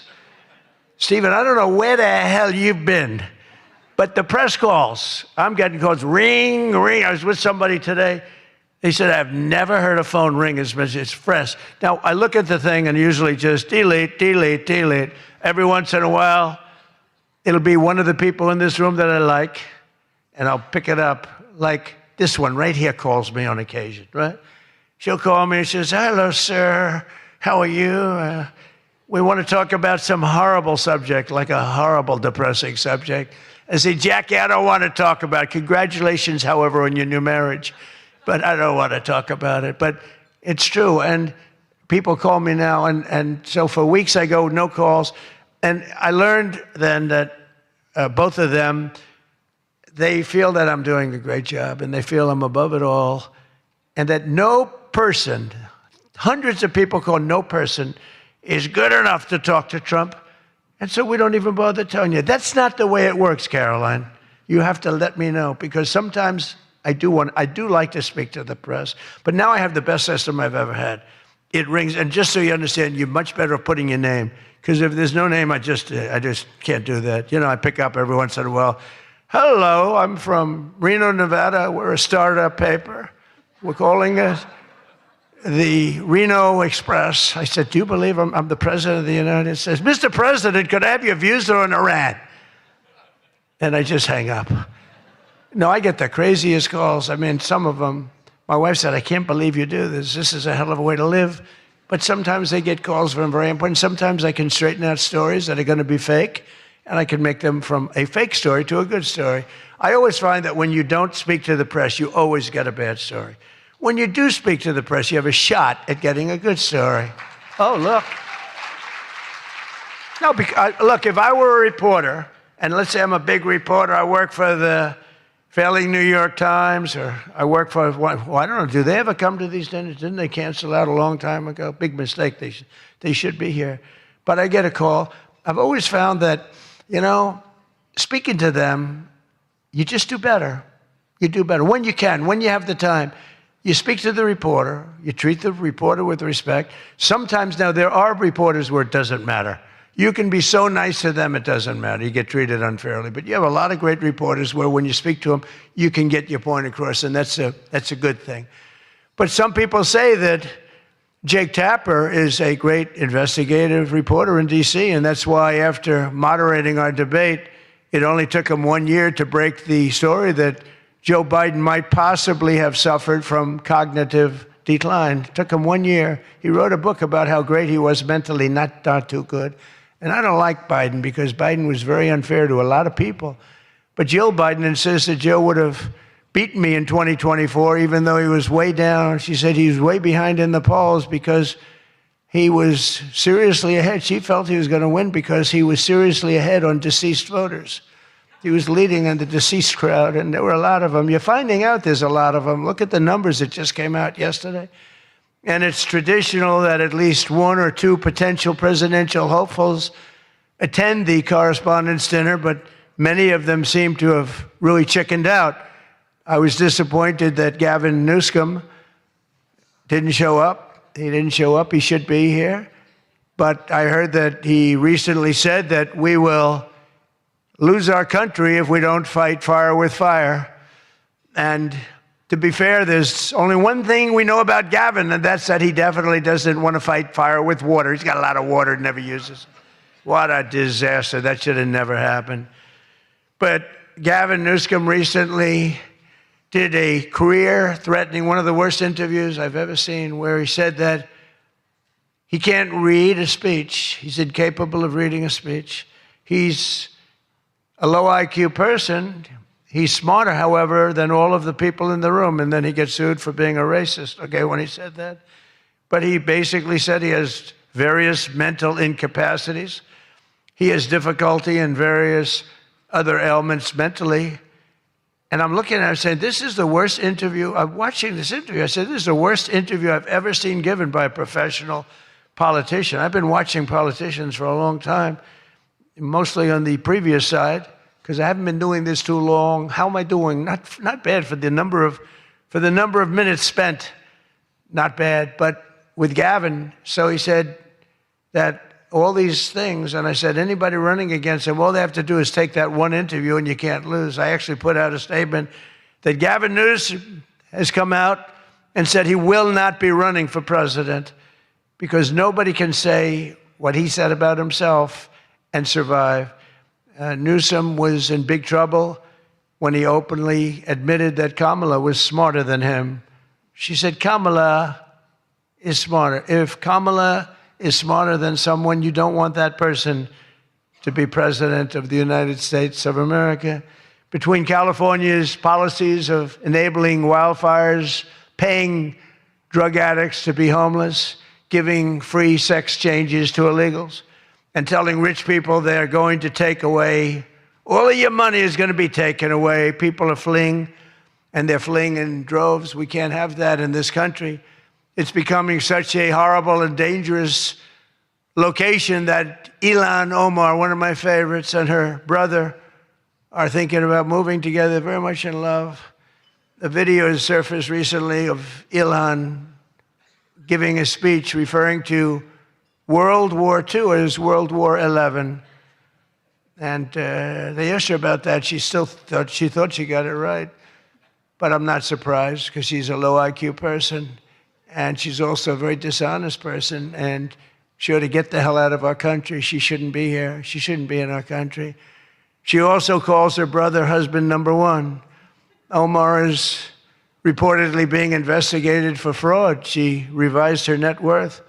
I was shocked to see that she was worth much more than $30 million.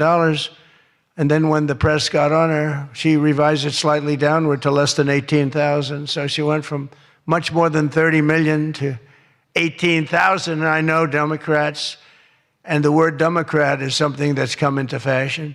I changed the E with a U, and most people don't know that dumb has a B, so we don't have to worry about that. It's very quiet. I thought it was quite good, but I haven't gotten much credit for that. Fake news, good. Pocahontas, good. I won't say Lion Ted because he's on my side. I don't talk about past conquests, but we have a lot of them. I won't talk about. They got a whole table full of Republicans there. They're saying, no, don't mention my frickin' name, will you please? But we've had a lot of good names. But the Democrats are there to destroy wealth, and honestly, they've gone absolutely crazy. Gavin Newsom's not only a man who really wants to run for president, he's doing a bad job running a state. You can't have somebody like a J.B. Pritzker, who I understand is not president, sadly, but, some people say, never use the fat word. And I don't. I would never call anybody fat. I have my own problems, It's not like I'm perfect. Sir, in the back, don't call him a fat pig, okay?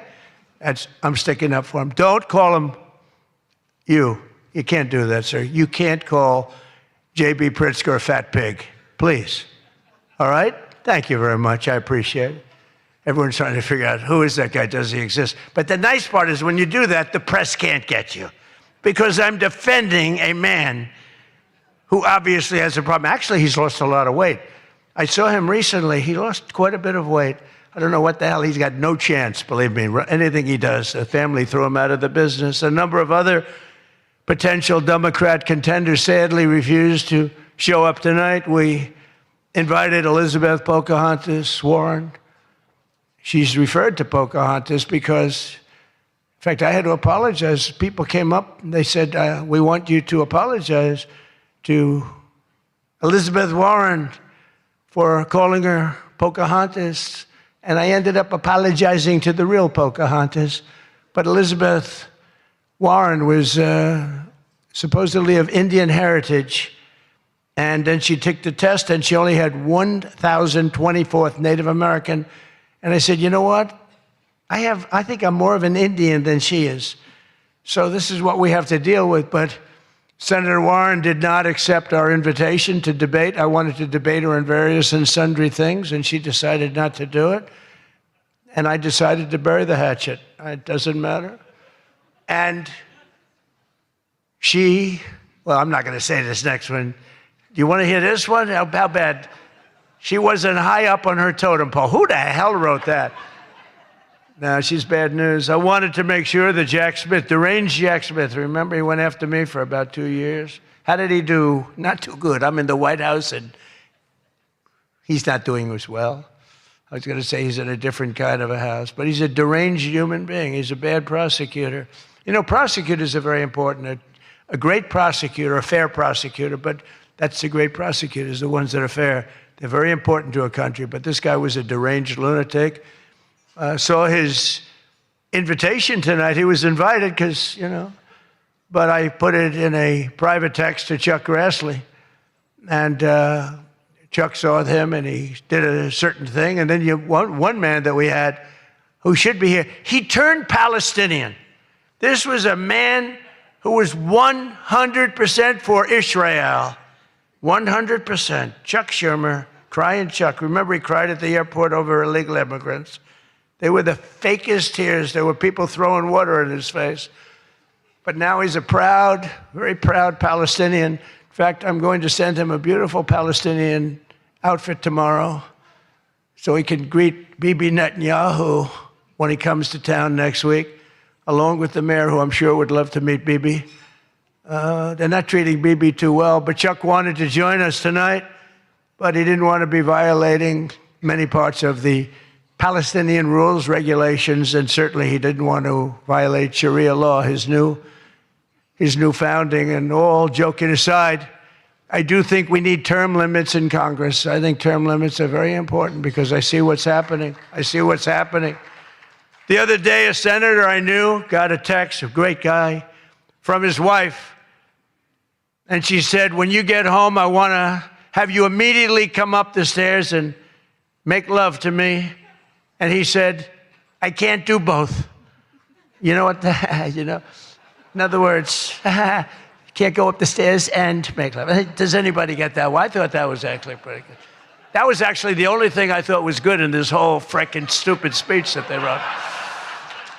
That was the only good one, and that went down with not exactly great laughter. I think, in other words, you can't go up the stairs and make love, too, So we're looking for term limits. Does anybody understand this stuff?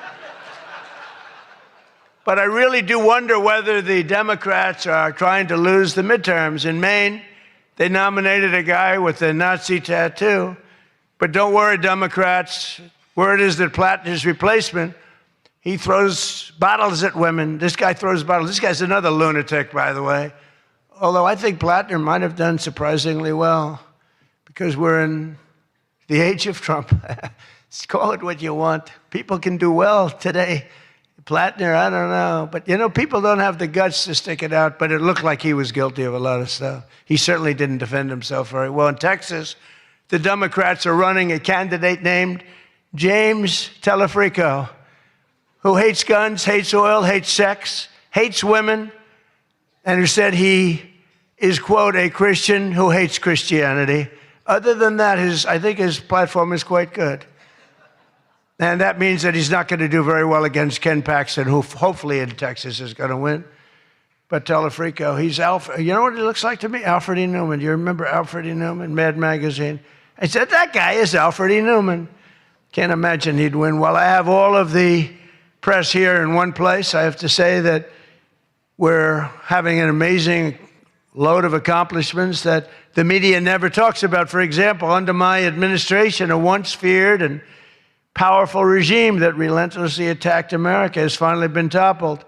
Their former leaders have been removed, and they're now being run by a gay dictator facing internal divisions. But I, for one, wish Barry Weiss all the best at CBS News. She's a wonderful woman. Most of the press lives here in Washington, D.C., and you should be thankful for me for what my administration and I have done to make our nation's capital, which was one of the most dangerous and unsafe cities anywhere in the world, one of the safest cities in the United States. Crime is down 88%, and our capital is shining again with 62 monuments, statues, water fountains looking more beautiful. The graffiti's all gone. The tents are all moved out of the parks. The fences are all done. Our capital looks like it's really in good shape. And people coming here, people in the White House, they work in the White House, they all say, young women, young guys walk up. They say, thank you, sir. 2 years ago, we lived in a dangerous city. We lived in a city where 150 people were killed a year. And now we have almost a crime-free city. Our National Guard has done an incredible job, and we've removed over 5,000 career criminals. We removed, there's one stat, I think it's a great stat. It's to me, it's fantastic. 2% of the people create 91% of the crime. That's something you can fix, and we fix it. We moved out over 5,000 career criminals out of Washington, D.C., and we have the greatest capital in the world. Again, it's beautiful, it's thriving, the restaurants are thriving. You couldn't get into a restaurant because they didn't have, all the restaurants were closing. And if you even got in, you felt unsafe. People were getting into Ubers and they were being attacked when they were in an Uber. It's not happening anymore. We have tough, smart people, and they have done a fantastic job. Washington, D.C. is safe again. You can't get into a restaurant. The restaurants are opening up. They're opening up all over the city. They can't get, it's the exact opposite. they can't get space. But mostly I've given up on you and the media so that now I just gave up on you and I'm number one on TikTok. Did you see that I'm number one, Stephen? Is that true? I'm number one on TikTok. So how could they be so bad? 525, think of this, 425 billion views. Can you believe that, Peter? I mean, let's go, Peter. I gave up on you people. I gave up on traditional press. And it obviously worked because we did win in a landslide. I mean, somebody's got to be saying something good about me. But TikTok, good old TikTok, and I was able to get it sold to a group of very wealthy people, mostly Americans. I was told President Xi, who's a man that I get along with very well, he was a hard no for the sale of TikTok. They all said he's a hard no. I said, well, let's put your group together. They put it together, billions, hundreds of billions of dollars. I called up President Xi. I said, President, look, these are American people. They're wonderful people. In fact, one of them happens to own CBS, actually. I mentioned his name. I said, these are wonderful people, and it'll be a good thing. Does it mean anything, President? It's nothing. It's nothing. They love your country. We'd love to see you approve the deal. And he goes, all right. That was it. It was done. And we sold TikTok. And he's a friend of mine. And he's not contributing to problems like other people contribute to problems. So we get along. But we made the deal. But number one on TikTok is Trump. And that's probably why we won. But for all of the trouble that you give me a lot of trouble, a lot of heartache. I hope all of you know that I believe in the free press more than anyone in this room does. Maybe not quite. But that's why I'm proud to be the most open and transparent president in history. They called me that. You know who calls me that? Caroline. That's about it. So would anybody else call me that? I think Peter would call me that. Am I the most transparent? Biden never used to answer your questions. He'd ask Biden 20 questions. He'd never get an answer. Who's the most transparent president, Peter? Who? I look at him. It's the first time he's tongue-tied. I cannot believe it. Oh, he's not going to be happy tomorrow. But you people have no idea how lucky you are. When I'm gone, you're all going to be broke. Your business model is going to be finished. No, it's true. When I'm not around, you're going to be broke. There's not going to be anybody to report on. Nobody gives a damn about anybody else. The New York Times the other day had 5 stories about me. You know, before I got into politics, in my whole life, I had 7 front-page stories. This is years of success. I think 6 were good, 1 was bad.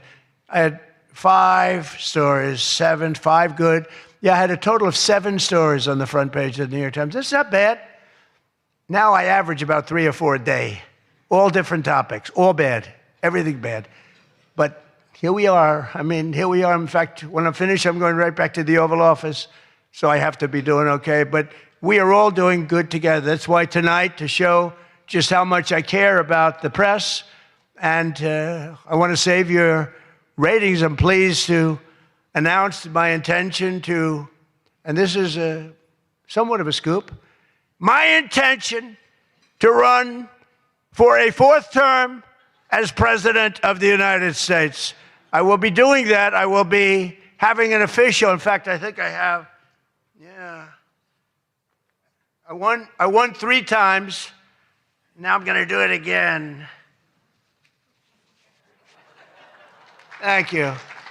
I'm going to do it again. It should be easy. I'm getting very good at running for president. No, I won 3 times, did very well the 2nd time, by the way. It's a rigged election, but we don't have to talk about it. You know, it's interesting, when you come back and you do a good job like we did, you don't care about it so much, but we do have to tighten up these elections because they really are in seriously bad shape. But on a serious note, I want to say once again, I just want to thank you all. It's been an interesting evening. I didn't really know what to expect, and it's far worse than I actually thought, but if you want to know that. But I didn't know exactly what to expect, and I've made a lot of friends tonight. I've made a lot of good friends tonight, probably made some enemies also, but it's been an experience that is something that we've all shared together, because we're all in this room tonight because most of us went through a period of trauma from just a short while ago. And, you know, some people said they wanted to come, but they were afraid to come, and you people weren't afraid to come. There were a lot of people that said, Jackie, they don't really, they didn't have the courage to come. And we don't want that to happen. And I'm sure it's not going to happen. We're going to do things. Again, I want to thank our law enforcement, keeps us safe. All law enforcement. We have the greatest people on earth. We had, 2 years ago, we had the worst record of recruitment in, as an example, the military, Army, Navy, Air Force, Marines, the Coast Guard, Space Force. I love Space Force. Look at all that shooting we're able to do from space. That was my baby. But all of the branches you couldn't get people to join. This was 2 years ago. And last week, you probably saw, some of you wrote the story, we have the single best recruiting of people into our armed forces than we have ever had in the history of our country. They are brimming over with great people. And that's a big statement. And that also goes for the police departments where they were having a tremendous problem recruiting. You can't get into a police department now. If you're looking for a job, it's very tough. And that also includes our great fire departments because people forget about them. They're unbelievable, the job they do. So I just want to thank you. Look, we're on the cusp of something big, and I call it, and this I'm being very serious when I say this, that this is the golden age of America. We have $19.2 trillion being spent in our country. A record was China. I think it was 10 years ago, 3 trillion. Trillion is a lot. 4 years, they went less than 1 trillion under Biden. And we have 19.2 trillion. And this is a period of actually 13 months, not even current, because we're here a little bit longer than that. But that was as of reporting dates. $19.2 trillion is being spent. Factories are coming. Toyota just announced they're going to be building the biggest car plant in the world. They're leaving Mexico. They're coming here. Tariffs did that. Tariffs did that. And maybe November 5th did that too, the election. But our country is doing things that nobody's ever seen before. And it is true. We were, and you've heard me say this, we were a dead country 2 years ago. Other leaders would see me and they'd say it's a miracle. President Xi told me that a few weeks ago in China, and he's coming here on September, I think, 24th, coming in September, the end of September, going to be exciting. But he said the same thing. The King of Saudi Arabia said it. Everyone said almost the same words. We thought you were a dead country. We never thought you had a chance. You were never going to make it back. And in a period of 1 year, you made it the hottest country anywhere in the world. We all did that together. It's not me. We all did it together. And we do. We have the hottest country anywhere in the world, and we're going to keep it going. And I just want to say, it is the room. I have tremendous respect for the people in this room. Sometimes I don't feel you treat me fair. Or maybe you do. I don't know. I don't feel that. But sometimes you treat me very fairly. And I have a lot of respect for your profession. Your profession's amazing. And I just want to thank you for having me. And it's been fun. And I've met a lot of great people. And, I used an expression, and I've used it right from the beginning. I did this for one reason, to make America great again. And that's what's happening right before your very eyes. We have made America great again. And it's going to get a lot greater. So thank you all very much. It's an honor to be with you. Thank you. Thank you very much.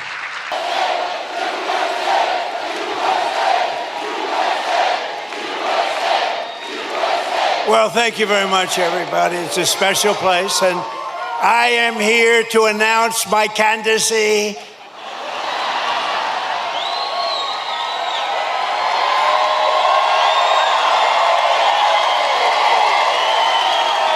I'm only kidding.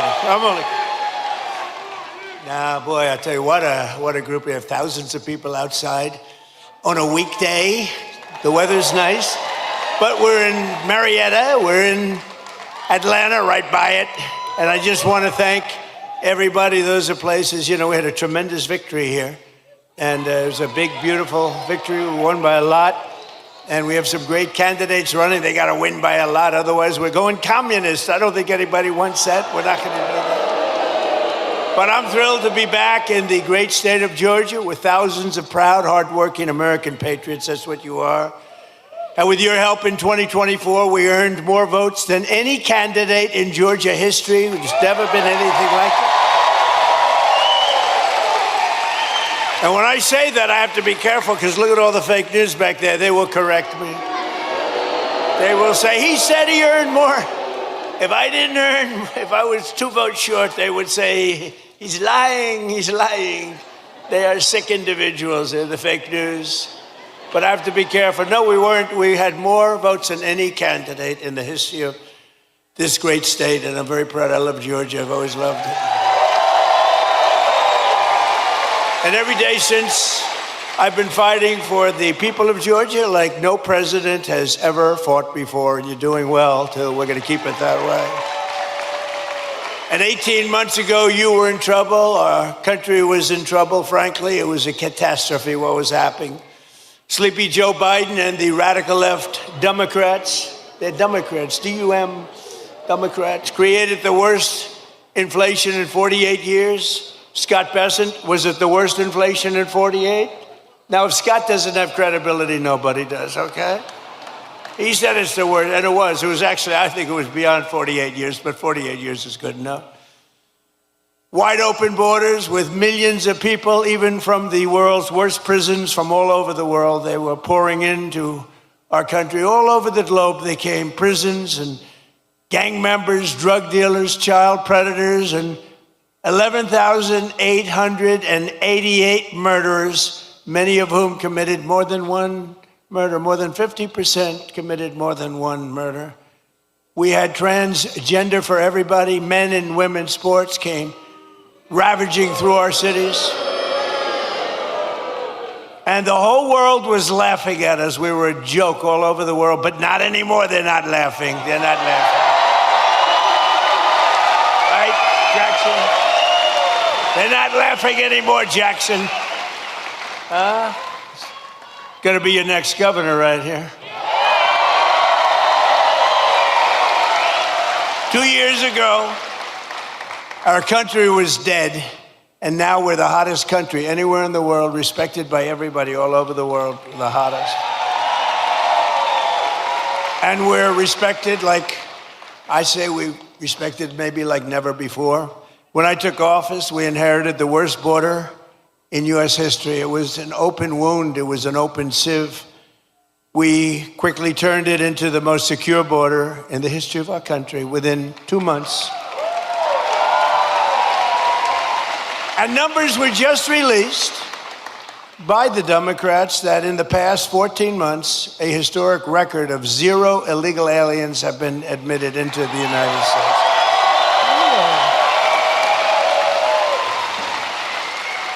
And now our crime numbers are among the lowest they've ever been. It's plummeting downward, and nobody's ever seen anything like it. Nationwide crime has been the lowest numbers that we've had in many, many decades.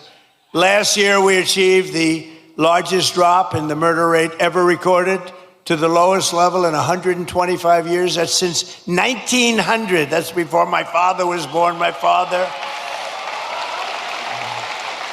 Before my father was born, think of it, from the year 1900, lowest murder rate. And that's despite the fact that we had millions of people poured into our country who were, in many cases, very, very dangerous people.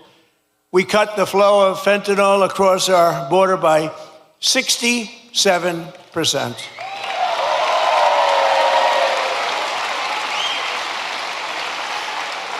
And drugs coming in by ocean, sea, by water was cut 97%. We're trying to figure out who the 3% are because they are among the bravest people anywhere in the world. You've seen that. They are the bravest people in history, I believe.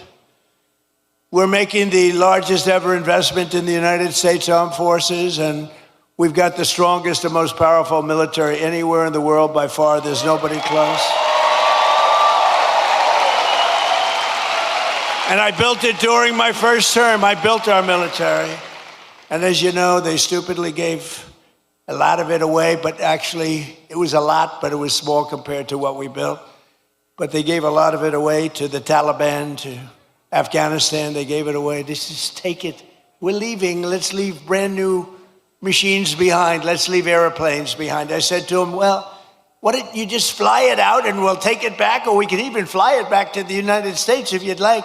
Sir, I think it's cheaper to leave it. Brand new planes. It was so sad. I saw what was happening. What a disgusting thing took place. But we then, as you know, We won Venezuela, which is now working with us to produce millions and millions of barrels of oil.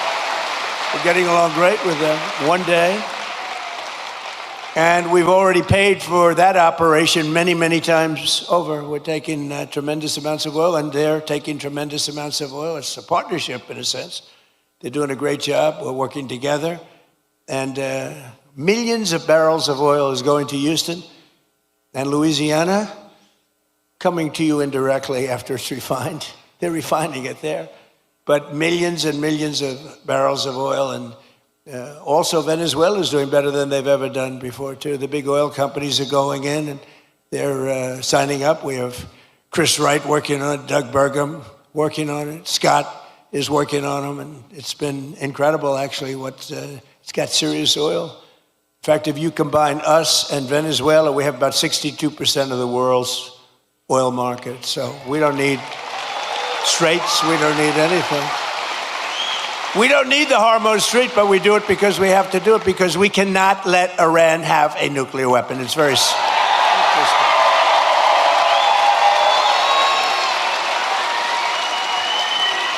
So we're likewise winning in the Islamic Republic of Iran, and we're ensuring that they will never, ever be able to do to us what they've done to so many. You know, they've killed 52,000 plus protesters. People that were protesting have been killed. 52,000 over the last 4 months. Nobody wants to talk about the fake news back then, never mentions that.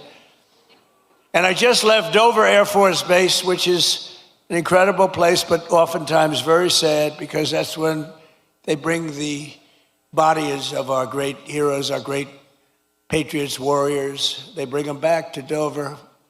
And I've been there many times before. This was in particular something very sad. I attended the dignified transfer ceremony for 4 great U.S. service members killed in the conflict with Iran. As they returned to American soil at Dover. And one of the families happened to be traveling to Georgia. Beautiful family, beautiful wife and husband and brother-in-law. And I said, I'm going to Georgia too. Where are you going? She says, well, after this, sir, they lost their beautiful son. We're going to Georgia. I said, so if you want, I'll give you a ride on Air Force One. And they said, wow, wow.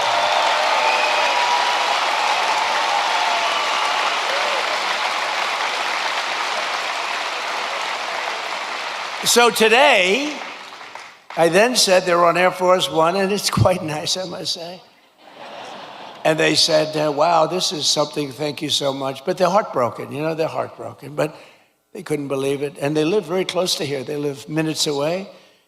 And we're here today, and I said to them, celebrating the memory of their beautiful, this was a beautiful son. You know, I read, when I go to Dover, I read charts on all of the young people, and some are unbelievable. Some are a little bit, you know, they got a little bit of a couple of little bad things put in. This is a son who is like a flawless, perfect person, beautiful, beautiful son, handsome in every way, brilliant, respected by everybody. His sheet read so beautifully, and I told them that their beloved son, and it's his name was Lieutenant Tyler Feehan, and he was a person that was going all the way. He was going to be a general. He would have been a general very quickly. He was heading in that path. But I just want to thank Tyler's mother, Sherry, his father, Stephen, and his uncle, David, great people. I got to know them a little bit on the plane. And standing there watching this sight, which is, it's very, very tough to watch, to be honest with you. Very tough. I think it's the toughest thing I do. Of anything I do all this stuff, but I think it's the toughest thing I do. But to Sherry and Stephen and David, we will carry Tyler's memory in our hearts forever. And I just want to thank you. It's an honor to have you here today. Please.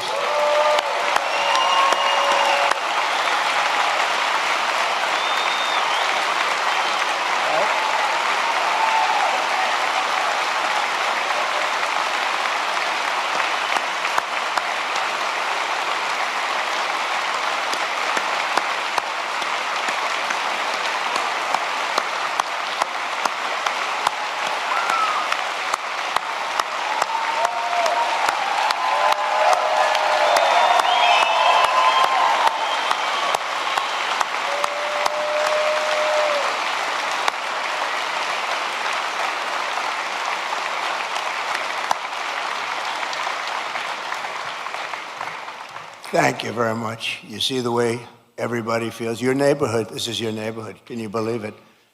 You see the way they feel. Thank you. Thank you, Sherry. He's looking down right here. He's so proud right now.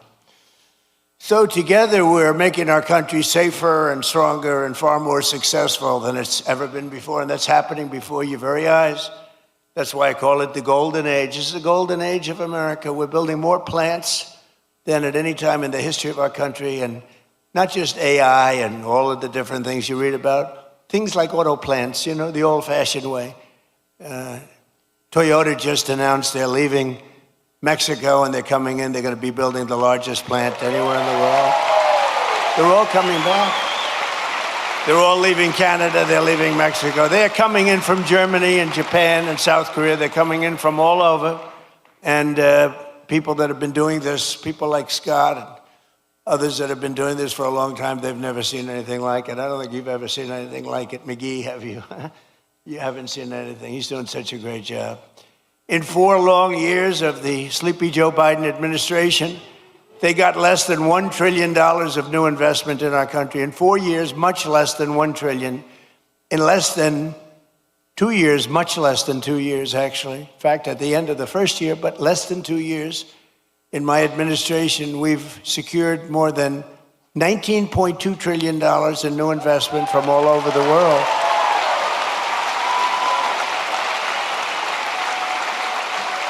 So think of that. So in 1 year, they did much less than $1 trillion of investment. We were losing this country, I'll tell you. And the welfare, you see all the theft that's going on. Guys are stealing $100 million. Some guy from the street steals $100 million. It's horrible. The welfare was going through the roof. The costs were going through the roof. It was a disaster taking place. But think of it. So they did less than $1 trillion in 1 full year. In 4 years, they did less. Think of this.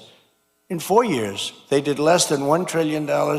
We did 19.2 in 15 months. Think of that.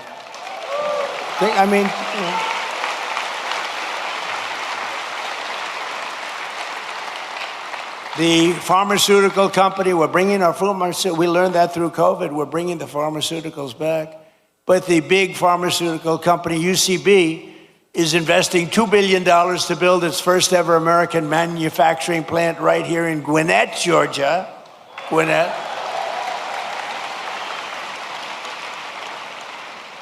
Look at the front row Joes. I love these people. I love these people. I think there are about 283, I don't know what the hell they do. I think they make a lot of money too. I'm hearing they're very rich. They follow us. It's a rock concert, right? You have a good time, right? Thank you. They've been with me right from the beginning. How many have you done so far, do you think? 4, 5, 6, close to 1,000. It might be. You think he's kidding? It might be. Well, we love you. Thank you very much. We love you guys. Thank you. We have groups. We have a group from, I don't know if they're here, but we have a group from North Carolina, women, beautiful women. They follow us. And they're at 218, I think.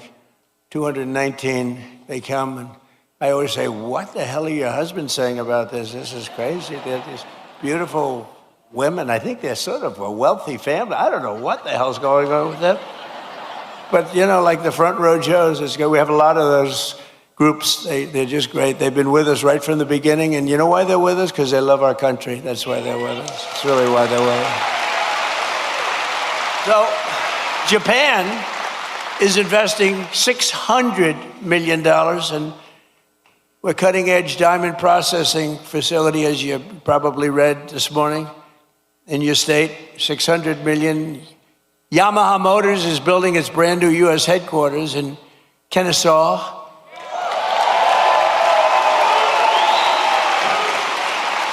And more money is being invested in the United States right now than at any time in the history of our country. And Americans are working today more so than ever before. We have more jobs today than we've ever had, and it's not even close. More people are working now than at any time in the history of our country.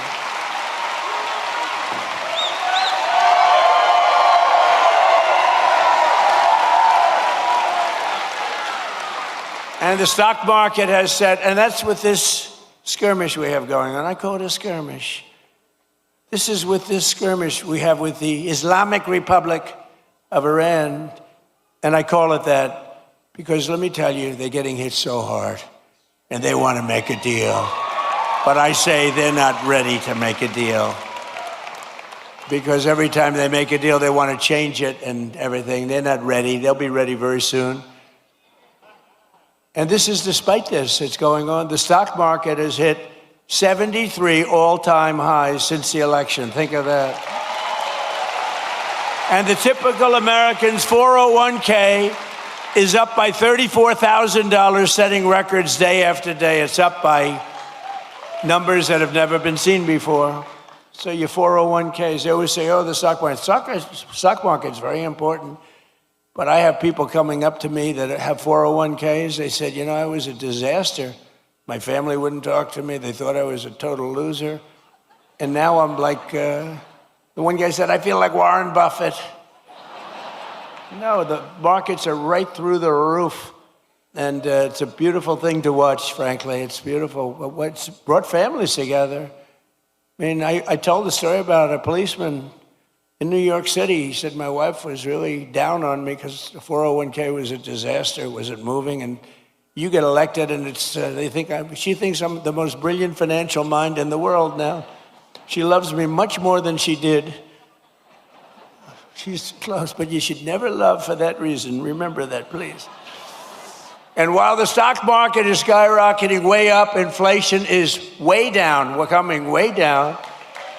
And last week, it was announced just last week that inflation dropped by the largest amount in more than 6 years, because we're doing it right. We're running the country properly. And they tried to blame high prices on me. So think of it. When I inherited this thing on January 20th, we had the highest inflation in many, many years, 48 years, they say. I say maybe ever. This is what I inherited. And when I had nothing to do with it, I walk into office, I have a press conference first or second day, and they're screaming at me, what are you going to do about high prices? Right? What are you going to do? I said, I just got here. What are we talking about? Tell me. Eggs have gone up 4 times. 4 times. I said, I just got here. Give me a break. They did. They hit me with the eggs, and you remember that?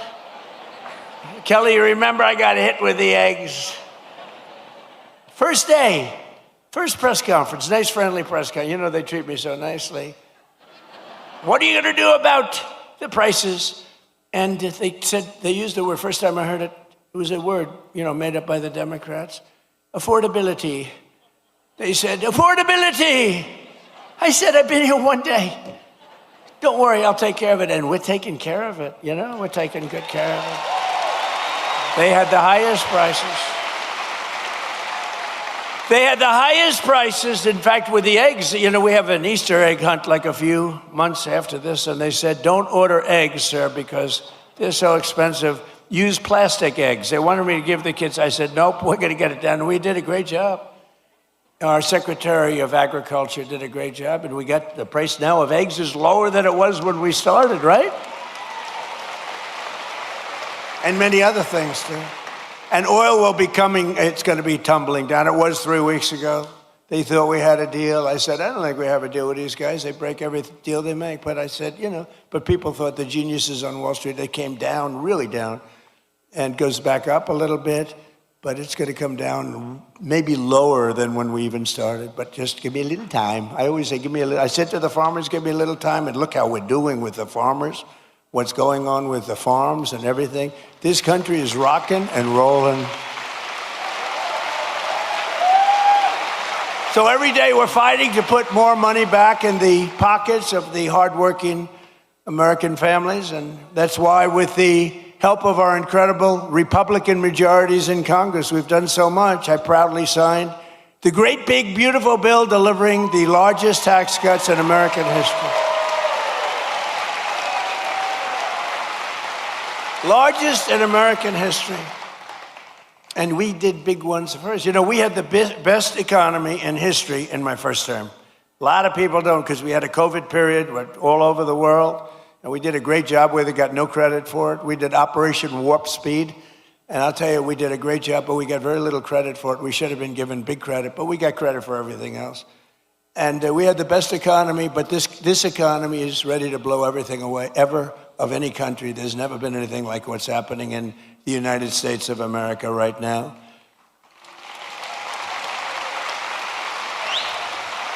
So I just want you to remember that if you're paying a little bit more, a lot of it's come down now. We got it coming down very rapidly, actually. Look at the number just released. But it really would, you know, we inherited something from Biden, and we're giving it back to you, thousands and thousands of dollars each family. We gave it to you. Also, remember, forgetting about prices, and I don't want to forget about it. I would never leave a sentence like that, because they'll say, he said forget about prices. I said, despite anything you see, we gave you no tax on tips, no tax on overtime, no tax on Social Security for our great seniors.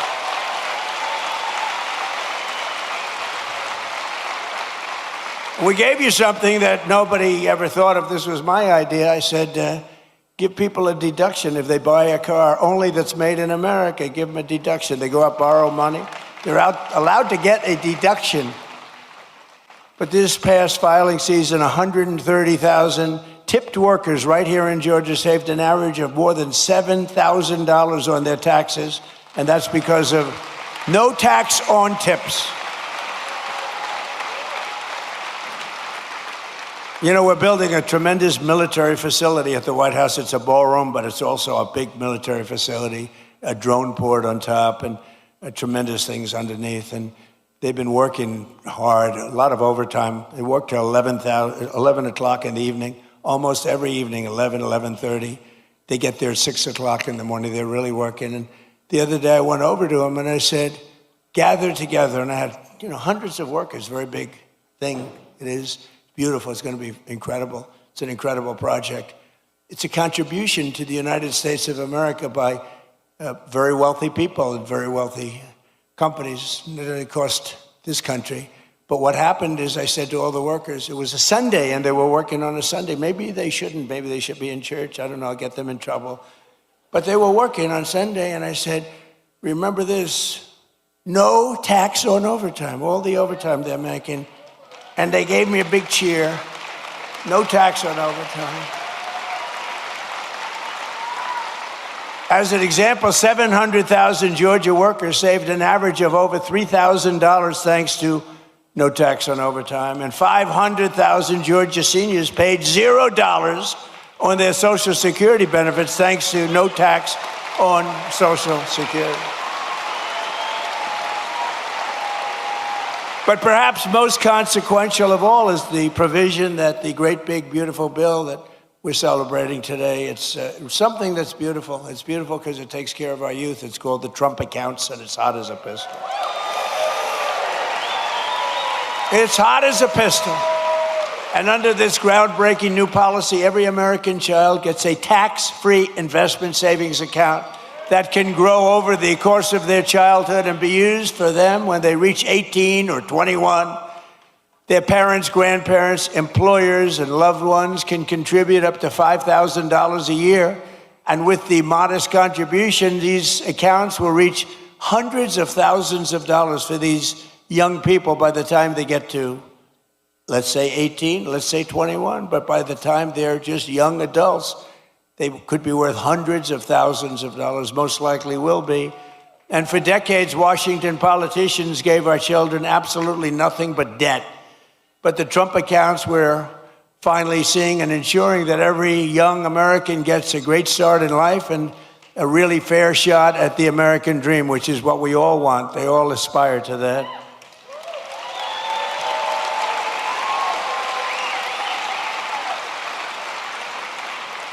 And under the system, every newborn child gets $1,000 deposited in their Trump account at birth. Think of that, from the United States government. Think of that. The government is finally giving money back to our children. You think that was easy to get from the Democrats? Not easy. Actually, they didn't vote for it. They didn't. I don't think we got one vote. We got a unanimous Republican vote. We didn't get any Democrat votes, I don't think. But they have a hard time justifying all of the things that they've done. But the government gives them $1,000 at birth, and from there it just goes up and up and up. And lots of people, like the employers, can put money into their children's accounts of the employees. It's a beautiful thing, and I'm seeing it. And again, over 7 million, and it really just started, I would say, Scott, a few weeks ago, because it was all of the very, complex legal governmental things were worked out about 3-4 weeks ago, and we have over 7 million people already, children already, so that's great. And I want to just tell you that generous individuals like Michael and Susan Dell, Brad Gerstner, and so many others have donated billions of dollars to fund Trump accounts for millions of children. Some people are going to take the children from states, the entire state. Like Gerstner is looking at the state of Indiana, where he contributes the money for, these are wealthy people, they've made a lot of money, they're putting it back. But Michael and Susan, they're two special, incredible people. As an example, donated $6.25 billion into the accounts for youth. They gave them for youth. Michael Dell, Susan Dell. $6.25 billion. I have a friend, he gave $50 million. I said, that's peanuts. That's not even close to the $250 million that Michael Dell gave. I said, what are you doing? You can do better than that. But people are loving it. And you know what I say? Go out and buy a Dell computer, okay? Because as far as I'm concerned, that's great stuff.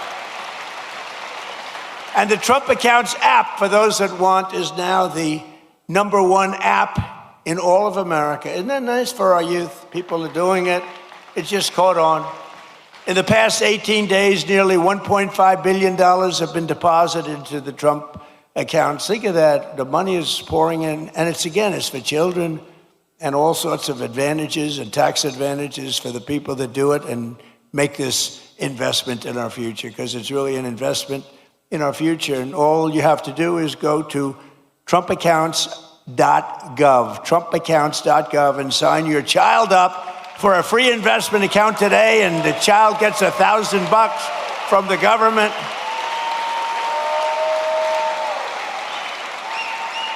You think that was easy to do? That wasn't easy to do. Tell the Democrats you're giving everybody $1,000.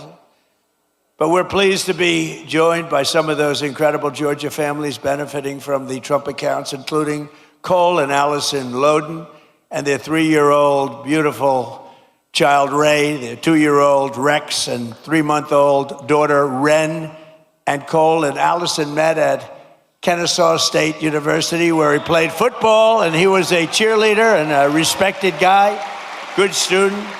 Now Cole is a project manager helping build data centers, and just this past April, they became the first home buyers. Cole and Allison bought their first home. So I just want to come up here for a second, Cole and Allison. Come up, say a few words, wherever you may be. Where are you? Come on up. Come on, don't worry about Secret Service.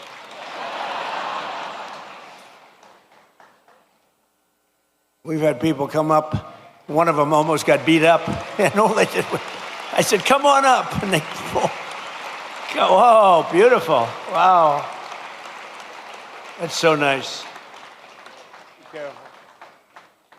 You can't fall like Sleepy Joe. You can't. Come on, say something. Come on, please. How are you? Hi, sweet. I'll watch you.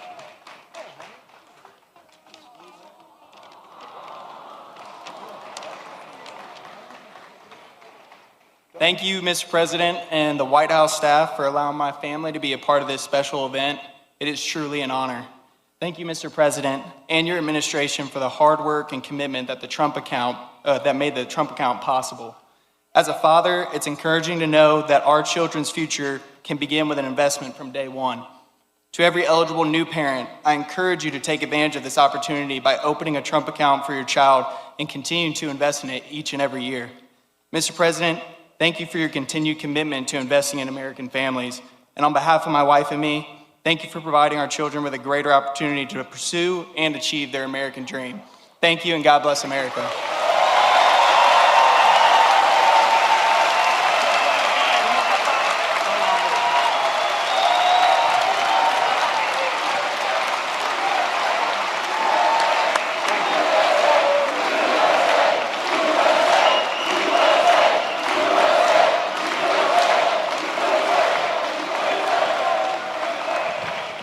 Thank you very much, Cole. That's beautiful. Also with us are Dean and Gabrielle Fungawing and their 4 children, Elise, Jude, Isaiah, and Talia, who also have been very proudly members of the Trump accounts. And Dean and Gabrielle are both entrepreneurs who believe in teaching their children the importance of self-reliance. And it's happening. You know, people are watching the market now. They're watching how are the stocks doing, how's it going, and they're only going up, it looks like, and we're going to keep it that way. So Dean and Gabrielle, come on up for a second, please.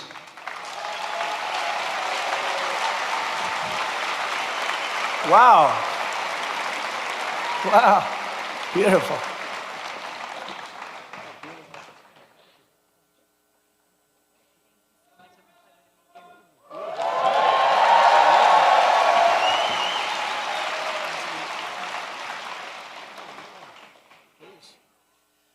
Well, Mr. President, thank you for this honor.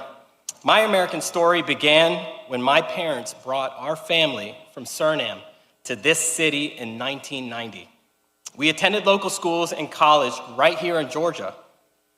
And in 2008, my wife and I lost our jobs just before learning we were expecting our first child. A friend taught me the appliance repair and service trade, and it changed our lives. Together, we built a company serving over 55,000 homes across the city. And then she fired me and made herself CEO. Later, I founded a technology startup, and that patented technology, along with our team, protects millions and millions of square feet of commercial real estate from water damage. Standing with me today are my wife and our 4 beautiful children. We opened Trump accounts for each of them, and because investing in the next generation strengthens the fabric of America. Thank you. Thank you, Mr. President, and God bless America, and God bless you. Are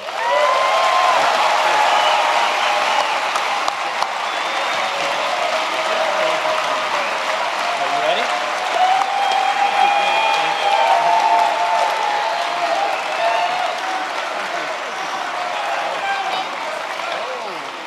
She made that for Kai.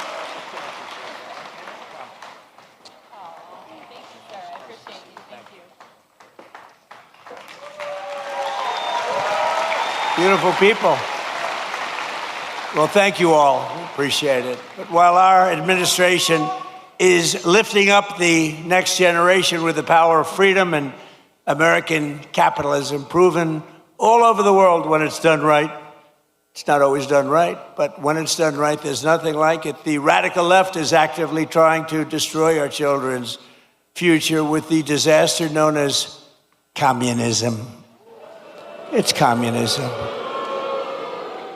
This isn't a social democrat. These are communists by another name, right? As I said in my recent address at Mount Rushmore recently, I don't know if anybody saw it, such a beautiful place. You know, the communists want to take it down. They tried taking Mount Rushmore down. They want to blow it up. They want to take it down. They shouldn't be up there. These people are crazy. But communism is, in my opinion, communism is the single greatest threat to our country and its history, including even World War I and World War II, Pearl Harbor, 9/11. I think it's the greatest threat that I've ever seen to our country. These people are stone cold crazy. And it is the enemy of the free people everywhere and everywhere in the world. You see it happening, and every time it starts to happen, the areas where it's at, whether it's blue states, you see the blue states are all going bad. They're all going bad because communism is a loser. The concept, the policy, it's a loser, and it always has been, and it always will be.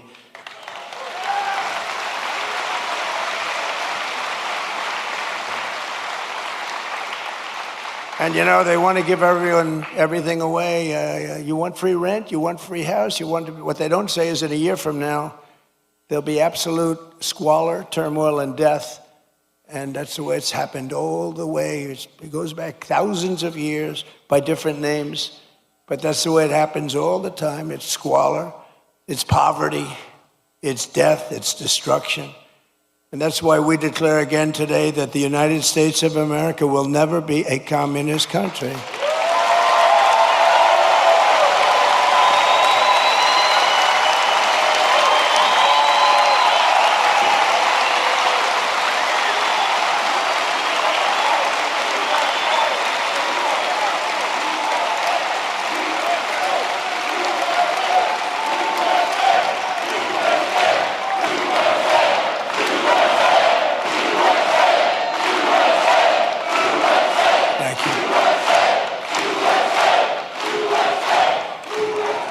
You know, remember during the State of the Union, I said that this country will never be a socialist country, remember?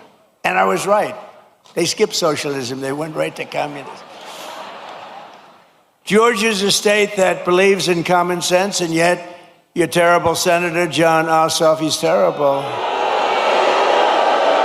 And the Democrats in Congress are voting with the communists every single time. They're afraid of the communists. You look at it. Now, I fought Ossoff before, as you know, and we won. We had a great success against this guy. He reminds me of Pinky Herman. Did you ever see Pinky Herman?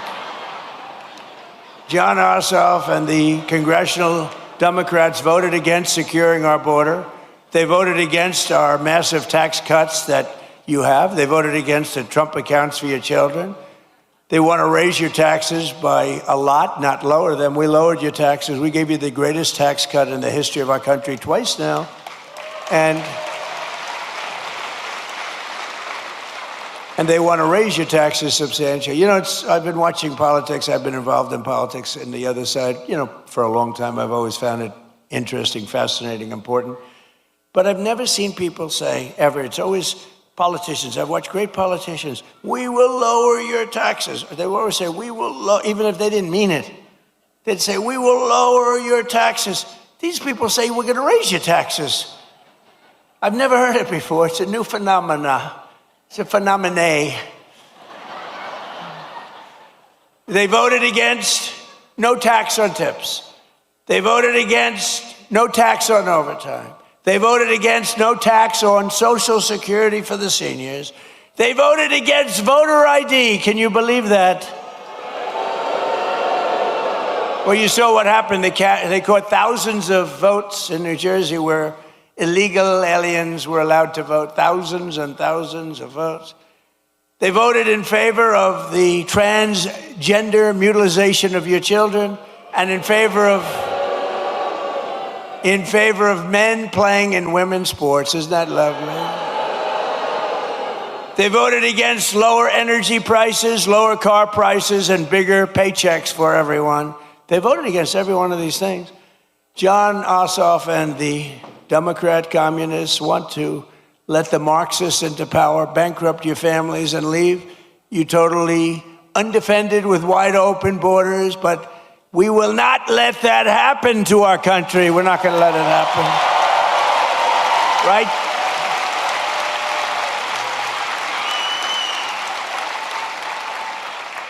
So it's a very appropriate thing because I watch this man run and he's really phenomenal, actually. Because I like the other side, too. I was a big fan of the other side, too. Two good men, frankly, but I watched him run and it was amazing what he was able to do. Very, very successful guy, and he decided he wanted to be governor because he thought he could do some really incredible things for this state, more so than have been done. And I'm very pleased to be joined today by a true champion for the people. He just won, Georgia business leader Rick Jackson, who I'm told has a big announcement to make. I don't know what this is. Come on up here, Rick.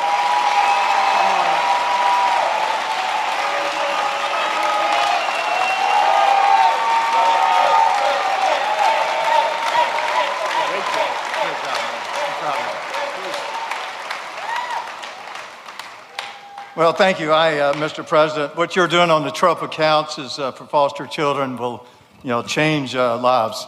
I know because I said earlier that it changed my life when I got a $100 Christmas gift in an orphanage. That's why here in Georgia we should not stop with $1,000. I want to announce when I become governor, I'm going to push the state of Georgia to match the federal contribution with another $1,000.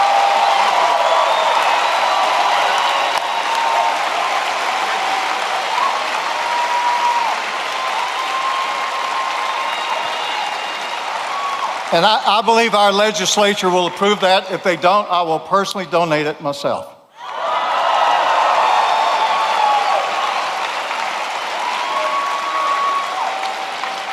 Mr. President, you're fighting for Georgians every day for the state and what you're doing to lower costs.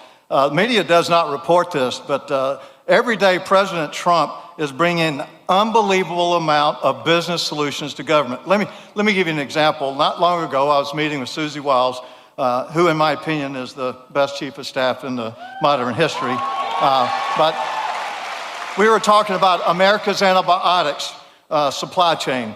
And I told her we bought this last American plant in the United States in 21 because I didn't want China to leverage it on our president for trade. I told Susie something that every family should know. We produce one dose of amoxicillin for 7 cents. By the time it goes through all the middlemen, you pay $1. Susie looked at me and said, well, have you heard about Trump RX? And I said, she said, we're announcing it tomorrow to sell directly to from the manufacturer to the consumer. That's a business solution. That really brings down costs.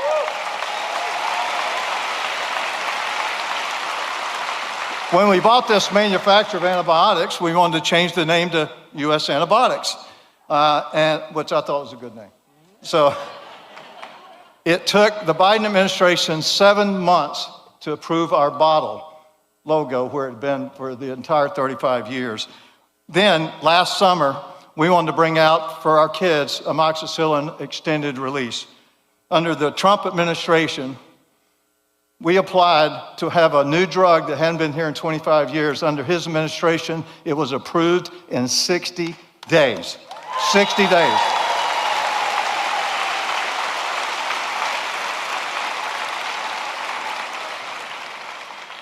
So, Mr. President, thanks for what you're doing. I wish the fake news would report all these great business things that you're doing, but that's what I'm going to be doing in Georgia. I'm going to bring business solutions to solve real problems. The other side talks about affordability as if that's a solution. Affordability is not a political problem. Affordability is a business problem. It requires business solutions, just like this man's been doing all his life.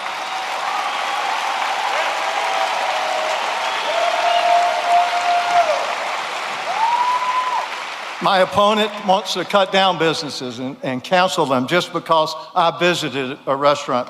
Well, that's just wrong. We are not going to do that. And I'm going to make sure that Georgia is the best place to do business and reduce affordability to the lowest it's ever been. And I'm going to be this man's favorite governor.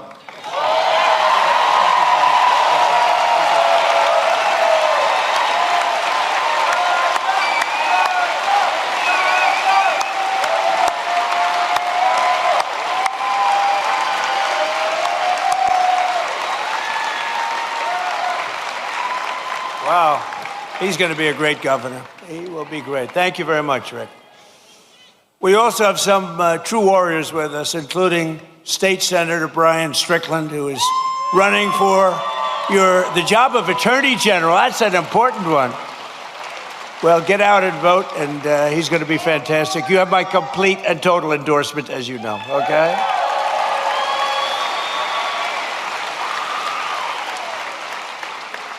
and State Senator Greg Dolezal, and that he is a fantastic guy who's, as you know, running for lieutenant governor along with Rick. That's a pretty good, where are you? There you are. Where are you? Oh, what a man he is. You have my complete endorsement. You know that. You had it before, but you have it now. Okay? Great luck. You won't need it. Yeah, everybody needs luck, but you're not going to need that much. Very talented people need luck too, but they don't need it that much. And State Representative Tim Fleming, who is running for Georgia Secretary of State. And they all have my complete and total endorsement. They're incredible people. Thank you very much. Thank you. Congratulations. I heard you had a great win. We also have State Representative Houston Gaines with us, who's a fantastic person, and he's running for Congress. And you already have my endorsement, and you already won your primary in record numbers, and now you have to go and beat a Democrat. Good luck. We'll be helping you, okay? Good luck. I want to thank as well, he was here, I didn't know he was going to be here, Treasury Secretary, I think he's going to go down as the best ever, Scott Bessent.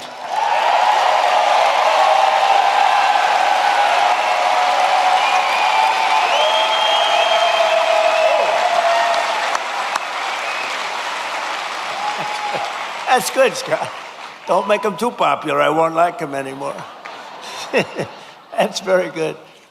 Secretary of Education, a woman who's absolutely incredible. She's moving education back to the States, Linda McMahon, and she's phenomenal.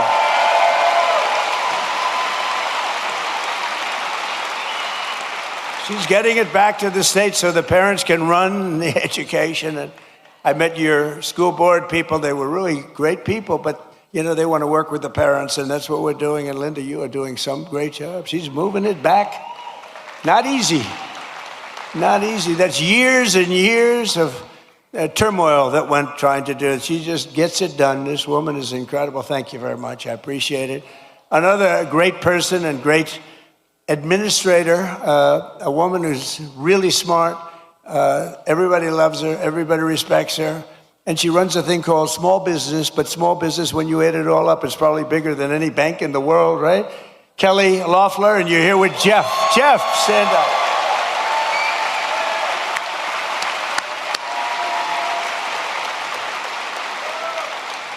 Thank you. Great job, Kel.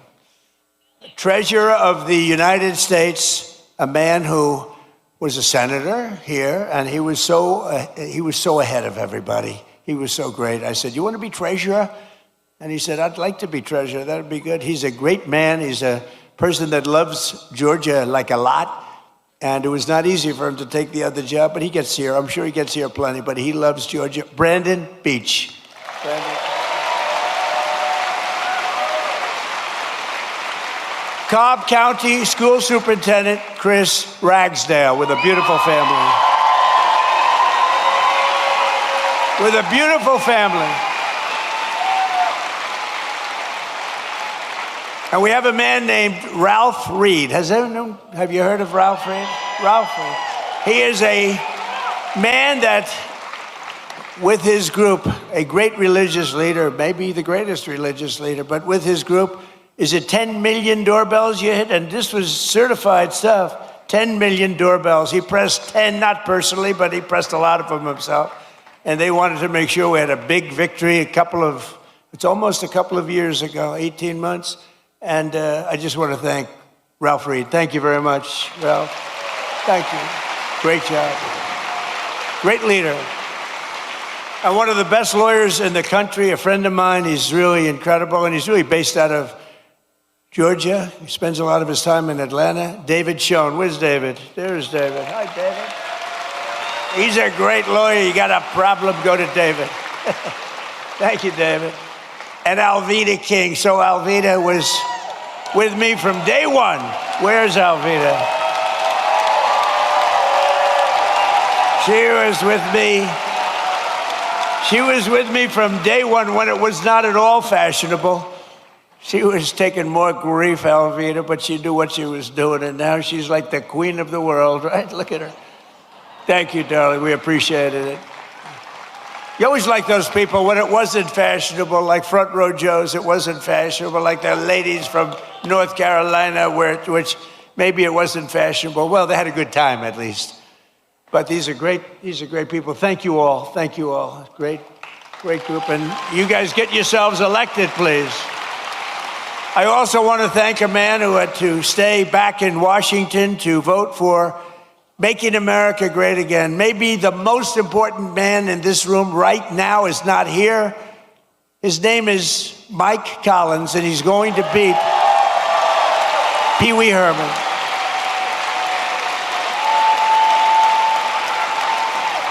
And the reason he's not here is me. He wanted to be here. They wanted to change. I said, don't change. Mike's not here, and it is my fault because we have a very big vote coming up on the military, farming, and other important things in a little while. It's going to be a little while.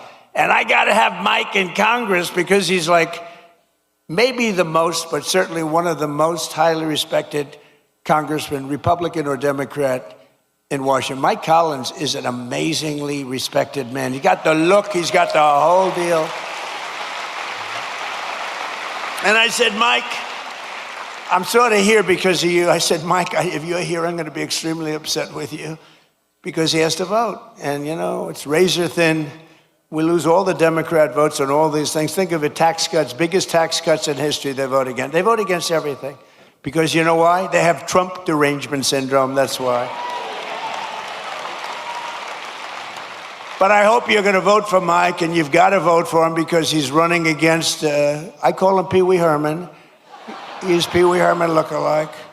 You know, I don't know, people don't know this, but I beat him once before as a congressional candidate. Does anybody know that? He ran for Congress a number of years ago.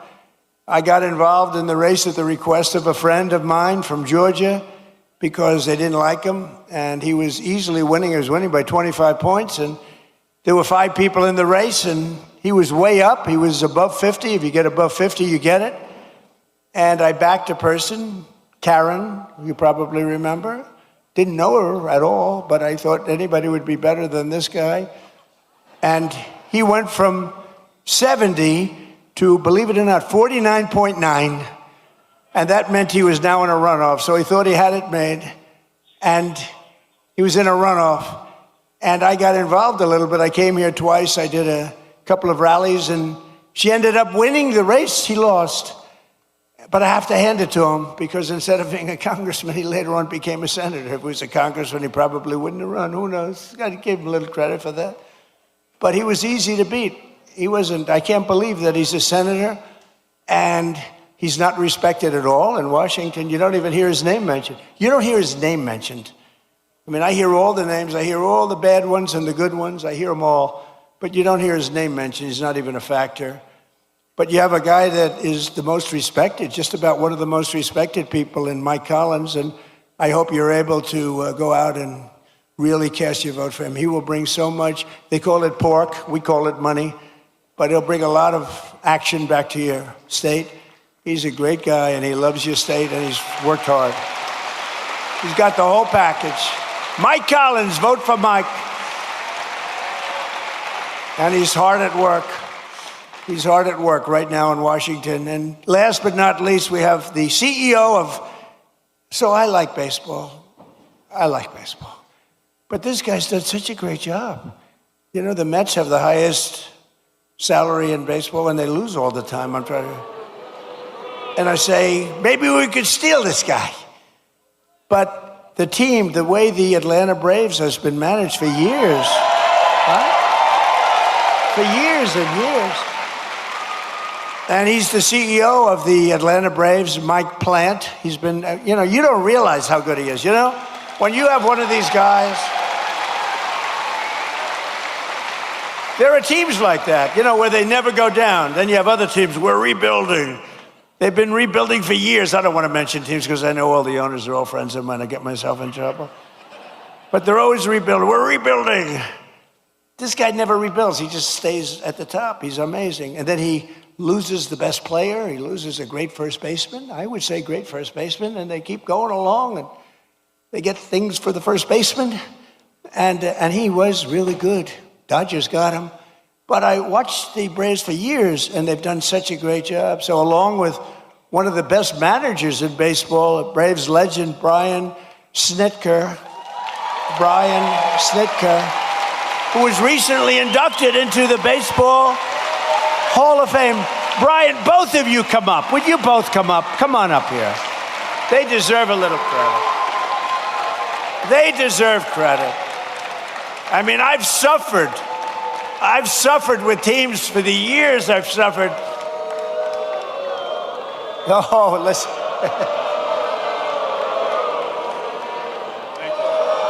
They say you're not allowed to do that. Do it.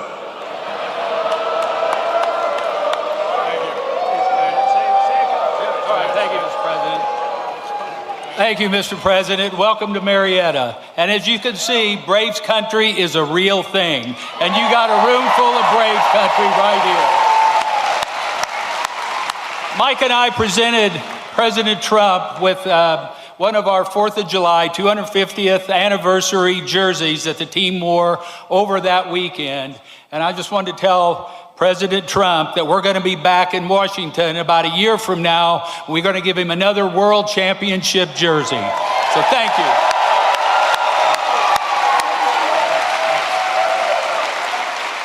Well said, Snit. Mr. President, I just want to say when you're done throwing four-seam fastballs for the United States of America, come back and do it for the Atlanta Braves. Thank you.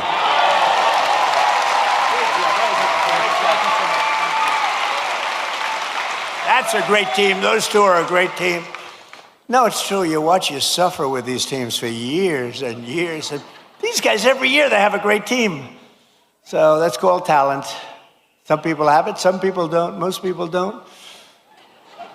But under the Trump administration, Georgia is prospering again and America is winning again because we finally have a president who puts America first. We put America first.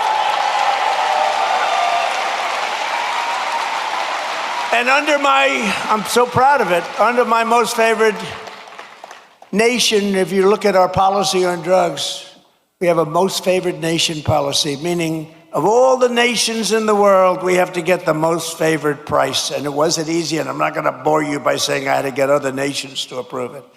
And I did threaten them with tariffs if they didn't approve it. And I threatened the drug companies. I threatened everybody to get this done. And no other president even tried because they said it was impossible to do. But we're delivering the largest prescription drug price cuts in history by a difference of 400, 500, and 600% reduction. So for decades, Americans paid the highest price for prescription drugs anywhere in the world. We were the highest price anywhere in the world. And now we're paying the lowest price anywhere in the world. And that has a huge impact on your healthcare costs, on everything. I'm very proud of it. Everybody said it couldn't be done. No other president even tried it because you had to get the drug companies, which is tough, but then you had to get the other nations to approve it, which is even tougher. So all you have to do now is go to TrumpRx.gov and you're going to get drugs for prices that you never believed. I mean, prices where they're 80%, 70%, 60%, 90% in one case I saw, lower. So go there and just get your drugs and at a minimum price them out and go to your store and see if they can match it, but I don't think anybody's going to match them. It's been amazing. Think of it. We went from the highest price 1 year ago, the highest priced drugs anywhere in the world, like the fat drug. It cost, think of it.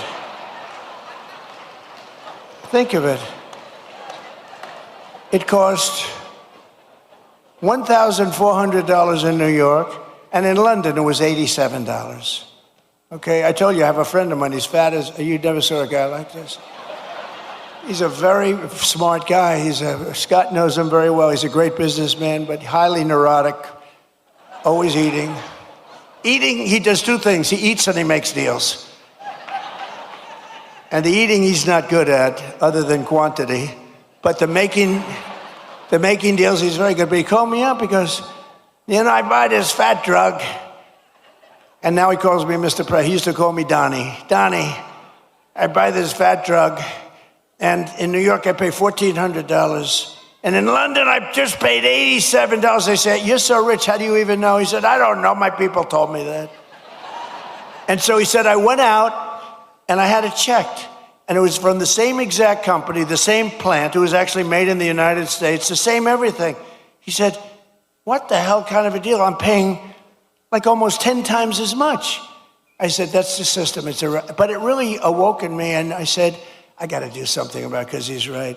A pill that will sell for $10 in London or in Munich, $10, is selling for $100 or $120 for a pill in New York City or in Chicago, Los Angeles, or any other place. And I said, we got to do it. It's unfair. And I called up the drug companies, and they fought me, and then they said, you're right. You know, they had all sorts of excuses. Well, we have to do research. I said, well, you're doing research for other countries too, right? So they finally gave in under very, very tough time for them. And then they said, and they gave in because they never thought I'd get the countries to do it. And I called up France. I started with Emmanuel Macron. I said, Emmanuel, you must raise your drug price. Oh, Donald, why would I do that? Because we're paying too high, and you're paying too low, and we're going to meet somewhere in the middle.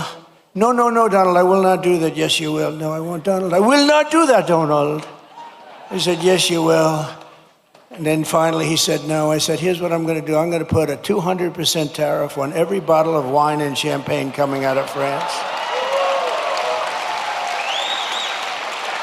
And he said, Scott was there, and he said, Donald, it would be my honor to do that. And we got France, so we got all of them the same way. That's too complicated. But we got it, and now we have favored nations, and we pay the lowest prices anywhere in the world from the highest prices. And that alone should win us the midterms, but it's not going to be that easy with the cheating and everything else that goes on. So make it too big to rig. Remember my statement, too big to rig, make it too big to rig, and watch those machines.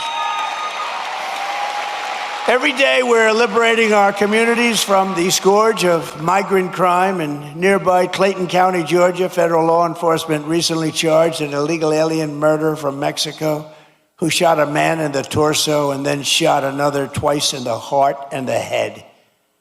In Bullock County, ICE arrested an illegal alien who sexually assaulted an 11-year-old girl and held her 10-year-old sister at knife point for 1 week. John Ossoff and the Democrat communities, they voted to defund ICE and leave Georgia families at the mercy of the monstrous criminals that we're getting out of here. We're getting them out at record speed.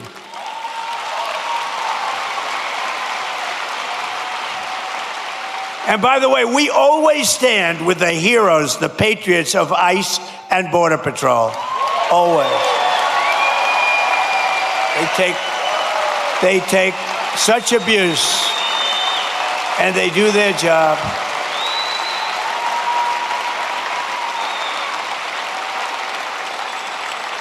And our strong borders are really, it's a policy of helping to bring down the cost of living. It really is. It's under Biden, over 60% of the increase in housing rental.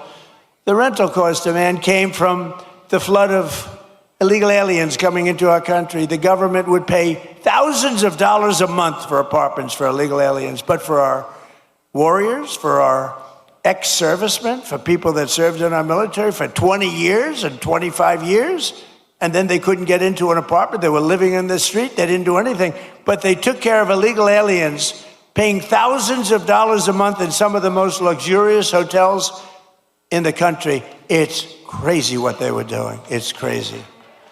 But thanks to our policies, the cost of rent is now down by more than 10% in a short period in the Atlanta area compared to the peak of the border invasion. The border invasion, I mean, these people were occupying all the apartments that the government was paying, and they were never going to be great. They were never going to be, remember the word I made up, the caravans. They came in thousands and thousands came by caravan, and many murders were in these caravans. To stop the massive theft of taxpayer dollars, including by the millions and millions, we have launched the war on fraud, led by Vice President J.D. Vance. He's doing a great job.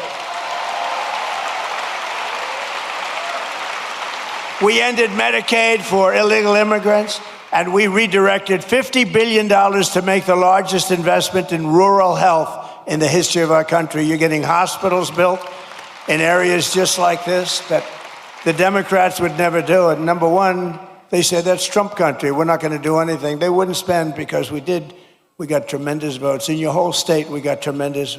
We won in a landslide. In just 18 months, we've turned this country around like nobody's ever seen before. Think of it. Our border is secure. Jobs are up. Inflation is way down. Factories are opening. Investment is pouring into our country.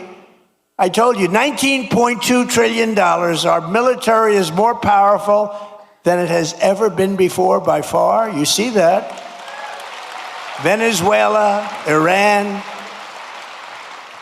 America is back. It's stronger than ever before. And I'm telling you, it's only going one way. It's going up. As long as we keep our current thinking, our current system, it's going up. If you go the other way, nothing ever succeeds. I made the statement once, with communism, everything turns to shit, okay? It's true. Terrible thing. It's true. My wife hates it when I do that. She said, you were doing so nicely, and then you had to use a foul word.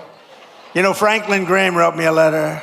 President Trump, I love your speeches. I think they're great. But, sir, if you wouldn't use foul language, the speeches would even be better. And I wrote him back. I said, actually, frankly, they wouldn't, you know. Because there's like no word that can replace that word with respect to the subject matter that we're talking about, right? But that's all right. But I try hard. I try hard to keep them clean. But it's true. With communism, everything turns. With the help of our Republican majorities in Congress, we will crush violent crime, impose harsh new penalties for dangerous repeat offenders, crack down on Marxist proxy. Oh, these prosecutors are so bad. They're so evil, what they do. And the rogue judges, you don't have a chance in front of these people. If Obama puts in a judge, I don't care how good your case is, you barely have a chance of victory. And nobody suffers it like I do. I get an Obama judge. First thing, who appointed the judge? Barack Hussein Obama. Oh, that's a problem. And we will end no cash bail. The real bad stuff, these guys, they get out, they kill somebody, they're let out, they kill somebody the same afternoon. We will pass the Great Health Care Plan. It's called our Great Health Care Plan. That's the name of it, to stop all payments to big insurance companies and give the money directly to the people so they can buy their own health care, which will be much better, and you will save a lot of money.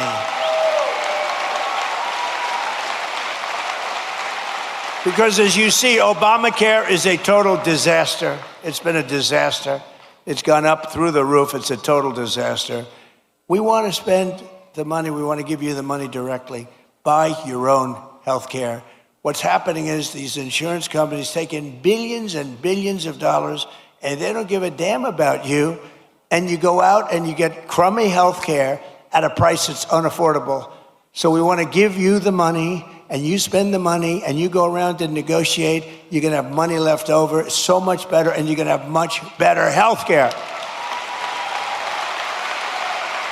And finally, we have to pass the Save America Act to defend American elections.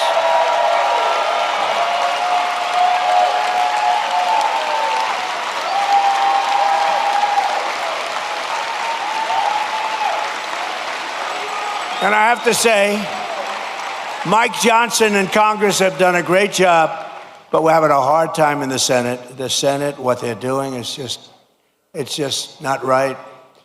Congress is going to pass it again. They passed it 3 times. They're going to pass it again.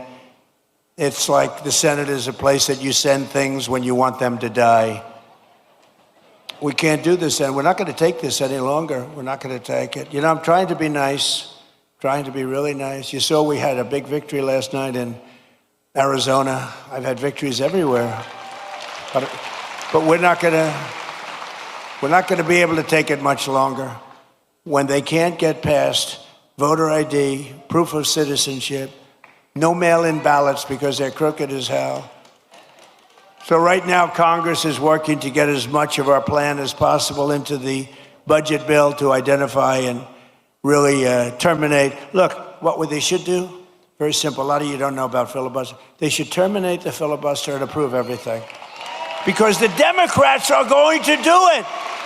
The Democrats are going to terminate the filibuster as soon as they have a chance. And then they're going to approve Puerto Rico and D.C. as a state. They got 4 more senators. They're going to end up with 12 more congressmen. They're going to get at like 40 electoral votes. If they are allowed to do that, by that time I'll be sitting home.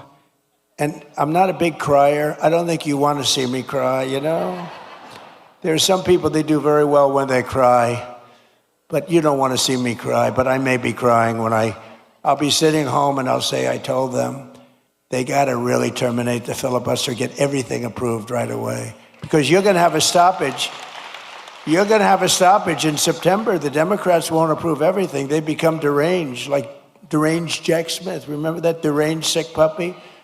They're deranged, and they won't approve. You're going to have a shutdown in September. And in 2 years later, you have the debt ceiling bill. They would love it. I call it the 1929.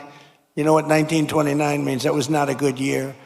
And there's no reason for it. They should terminate the filibuster. Everybody call John Thune at the Senate. He's the leader of the Republican Party, and tell him to get this stuff approved.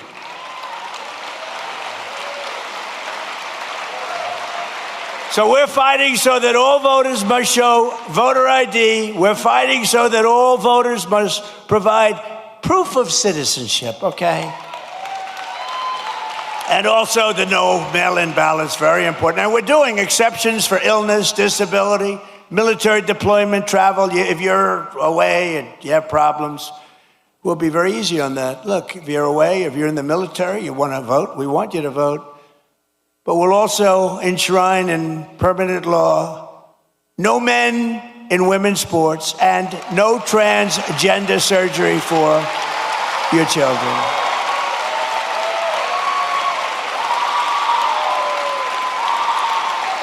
So, ladies and gentlemen of Georgia, the golden age of America is upon us. We are in the golden age. This is the greatest we'll ever be. And together, with your help and the patriots all across this magnificent land, we love our country. We will make America powerful again. We will make America wealthy again. We will make America healthy again. We will make America strong again. We will make America proud again. We will make America safe again. And we will make America great again. Because we're going to be talking about nuclear. It's a wave of the future. We have the most brilliant people in the world standing behind me that were big into the world of nuclear, like my uncle was at MIT. My uncle was very big into nuclear for 41 years at MIT. But they've advanced somewhat since those days, I think, I hope.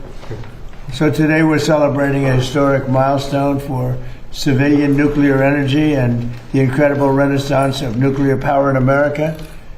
I want to thank Secretary of Energy Chris Wright, Secretary of the Interior Doug Burgum, they're fantastic, 2 incredible people, Director of the Office of Science and Technology Policy, Michael Kratsios, Director of the National Energy Dominance Council, Jared Agin, U.S. Chief Technology Officer Ethan Klein, and Director of Idaho National Laboratory, John Wagner. Thank you very much for being here, everybody. It's a big day. I also want to recognize and congratulate CEO of Antares Nuclear, Jordan Bramble, CEO of Valar Atomics, Isaiah Taylor, CEO of Deployable, not deplorable. Remember Hillary? Deplorable. Hopefully your company's going to work out a little bit. Thank you, sir. Good luck. Deployable Energy, Bobby Gallagher, and CEO of Allo Atomics, Matt Lozak. Thank you all for being with us. Last year I signed 4 historic executive orders to reignite a wave of progress in America's nuclear power production and promote this abundant, affordable, unlimited supply of energy for the American people. As part of this effort, I directed Secretary of Energy Chris Wright to establish a pilot program for advanced reactors and see at least 3 cutting-edge reactors started up safely by the 4th of July. And what we've done has been pretty much of a miracle. Most believe the goal was impossible, but I'm delighted to say that 4 companies succeeded in meeting that deadline for the greatest in the world at this subject.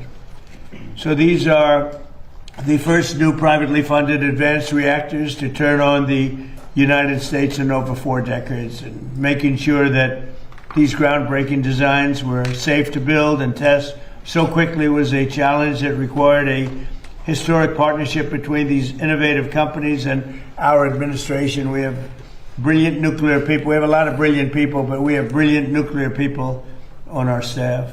In the past, it often took 6 years or more to approve a reactor design, if they were ever approved at all. Most of them didn't get approved, and maybe rightfully so.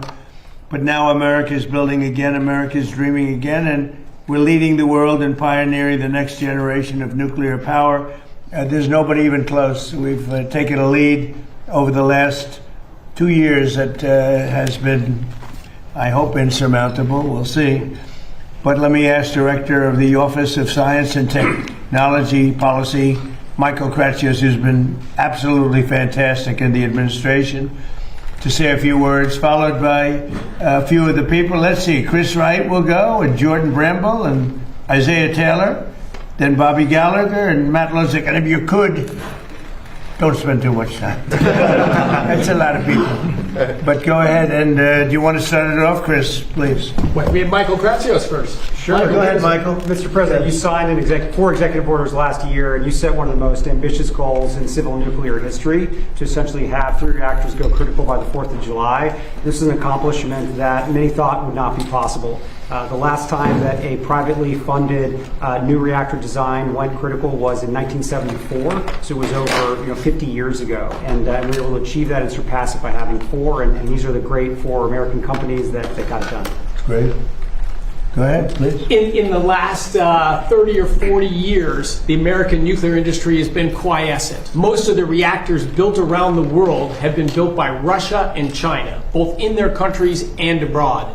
President Trump said enough of that. America is going to be back as the leader in the nuclear space, in large reactors and in next generation small reactors. He set a bold goal. It's been exceeded, and I'm incredibly proud to be standing here with these fabulous entrepreneurs next to me. And brilliant science people, too, really. Please, go ahead. Mr. President, thank you so much for your leadership. It was really your executive orders that catalyzed this nuclear renaissance. When they first came out, people scoffed at them. They said it couldn't be done. And now there's not only 3 companies, but 4 companies here that really met the moment.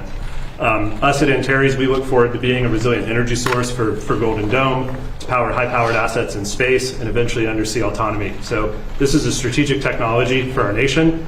And what we look forward to doing is putting reactors on our military installations before 2028. That's great. Great job. Thank you, sir. Okay, please, go ahead.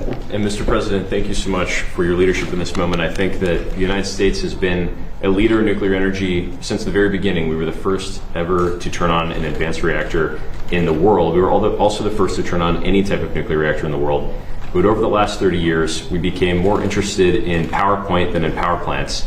And it's your leadership that is changing that. The executive orders that were signed last year, I think if you look forward in 50 to 100 years when we have nuclear power of every kind that's allowing us to make steel again, to make aluminum again, to actually be able to go to outer space and all the places that humanity wants to go, you could trace it back to the executive orders that started last year. So we're honored to serve our country and be a part of this. And thank you again for your leadership. Thank you. Great job. Go ahead, please. Thank you, Mr. President. Thanks for setting such an audacious, bold goal.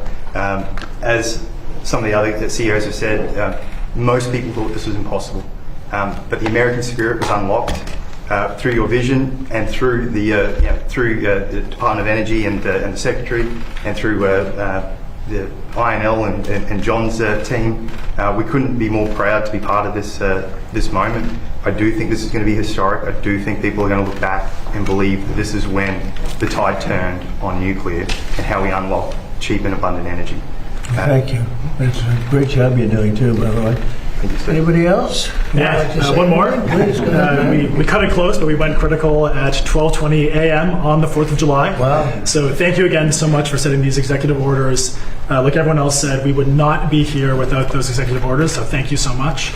And what it's unlocking for us is this year we are going to be raising $1 billion, moving into a 1 million square foot facility, and our target market is data centers. So we're making the ideal nuclear product to power right. AI data centers with bring your own power. That's our whole goal. So thank you once again for unlocking this, and we really, really cannot be here without you. That's great. Thank you very much. Appreciate it. Have anything to say? Sure. Go ahead. No, I would just say, I mean, this is exactly why you created the Energy Dominance Council, that you wanted to unlock new forms of energy. People ask us all the time about green energy, and I say, if you want to invest in green energy, invest in nuclear. That's the kind of energy that's going to solve the energy demand that's out there, and that's baseload energy that's going to solve our solutions, and that's the energy of the future. Sure. Thank you. Well, I would just add, we invented nuclear power in this country. At Idaho National Laboratory, first demonstrated nuclear power in 1951. After that, 52 different reactors were designed and tested there. But it's been, prior to the last couple of months with these gentlemen, it has been more than 50 years since we had a new reactor go critical on our site. And I have to say that in all my years, and I've been around for a while, I've never seen government, private industry, and the laboratories working together this effectively. And it's all driven by the bold goals in your executive orders. So thank you very much. Congratulations. So, first of all, maybe you have some questions for the people behind me. Please, go ahead. Hi, Mr. President. I want to ask about the Saudi nuclear deal. This man over your shoulder announces a big deal after 18 months of negotiating with the Saudis. Seems like it's all done, it's signed, and then you come out, throw some new conditions on top of it, the whole thing blows up. So did he get out ahead of you, or what happened there? No, nobody got out ahead. I mean, I just say that in order to do it, they have to be a member of the Abraham Accords, which have been very successful. But it's time now that they do it. They and others didn't want to do it because of the problem that they had with Iran. You don't have that problem anymore. You don't have a great power there anymore. You have a problem, but the problem is disappearing day by day. They were the bully of the Middle East. They were not going to be that much of a bully anymore. They'll probably, I think, instinctively want to be. But you don't have the same problem that you would have had 4 or 5 months ago, before they had no navy, no military, no anti-aircraft, no leaders. I mean, their leaders are gone. A lot of things have changed with respect to that country. So, no, we want them to. It's a two-way street, and we think it's very important for the future of the Middle East. The Abraham Accords have been incredibly successful for the countries, as you know, for the countries in them. And I think it's very important. So, at some point they'll join. They'll join, and they'll do their civil. It's to echo it's civil nuclear, but that's what it is. No enrichment. It's civil nuclear. A question about Iran. You're talking about blowing up civilian power plants and bridges. Much of the civilized world would consider that a war crime. Do you? I won't respond to that question. Who are you with? The New York Times. And I figured so. Failing New York Times. Yeah, please. Javier Negre from Real America's Voice in Español. I just came back from Venezuela, and people there are very happy with you. Right. With Secretary Marco Rubio, with Secretary Wright. Have good poll numbers in Venezuela. It's actually pretty amazing. I know some huge plans for there, and they are amazing. I want to give you thank you. I want to ask you one question, because some people there, they are asking that. When will there be elections? Do you have a date in mind? Senator Bernie Moreno said that July 24, 2027 could be a good day in honor of Simon Bolivar. And my second question is, the football player who scored Spain's goal in the final at World Cup, Ferran Torres, celebrate the victory wearing a Make Spain Great Again cap. The communists are attacking him because they say that it's a friend of you, and also they are attacking Argentinian players because of Milei. What do you think about that? Well, he's a great player, and he was wearing essentially a Make America Great Again cap. So it was a nice tribute, and I think he meant that very nicely. We appreciate it. We've made America great. We have the greatest country in the world now. I will say this: we were a year and a half ago, 2 years ago, this country was in deep trouble. We had borders that were a disaster. We had everything you could possibly have, including men playing in women's sports. Even the Supreme Court's taken care of most of that problem. But we had a country that was in big trouble. It was being laughed at all over the world. We have the hottest country. This is the hottest country anywhere in the world. So I saw him wearing the essentially Make America Great Again hat. And I know that he meant it as a very great compliment, and we appreciate it. As far as the elections in Venezuela, they're not really ready for them yet, but boy, a lot of progress has been made. Delcy's been doing a fantastic job, as you know. The amount of oil coming out of Venezuela right now, even before the big companies, Exxon, all the big companies are looking at it, they're going there. It's very fertile territory. But the amount of money being made by Venezuela now is more than they've ever made before, and we're taking a lot also for our efforts. And the money is being sent, and the oil is being sent to Houston and Louisiana to be refined. And we've paid for the war many times over. It's been an amazing fact, and as you say, I'm very popular in Venezuela because we're bringing tremendous economics back to the country. They were absolutely dying. They were in such trouble. And now Venezuela is becoming extremely successful. They're taking in billions of dollars, selling millions and millions of barrels of oil. And we're getting some, and they're getting some, and everybody's making a lot. And it was dead before we got there. So it's been an incredible relationship. They're not ready yet for the elections, but at some point they will be, and we're going to be standing right on top of it. And say hello. I've known them for a long time. I've known that country, and I own the Miss Universe pageant, and Miss Venezuela always did very well in that pageant. So I know something about the country, but I've known it for a long time. They're great people. Say hello, okay? Mr. President. Peter? About Iran, what is the exit strategy? Well, I think there's a lot of them. There's a military exit where we just keep going just the way we are, and we can even make it a heavier dose, and it's knocking out everything they have. Or there's a smarter strategy, and that's you make a deal, and they want to make a deal. I just don't think they're ready yet, but they do want to make a deal. Sometimes they don't want to say they want to make a deal. They want to be the tough guys, but they do want to make a deal. There's two ways. I mean, it's you can just keep doing exactly what we're doing and take them apart piece by piece.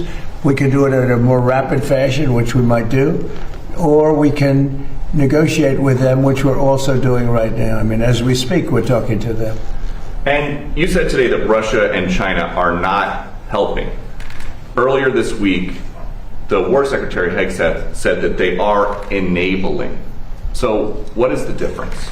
Well, I don't know that they're enabling. I mean, I will tell you that President Xi said he will not partake, and President Putin said the same thing. I think, I trust them.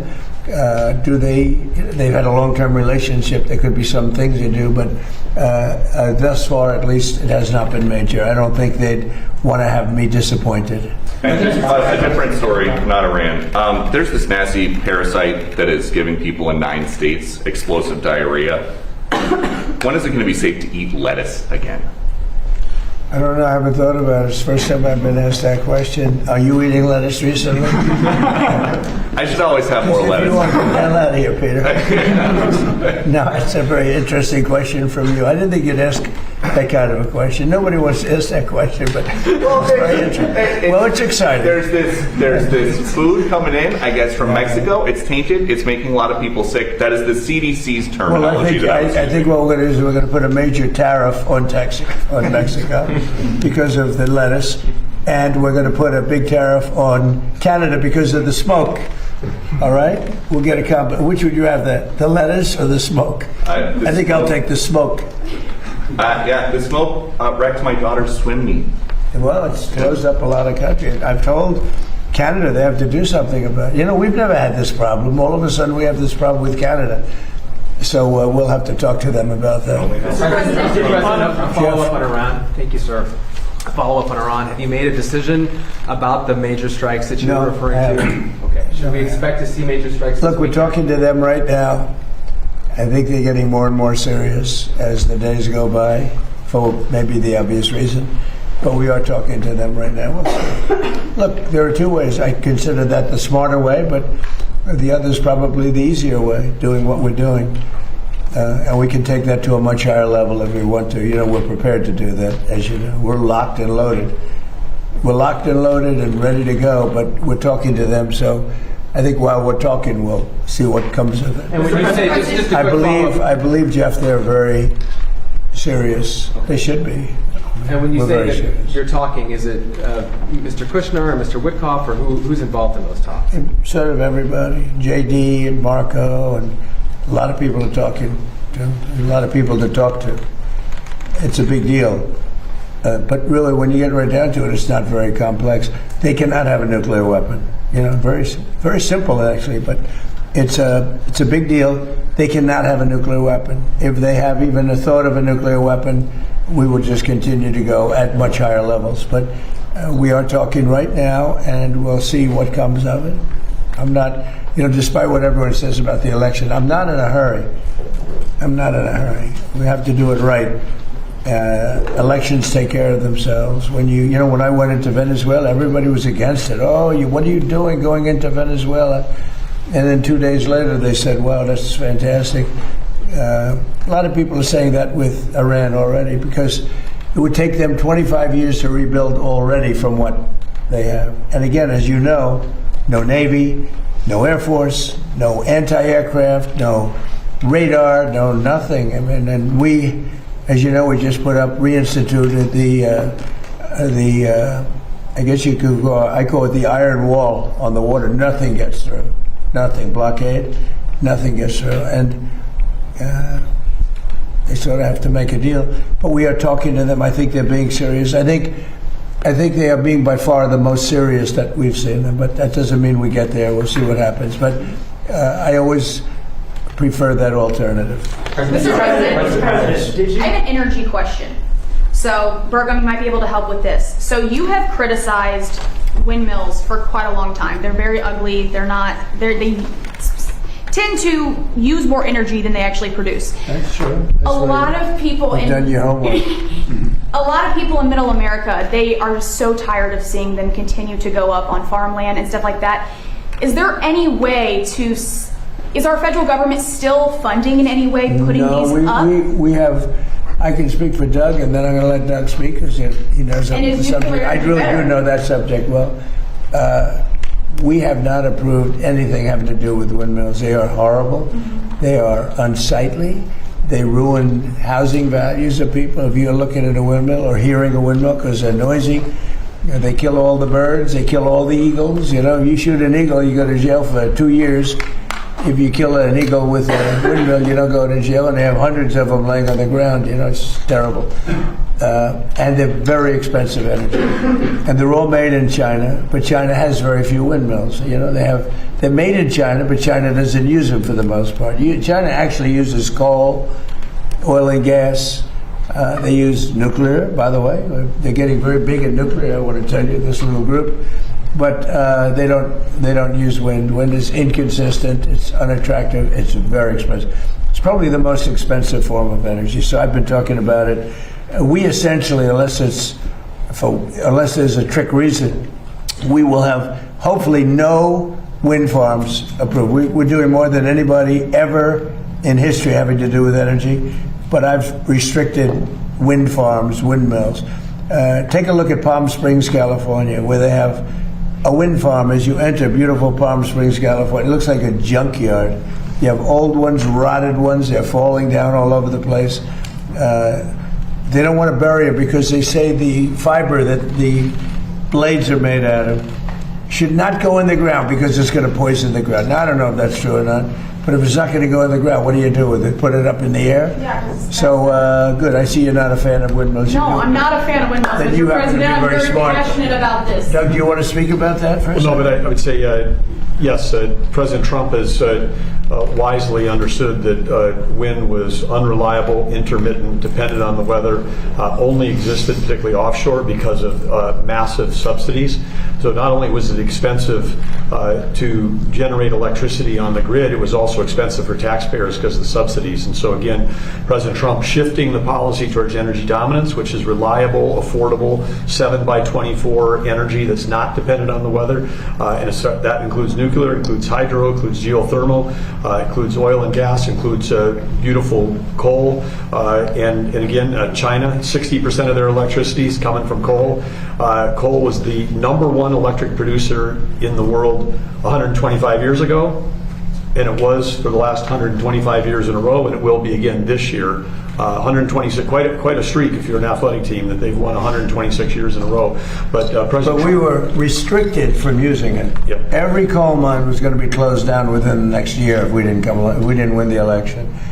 And it's I call it clean, beautiful coal, because it is. What they do today with coal is amazing.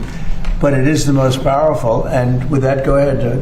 Well, as I say, under President Trump's leadership, and then working together as a team across government with Chris Wright, Lee Zeldin, Energy Dominance Council, we've kept open 35 gigawatts of coal this last year, and of that 35 gigawatts was not up this past winter during the cold streak and Storm Fern. We would have seen brownouts, blackouts, and literally people dying in America during that cold weather. So again, President Trump's the elections matter. When he came in, he turned the direction back towards reliable, affordable energy. Nuclear is a key part of that with these amazing entrepreneurs. And I just would add to this up here. People need to understand, the four guys that are standing up here did not get a government grant. This is private sector. President Trump unleashed capital going back in, billions of dollars of capital going back into the nuclear industry. President Trump understands innovation is the source of American greatness. You get rid of the regulation, you support entrepreneurs, the capital flows, America wins. And Mr. Secretary, the starting for this nuclear, dominance, what does that look like for the American people out there? Like, what are those first steps that we can see in these coming months and years?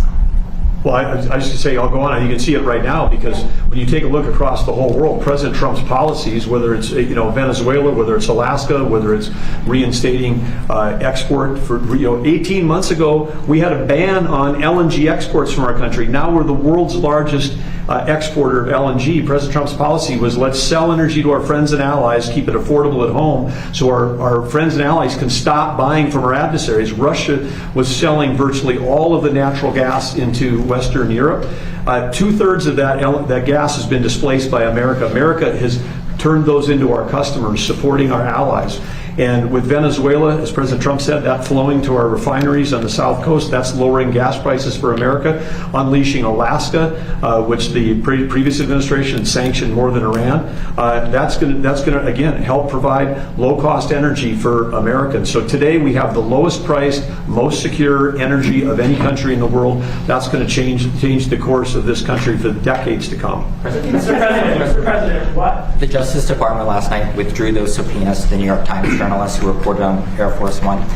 Do you support these type of subpoenas to journalists, or are you going to encourage the administration? We're not after journalists. We're after leakers. We're after people that are cowards, people that are unpatriotic, people that are treasonous in many cases. And the way you find them is through the journalists. When the journalists probably know they shouldn't. Right, they shouldn't be giving information out like that particular information or others. We had a lot of, look at the Supreme Court where they leaked the opinion of Roe v. Wade early. That person should be found. And the way you find them is to tell the journalist, if it's something having to do with national security, you tell the journalist, who is it? And we have a long way to go with that case. So you think it's appropriate to subpoena family members of journalists to find out information? You want to say it again? There were subpoenas to family members of the journalists too. I don't know what's appropriate, what's not. We do it legally. Barack Hussein Obama did it all the time. He went after journalists and nobody said anything about it. He went after journalists. They said, who was the leaker? Who was the leaker? And if you don't give us the leaker, you go into jail. You know that. But when Obama does it, it's okay. When I do it, it's not. In many cases, that's the only way you're going to find out who a leaker is, and it has to do with national security. It's amazing. He did it many times, and Nobody said anything about it. But when a Republican does it, when in particular Trump does it, everybody makes a big deal. Now, the way you find out is you say to the journalist, if it's national security, I would say, I really put it down to national security, not in all cases, but when you have somebody doing a national security leak or a leak of great importance, and you have somebody inside the walls of, let's say, the White House leaking, I think that's a national security concern. I think it's absolutely fine. And again, I'm not knocking Obama for doing it. I'm knocking the press for not even wanting to cover it. But Obama did that often. Other presidents have done it also. They go to the journalist or the reporter. They say, national security, who gave you this information? I'm okay with that. Mr. President, did you authorize First Secretary Wright to sign the Saudi nuclear deal? If not, why did he sign it? Well, we didn't talk about it, but it was always understood, and Chris knew, and Saudi Arabia knew, that if they didn't join the Abraham Accords, the deal's not, I'm not going to do the deal. So then why did he sign it? Senator John. Because they understood that in order, subject to Congress and everything else, in order for that deal to go through, they had to sign into the Abraham Accords, and they've had great success. The Abraham Accords have been very successful, but in order to do that, we wanted them, we want them in. We think it's very good. We think the Abraham Accords bring peace in the Middle East, and now there's no longer an Iran factor. There's no longer Iran to worry about because they've been reduced in terms of their capability and power by manyfold. Thank you. Senator John Thune has suggested that if the White House thinks that there are votes to pass the Save America Act, you should be picking up the phone. Who are you with? I'm with the Washington Examiner, sir. Could you be doing more to help that legislation pass? Well, I do more. I got 3 congressmen, maybe 4, to settle, to send it to the Senate. We got the vote, as you know, in Congress. I got a call from Mike Johnson, who's fantastic. He's a fantastic speaker, one of the best I've ever seen, and I think he's going to go down as one of the best. He called. He said, we have problems with 3 or 4 people. Could you call them? I called them. Every one of them, after I called them, voted, and we got it passed up to the Senate. And I'd certainly be willing. I mean, he's got 4 or 5 people that are very difficult. A couple of them I put out of office, so I understand how it feels. I mean, they're doing the wrong thing. Look, who cannot approve voter ID? Who cannot approve proof of citizenship? Who cannot approve funding military when you're winning a war? And what are you supposed to do? Stop fighting? We're winning a war by a lot. We're talking to them right now. They're willing to do things that they would have never done. Other presidents should have done this a long time ago. They say 47, but now it's actually 50 years. We've been saying 47 for 3 years. So it's 50 years. For 50 years, they should have done it. But who wouldn't approve voter ID? And that's photo ID. Who wouldn't approve proof of citizenship? And the Democrats don't want it because they cheat. But no Republican should put us in a position where they don't approve something like that. Yeah, please. And then earlier today, you reposted Lara Loomer's interview with President Zelensky. What do you make of growing MAGA support for the war in war in the Ukraine, sorry? Well, I think they support what I support. We just had a complete win in Arizona. The young gentleman who's Harry Enton, I believe his name is, the pollster, said Trump's 100% favorable. He gets everybody he endorses wins, which is pretty much true. Everyone I endorse, just about, wins. So there seems to be a natural bond between me and MAGA, but I'm the one that created MAGA, and I know what MAGA wants better than anybody else. MAGA knows what MAGA wants, and MAGA is very happy. They want to see this done, and they're not going to be happy if it's not done. Make America great again. It's all about make America. We started that a long time ago. But the concept of not approving voter ID or not approving proof of citizenship, and I won't even get into the ballot thing because, we'll hold that maybe for another time. I think the two are 97, 98% issues. I think the ballots are 75% issue. But even at 75, they should do the ballots. The ballots are in many ways more important than even the first 2. But they're a little more controversial because some people don't want to go and vote. But most great Americans want to go and vote. The corrupt ballot stuff that you saw that with the recent election in Los Angeles, the mayor's election, where the young guy, I don't know him, I came to the office recently after he lost, and they find all these ballots all of a sudden out of they came down from heaven, hundreds of thousands of ballots. Isn't it wonderful? He had no chance of losing, Spencer Pratt. He had no chance. He was going to be in second place or first place. But I saw it happen. I said, oh, he's not going to win. He had to beat somebody. He was way up on a person that nobody ever heard of, a young woman who nobody ever heard of. She cried that night that she lost. But all of a sudden, time went by, and the election's long over. And I heard a report that Spencer Pratt's not doing that well. I said, watch, he's going to lose. And he lost. It's crooked. We have crooked elections in some places. President Trump, today it was announced LeBron James has decided that he wants his next team to be the 76ers. Where do you stand on LeBron versus Michael Jordan as the best ever? Well, Michael Jordan's a guy that's a friend of mine. Play golf with him. He's a really good guy. And I think LeBron is, maybe he's a racist, but maybe he doesn't like Trump. I don't know. But I only like people that like me. So I would say Michael Jordan all the way. And another sports question. When Tiger Woods was about to get arrested, he called you. Yeah. Now we know that when Bryson DeChambeau was having a dispute with a rules official this week, he wanted to call you.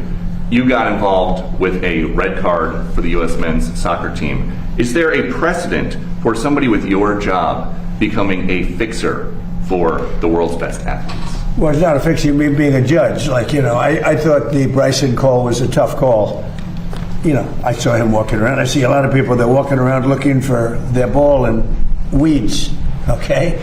But I've been watching that, so, I thought it was a tough call against him. I thought the red card was a very tough call. And it worked out brilliantly. Look, supposing that they didn't let him play and we lost, everyone would have been angry, right? The way it was that they lost with their best player. Now everyone's happy, including Belgium. Of course, they lost the next game, so they're not that happy either. But it worked out great. Johnny did a good job in making that call. All I asked for a review. I thought that call was not a good call. Mr. President, Mr. President, your administration announced new tariffs today, and you did a post earlier also about a probe against the EU. Are you confident that the new tariffs and any tariffs that may come from this probe will withstand legal scrutiny? Well, these tariffs have been up for a long time. They've been approved for years, thousands of cases they've been approved. Of course, with me, it's different. I'm different. I go up. I don't get treated fairly, but I've lived with it. And here we are in the Oval Office. I guess I somehow figured it out. But no, we put the tariffs on. They're very standard tariffs. The other way was easier. I thought the decision by the Supreme Court was not a good one. But we have many forms of tariffs. And all we did is go to B, follow the line B. Now, B is something that's been used many, many times for years and very standard. And we've used that, and we're taking in billions of dollars. And because of tariffs, largely, I think the election, November 5th, but largely because of tariffs, we have $19.2 trillion being invested in our country. And without tariffs, we would be in big trouble. Think of it. So the Sleepy Joe Biden administration has less than $1 trillion being invested, much less for 4 years. We have $19.2 trillion for 1 year. There's never been anything like it in history. That's because of tariffs. So the Supreme Court said, please do it a different way. You have other ways to do it, and we did that. USTR mentioned Iran. You told Axios. Child labor was one of the things that USTR cited as a reason. Well, it seems to be that that's what they decided. They go all over the world and they look and they examine and they see and they see. And child labor was one of the things that one of the reasons, and they had a big problem with that. Yeah. You told Axios that you were considering a quote massive attack on Iran. What is the tipping point for you to make the decision? Well, to I make can't the tell you attack? that. Right now, we're talking to them, so, maybe there won't be a tipping point, and maybe there will. And we're ready to go. Look, we're locked and loaded. We're ready to go, but we're talking to them, so maybe there will be, maybe there won't be a tipping point. But at what point with Iran do you think they're going to cry uncle and actually come to the table? Well, maybe they will cry uncle, or maybe they'll just give up, or maybe they'll just go into a cave and hide.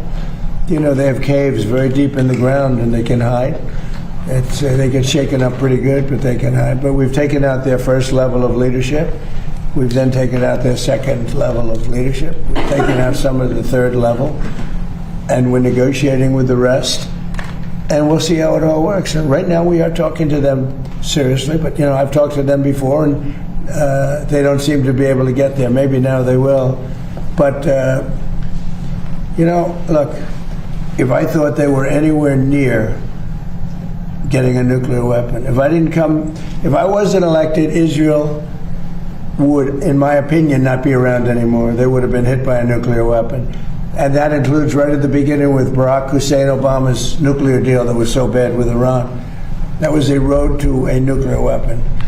And maybe even more so, the B-2 bombers. If that plane right there, that beautiful plane, the wing, it carries the largest bombs in the world. If that bomb didn't go over their 17-hour flight, and it hit, every one of those bombs hit their target, and the target was an air shaft at 2 o'clock in the morning. It's hard to believe, right? Going at very tremendous speeds. Every one of them hit and blew it to hell. If that didn't happen, they would have had a nuclear weapon, and there would be no Israel. If I wasn't here, if I wasn't president, there would be no Israel, and there probably would be no Middle East. And you saw that when they shockingly started shooting at everybody all over the Middle East. If they had a nuclear weapon, they would have used that. There might not be a Middle East as we know it today, but there definitely, in my opinion, there would not have been an Israel. Thank you very much, everybody. Thank you. Thank you very much. Thank you for all being here as we take a major new step to support our incredible military family, something that we've been working on for a long time. I guess you could say for decades. There's never been anything like this. Today, I'm signing an executive order to establish the first ever presidential military spouse commission. It'll be chaired by Jennifer Hegseth, the wife of, and highly respected wife, I may add, of Secretary of War Pete Hegseth, both here. I also want to congratulate the new executive director of the commission, Desiree. So where's Desiree? Where are you, Desiree? You do such a good job. Desiree Thompson-Sale, along with new commission member Christy Mullen, wife of Secretary of Homeland Security, Secretary Mark Wayne Mullen. These are outstanding people, everyone, male and female, outstanding. The commission will also include the spouses of our wonderful service secretaries, the spouses of the Joint Chiefs of Staff, and the spouses of their senior enlisted leaders. And we have some incredible talent. And I won't tell you these spouses, I've looked at educationally and every other way, they're amazing. We're also pleased to be joined by Secretary Hegseth and the Chairman of the Joint Chiefs of Staff, General Dan Kane. Thank you very much, Dan. America cannot have the strongest military in the world without the love and devotion of our remarkable military spouses who make the extraordinary sacrifices for our country. They really are extraordinary. Many military spouses spend months separated from their loved ones while our heroes are deployed overseas. Military families also endure frequent moves and other unique challenges, and the challenges are legendary. They write books about them. This commission will provide recommendations for improving the quality of life for military spouses so that we can better support both our military families and the entire United States Armed Forces.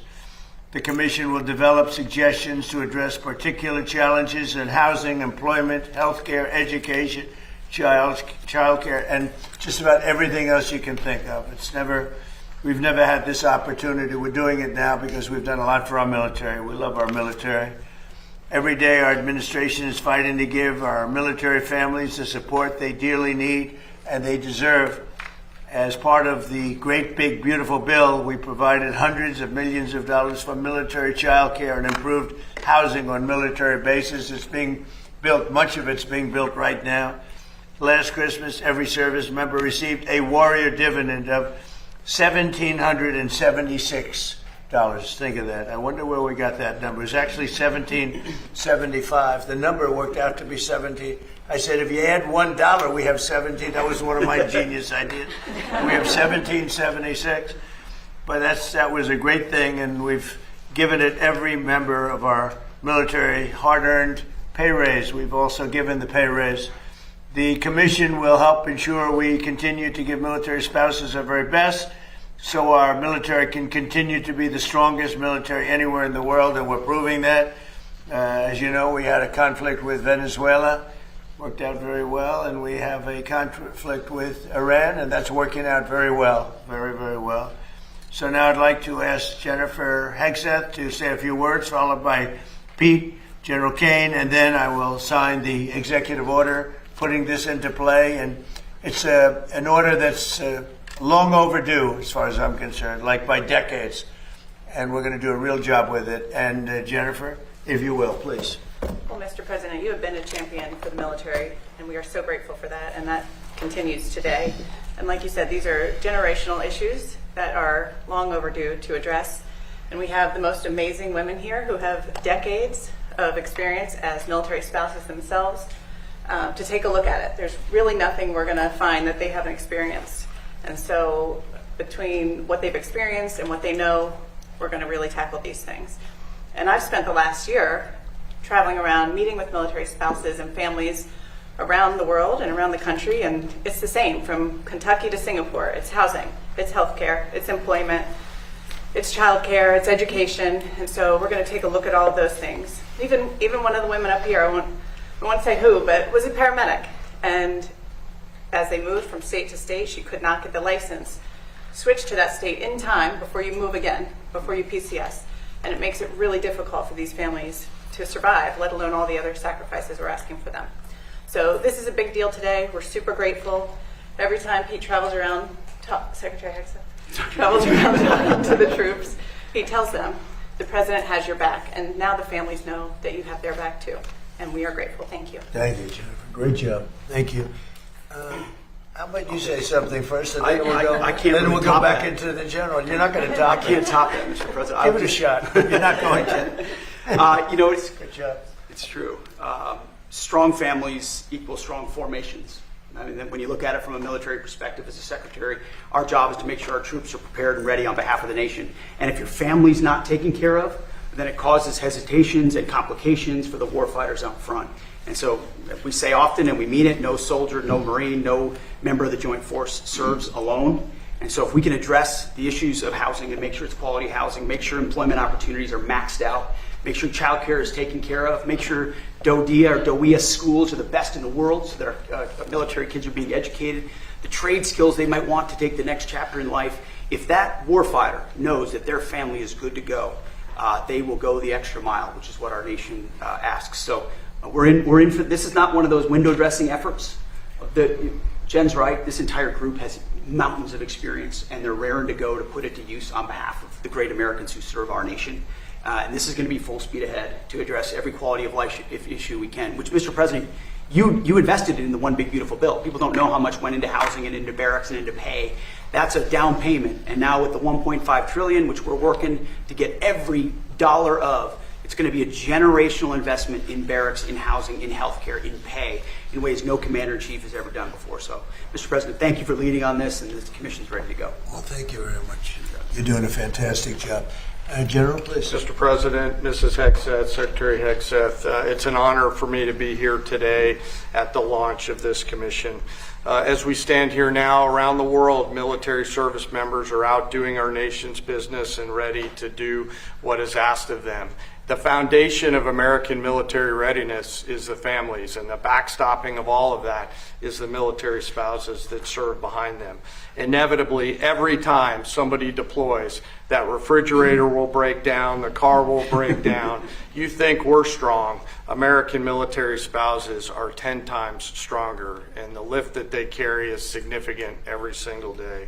I want to thank this commission for the work that they're going to do to help improve military families' lives and military spouses' lives. It is a critical enabler for American warfighting capabilities. So to all of you here and all the work that went into putting this commission together, thank you. And Mr. President, we're honored to be here today. Where will they be meeting when you have meetings? Because you're going to be having a lot of meetings. Do you know where you're going to be meeting? Every Jen? month here at the White House. Oh, that's great. Yes. We can't do better than that. Can't do better than that. Use the Oval Office. Yeah. Would anybody like to say anything? Maybe Desiree, you could start, and then if you want to say anything, great time to say it. Please, Absolutely. Desiree. Well, I'll just be really short. It's a pleasure for me to serve as the executive director of this commission. I think it's a long time coming. It's a little bit of a pet project out of my office, simply because we have the Chief of Staff of the Air Force's wife that has been inspirational for this. She's a 41-year spouse. But collectively, this group has over 400 years of experience as an active duty military spouse. 400. And they've probably moved about 300 times. So if you can imagine that level of experience coming to this commission and solving real problems for the future of our military spouses and families, it's just an incredible thing that you're doing, President Trump, actually asking them to solve these problems and give you good recommendations, and we're happy to help them do that. So, you know, we have Desiree's been with us for a long time, and she's directly and indirectly done what she's doing for a long, long time, covered numerous presidents, and she basically responds to the public when the public, they send things, sometimes they send gifts. It amounts to millions of dollars in small money. And I said, well, what happens to that money? They send it back, or they do charitable work, but it's literally millions. They send it to me. I should be able to get it. She won't give it to me. I should be entitled to it. No, but they send it to me as just a gesture. But they write thousands and hundreds of thousands of letters, and she's got a staff that's all volunteer. And I have one question. How do I compare in terms of response with other presidents of the past? No comparison, sir. Is that good or bad? No, it's good. Actually, it's very good. It's very good. Yeah. We do okay? You do great. A little more than Sleepy Joe? 100% A little bit more? Yes. I think so. Thank you. Thank you. Does anybody have anything to say, or a question, or statement? Would you like to make a statement? Yes, Can please. I just say, I'm so excited. We've served with the Wills-Box now for a number of years, and I've seen them champion the enlisted corps. As the spouse of a senior enlisted leader, it's pretty easy for something amazing like this to happen and not include the enlisted corps, the senior enlisted leaders from the enlisted corps. It means the world to me that this started with them in mind. And I don't know if you remember, but a few years ago, my husband was serving in Alaska, and before you got on the plane, he asked your detail if he could ask you a question, and he asked if you would FaceTime me, and you did. It meant the For people world. I respect, I do that. You're getting ready to get on the plane, and this E9, this enlisted command chief, asked you to FaceTime me, and you put your arm around him, and you said, "He's doing a good job, take good care of him." And that picture has hung in his office since, and it just means the world to me that you highlight the enlisted corps every chance you get. And I love to tell people that story, that you took the time. That's so nice. Thank you very much. Say hello. Okay. I remember. Please, anybody else? Mr. President, this is Cindy Wills-Bach, who's humble to That's her right. core and has had a significant role in putting this commission together. So I just want to highlight Cindy's work. I would just like to say this is a red letter day for me. Just the honor that I feel to be surrounded by these spouses who, what I like to say is, we serve by oath or by vow. We didn't all raise our right hand to take an oath, but we began serving this great nation when we extended our left hand and said a vow to the person that we love that serves this country. And we represent people that are at the end of their careers. We have served decades, 20, 30, 40 years of service. This is about the legacy that we leave for the people that come after us, for these right. people who have children who are serving now, or for families that we say, we love you, we care about you, and we are the greatest military in the world, and part of that is taking care of our families, and that's what this commission will And do. your husband is highly respected, I have to tell you that, by everybody. By everybody. Anybody over here? Yes, please. Mr. President, on behalf of the Coast Guard, we cannot thank you enough for the amount of money that you have put into our organization. We are beyond excited about the new potentials that we have. We could just feel it. The whole Coast Guard. Every time we go to visit our different units and our families, people are super excited. Including 11 ice cutters, right? Absolutely. I'll be talking. Yes. It's going to be beautiful. Yes, sir. Yes, sir. They had one. Russia has 48. They had one, and it was 50 years old. And you're going to soon be getting 11 brand new ones atop of the line. So that's a big. Our people are very thrilled and super excited and very thankful to you. So thank you, sir. Thank you very much. Good. Anybody else like to say? Last chance. That's it? So I'm going to sign this, and it's a real honor. And then if you like, you could ask questions of the people, and or me if you want.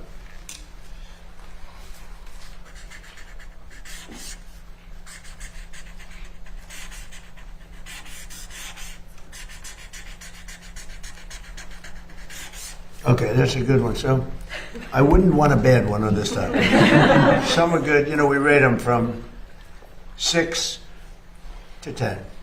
6 is usually when I'm standing up holding it. You can't do a very good one, but that's a 10. So you deserve a 10 too.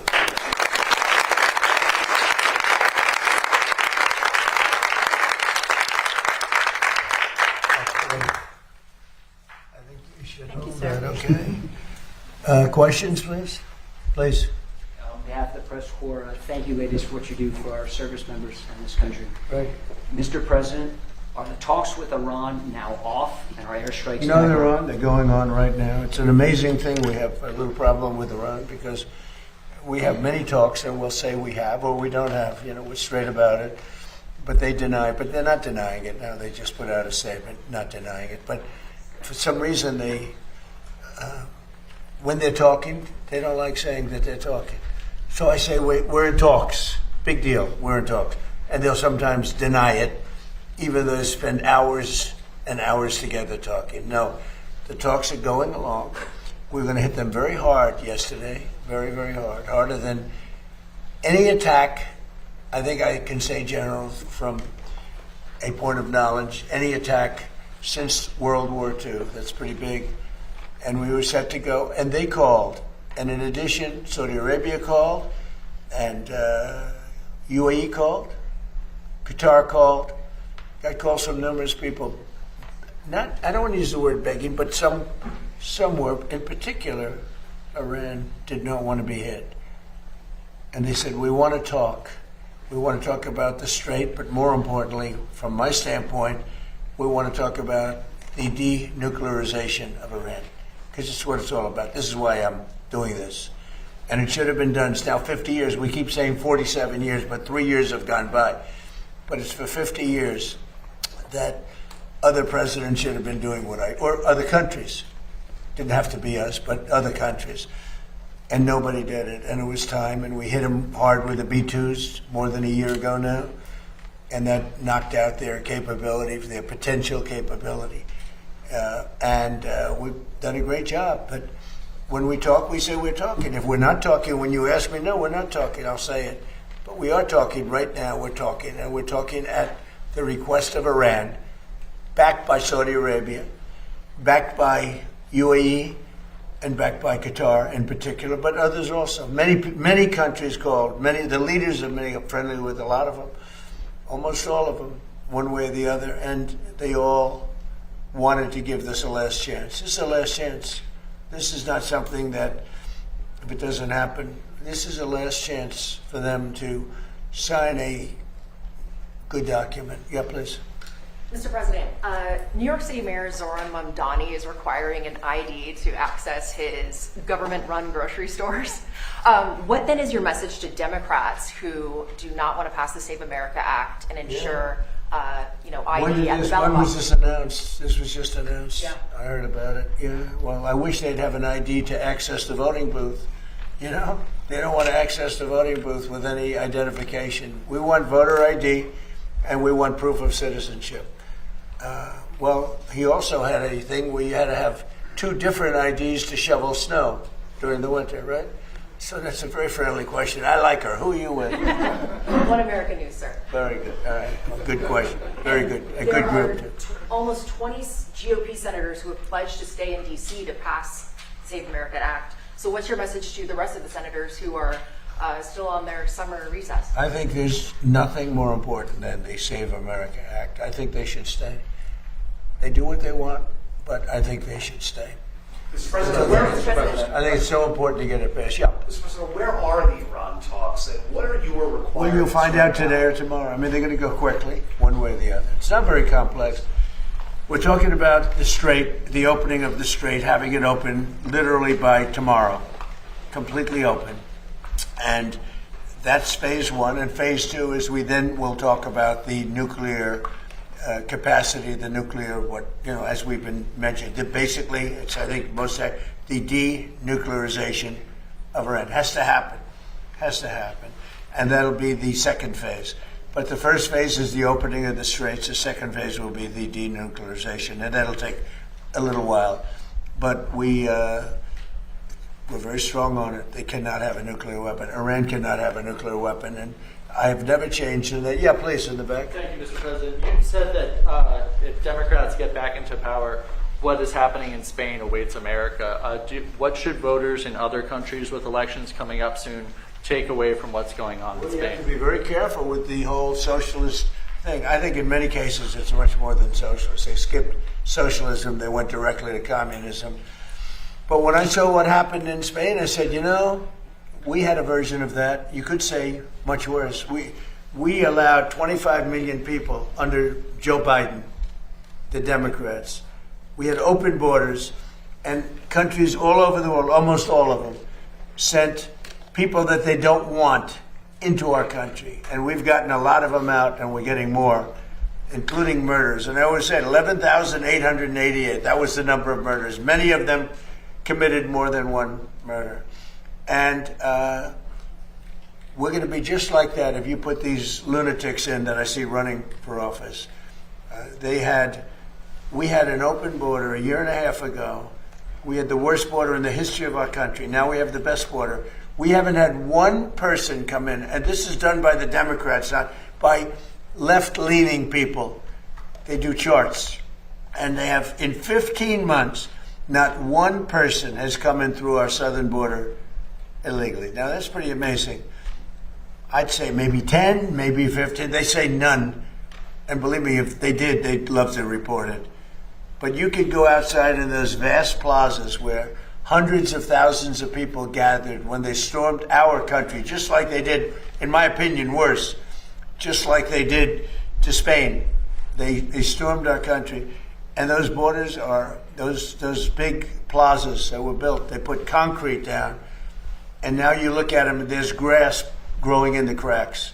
Nobody comes up because they know they're not going to get through. And if they do get through, they're going to be taken out, brought back to their country. So we've done a fantastic job. Somebody said you did it too fast. I did it in 30 days, my first 30 days.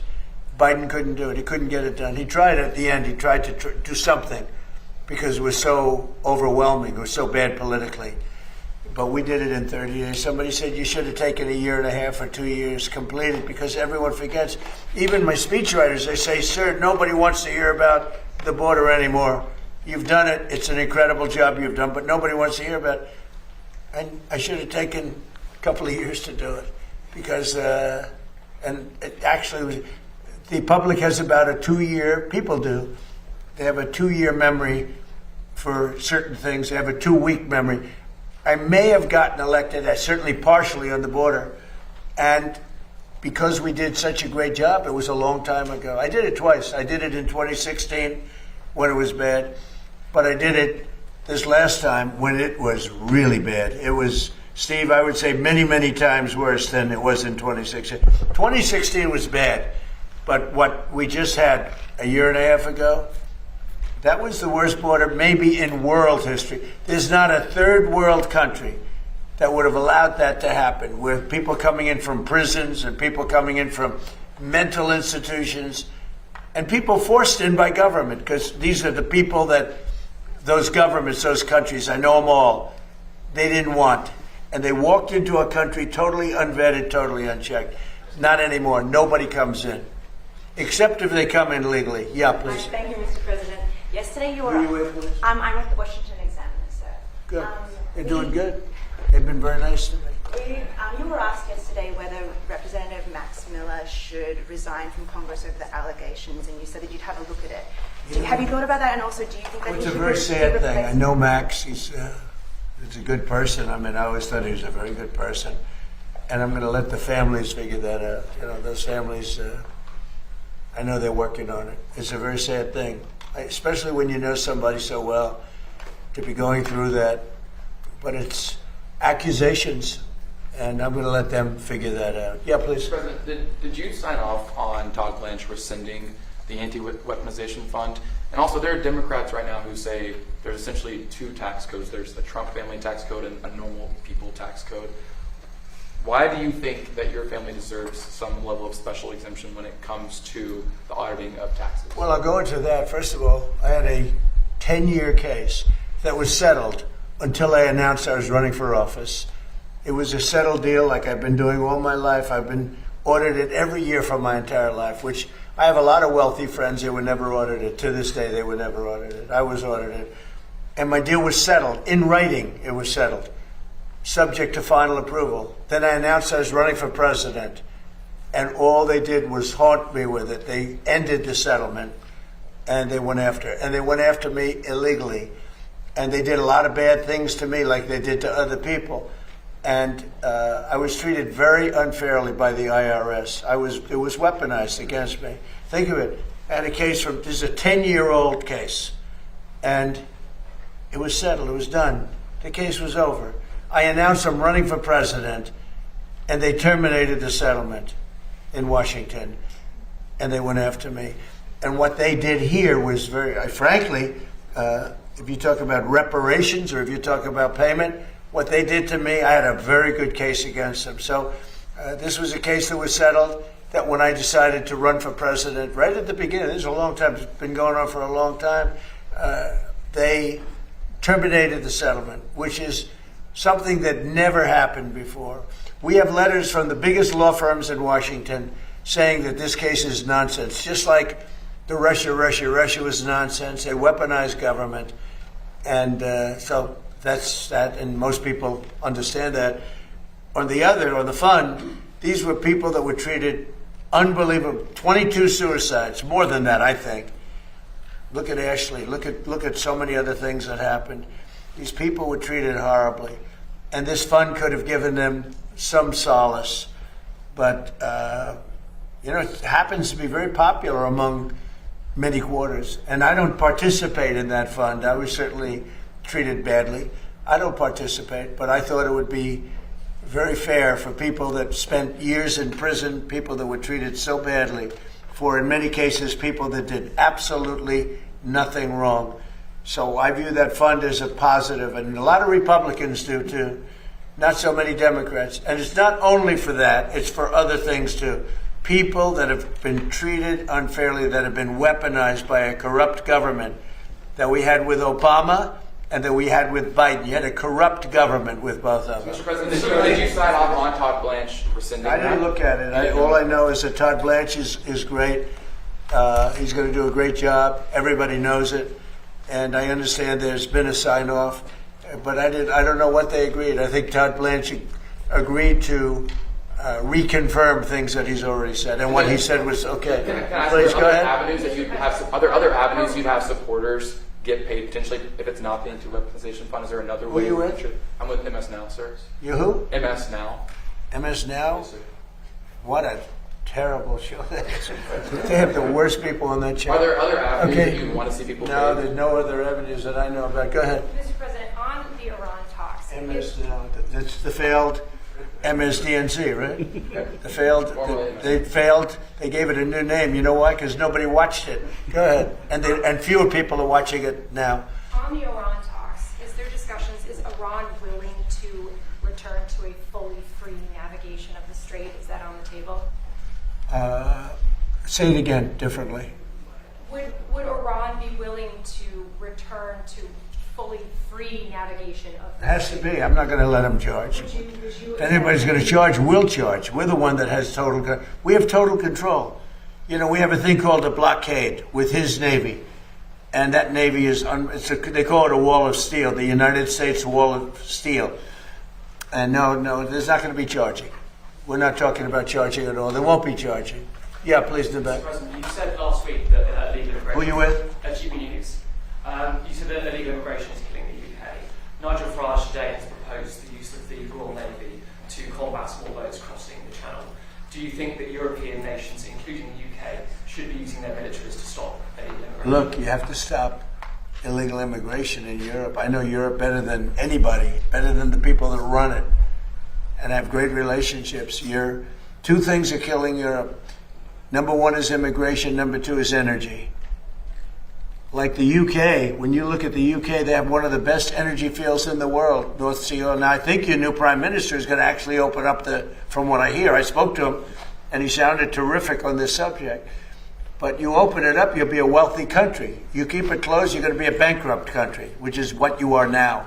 Essentially, you're a bankrupt country. You have one of the greatest energy fields, the North Sea oil, one of the greatest fields in the world. You know, the UK buys its energy from Norway, who gets the energy from the North Sea, from not as vibrant a part of the North Sea oil was. You're sitting on top of gold, better than gold. And you don't do anything with it. It doesn't work. You don't allow the oil companies in, and it doesn't work. And I spoke with your new prime minister. I was very impressed, and he sort of indicated to me, I said, look, you can be a wealthy country or a bankrupt country. You have your choice. Not every country has that choice. Almost no country has that choice. But in the case of the UK, Scotland, I'm talking about Scotland, right off the shore, in Aberdeen, Scotland. That was Aberdeen was the oil capital of Europe for years. And then one day the Liberals got in and they closed it. And your energy rates have quadrupled. You have among the highest energy prices in the world. You could cut them in half. You could give away free energy if you'd open up the North Sea. And it's good for another 500 years, maybe more, probably 1,000 years. Has our new Prime Minister restored your faith in the leadership of Britain? Has our new Prime Minister restored your faith in the leadership of Britain, or do you think it's too late? Look, I think we're going to have a very good relationship. We'll see. I'm not going to tell him how to run his country. But I can tell you, immigration is an incredible problem for Europe. You're allowing people in that in many cases are not going to help you. I'm going to be nice. They're not going to help you. And the people that are there, people from your country, people from other countries that have been there for a long time and did a great job, beautiful place. Look, I love it. You know, my parents both came from Europe indirectly. So a German, Scott, and you know, it's like one of those things. It's very sad. When I see what's happening to Europe, it's very sad to me. But they have a problem with immigration. They have a problem with energy. You have windmills all over the place. Windmills, you lose your shirt. Any country with windmills is a loser, okay? You just have to look. If they have windmills, they're a loser. Because you lose money with windmills. Mr. President. Yeah, please, go ahead. Thank you, Mr. President. Go ahead, who are you with? John Fredericks Media. Yeah, that's right. Original name. What was your name before? John Fredericks. Go ahead, John. Mark. Two domestic questions, sir. The first one is Exxon and Chevron, Integrated Oil U.S., just announced record profits second quarter. Unbelievable. For Exxon, for instance, $14 billion, highest they've had in over a decade. For Chevron, for the quarter, highest in history. By 12 times. On the backs. You saw that? Yes. I mean, it's unbelievable. On the backs. I don't like it. Workers paying higher gas. Is our... They're making too much money. Okay.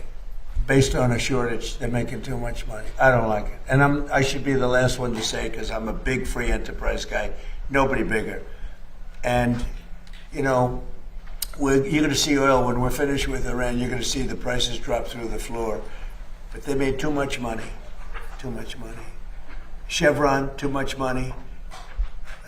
ExxonMobil, too much money. When you look at one company where they made 12 times what they made the year before, They got to give some of that back to the public.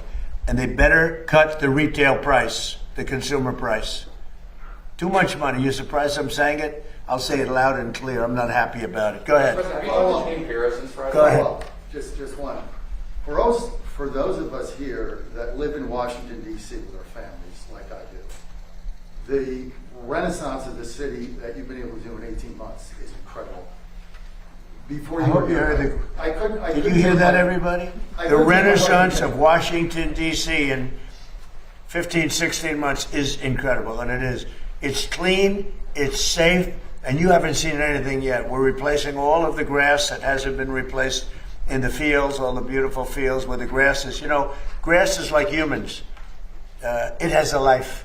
This grass hasn't been changed in 100 years. We're doing all the fields. We're doing most of the graffiti. But the most important thing is it's been beautified. We did 78 monuments and fountains and waterfalls, and they went from being horrible, mostly graffitis, and most of them for 25 years never worked. They haven't worked. And it's a renaissance, like you use the word renaissance, but it's a renaissance. But the biggest thing is we have very little crime now. This was the crime capital, frankly, of the world. It was the most unsafe capital of any country in the world. Now it's one of the safest, and it's one of the safest places in the United States. And people are coming down. You see it, the tourism in Washington, everyone's safe now. Nobody's getting mugged, shot. We used to lose 3 people a week. Death. That's the least, it's 3 people in terms of death. 150 people a year were killed. They come down from Iowa, they come from Indiana. Mom, I'm looking at the Washington Monument. And they end up getting killed. We call their parents, I'm sorry. Doesn't happen anymore. We don't have that anymore. We're rough, but we don't have that anymore. Our military has been unbelievable, and they work very well with the DC police, but our military came in, the general people that we know so well, General, right? They don't play games, and we got the gangs out. We removed almost 5,000 people who were career criminals, who came in with Biden with the open borders, a lot of them, and they're no longer here. We sent them back to their countries. You've got to say, have you ever seen such a transformation? It's unbelievable if you live here. It's just, you don't want to go back. And now you can walk to work, you can walk to the White House. The people in the White House, they tell me, sir, thank you. They're thanking me all the time. They used to have to take Uber, and the Uber would be robbed, okay? They weren't even safe. They'd go to a restaurant, and they'd feel safe at a restaurant, and then the restaurant would be robbed. Do you know the restaurants were all closing? And now you can't, if you're a restaurateur, you can't get a restaurant. You literally can't. The restaurants are booming. Crime is down 92%, maybe more. I want to get down 100%. You know, the greatest statistic, though, that you have is that 2% of the people create 91% of the crime. You can really handle that. And we moved almost 5,000 people out. They're criminals, career criminals. We moved that, or in some cases they're in jail. In some cases, they were so bad, they came in through Biden. They're so bad, we don't want to move them out. We want to put them in jails because we're afraid they're going to come back in somehow. So I appreciate you saying that. Would you consider going to Congress if they come in and try to roll it back, the new Democratic mayor? And you had a mayor who's, I guess she's a communist. She says she's a socialist, but I guess she's a communist based on what she says. But I have not met her yet. I look forward to meeting her. Would I federalize? Basically, you're saying federalize DC. Yeah, well, I'm allowed to do that. Would I do it? If they want to, we took something that was in deep trouble. It was a graffiti-filled, crime-filled mess. We turned it into Shangri-La. We turned it into a great place. Look outside. Look what's happening. Look at the beautiful ballroom and military center. It's a military center, much more than, we have a drone port on top. Look at the grass in front of the White House being all replaced with the top stuff. The parks are all being replaced. It starts very soon, actually. We'll do one at a time. It's about 700 acres of parks. They're all going to have brand new, the best grass you can get. Scotts. You know Scotts? Scotts Miracle-Gro. They're doing it. They do great grass. What can I tell you? I got to give them a plug.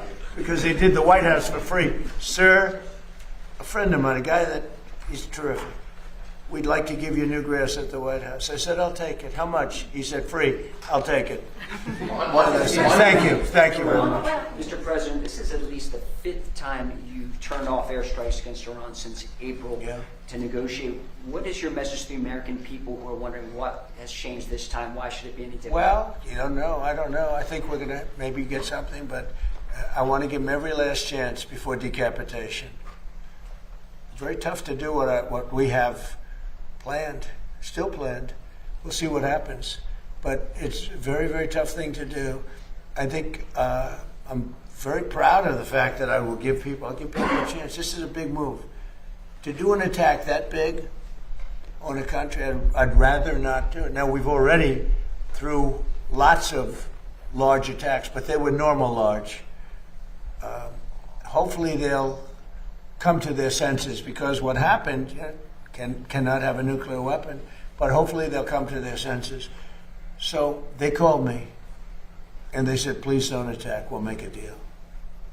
That's the real truth, and everyone knows it. And who wouldn't call? And they found out through leaks and sleazebags, a lot of sleazebags, leakers. Leakers should be put in jail. They have to strengthen up the laws for leakers.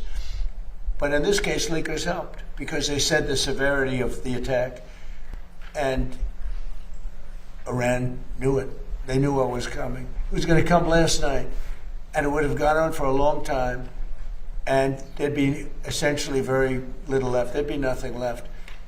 And if I'm given a chance to let a lot of people live, I want to give that chance. So I'm under no time constraint. I don't happen to be running, but a lot of very good Republicans are running. And you have a sick ideology taking place right now that, hopefully they'll be defeated, because they'll destroy the country if they ever take over. But this desk is like a blocking desk, no matter who gets in. If it's bad, I block, and I'm good at blocking. If it's bad, if it's stupid things like the things they want to do, we want to get rid of the U.S. Senate. I don't like a lot of Senate, just to be honest with you. I don't want to get rid of the Senate. We want to get rid of the Supreme Court. They want to put now 21 or 23 people, that's the real, on the Supreme Court, or get rid of it. They want to get rid of the presidency. They want to have an appointed executive running. That's a communist thing, That's a communist thing. These are sick people. And, I said it the other day, and it maybe doesn't sound that important, but when a country goes bad, like look at the blue cities, what do they have in common, aside from massive crime? Much more crime. The Republicans have very little crime. But what do the blue cities have in mind? And also you can say this with nations when they go bad. The blue cities have something in common: crime, high crime, vicious, violent crime. But what do they have in common? They're all dirty. They're filthy dirty. Their streets are dirty. Their streets smell. Their storefronts are broken. Their trees are all gross. Everything about the place is dirty. And I don't want to mention any specific city. It's really all of them. But you go into these cities that are blue, they're crime-ridden, and they're filthy dirty. They're like Washington, D.C. was a year and a half ago, with graffiti all over the place, with crime all over the place, with people afraid to be here. You had to be ashamed of your capital. Some of the most beautiful buildings built in the real time. Like you look at the Supreme Court building and they put graffiti on it. The most beautiful columns I've ever seen. In fact, our columns are going to be nicer at the ballroom. I said, I want the Supreme Court, but better.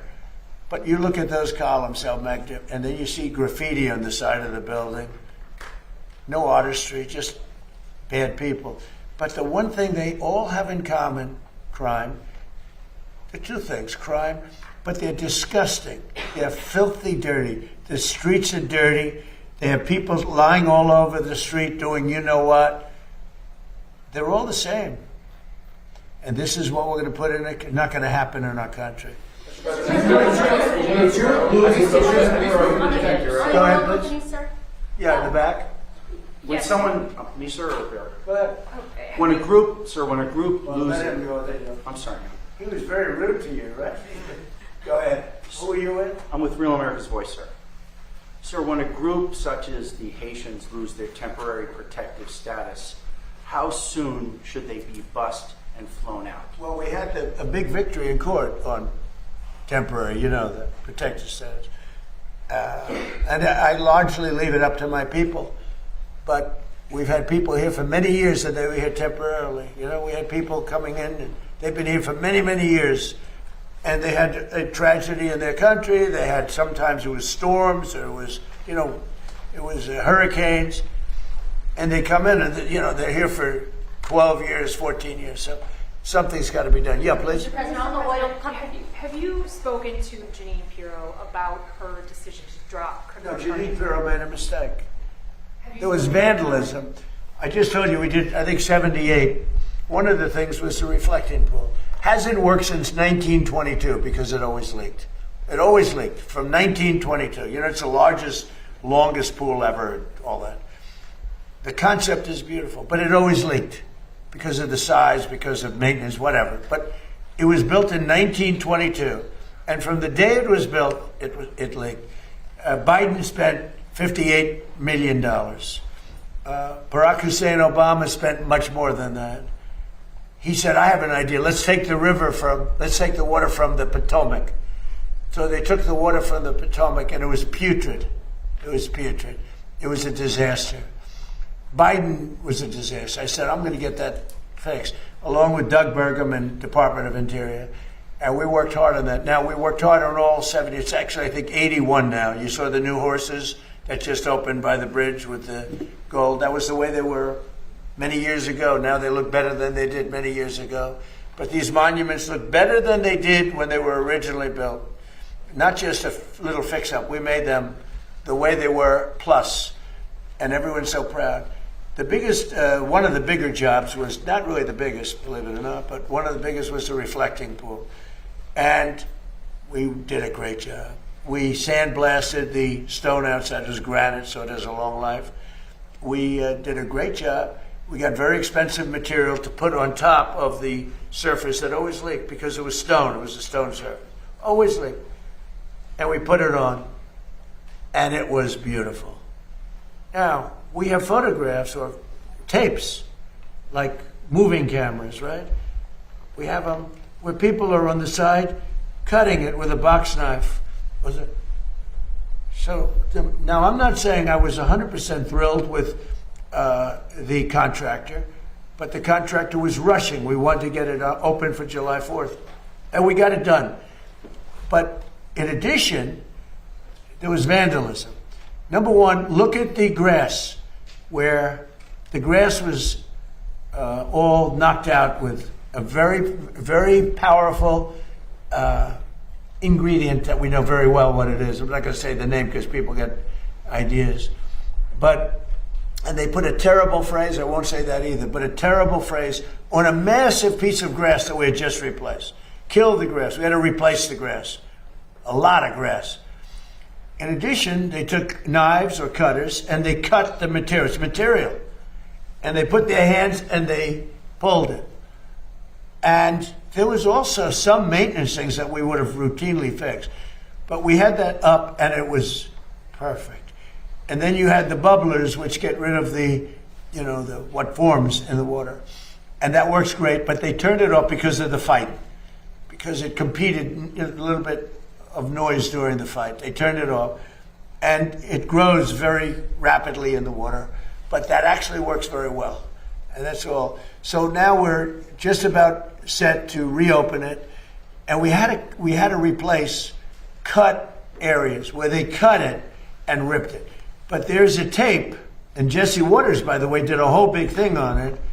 There's a tape that's out there that I posted on Truth, where you have people leaning over the side, the weakest part because of the flexibility. It moves. It's very complicated. It moves. And the softest part has to be flexible. And that's the stuff you can cut. And these guys knew what they were doing. And they cut all the way along the base. Cut, cut, cut. Now, when Jeanine looked at it, it was the day after the 4th of July, with the largest fireworks display in the world. And the stuff was laying all over the pool. the fireworks, because they used the pool as one of the, and it was all over the pool. It was the day after, very shortly thereafter. But that was working beautifully, and it was vandalized. And if you look at the tape, now the tape isn't a great tape in the sense that it's a little hard to say who it exactly was, but it was people cutting this very expensive material, waterproofing material. Anyway, it looked beautiful. And then they cut it and they vandalized. And we weren't necessarily thrilled with the contractor, but they did a job and they were fixing any problems. But then it got carried away because the judge was extremely unfriendly to Janine. And frankly, I think she choked because the judge was really vicious.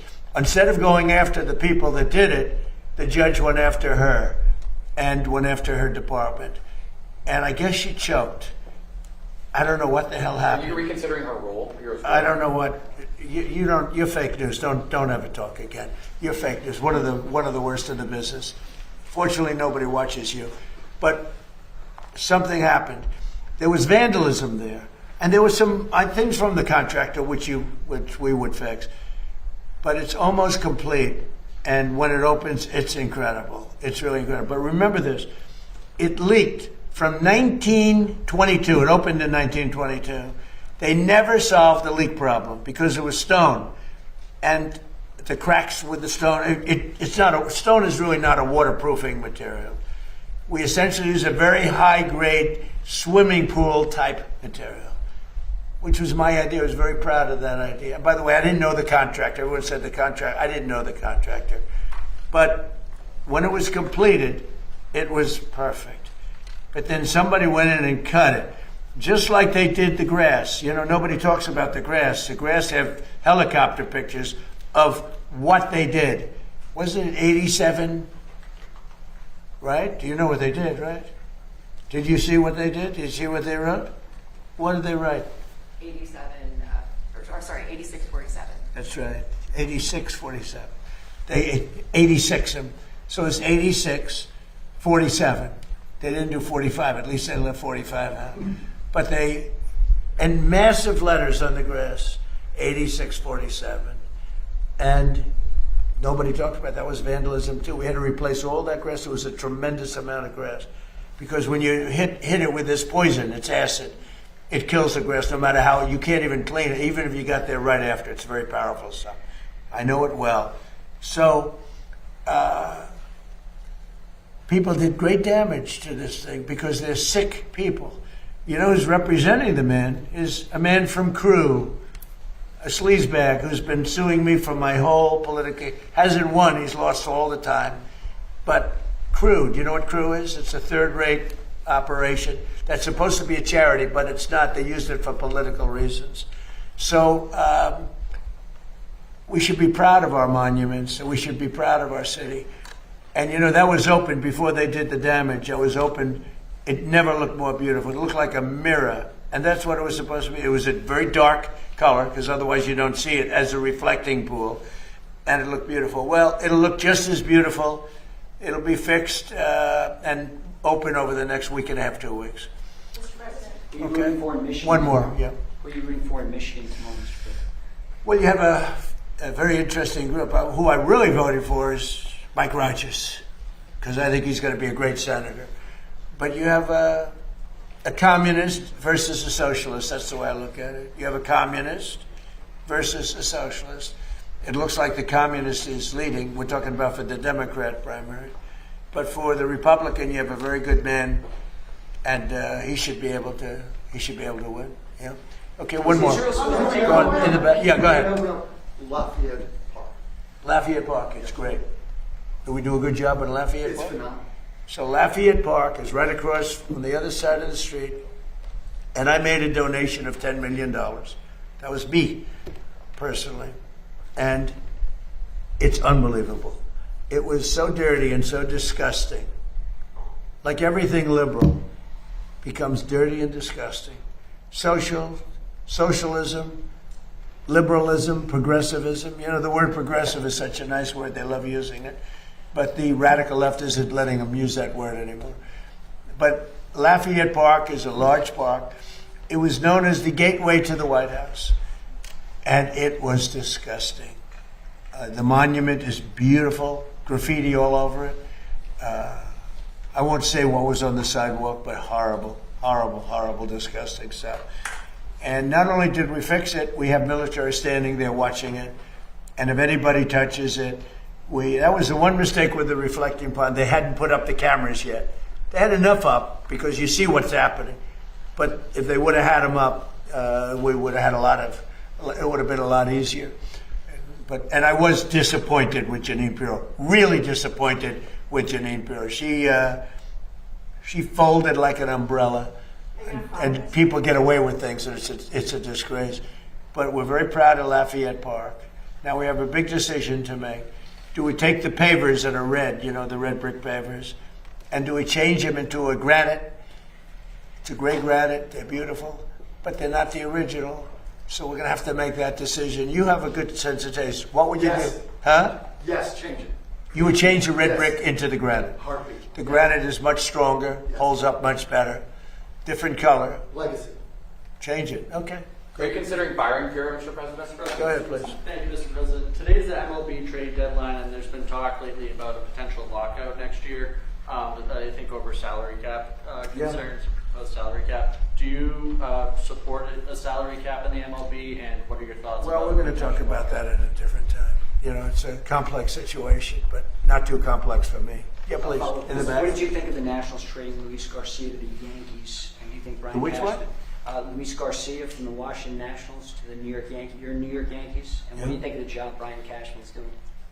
Well, I've known Brian Cashman for a long time. Look, he's done a good job. I think Randy Levine is great. He's a great executive. And by the way, the NIL or whatever it is very close to getting solved, college sports. And Randy Levine and Nick Saban and a whole group of people have done an unbelievable job. That was a case that should have been appealed by the NCAA. They never appealed it. Whoever ran the NCAA, they never appealed it. The original case was thrown out by a judge that knew nothing about sports. Nothing about sports or college sports. And that case should have been appealed. They didn't appeal it. They didn't know. I think they forgot something happened. And college sports was and is in turmoil right now. Turmoil. And Randy Levine from the Yankees, the president of the Yankees, got together with a lot of people. We had it right here, 60 people that were in that world, including legal people.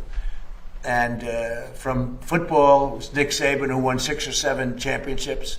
Fantastic coach and very respected. And many other people, very, very respected. Has at this point been an informal effort, which is working with Congress to help us combat fraud. So as you know, when the President of the United States started the Fraud Task Force and really set the federal government to taking a whole-of-government approach to the anti-fraud issue, that was mainly an administrative thing. That was something we were working with our colleagues at H&HS, at DOJ, at all of the various agencies of the federal government in trying to root out fraud. And I'd remind all of you and remind the American people and remind what these congressmen and senators don't need reminding, which is that fraud is really a dual victim crime. The most obvious victim, of course, is the American taxpayer, who has their hard-earned tax dollars stolen from them to enrich people who are violating our laws and taking advantage of our country.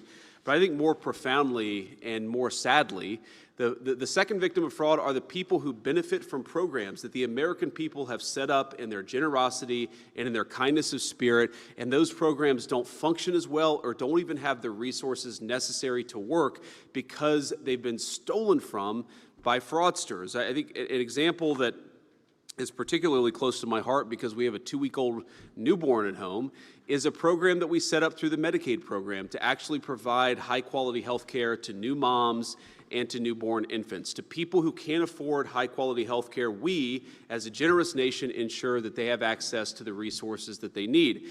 And yet, we have, working with DOJ and others, we have identified, prosecuted a number of cases of people where they have taken from this program, not provided an ounce of service to a new mom or a young baby, and enriched themselves by literally taking money from the medical care of newborn infants. This is despicable behavior, and it's something that we've allowed to go on for too long in the United States of America. I'm very proud that you could not just look at these sort of qualitative stories about what's going on, but we can actually measure the success of the Fraud Task Force. Working with Andrew Ferguson and with Steve Miller, two of the great all-stars of the Trump administration, we have been able to identify $230 billion of fraud just since the Fraud Task Force was set up, and that's frankly by conservatively estimating it. Andrew and I had a meeting in my office last week, and he said, do you want to estimate it conservatively or do you want to estimate it aggressively? And I said, well, I kind of want to estimate it aggressively, but then all you people will criticize us. So let's estimate it conservatively so that we can give the American people the most rock-solid explanation of how this task force is working to protect their money. We've been able to stop $56 billion in fraudulent payments that would have otherwise gone to fraudsters rather than to the people who need them. And in the process, we've saved, obviously, the American people a lot of money.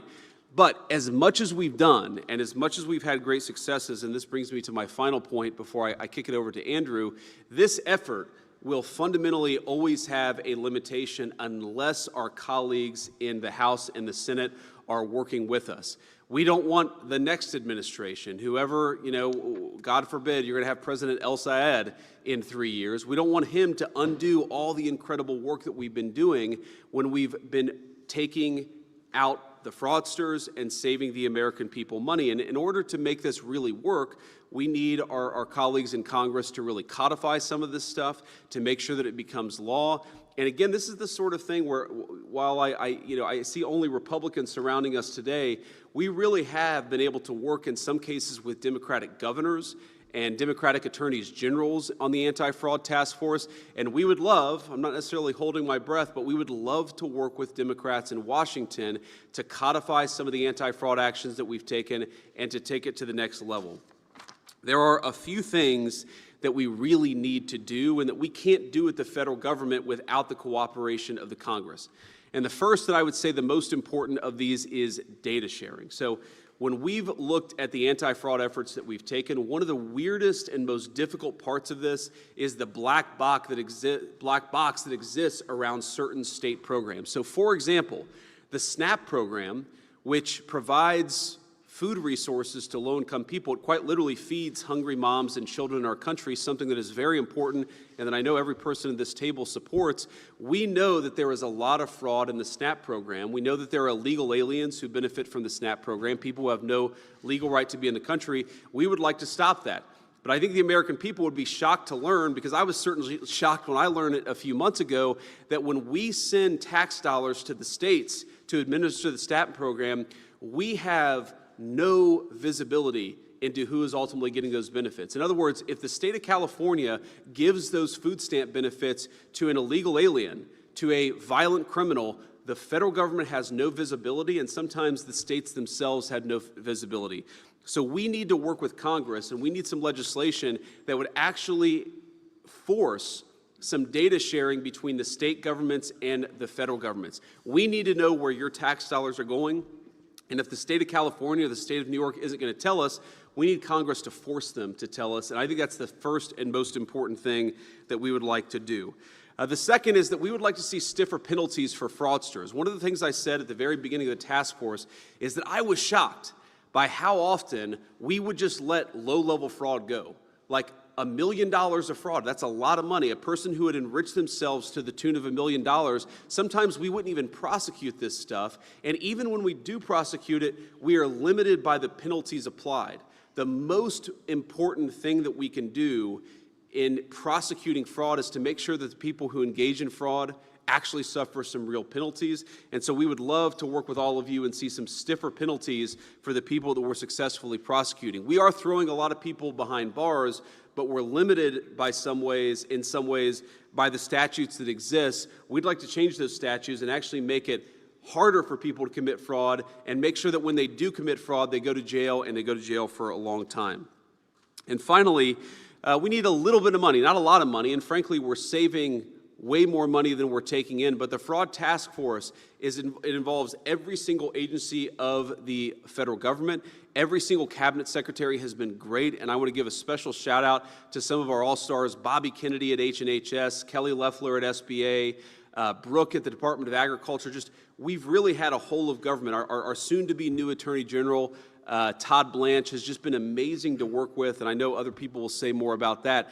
But we need a little bit of resources, because while we're saving the American people billions and billions of dollars and we're not spending very much, we need a little bit more appropriated to expand this fraud effort. I think we'll save even more money in the process. It's the sort of investment that, unlike most of the money you guys spend, it never comes back to D.C. Every dollar you give us comes back at least 5 or 10-fold. So it's a good investment, and it's the sort of thing that we need to see happen. But without further ado, I want to kick it over to our amazing co-chair of the task force, Andrew Ferguson.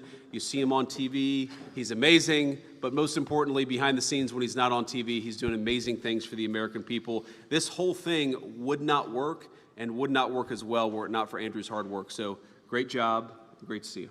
Thank you, Mr. Vice President, and welcome to all my friends from the Senate and from the House. We're very pleased that you're here.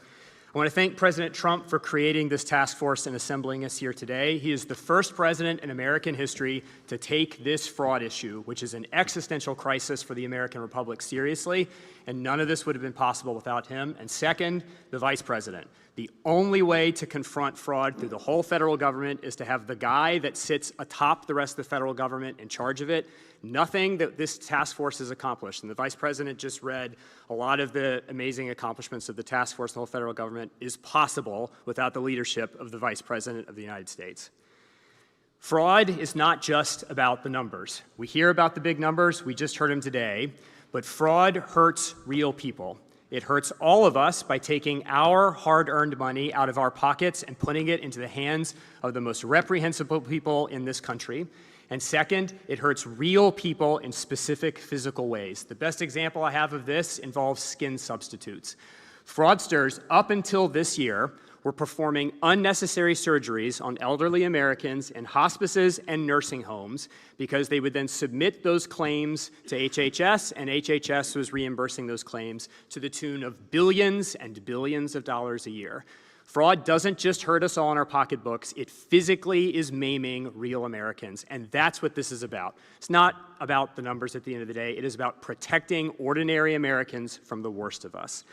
The second thing about this fraud effort that is so important is that it is about restoring social trust in America. All of the programs that the fraud effort has focused on were set up for a high-trust society. The Vice President was just explaining the difficulty in obtaining data to fight fraud.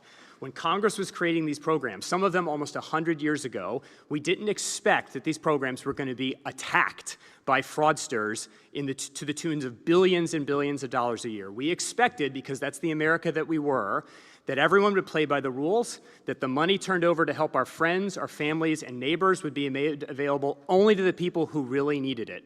And that is just not true anymore. And so this effort is not just about protecting our programs, making sure that fraudsters don't bleed them so dry that they cease to exist. It's also about restoring social trust in this country. And so with that, I want to talk about two of the things that I think Congress can do to help us address both of those problems. The first is on social trust, and the Vice President touched on this just a minute ago. People commit fraud against our programs because it is relatively easy. And one of the reasons that it is easy is that the punishments associated with much of the fraud are relatively low. We have seen what can happen in America when you really vigorously enforce the laws. Just take the last year and a half in this country. Violent crime is at an all-time low, and that's for two reasons. Number one, thanks to President Trump and Stephen Miller and others in the administration, the border is sealed and the criminals are not coming here anymore. And number two, thanks to Todd Blanche and the men and women of the Justice Department, we are vigorously enforcing our criminal laws and making sure that people who commit crimes suffer the consequences. That has to be true for the fraudsters. Every single person who considers raiding one of our agencies and taking money out of our pockets needs to think long and hard about what might happen to them if they are caught. And under this Justice Department, they will be caught. And so we want to work with Congress to dramatically increase the sentences associated, even with low-level frauds, to incent both the Justice Department to prosecute all fraud all the time and to make every fraudster think long and hard about whether it's worth facing a long time in jail before deciding to raid our programs. And then the second thing that we need to focus on has to do with another thing that the Vice President talked about, which is data sharing.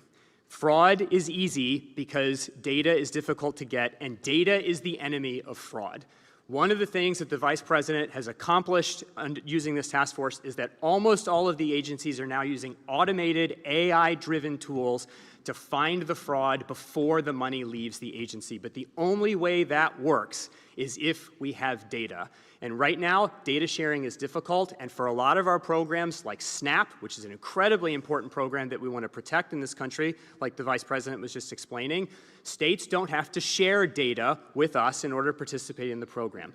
Data sharing should be a requirement for participating in these programs because that will unleash the power of American AI ingenuity and innovation in these agencies to stop the fraud before it happens. Because once it goes out the door, it's very difficult to get back. The pay and chase doesn't work. And so the way you stop fraud is you keep Americans' hard-earned money in the agencies unless it's going to someone who actually needs it.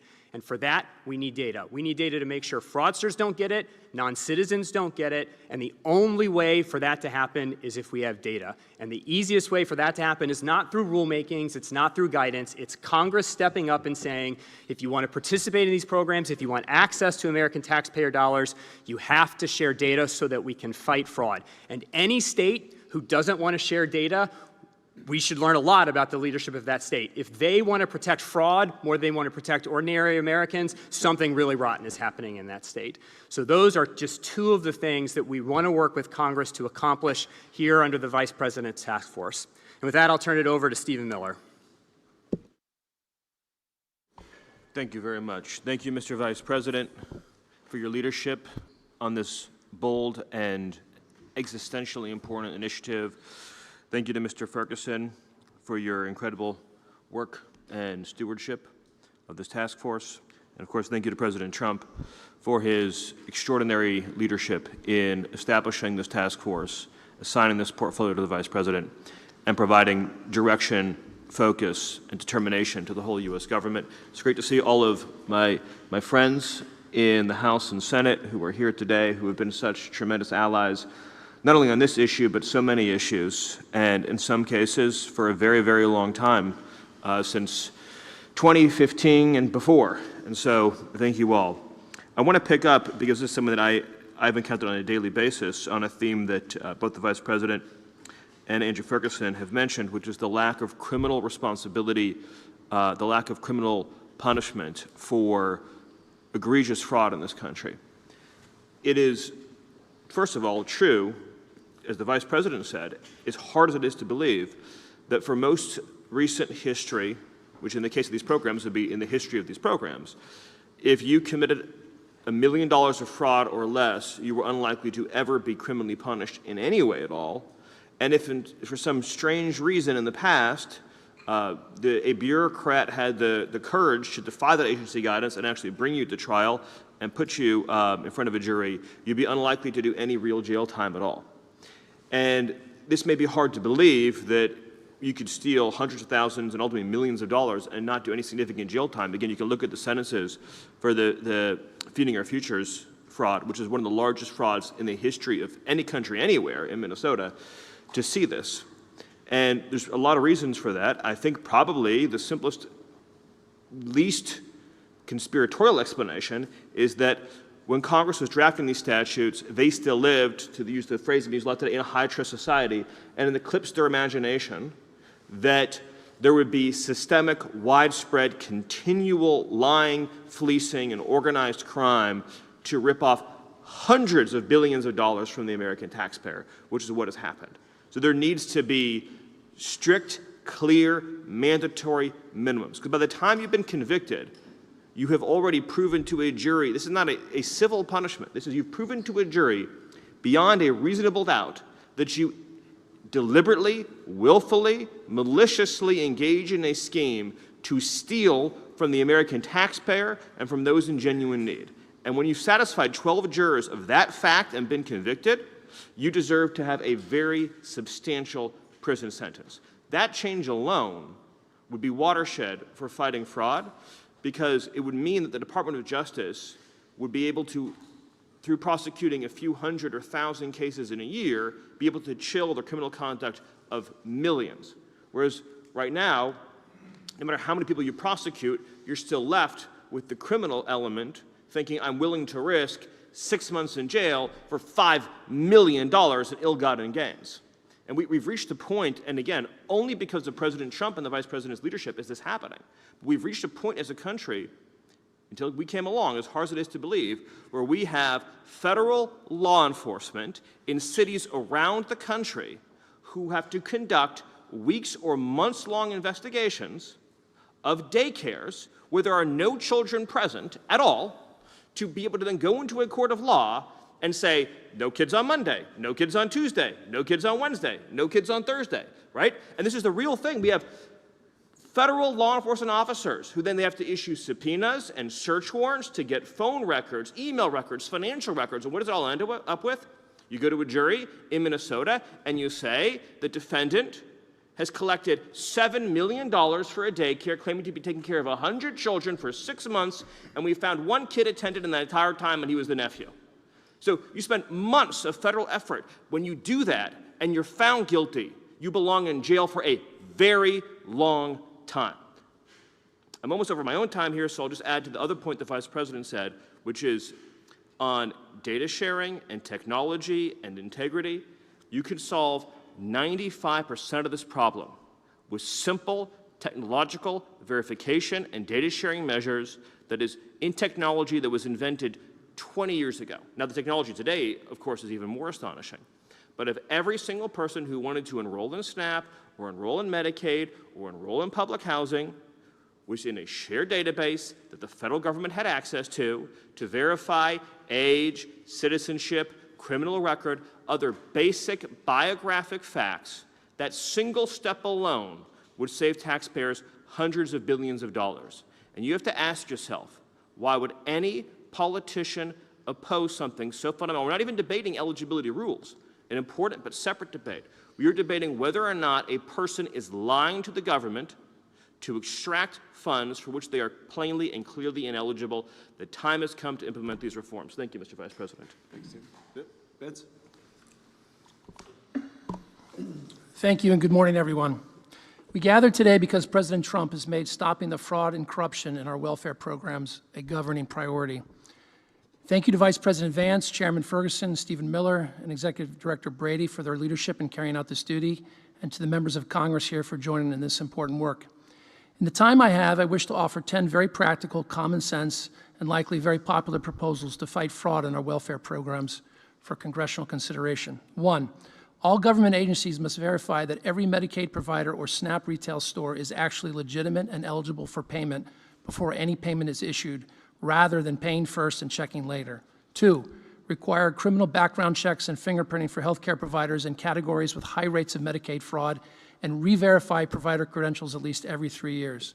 3, require states to verify every welfare applicant through the federal government's free database system that verifies immigration status in real time before issuing any taxpayer-funded benefits. 4, require states to compare welfare rolls every month against death records, wage records, and incarceration records. 5, double the number of welfare fraud investigators so that more fraud and corruption cases can be aggressively investigated and prosecuted. 6, upgrade welfare benefit cards used for food and cash assistance to have secure chip technology with a photo and expiration date. 7, prohibit high-risk retailers, such as some liquor stores and smoke shops, from accepting taxpayer-funded food stamp benefits. 8, end the use of government-issued pre-populated forms to do automatic re-enrollments into Medicaid. 9, eliminate so-called self-attestation, which allows applicants to simply report their own income and household information on welfare applications without providing documentation, and instead requiring proof of income and eligibility before benefits are approved. 10, require state taxpayer-funded Medicaid programs that issue payments to health insurance companies on behalf of people who had already died to stop immediately once a death is recorded, and require those insurance companies to return any money collected after the enrollee's death. Finally, I suggest that members of Congress call out as corruption the behavior of state and local leaders who refuse to enforce common sense fraud controls or purposely embrace loopholes that avoid individual eligibility validation, allow self-certification of eligibility, expand eligibility far beyond what Congress intended, and as a result, trap millions of able-bodied adults into a life of dependency. Fraud steals taxpayer dollars, but such corruption steals something even more precious. It steals the blessings and benefits of work. The greater injustice is not stealing money from taxpayers. It is taking purpose from another human being and diverting resources from the truly needy. Every year an able-bodied person spends trapped in unnecessary dependency is a year not spent developing skills, earning promotions, providing for a family, serving a community, or discovering what they are capable of becoming. This corruption fraud occurs when public officials knowingly tolerate or design systems that deny people the benefits and blessings of work because dependency serves personal, political, or institutional interests. Whenever public officials knowingly preserve systems that deny able-bodied Americans the blessings of work, whenever they choose to look away because dependency serves such interests, people suffer, not because they lack talent, not because they lack dignity, but because those entrusted with public authority failed to act. Our responsibility is to root out fraud and corruption in our welfare systems, send people to jail who steal benefits, and make it impossible for public officials to escape their responsibility to establish systems of accountability and program integrity so that more Americans will realize the benefits and blessings of work. Thank you. Great. Well, thank you, Vince, and thanks to everybody else for being here. We're now going to have a conversation about exactly how we can better work together, about how we can advance some of these legislative priorities. But we're going to do that conversation without 100 cameras in the room. So to the press, thank you for being here. We'll see you soon. Hello, Pennsylvania. I won this place so much. We won.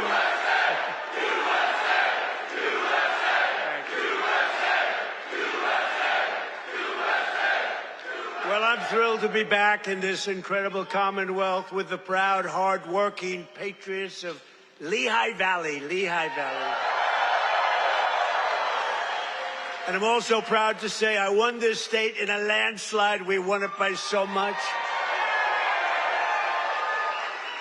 And remember, I had the couple of little statements, too big to rig. Make it too big to rig, because these people cheat like hell.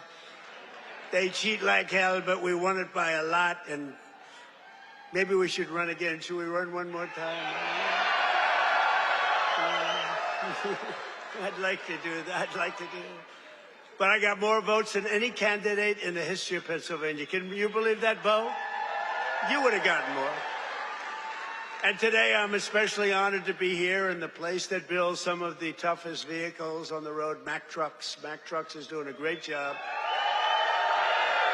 We have all of the Mack people, the chairman. We have the whole group of here, all the leaders, the big guys. They're trying to get a contract for 15,000 trucks.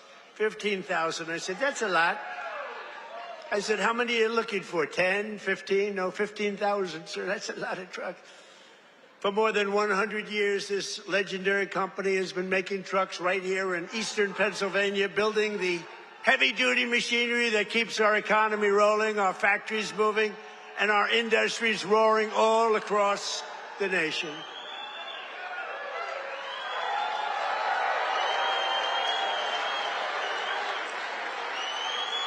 And you are the men and women who put your pride and spirit into those beautiful words, stamped on every Mack truck that said, made in the USA. It's made in the USA.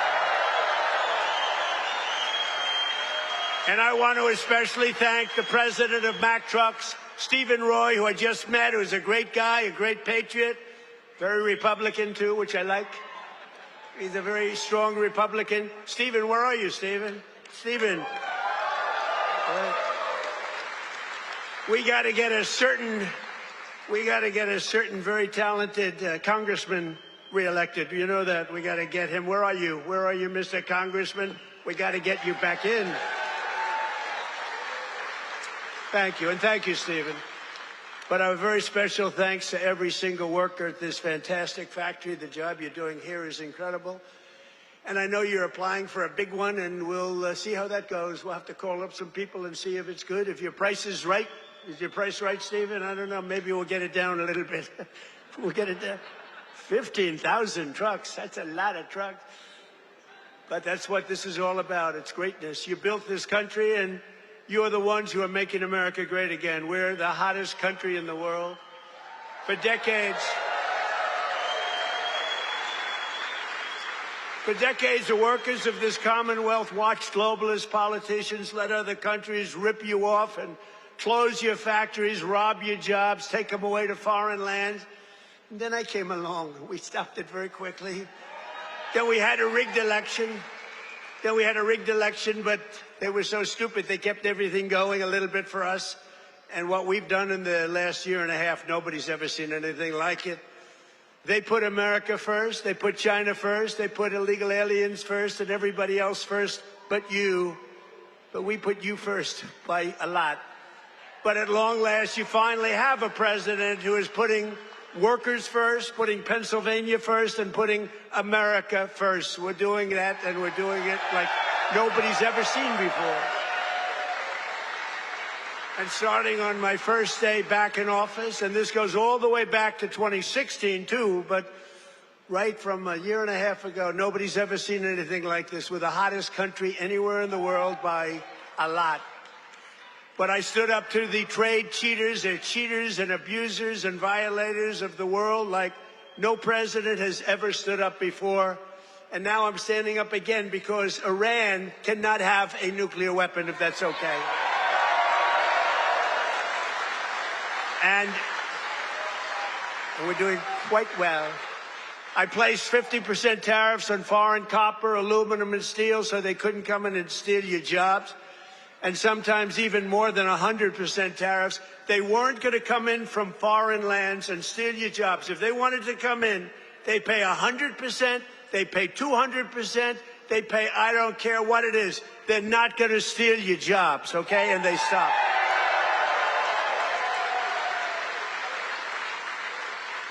And right now we have more factories being built, and I mean car factories, AI factories, factories of every type, than we've ever had in the history of our country by 3 times. That's because they didn't want to pay the tariff. How don't you pay a tariff? You build your factory here and you hire American workers. It's quite simple, actually. But as you know, I placed a 25% tariff on foreign automobiles, and very importantly, I posed a 25% tariff on medium and heavy-duty trucks, so that Mack Truck could do very well with its factory in Pennsylvania. But all American roads will be filled with American trucks very shortly. Very few people are able to compete with us anymore. They used to rip us off. It was like we were a bunch of babies. American labor worked with us, too. I just met the head of your unions, and they've been terrific. They work with us, and they're fair. They treated us good. Maybe we can negotiate a little bit tougher. Where the hell are the union guys? Those guys are great. They're great. There they are. I want to just say hello. We gotta make sure you vote for our congressman here. I'm not doing this for my health. Right? Muser. We even have Muser here. That's right. Within a single year of taking office, I slashed trade deficit with China by the largest amount in the history of trade. And we, by the way, have the biggest trade deficit cut in the history of our country, 67%. Think of this. We had a trade deficit. We cut our trade deficit. If you're a president and you cut it by 1%, they say, oh, you're doing a great job. 2%, you're a genius. I cut it by 67%. That's why you have all of these factories being built. And they'll soon be opening. They're already opening. But when those factories are opening, I don't know what you're going to do. You're going to negotiate very good salaries, that I can tell you, because they need you. In many ways, they need you more than you need them. American exports to the rest of the world are up by $150 billion. You hear that, Bo? It's not bad. You're going to wrestle a long way to make that go. Bo is going to have to win a lot of tournaments to have to make that money. Think of it, $150 billion up. We never had that. We always have losses. We take in much more than we send out. Now we're up $150 billion, and that's nothing, because when all these factories are opening up, Mr. Senator, another great one, what a great senator you have. Did you fight hard? David, did you fight hard? He was with me at, I think, every stop. I said, where the hell is David? He's right there, sir.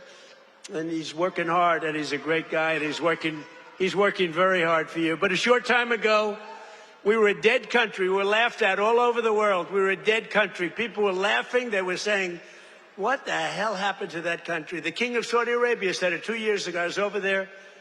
He said, you know, sir, 2 years ago you were a dead country, and now you're the hottest country anywhere in the world. It's true. And we're hotter now than we were then.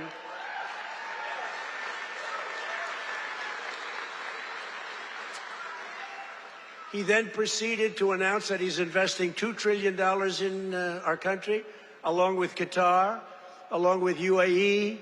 Bahrain is investing, Kuwait's investing, but countries from all over the world, they're all investing in the United States. 2 years ago, they wouldn't even think of it. They thought we were finished.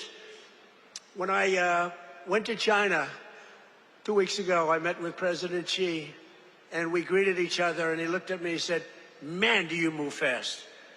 Because they thought they had us, but now it's really the opposite. We are doing numbers that nobody's ever seen before, so it's great. It's great. We had a great meeting. But as you know, we just achieved a historic peace agreement with Iran to end the conflict in the Strait of Hormuz. And by the way, yesterday, 19 million barrels of oil flowed out of the Strait of Hormuz, a very beautiful place. That's the most oil in the history of the Strait. No, it's never been any, you've never seen anything like that. It's called an oil gusher. And most importantly, we are ensuring one thing very importantly, because this is why I did it. I did it for this reason, 99% for this. Iran will never have a nuclear weapon, and they've agreed to that. But remember, this wasn't easy. We had 47 years worth of presidents and other people, other countries too. We're not the only one that never did anything. They were the bully of the Middle East. And now we're leaving Iran with no Navy, no Air Force, no anti-aircraft, no missile capability, no nuclear program. We're leaving them without any nuclear capacity, and they've agreed to that. And we're getting along quite well, although if you read the fake news, you never know. Think of it. The fake news, they have no army, they have no navy, they have no air force, they have no anti-aircraft. We can fly over Tehran just at will. Nobody going to do anything to us. And then I read the fake news that they're doing quite well. They're not doing quite well. These people right there, look at all of them. Whoa. Whoa. Whoa. That's a lot of press. That's almost as much press as Bo had at the White House last week when he knocked out his opponent in the first round. Right? I think you had more. Bo had more press. But the Iran economy has been crushed, and their defense industrial base has been damaged so severely that it'll take them many years to rebuild, many, many years. And now we're trying to work out a deal that's fair. And we also want to work out a deal. You know, the stock market hit a new high today again. And oil, for the first time in months, hit, think of it, $70 a barrel. So we got it 70. That equates to a very